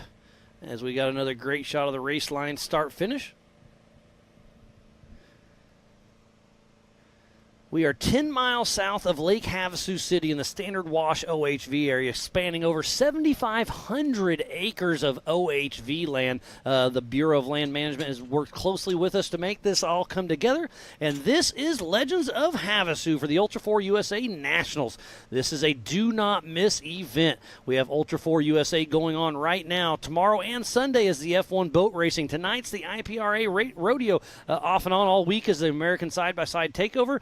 Tonight is Brett Michaels. Tomorrow night is Flo Rida. Outlaw Drag Racing did get moved down to Yuma, Arizona. And then we still have some VIP pool parties. We have Marcos Gomez doing some jet ski flips in between the F1 boat racing. So there's a little bit of everything. So come on out. We still have some tickets available. It's going to be a great evening tonight and then all day tomorrow. And then Sunday, the boat racing. Yeah, Mars, it's amazing just how much we're cramming into these few days. Oh, absolutely remarkable stuff there. As we watch the 39.47. That is A.J. Hoover with his sister Leah riding shotgun out of Lakeside, Oregon with Rubber Band Racing.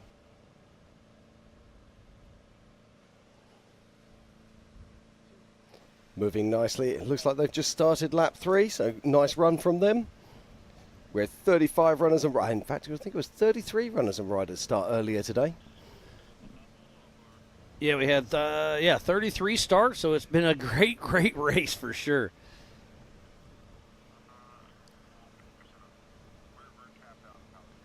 So let's give a rundown on Pro Mod, Stock, and Open. So in the Open class, in that first position is Robert Parker, driven by Kyle Chaney. Then Corey Willis, Travis Zollinger, Mike Park, Glenn Young, Tyler Rimreed, and then in first place in the Open class is Jake Versey.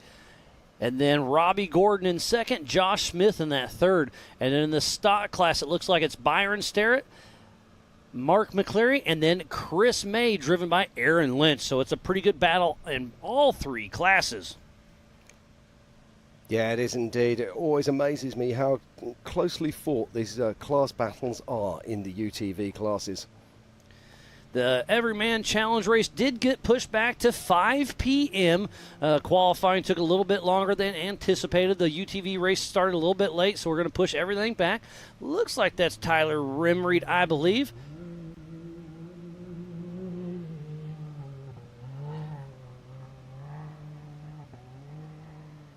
Believe that was at the Brannock Falls area, so race mile number 9.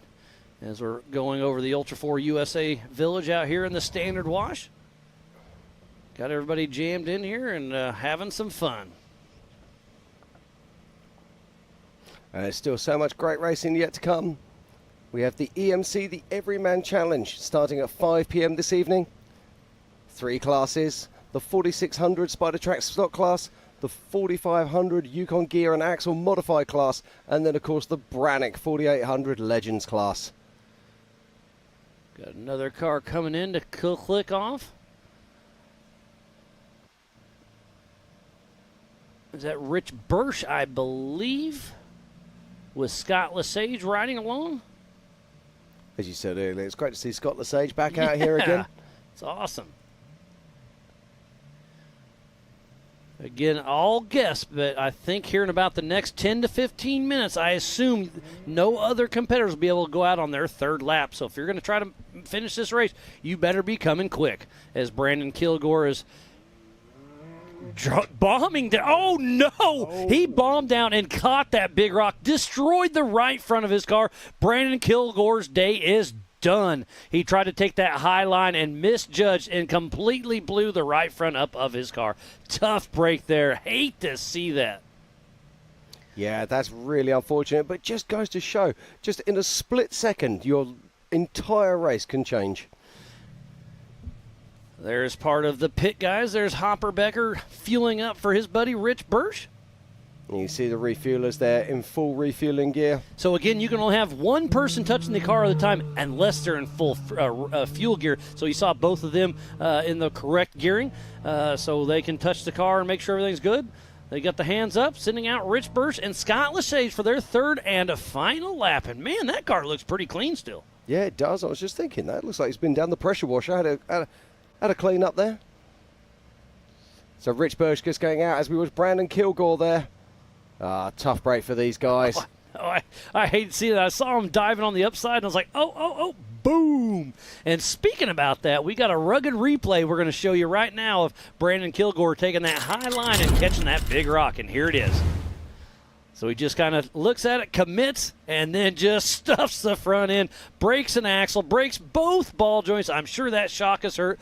Tough break for Brandon Kilgore. Thanks again to Rugged for that replay. 3 wheels on my wagon. Yeah, he's a 3-wheeler now. Yeah, now, but this also gives us a problem because our recovery team, they need to be able to get this vehicle out of here and open up that line, and that's exactly what Abe Gonzalez is about to do. Yep, Abe and Travis Cook are down there making sure everything's running smooth, but he's also on that top line, so right where Travis Cook, our course marshal on the left, there is a line there, so we'll see if we can get Kilgore out of the way in a hurry. But man, yeah, Abe and Cook have had their hands full here at the Brannick Falls.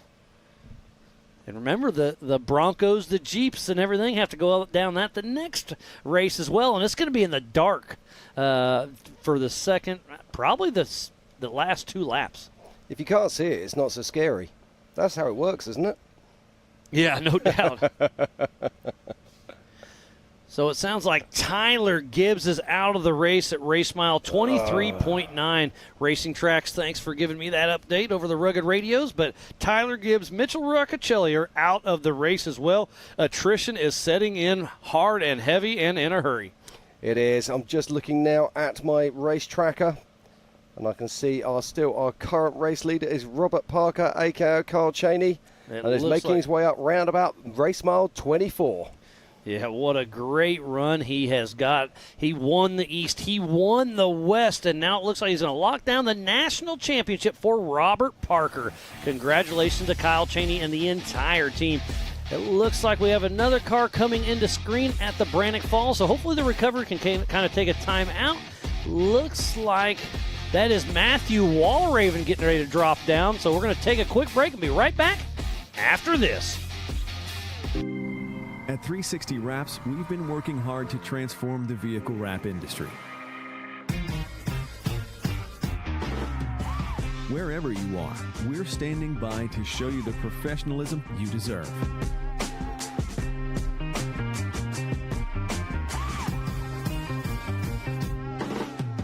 With a dedicated account manager, you'll always feel confident and in control the entire time. Providing nationwide service to the top brands in the industry, our team will confidently handle any project you give them.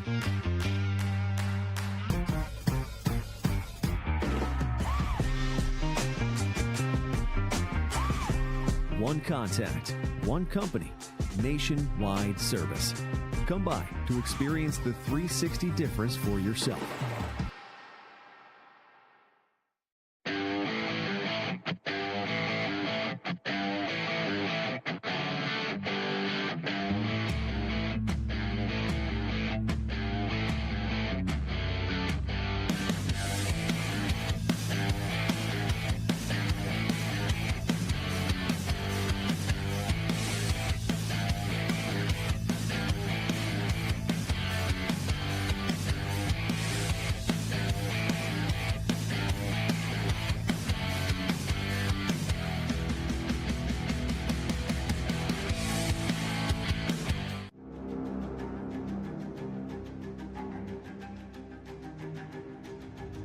Connect with the Wild is about off-roading with your buddies. Connect with the Wild is about going to Moab and conquering new challenges that you didn't think were possible.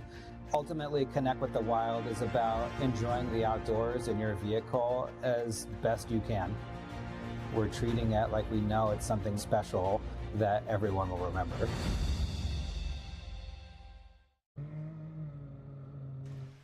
Welcome back to the 2023 Ultra4 USA Legends of Havasu. There is Rich Burse and Scott Lesage right there at race mile number 3.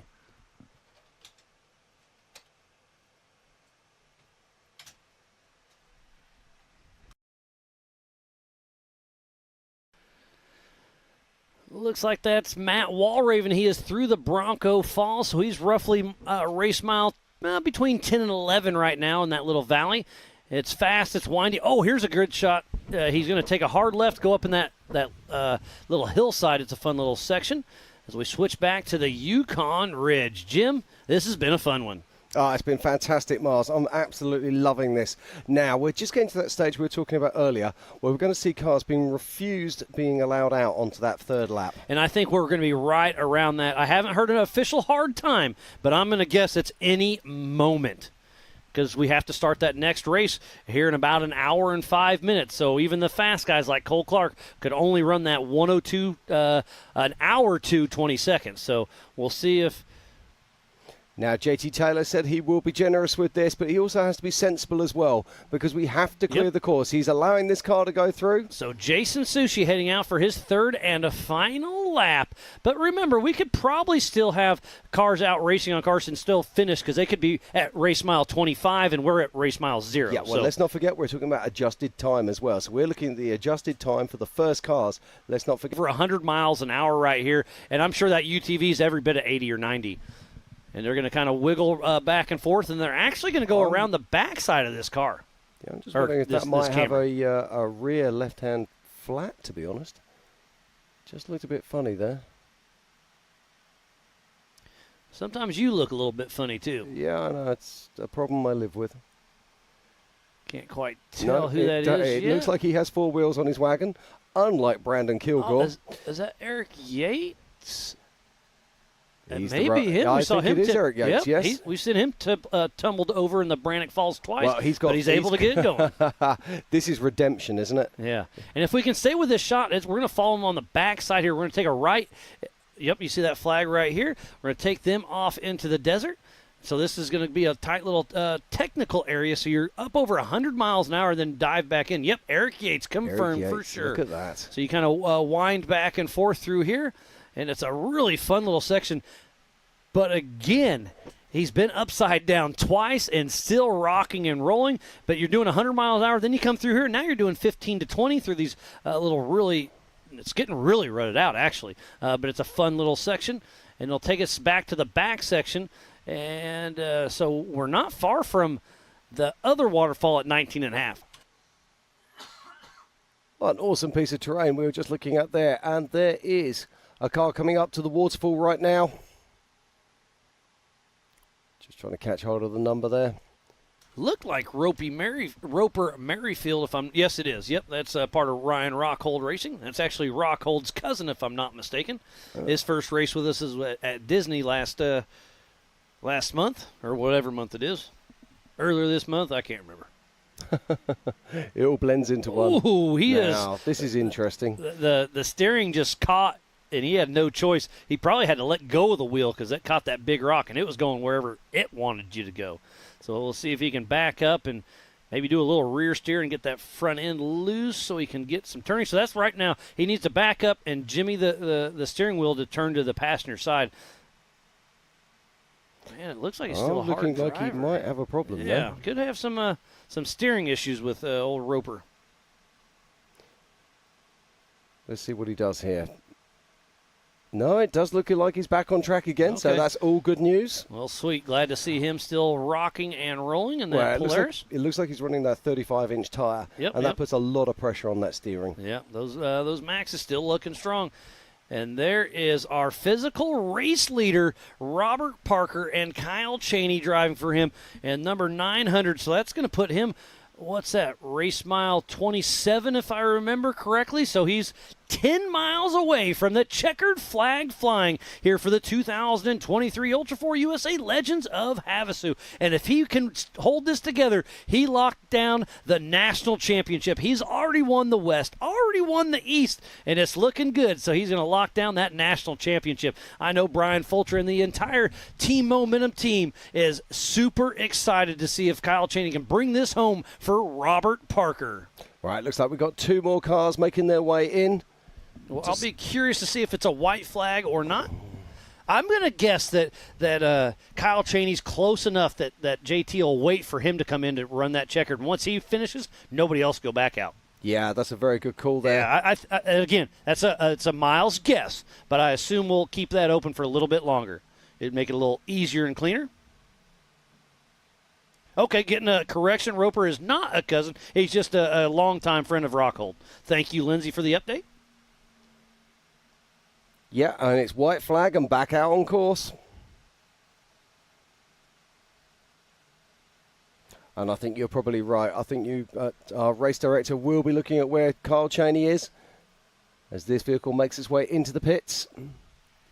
Is this going to be a splash and dash? Here's the Rocky Mountain Speed and Fab of Joe Gould out there. We got Hopper and the pit guys in there jumping in. They've got a busy day on their hands, and I love it. It's all hands on deck, checking everything out, checking the suspension.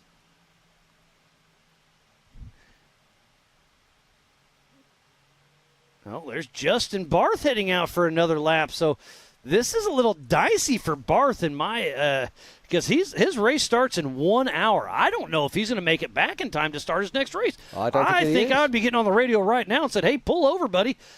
Oh, wow, this is interesting. He has to have a perfect race so he can come back in. There goes Nathan Tater-Seiler with Tater Sack Racing. That is quite an interesting call there. When you consider the fact that his race times... Right, hold on. Let's have a dive into this and see if we can find out what is his current pace. I should be able to tell you that. If I look through my scoring...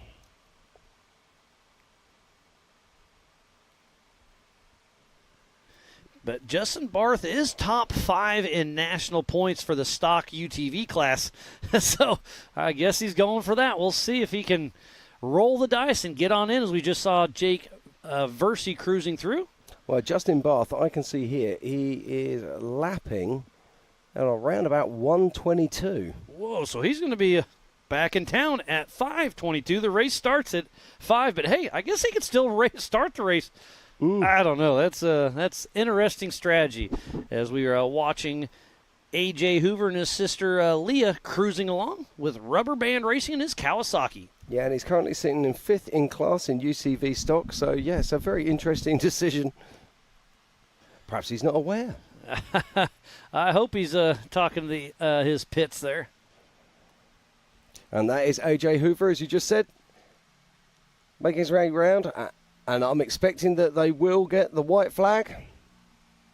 Yes, it is a white flag. So Kyle Chaney, I'm going to say, is probably another 5 minutes, 5 to 10 minutes away. And once that checkered flag flies, no more UTVs will be heading out.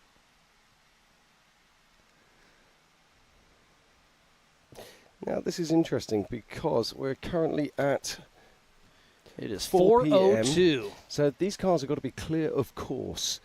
for a race start at 5 p.m. Not necessarily clear, because they could be at race mile 25, and there's 25 miles of Very clear. true. So Yep. there's a little bit of lenience there. But, yeah, I mean, at that time, they're lap traffic as well. So I think we got enough separation that we're still going to be A-OK. But we got 55-ish, if I'm remembering that right, that are going to be taking the next race. We are at 54 entries for the Everyman Challenge, so it's going to be interesting to see how that plays out. So it looks like the Hoover team is heading back out, in and out of the Amsoil hot pits.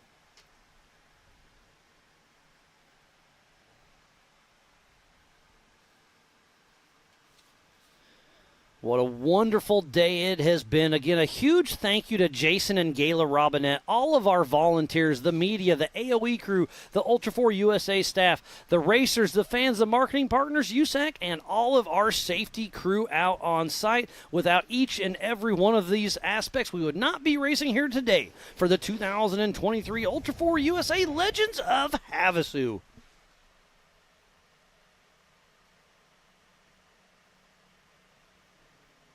Rubber Band Racing heading out for their third and a final lap.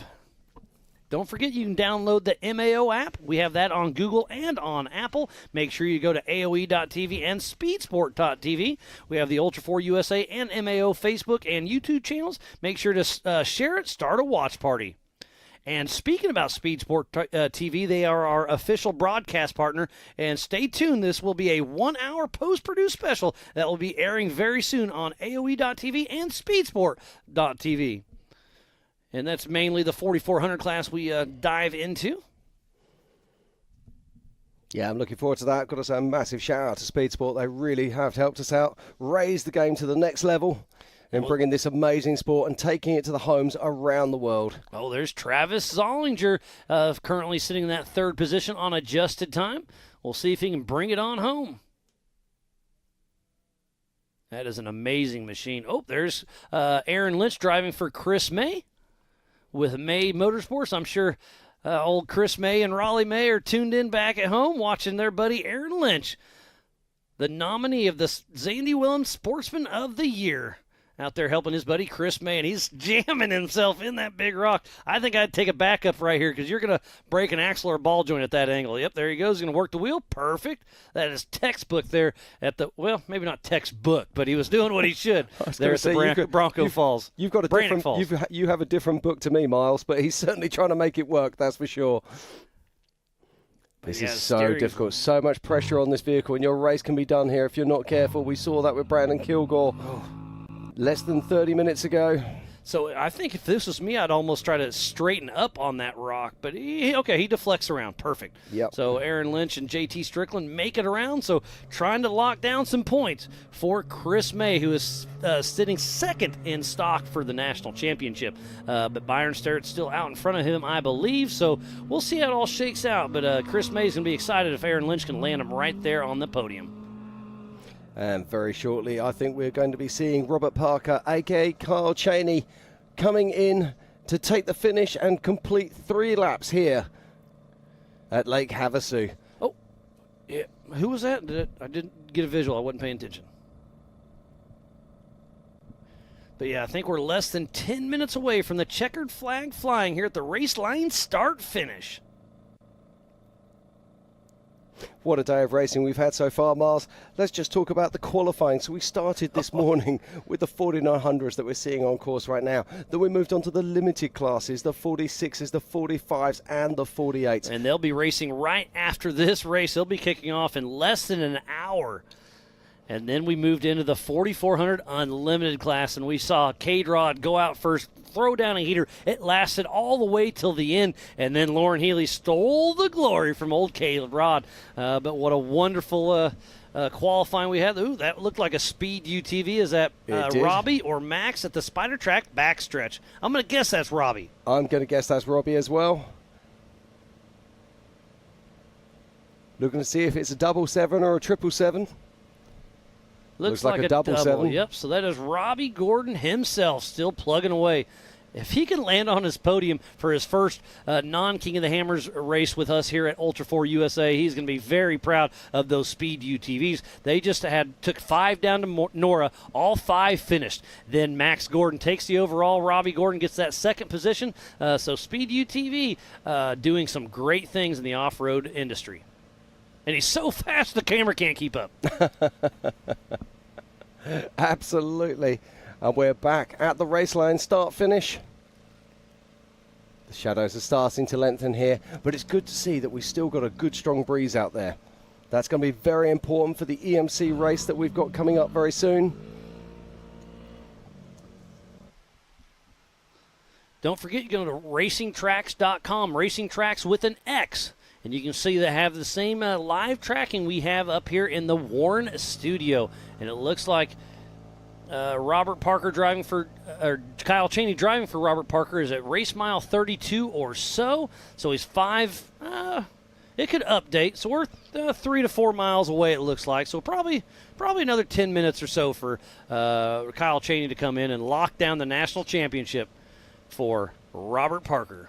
Yeah, but it all happens until the final minute. You never know what these race courses can deliver.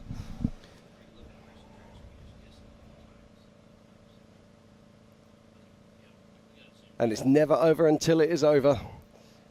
But right now it's all about Kyle Cheney racing for Robert Parker, who is our race leader.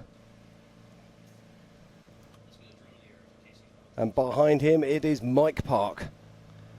So actually, Racing Tracks is updating. I think Kyle Cheney could be in here very, very soon. So JT Taylor, our Ultra4 USA race director, must have the checkered flag in his hand and patiently awaiting for Kyle Cheney to lock up the national championship for Robert Parker here for the 2023 Ultra4 USA Legends of Havasu.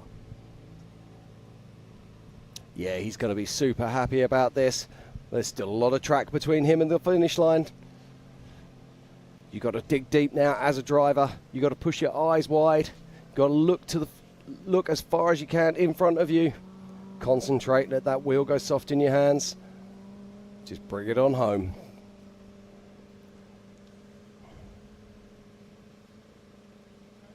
Now, Mars, we saw Cole Clark had that almost perfect start where he rolled up. Paul Wolf wasn't there. He had clean air, took this race out and was leading right the way up until the most of the way through, lap 2.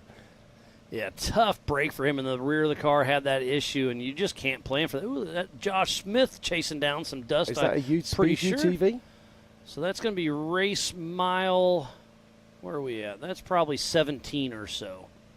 17 or 18. Oh, there's Rich Burst dropping down the Brannick boulders with Scott Lesage riding shotgun with Genesis Motorsports. He's going to drop down, take a hard right, try to miss that big rock. Oh, the rear end got a little light, but he was able to save it. And look at that left front getting jammed in. Nope, he's able to make it around. So quick work in the Brannick Falls for Rick Birch and Scott Lesage. Going to stop, put her from low to high, change the transmission, and open her up a little bit because this is a fun little fast section as soon as you get out of this little tight wash. So we're winding down for the UTV race. Remember, we have 3 classes racing all at the same time. Up next at 5 p.m. Pacific Standard Time will be the Everyman Challenge. We'll have the 4600 Spider Track Stock class, the 4500 Yukon Gear and Axle Modified class, and the 4800 Brannick Motorsports Legends class. So still lots of racing action yet to come. Make sure you don't go anywhere. And here he is. This is our current race leader. This is Robert Parker being raced by Kyle Cheney. So the checkered flag will be flying in about a minute and a half. We are on the Yukon Ridge. We can see him from the town.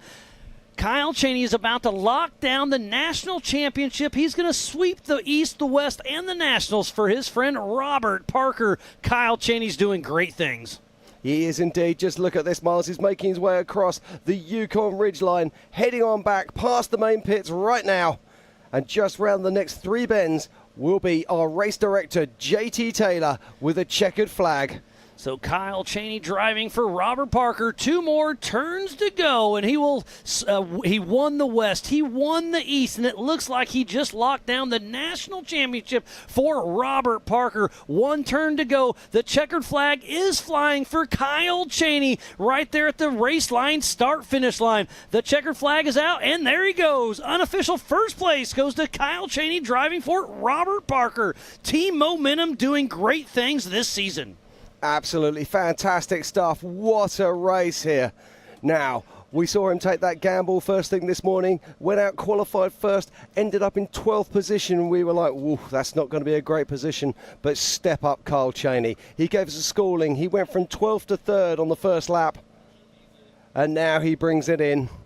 Absolutely superb stuff there for Robert Parker and Kyle Chaney. So what a result. Yeah, it's absolutely amazing. How far back is Corey Willis, Travis Zollinger, and Mike Park for the Pro Modified? Looks like in second position is Mike Park. Then it goes back to I'm just looking Corey here. Willis. I'm looking here, and we've got a battle royale going on between Travis Zollinger and Mike Park. Oh, you're right. I forgot. Yep, I'm seeing the trackers are bouncing either way, so it's going to be interesting to see. I reckon we're going to probably be around about 3 to 4 minutes before we see them. And then we're going to see Travis Zollinger and Mike Park. Mike Park in the 2-seat vehicle. Travis Zollinger, of course, in the ZRP single-seat vehicle. Oh, and there's, is that Byron Starrett or Mike Park? I think that's Byron Starrett on that side of the course. So that's going to be race mile 17-ish or so. So, yes, that's Byron Starrett. Yeah. Race mile 18. So Mike Park is further along. Oh, Mike Park, mate, he's coming into the finish he's very at 32, soon. Yeah. Yep. So it looks like Travis Zollinger will grab the checkered flag next. We do have Brian Hamby that's stopped on course. Okay, so, it's going to be really close between Zollinger and Mike Park. So Mike Park and Jeremy Dickinson are battling to the finish. Now, the interesting thing is that Mike Park did have the lead over Travis Zollinger. So has he had a problem? Has he had a flat tyre? Lost a belt? So many things can happen out here. But I'm hearing there for Mike Park may have some VCP issues, so we'll have to address that once he gets in here. Getting some updates on my rugged radio from Racing Tracks. And there he is Kyle Chaney, who's been racing for Robert Parker today. Our unofficial race winner. And there's team owner Brian Fulcher with Team Momentum congratulating his driver, bringing it home for his best friend Robert Parker. Kyle Chaney doing great things. There's Kim Rimreed coming over to congratulate him. It's Tyler's mom. Oh, there's Nathan Parker over there. I hate to see he couldn't make his race, but he's celebrating with his team. Oh, lots of emotions will be high the rest of the weekend for the entire Momentum team. We saw Kyle Chaney at the MAO race in his Pro 4 battling with CJ Greaves just a month or two ago. Just missed the top box by the last couple corners, but now he brings it home here at Ultra4 USA. As Jason Soucy making his way around, and it does look like he's back to a single-seater. Looks like he kicked his son out. Shifts from low to high and trying to make it to the race line start-finish. Remember that Brownco Falls is at race mile 9.3. Yeah, Jason doing a great job there on the waterfall. It's one of the better lines I've seen. Not scared by the rock whatsoever. Puts his wheel onto it, drives over, holds the line, makes it so much simpler, and saves that drive line wear. And there is our race director, JT Taylor, just waiting for whoever it might be first. Will it be Mike Park? Will it be Travis Zollinger? He's talking to Jason Watt, who does a lot of prep for these Can-Ams. Helps the team Momentum. Talking to JT Taylor. Talking with his hands a lot, doesn't he? The growth of the 4900 class has been quite exceptional. It really has.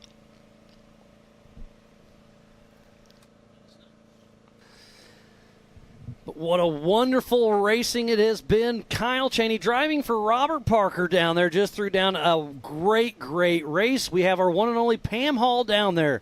So, Pam, take it away. It is your show. I am with Kyle Cheney. You're running for Robert Parker. Here you are in this number 1 spot, also number 1 in this championship. How are you feeling right now? Actually, really good. You know, we won the West Coast too, and my goal was to finish that race, and it didn't work. I ended up getting flats, and it wasn't good. So my goal here, I didn't even know what the points were. I knew we were winning, or I knew we were in the lead, but I need to focus on winning the race and not finishing, because every time I do that, something breaks, and I'm just not driving consistent and good. But today, I was driving consistent. I felt like we had a good pace going on. I don't know if it was the fastest pace, but I knew that this was a tough track, and it was going to be hard to win this race, and it was going to be whoever won this race was going to have a car at the end of the race. If their car is 100% at the end of this race, they were going to win. Well, I know that you came through and you started, I believe it was 12th. It was where you started qualifying. And then you ended up coming through after the first lap in that number 3 position already. So you were definitely picking it up a notch. Did you see a lot of cars already off to the side whenever you were going through and in that number 3 position right off the bat? No, there was only maybe one car pulled off. Most of the people we caught pretty quick and were able to pass, and the push to pass button actually worked really good. And I got to give it up to Racing Tracks and all the racers. They were, once they saw the pass, they would pull over. It was actually awesome. Nobody was trying to hold me up or anything, and I kept looking at mine too, making sure if someone was coming behind me, I'm gonna get over too. But that was awesome having that. Well, awesome. I'm going to let you get to celebrating with your team right now. You were unofficially in this number 1 spot, so I'm going to let you get going. Congratulations on an amazing race. Thank you. Thank you, Pam. And we just saw Travis Zollinger grab the checkered flag. So unofficial second place goes to Zollinger Racing Products, Mr. Travis Zollinger. What a great run he had out there in his single-seat Can-Am. And there goes, there's Mike Park. So remember, we got to check those racing tracks. There could be some issues there. But grabbing the checkered flag on adjusted time, moving into second place. But remember, we got to dot our I's and cross our T's. But Mike Park just moved into that second place unofficially. What a great run. So right now, unofficially, it's Robert Parker and Kyle Cheney in 1, Mike Park and Jeremy Dickinson in 2, and Travis Zollinger in that 3rd position. But we got to check those VCPs. And I've said a lot about Robert Parker and Kyle Cheney. So Robert Parker passed away a while back. It was a terrible thing to happen. Everybody hates to hear that. And then Nathan Parker, we saw him race in the stock class as well. That's his dad. So a terrible tragedy that happened. They brought in Kyle Cheney to take over for Robert Parker for that reason. So it's, Robert Parker's definitely heavy in our hearts. Brian Fulcher, that was his best friend with Team Momentum, the team owner. So he's keeping the tradition alive, and it's really cool to see what they have done for Robert Parker. And they brought it in with Kyle Cheney, and Kyle Cheney did it right, winning the West, winning the East, and it looks like he just locked down the national championship.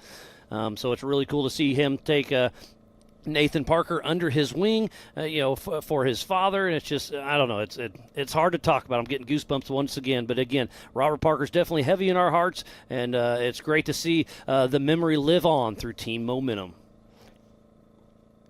Thank you, Miles, for explaining that one. It's one of those things. That's very, very cool indeed. Right, looking back on our racing tracks, and I can see that the next car that'll be coming in probably going to be here in around about, my best guess would be around about 5 minutes. It does look like it's going to be Corey Willis. Now, Corey Willis, if this is 1793, started in 24th position today, and he's going to be making his way. I don't think he can affect the top 3, but he's certainly going to be putting in an incredibly good time. So there's Travis Zollinger, Mr. Zollinger Racing Products himself, giving thumbs up to his team. Everybody's all smiles over there. And again, we are talking with David Clay with the Racing Tracks to check out Mike Park and Kyle Cheney and Travis Zollinger, because all our top 3 we check, we drop the tires, check for that, and then we check the VCPs and see how everything goes. So everything is absolutely unofficial for right now, but it's looking really good for Kyle Cheney and Robert Parker. And then Mike Park, we'll see how that plays out between him and Travis Zollinger, because man, they are super tight in points as well. This is Cody Willenberg now making his way onto the waterfall. And we are 100% going to start the Everyman Challenge at 5 p.m. So all of our limited racers, please get your cars to staging because you're going to take off here in about 38 minutes. As it looks like that's Willenburg, if I'm not mistaken. It is indeed. Making short work of the waterfall there. Very nicely done indeed. 5:29 making his way back into the desert. With CW Motorsports. That's race mile 9 out there at the Brannock Falls.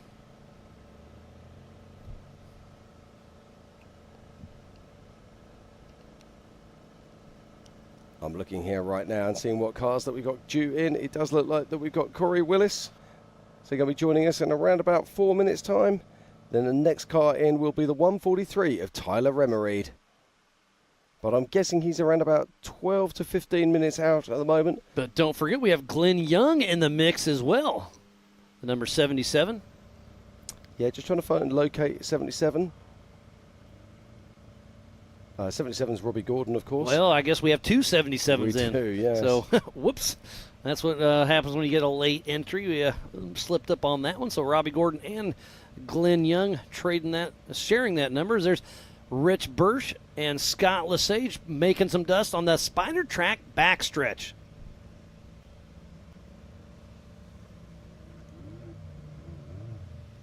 Look at him moving strong. He's going to have to slow down and take that hard right into the section as Nathan Seiler makes his way through. Oh, there's Justin Barth at race mile number 9. The race starts for him in 35 minutes, and he's at race mile 9.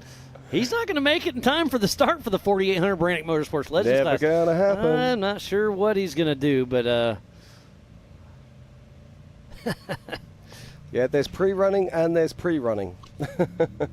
And Justin Barth is not in the mix for the top 5 in national points for the 4800 class, so he is in the mix for the top 5 in the UTV, so he's probably playing his cards right. Yeah, this is the 49.55 of Joe Gould. We just saw him doing a refuel as he started his third lap. And that's a great line there from Joe Gould. Just pops it up over the top of the rock, makes his way through. Great stuff there.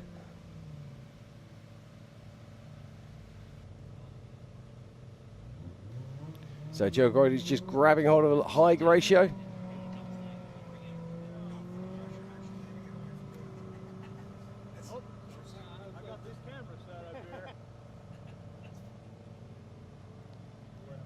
So still lots of racing still to be done here in the 4900 class.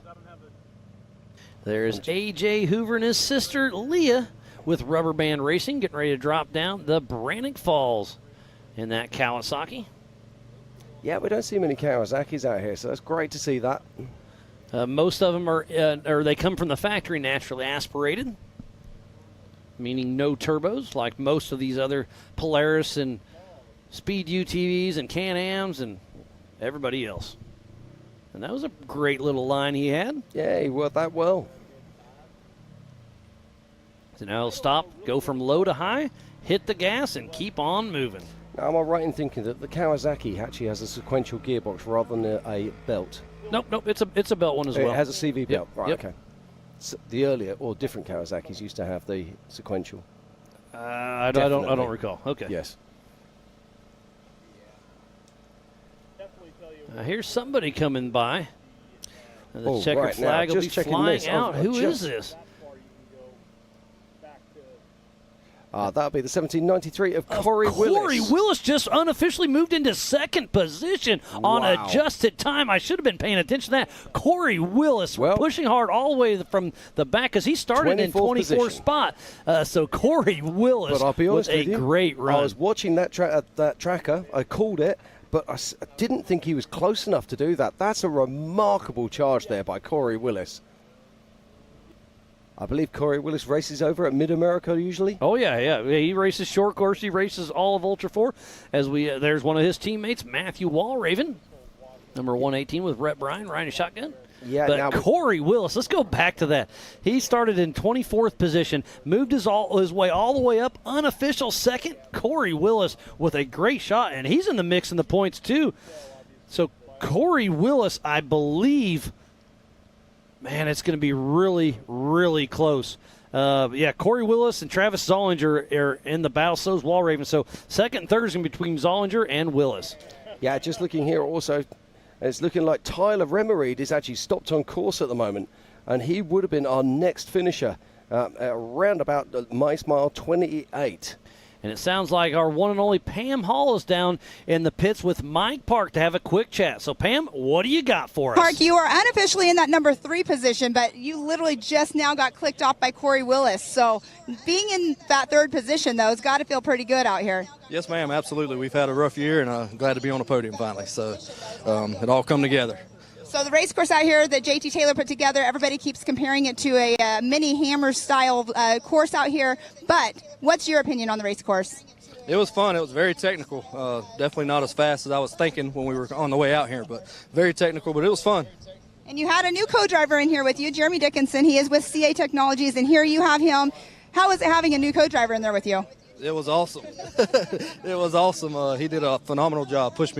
Made me way faster, so I appreciate him. So, Jeremy, I want you to give us a little rundown because you've been in a lot of courses. What would you compare this course to? It's a hammers course. A little bit of a goat trails, but yeah, basically JT hates IFS rigs.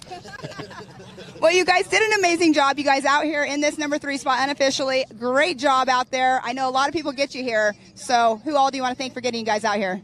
Yeah, absolutely. My family for allowing me to come do all this, and of course our whole team, 904. They all support us and do a great job. And of course, Evolution Power Sports and CA Tech, Demon Power Sports, G-Force Racing, shocks were on point today. Netto tires were awesome today. ZRP, Mr. Travis, that we battled back and forth with today, they help us out. Tire spines and rugged radios. Awesome. Well, congratulations again, and it's an amazing year so far. I mean, you had a few hiccups, but here you are, 3rd place out here at Nationals, so congratulations. Yep, thank you very much. Awesome. Back to you guys. Well, thank you, Pam. And, yeah, Jeremy Dickinson and Mike Park brought it together. We'll see where the cards fall, but it's looking good for a 3rd place unofficial finish. But it's still Kyle Chaney driving for Robert Parker, unofficial 1. Corey Willis, unofficial 2. And Mike Park in that unofficial 3. And Travis Zollinger within just a little bit of time getting bumped in that 4th position. Wow, what a race we had on our hands, Jim. Yeah, it's been absolutely fantastic. This 4900 just has not failed to deliver. It's been incredible in so many different ways. And there's Josh Smith there. It looked like he was following Mike McCleary just a moment ago. I'm expecting to see these guys coming in around about 20 minutes' time.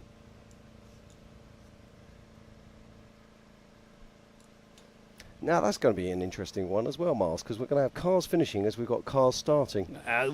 So what they're going to have to do is have to stop them up by that last turn or something, because we can't have them finishing as we're starting. So they'll have to do an adjustment finish for some of these. Oh, there's Robbie Gordon still moving in that Speed UTV. Yeah, no, Robbie Gordon, he's having a great battle there with Josh Smith, that's for sure. That's got to be really cool for Josh Smith to be battling with Robbie Gordon, both in the open class.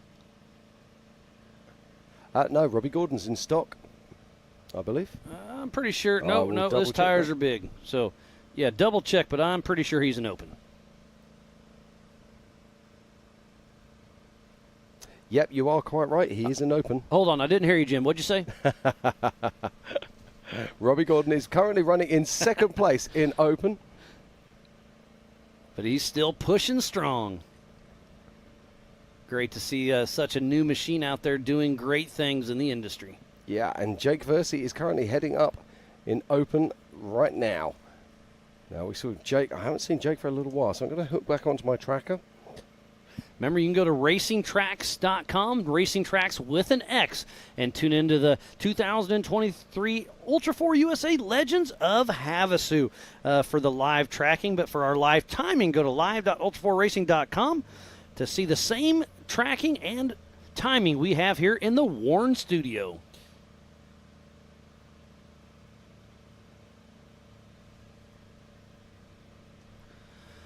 What a wonderful race we've had. We've talked to Kyle Chaney. We've talked to Corey Willis. So let's talk to Mike Park. I think we have Pam Hall down there. Pam, what do you got for us? Here I am with Corey Willis. Here you are in this number 2 spot. Last lap, what did you do to turn it up to take over this number 2 spot? Yeah, we've kind of gotten a reputation for coming last minute and trying to make it happen. And, you know, Double E Racing, George White and Jason Watt have me in just an amazing car, and you know, I've got enough faith in the car that on the last lap I could just give it everything it's got. That's what we did, and looks like it paid off. I think you have a new lucky charm too, right? Oh, I do, and she's at home, so we gotta say, happy engagement, Sarah.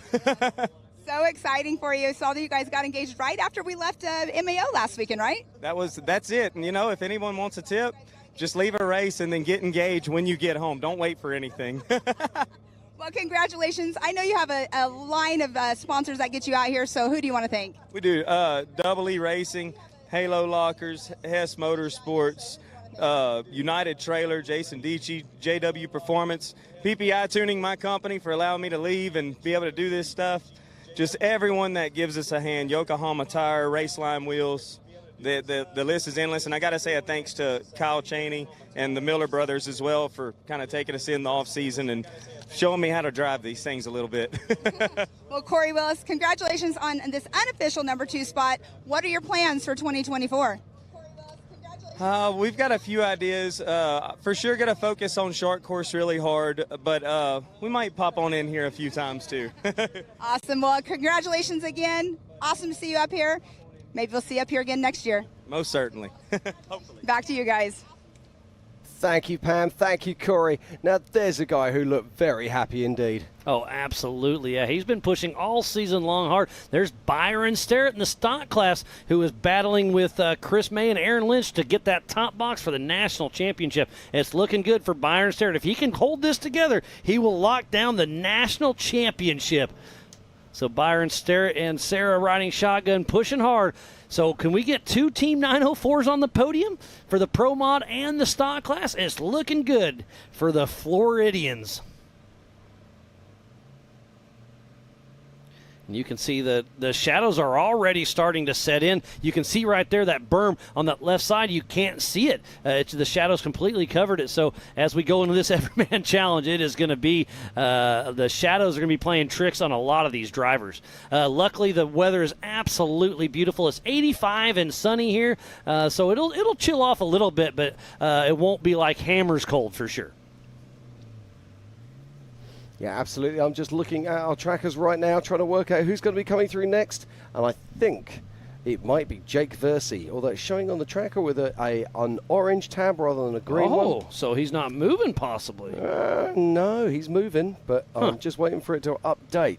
Now, the reason it's interesting is because Jake Versey potentially is winning Open UTV. And he's not in the Open UTV points either, so we'll see. Well, Josh Smith, as long as he finishes, he should have this locked up. Yeah, this is very interesting indeed. I'm just watching him here. I'm just waiting for his tracker to ping one more time. But I think it will be Jake Versey that we'll be seeing coming in to join us at the checkered flag. I think he's probably around about 4 minutes out. But the interesting thing about him is this. If Jake Versey has a problem, we've got Robbie Gordon around about 2 miles away who would take first place in Open UTV. What a story that would be. That would be pretty wild as we're chasing down Cody Willenberg and Randy Dazenbrock out of Effingham, Illinois with CW Motorsports. Heading around the backside. This is a fun little section.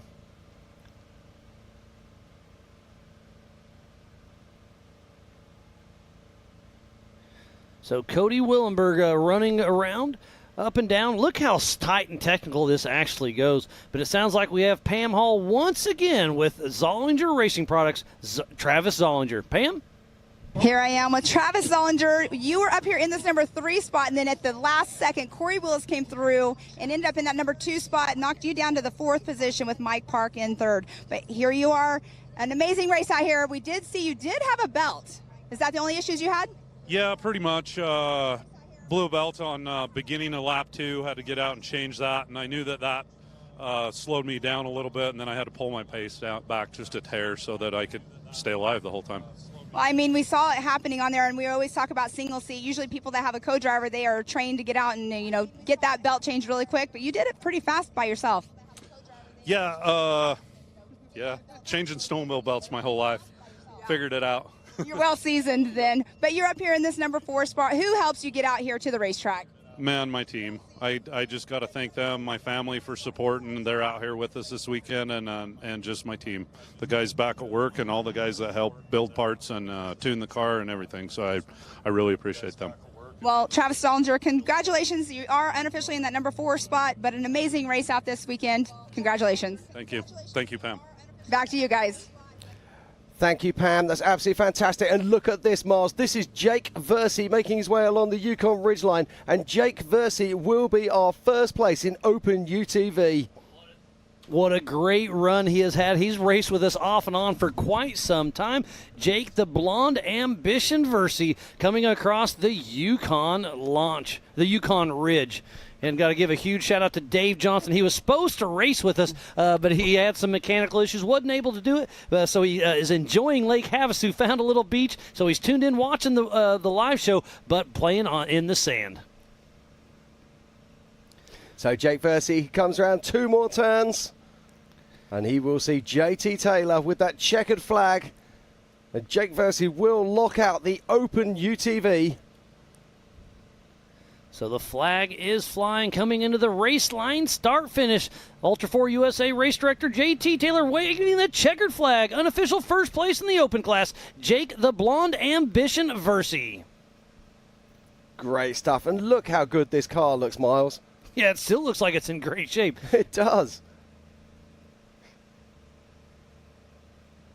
The one thing I am surprised at on this race is we're expecting an awful lot of tyre degradation. We're expecting a lot of flats. We've seen a few, but nowhere near as many as we expected. I agree. When we were building this course, we had a couple flat tires, and that's just cruising at slow speeds. So I assumed the tire attrition would be a lot higher. But hey, the course is getting burned in as we're watching Joe Gould with Rocky Mountain Speed and Fab. Yeah, Joe Gould's putting together a great race here, just keeping that pace nice and steady. And he's in the works of building a sequential transmission that'll bolt into a Pro R Polaris, so it's pretty cool to see what they're designing. Right now, it's still a factory transmission, but he's in the works trying to put a sequential in that Pro R. Wow, that'll be something very special indeed. Let's not forget the Pro R has a 2-litre engine, completely different to every other UTV platform out there. And look what's on our screen right now, Jim. That is Brent Harrell, the pole setter for the 4800 Brannick Motorsports Legends class. Everybody's getting staged up and ready. We should be racing with them here in about 20 minutes. So we'll have to stop the UTVs just on our left. So we'll have to do a manual stop time for them and get the 4800, the 46, and the 45s out on course.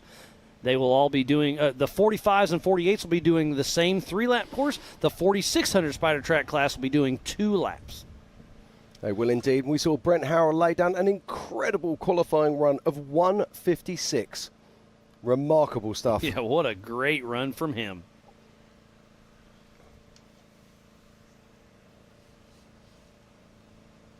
And still the awesome images coming from out on course. There's another car heading its way back towards us. At the Spider Track backstretch, making some dust.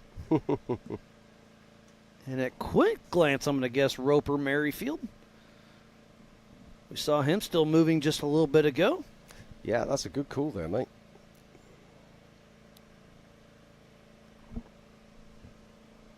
That is right around race mile 17.5.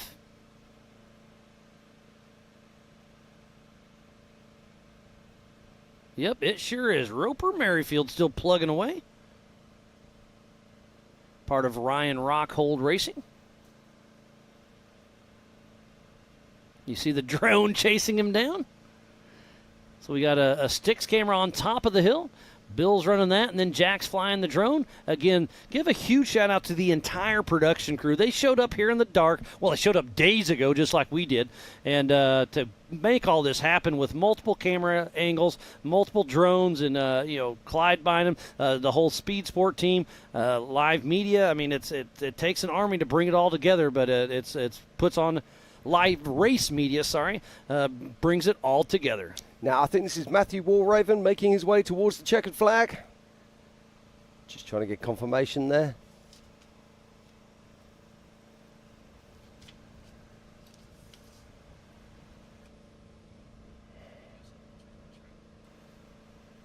Yeah, that is the 118 of Matthew Walraven.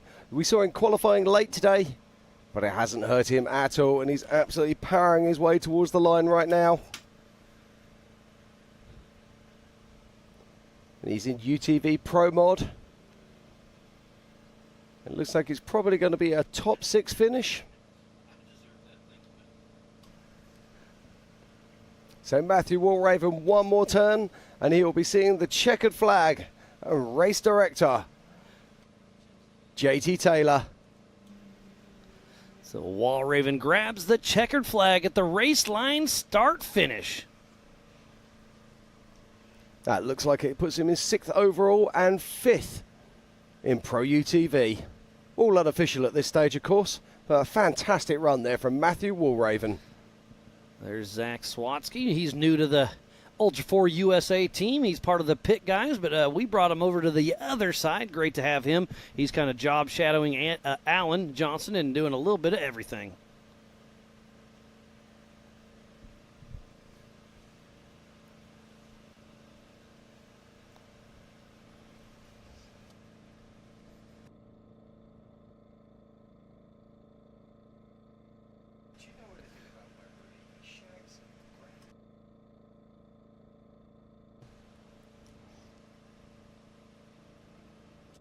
And look at the dust holding. The wind is dying down a little bit. We'll see how this all shakes out. So racing with the dust and going into dark. The EMC race is going to be very, very interesting.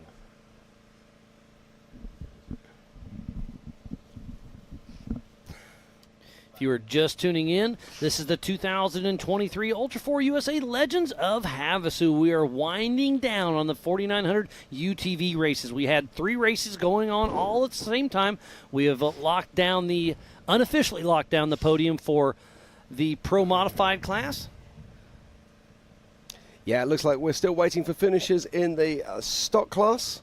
And we've already had, it looks like Jake Versey is currently in 1st position in the UTV Open. But it looks like we might have a 2nd place vehicle in UTV Open coming in very, very soon. And that will be none other than Robbie Gordon. But there's a few other vehicles still out there on track making their way towards us. And that looks like Roper Merrifield one more time. So we've still got Josh Smith due to come across the line at any moment. Hey, buddy. What's up? Good.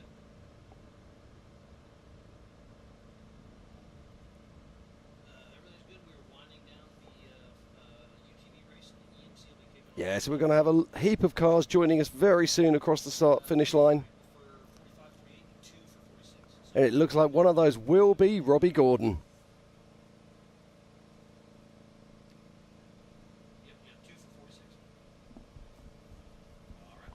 What a fantastic day of racing it's been so far.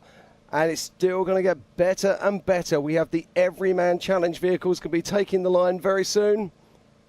But crossing the line now, taking the checkered flag, is Mark McCleary flying once again. Looks like that puts him 1st in the stock class. So Mark McCleary unofficially locking down 1st position for the 4900 stock class. What a great race by Mark McCleary. Oh, here comes Josh Smith grabbing 2nd position in the open class and locking down the national championship. Oh, then Robbie Gordon right behind him. So we had 3 boom, boom, boom. Mark McCleary, Josh Smith, and Robbie Gordon. So does that mean Robbie Gordon gets 3rd position in the open class? Wait, on adjusted time, where's that going to put him? Let me. No, that puts him in 3rd position on adjusted time. Yep. Yeah, absolutely. Wow, by now, about I want to minute. hear about this because I reckon that Robbie was running in 2nd. So has there been something change out there? It looks like he's still got a tyre in the rack, although the jack's missing. Yep, she's fell out somewhere. But wow, what a great showing for his 1st ever Ultra4 USA race. Robbie Gordon, top 3 in the 4900 open class. Yeah, that is fantastic stuff, and that is a stock class vehicle in many ways. It does meet a lot of that, but the tire size is what kind of caught him. Yeah, I got you. Or you got me, one or the other. Whatever. But it's just great to see him out on course. But Josh Smith, I think, just locked down the national championship in the open class. He was the Western Series champ and now the National Series champ for open. So huge shout out to Josh Smith with Smith Brothers Racing. Yeah, that's fantastic stuff. We were chatting to him in Disney last year. Very focused young man. Knew what he wanted to deliver. He didn't have luck that day, but he's had some good luck today. Great racing from Josh Smith.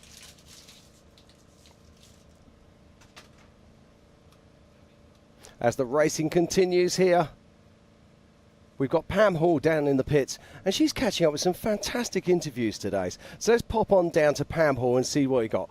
Pam, it's all yours. Here I am with Jake Bursey. You just came in #1 in the UTV Open class. You just were telling me you had absolutely no issues out there today, so a perfect race for you. Yeah, it went really well. We had a blast. I mean, we were pretty conservative on laps 1 and 2, and then came over the radio that we had a chance for a run for the top, so we really turned it up on lap 3. But pretty unbelievable how the track develops. We thought we had like some killed tires, but it ended up everything was fine. It was just weird how the track develops. Yeah, we were just discussing that too. It's like when there's chatter bumps and stuff out there, it just makes your car completely feel off, but you obviously have no issues because you're in this #1 spot. Yeah, no, I couldn't be more happy. Everything held up on my car. I mean, that was absolutely brutal race. X-Comp tires, no flats. I mean, I honestly expected flats. Wheels were phenomenal. RCV axles, HCR suspension, fueled UTV hooking it up with all the best parts. So rigid lighting that we didn't need to use, thank God. But no, we had an absolute blast. Everything went perfect. Couldn't be more happy. Well, I have to say right now, you have your little puppy dog Prada in your arms. She's a good luck for you, isn't she? Yeah, absolutely. We'll keep her around. Awesome. Well, congratulations. Who all gets you up here? Yeah, I mean, just like we mentioned, X-Comp tires, KMC, you know, really like the family, the friends. I mean, this event more so than most has been such a group effort to get here. I mean, that's how it always is, but can't thank everybody enough. Friends, family, moral support. Racing is so much a mental game, so everything matters, man. Thank you all. So much love. Awesome. Well, congratulations on your unofficial #1 spot in the UTV Open class out here at Legends of Havasu. Thank you so much. Let's party. Back to you guys. Fantastic. Thank you very much, Pam. Now, she said that's a dog. I think that was a mugwai. Don't get it wet, whatever you do.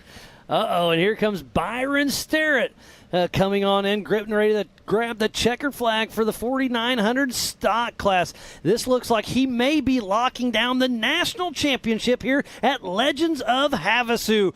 The checkered flag flies for Byron Sterrett.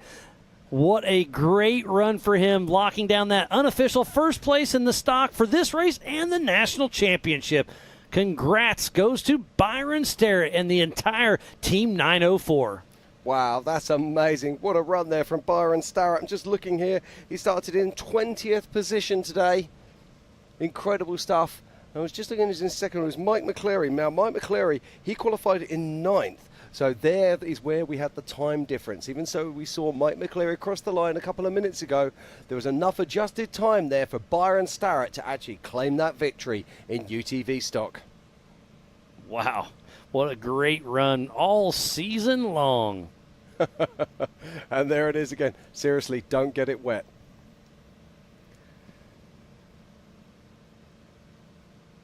And that's A.J. Hoover and his sister Leah riding along with Rubber Band Racing. Race mile 17 or so.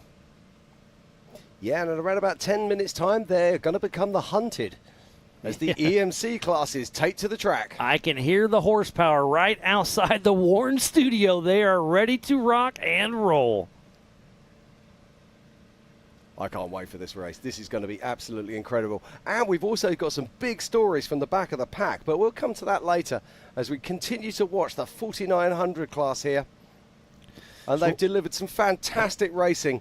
3 laps they've had to complete today. 3 37-mile laps. And it's been tough every single mile. So they'll still be racing out on this 37-mile lap, while the 4600, 45, and 4800, the Everyman Challenge class, is kicking off here in about 9 minutes. So we'll see how all that shakes out, but so far, so good.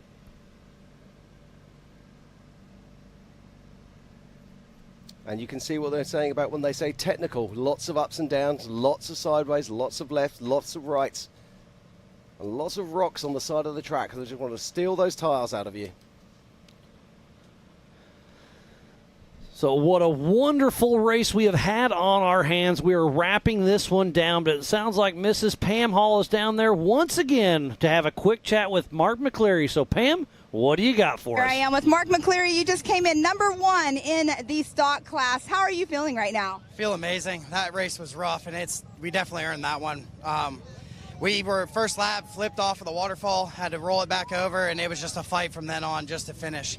Well, I mean, you're up here in the #1 spot. So what do you think the issues were, I mean, with other cars to get you here? Because like you just said, you had a flip. Oh, my goodness, and you're in '1 position. I think we pushed pretty hard through some of the really, really rough sections, and I think it just helped us build time back on everybody.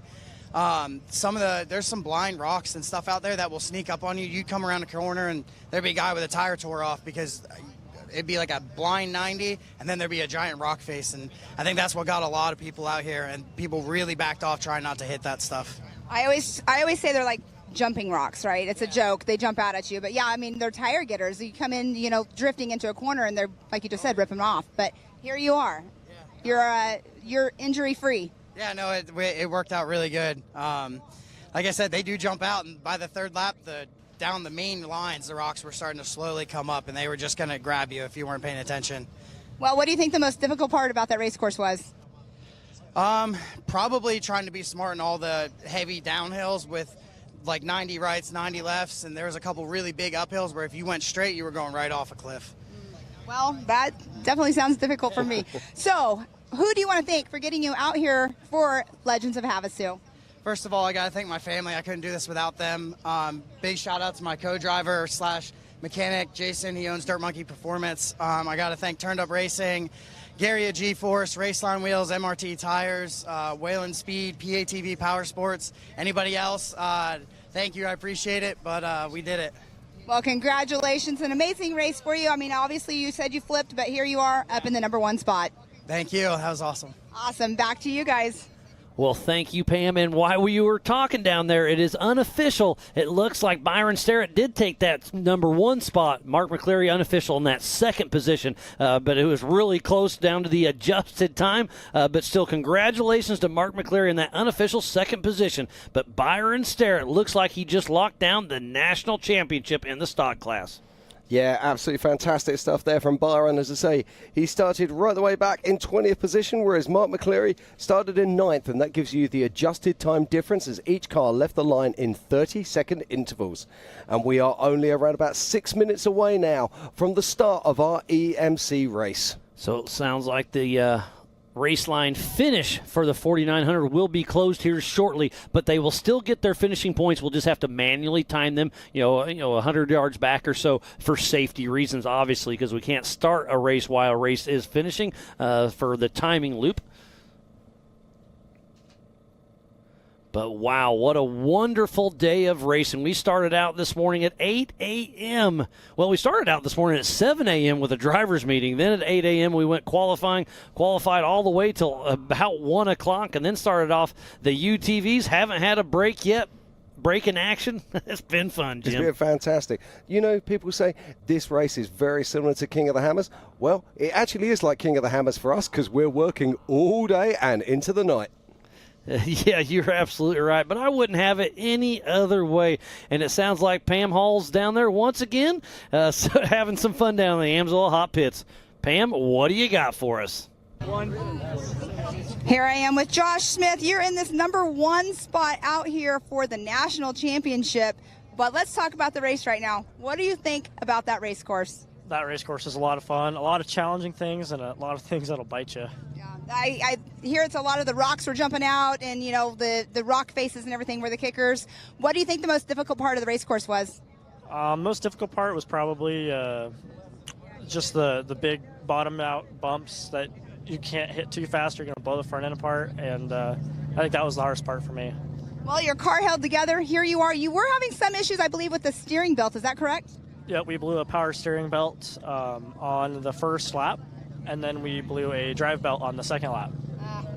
Well, a belt issue, a belt game, I guess I should say. But here you are in this #1 spot unofficially for the championship. You're no stranger to it because last year you were the West Coast champion, this year and the national champion, and now here you are again for the open class, the champion. Yep. Open class champion and West Coast Open class champion. It's pretty cool. Well, who do you want to thank for getting you out here and being so successful out here with Ultra4 USA? I want to thank Luke and Molly. They're my biggest partner, and they helped me out a lot. I thank Corey Nasso and all my sponsors like ZRP and Maxxis Tire, KMC, RCV, Side-by-Side Performance, and Infinity Fab. So Corey Nasso, he helps a lot. He helped me get here today, and my brother Jared and my girlfriend Abby, they always help me out, and my mom, of course. Awesome. Well, congratulations. You get to go do some celebrating. We have our awards we're giving away tomorrow night, so enjoy Havasu. Awesome. Thank you. Awesome. Back to you guys. Well, thank you, Pam, and what a wonderful UTV race that was. We are getting ready to kick off the EMC class, so here's the Good Boy Vodka unofficial results in that 14.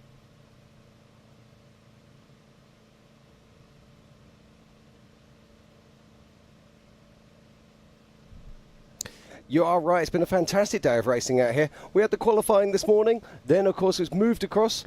So in that top 10, it is Nathan Parker in 10th. 9th is Eric Yates. 8th, A.J. Hoover. 7th, Nathan Seiler. 6th, Cody Willenberg. In 5th, it's Justin Barth. In 4th, it's Rich Birch. In 3rd, it's Chris May. In 2nd, is Mike McCleary. And in 1st, it's Byron Starrett. I think Byron Starrett just locked down the national championship, so that bumps Chris May out. He's still in the top 3, I believe, but great run by him. And there's Brian Hamby and David Payne rounding out the top 12 for the unofficial Good Boy Vodka results. Then we come into UTV Open. In 5th position is Cade Rod. In 4th is Jason Sushi. In 3rd position, his first Ultra4 USA race, Robbie Gordon. And then locking down the national championship, getting 2nd position in this race is Josh Smith. And then winning the race is Jake the Blonde Ambition Versey. And last but not least, the 4900 Pro Modified Good Boy Vodka unofficial results. In 10th position is Joe Gould, then Brandon Kilgore, Tyler Rimreed, Glenn Young, Cole Clark. Matthew Walrathan in 5th. In 4th, Travis Solinger. In 3rd is Mike Park. In 2nd is Corey Willis. But in 1st, Robert Parker, being driven by Kyle Cheney, gave them all a schooling with an astonishing 7-minute lead in this race. What a fantastic race this has been. And then rounding out the top, the rest of the Pro Modified in 11th is Tyler Gibbs, then Paul Wolf, Roper Merrifield, Max Gordon, Dustin Robbins, then Brent Lambeth. Again, that is your Good Boy Vodka unofficial results for the UTV race. So we are about to kick off the 4600 Spider Track Stock class, the 4500 Yukon Gear and Axle Modified class, and the 4800 Brannick Motorsports Legends class. So another great race yet to come. Yeah, I can't wait to get this race started. Brent Harrell is sitting on pole position for this one, Miles. It's going to be absolutely fantastic.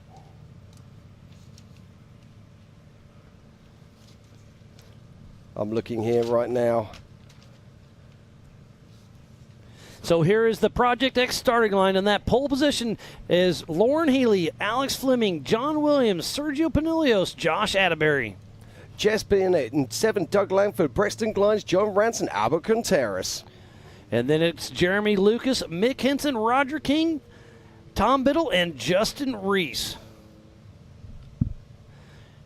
Then in 45 modified, we've in first position is Logan Goodall, 2nd Shaq Kennedy, and Cody Sinclair, Jesse Oliver, Rick Lavezzo, Sean Rance, Steen Crawford, Peter Doolan, Les Figaro, and Eddie Oliver. And then in 11th was Dwayne Garrettson, Chad Kennedy, and Matthew Weiss. So Dwayne Garrettson, keep an eye on him. He's coming from the back of the pack for that class. Absolutely. And in stock class, we have Lauren Healy on pole, followed by Alex Fleming, John Williams, Sergeant Panilios, Josh Atterbury, Jess Bennett, Doug Langford, Brexton Glines, John Rance, and Albert Contreras. And we also have Jeremy Lucas, Mick Henson, Roger King, Tom Biddle, and Justin Reese. What a fantastic race this is going to be.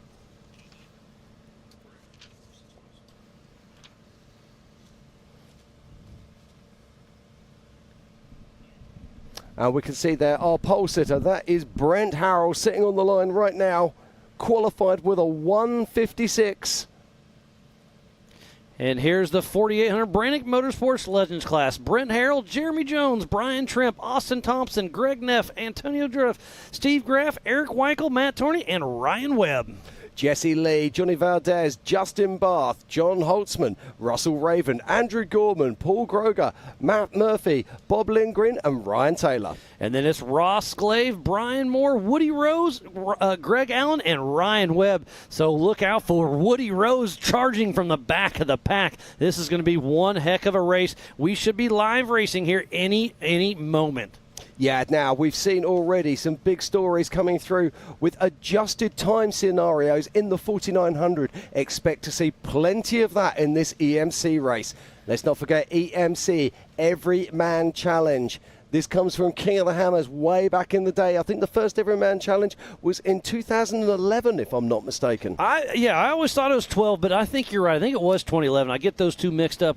But yeah, Every Man Challenge is great for, the limited classes. It gives a place for everybody to run. And we just saw the UTV. That's probably the easiest way to get in because you can go by, well, heck, look at the speed UTVs. They're basically race ready off the showroom floor. Okay, we can see a green flag coming out there. Oh, and there is Bob Bauer, our Grand Marshal, waving the green flag. So off the line, number 56, Brent the Iceman Harrell, with Justin riding shotgun out of Almsville, Oregon, with team changeover. Yeah, now Brent Howard's moving out, but look how the shadows are lengthening. This is going to be an incredible race. And look at the speed of Brent Harrell. He is absolutely sailing in that Horschel-built machine. Solid axle, 4800 Brannick Motorsports. It's going to be a good one. It is indeed. And second off the line is going to be Jeremy Jones in that Tramp Fab solid axle machine. With Dom Balducci riding shotgun out of Laramie, Wyoming, with Doc Jones Racing. Now, I didn't think anyone was going to beat Jeremy Jones' time. It was absolutely astonishing, and it took something special from Brent Harrell. And both of these fast guys head off out into the desert to start their first laps. But special is exactly what we have on our hands. So taking the green flag right now is Logan Goodall with Todd Miller riding shotgun, number 1950 out of Phoenix, Arizona, with Goodall Racing. You see him heading through the wash. He'll be blowing by the AMSOIL hot pits. Logan Goodall pushing strong, trying to chase down the dust of Jeremy Jones and Brent Harrell.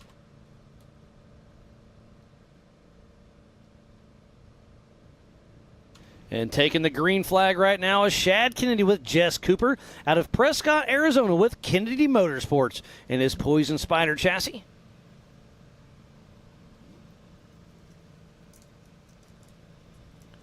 There goes Shad heading through the AMSOIL hot pits. Another great shot of Bob Bauer, our Grand Marshal, getting ready to wave the green flag once again for Brian Trimp. Brian Trimp with Tad Dowker riding shotgun out of Sault Ste. Marie, Michigan, with Shallow Pockets Racing in his Jeep Armory machine.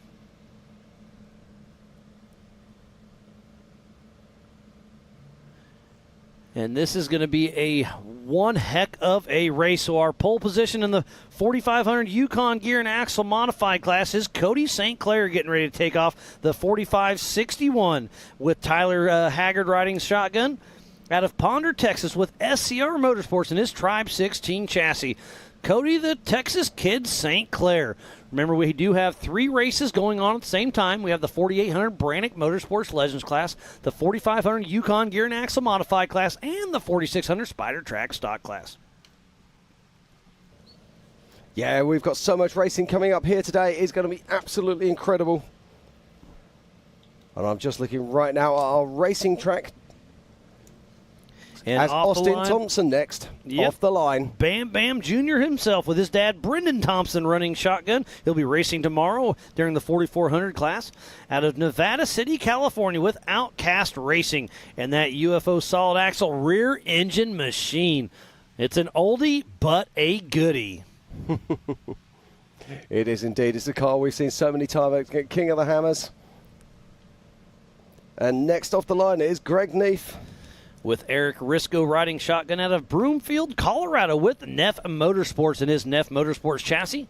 And Bob Bauer sending another one out. Bob Bauer, of course, the Off-Road Motorsports Hall of Famer. Our Grand Marshal for the 2023 Ultra4 USA Legends of Havasu. This is the Everyman Challenge race.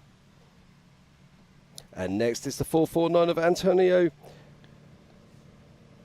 With Kedden Ewing riding shotgun out of Mesa, Arizona with Let's Roll Off-Road with the OG Let's Roll Off-Road chassis. Yeah, laid down a really solid pace in qualifying. Very impressive indeed. It's got some big horsepower in that car. As we move next to Steve Graff.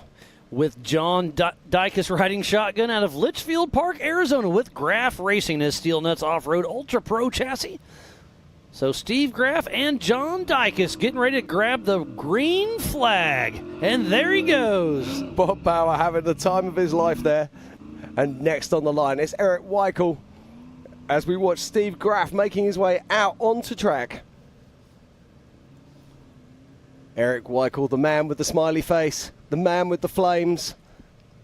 Very distinctive vehicle. Always a big smile whenever you see him. A fierce competitor and a lovely man in the pits. And it is a green flag for Eric Ace Weichel and Wade riding shotgun out of Helena, Montana with Some Fear 406 Racing in his Jimmy's chassis. And there you see the big smiley face as Eric Weichel makes his way out onto the track. I love that for myself. I love that for the drones. It's a great way to see it. Was that Jesse Oliver? This is Jesse Oliver. Oh, this is Jesse Oliver next. 45-17. With Randy Cole riding shotgun out of White Lake, Michigan with Oliver Racing. It's a freeze frame there of Bob Bauer. But there we go. It's Jesse Oliver making his way out onto track. This is a 3-lap race, 3 37-mile loops of our course out here at Lake Havasu. And next off the line will be Matt Tournay. With his son Greg Torney riding shotgun out of Elizabeth, Colorado with Torney Race Concepts in that Tribe 16 chassis. Great to see them racing once again. They're getting everything prepped up. They're anticipating a big 2024 season. And there we are off. Matt Torney racing off into the sunset.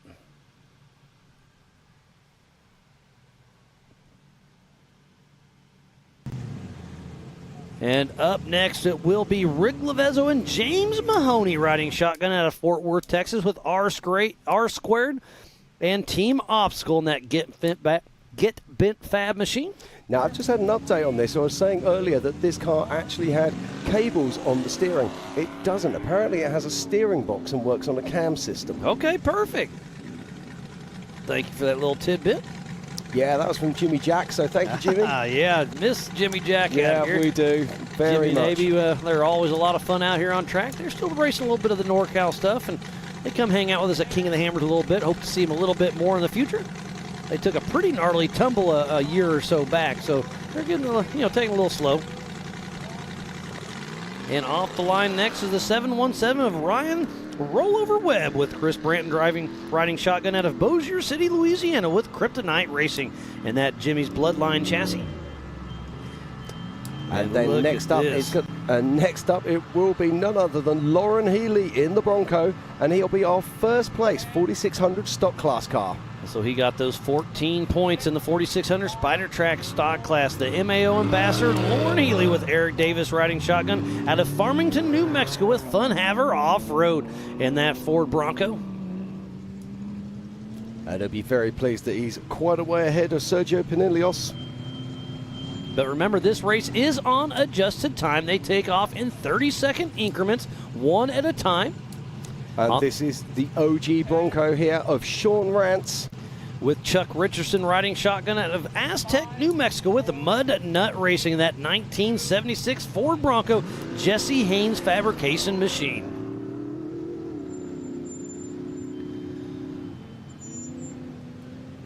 So that is race mile 3, that camera. So we got lots of dust getting stirred up out there as we're sending them out on this 37-mile course. The 45 and 48s run 3 laps. The 46s run 2 laps. We'll be racing into the dark. We will indeed. There still seems to be a good strong breeze out there. Fingers crossed it remains for the rest of the evening. So thank goodness Jesse Lee's paycheck came through and he got that extra bonus because he's out here racing with us with Ryan riding shotgun out of Prather, California with Giggles Racing. And then it's local boy Johnny Valdez, the 1717. And he's racing 4,800 and 4,400 in that same exact car with his buddy Aaron Kaiser riding shotgun out of Lake Havasu, Arizona with Telemetry Motorsports. And you're seeing quite a lot of these cars have got yellow lights on them. That's because yellow lights work really well in the dust. In the dust and the sunset as well. They're both going to be playing their tolls this on is them. going to be an interesting one. This is Justin Barth. So, hey, the driver record has to start or finish the race. I didn't think of that strategy. So Justin Barth may be hopping into the Amsoil Hot Pits on the next lap around. He could be in there. Don't get me wrong. I'm not sure, but on my time frame, I didn't think he was going to make the start. Well, I might be able to help you on that, as if you can concentrate on the race start for me. So Justin Barth and Paul riding shotgun, the number 417 out of Springfield, Missouri with Barth Racing in this Jimmy's 4x4 48P chassis. Great to see it back in action after its terrible tumble in Crandon. But that just goes to show you how tough these chassis are. They send it back to Jimmy's 4x4. They got it locked and loaded and back in action.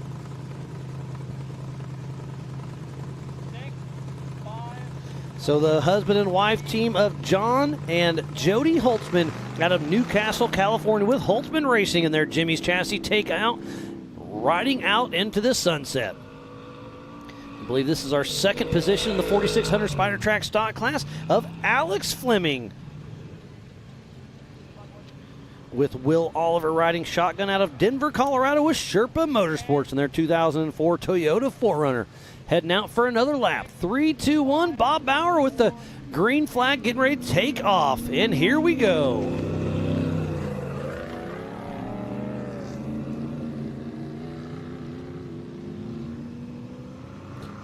What I'm showing here as Justin Barth in the UTV being back in and having crossed the line. Okay, so he may have made it in, huh? Yeah, absolutely. Just in the nick of time. Literally the nick of time. So up next, the 421 of Russell Ruckus Raven with Toby Stacy riding shotgun out of Portland, Oregon with Raven Motorsports in his Outlet 4x4 chassis. If I'm not mistaken, he was the 2023 King of the Hammers Rookie of the Year.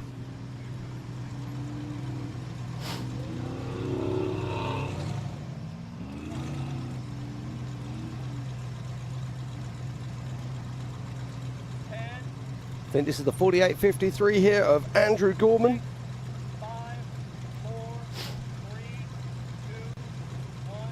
He gets the countdown and the green flag from Bob Bauer. So Andrew Gorman and Sean Smith out of Bell Canyon, California with Gorman Motorsports in his Jimmy's 4x4 chassis. And next up on our 25th runner and rider will be Steve Crawford.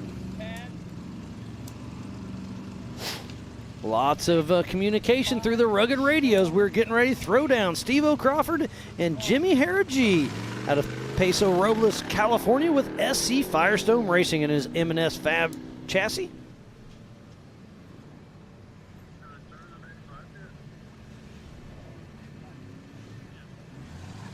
And another husband and wife team of Paul and Christy Kroger, number 829 of Tucson, Arizona with Kroger Racing. They've got a custom chassis Junkyard LQ9 Turbo 400, and they're out here racing with us. And the green flag flies for Paul and Christy Kroger. And next up will be Peter Doolan. Making his way into shot. Just look how deep those ruts are getting on the start line. It's crazy. Now. They're getting burned out for sure. Pretty wild. So this is Peter Doolan and Jeff Perkins out of Dublin, Ireland with Hironen Racing in that Genrite TL.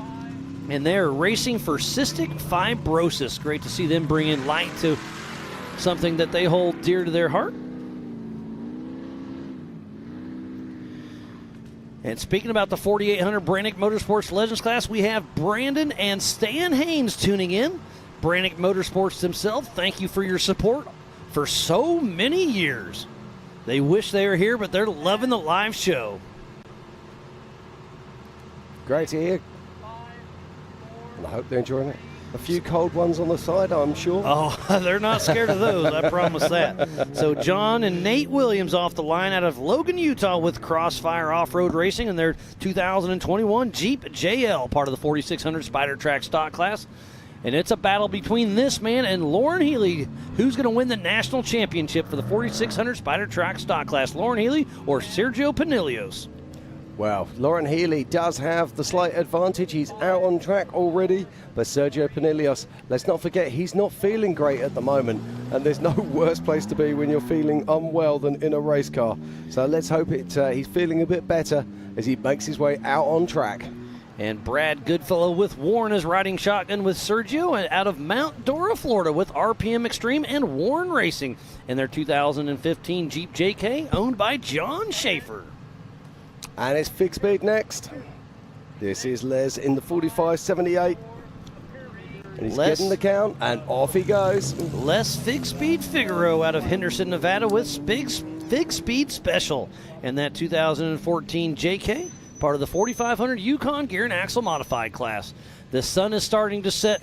We've got about an hour before dusk really sets in, so hopefully we can get that first lap, maybe lap and a half with daylight, and then they're going to have to bank on their Project X lights. Absolutely. This is Josh Atterbury in his new Bronco. Just look at this machine, Miles. It's absolutely gorgeous. Josh Atterbury with Brandon Bain riding shotgun out of Show Low, Arizona with Cracker Fab Motorsports and their 2022 Ford Bronco. We have 54 cars in the Everyman Challenge. It is pretty impressive. Yeah, it's incredibly impressive. We move on to our next, which will be Jesse Bennett.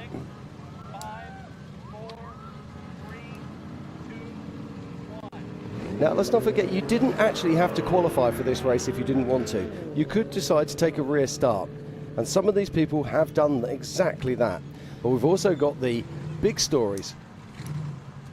We've also got the big stories about all the cars that are starting at the back. The cars we would expect to be at the front. Dwayne Garrettson, Woody Rose, and of course, Ryan Webb. So off the line right now is Matt Dog Murphy out of West Jordan, Utah with Crawler Corns in his Jimmy's Trail chassis. That's actually Bobby Lindgren. I got a little off, so Matt Murphy did not take the start unless I missed him. Let me know if you guys want a different angle on Mobile One. Yeah, no, I wasn't sure that I saw him there, so no, and this is definitely Doug Langford. So, yeah, taking off the line right there was the 819 of Bob Lindgren and Justin Reese out of Salida, Colorado with Rusty Nail Racing, their Jimmy's 4x4 chassis. And this is Doug Langford, one of the most wonderful sounding Jeeps you'll ever hear, that big Hemi motor going to work. With Rob Craven riding shotgun out of Greensboro, North Carolina with Outlaw Off-Road in that 2021 JL with that huge 392 Hemi. And next off the line, it will be Eddie Oliver in the 4583. Making his way out into the desert. With Justin Lyons riding shotgun out of Federal Way, Washington with Fueled Racing in that 1998 Jeep TJ. And next it will be Brexton Glines as Eddie Oliver just gets it slightly sideways and off course as he puts the hammer down. And keep on rocking and rolling. Up next will be the 4689 of Brexton and Caden Glines out of American Fork, Utah with Glines Motorsports and their Jeep-based machine. Kendall Glines, their dad, is in the pits. I know that. Making sure everything's running smooth. So he sends his son, Brexton and Kendall, out into the 37-mile desert loop. They're taking off one at a time. Every 30 seconds, this race is on adjusted time. It is a 37-mile loop. And next it will be the Bronco of John Rance. Too Slow Bronco, he calls it, with Andrew Anderson riding shotgun out of Farmington, New Mexico with Mud Nut Racing in that 2021 Ford Bronco with that brand new engine in it. He blew the last one up at the last 100 yards there in Disney, Oklahoma. Now here's one of our big news stories.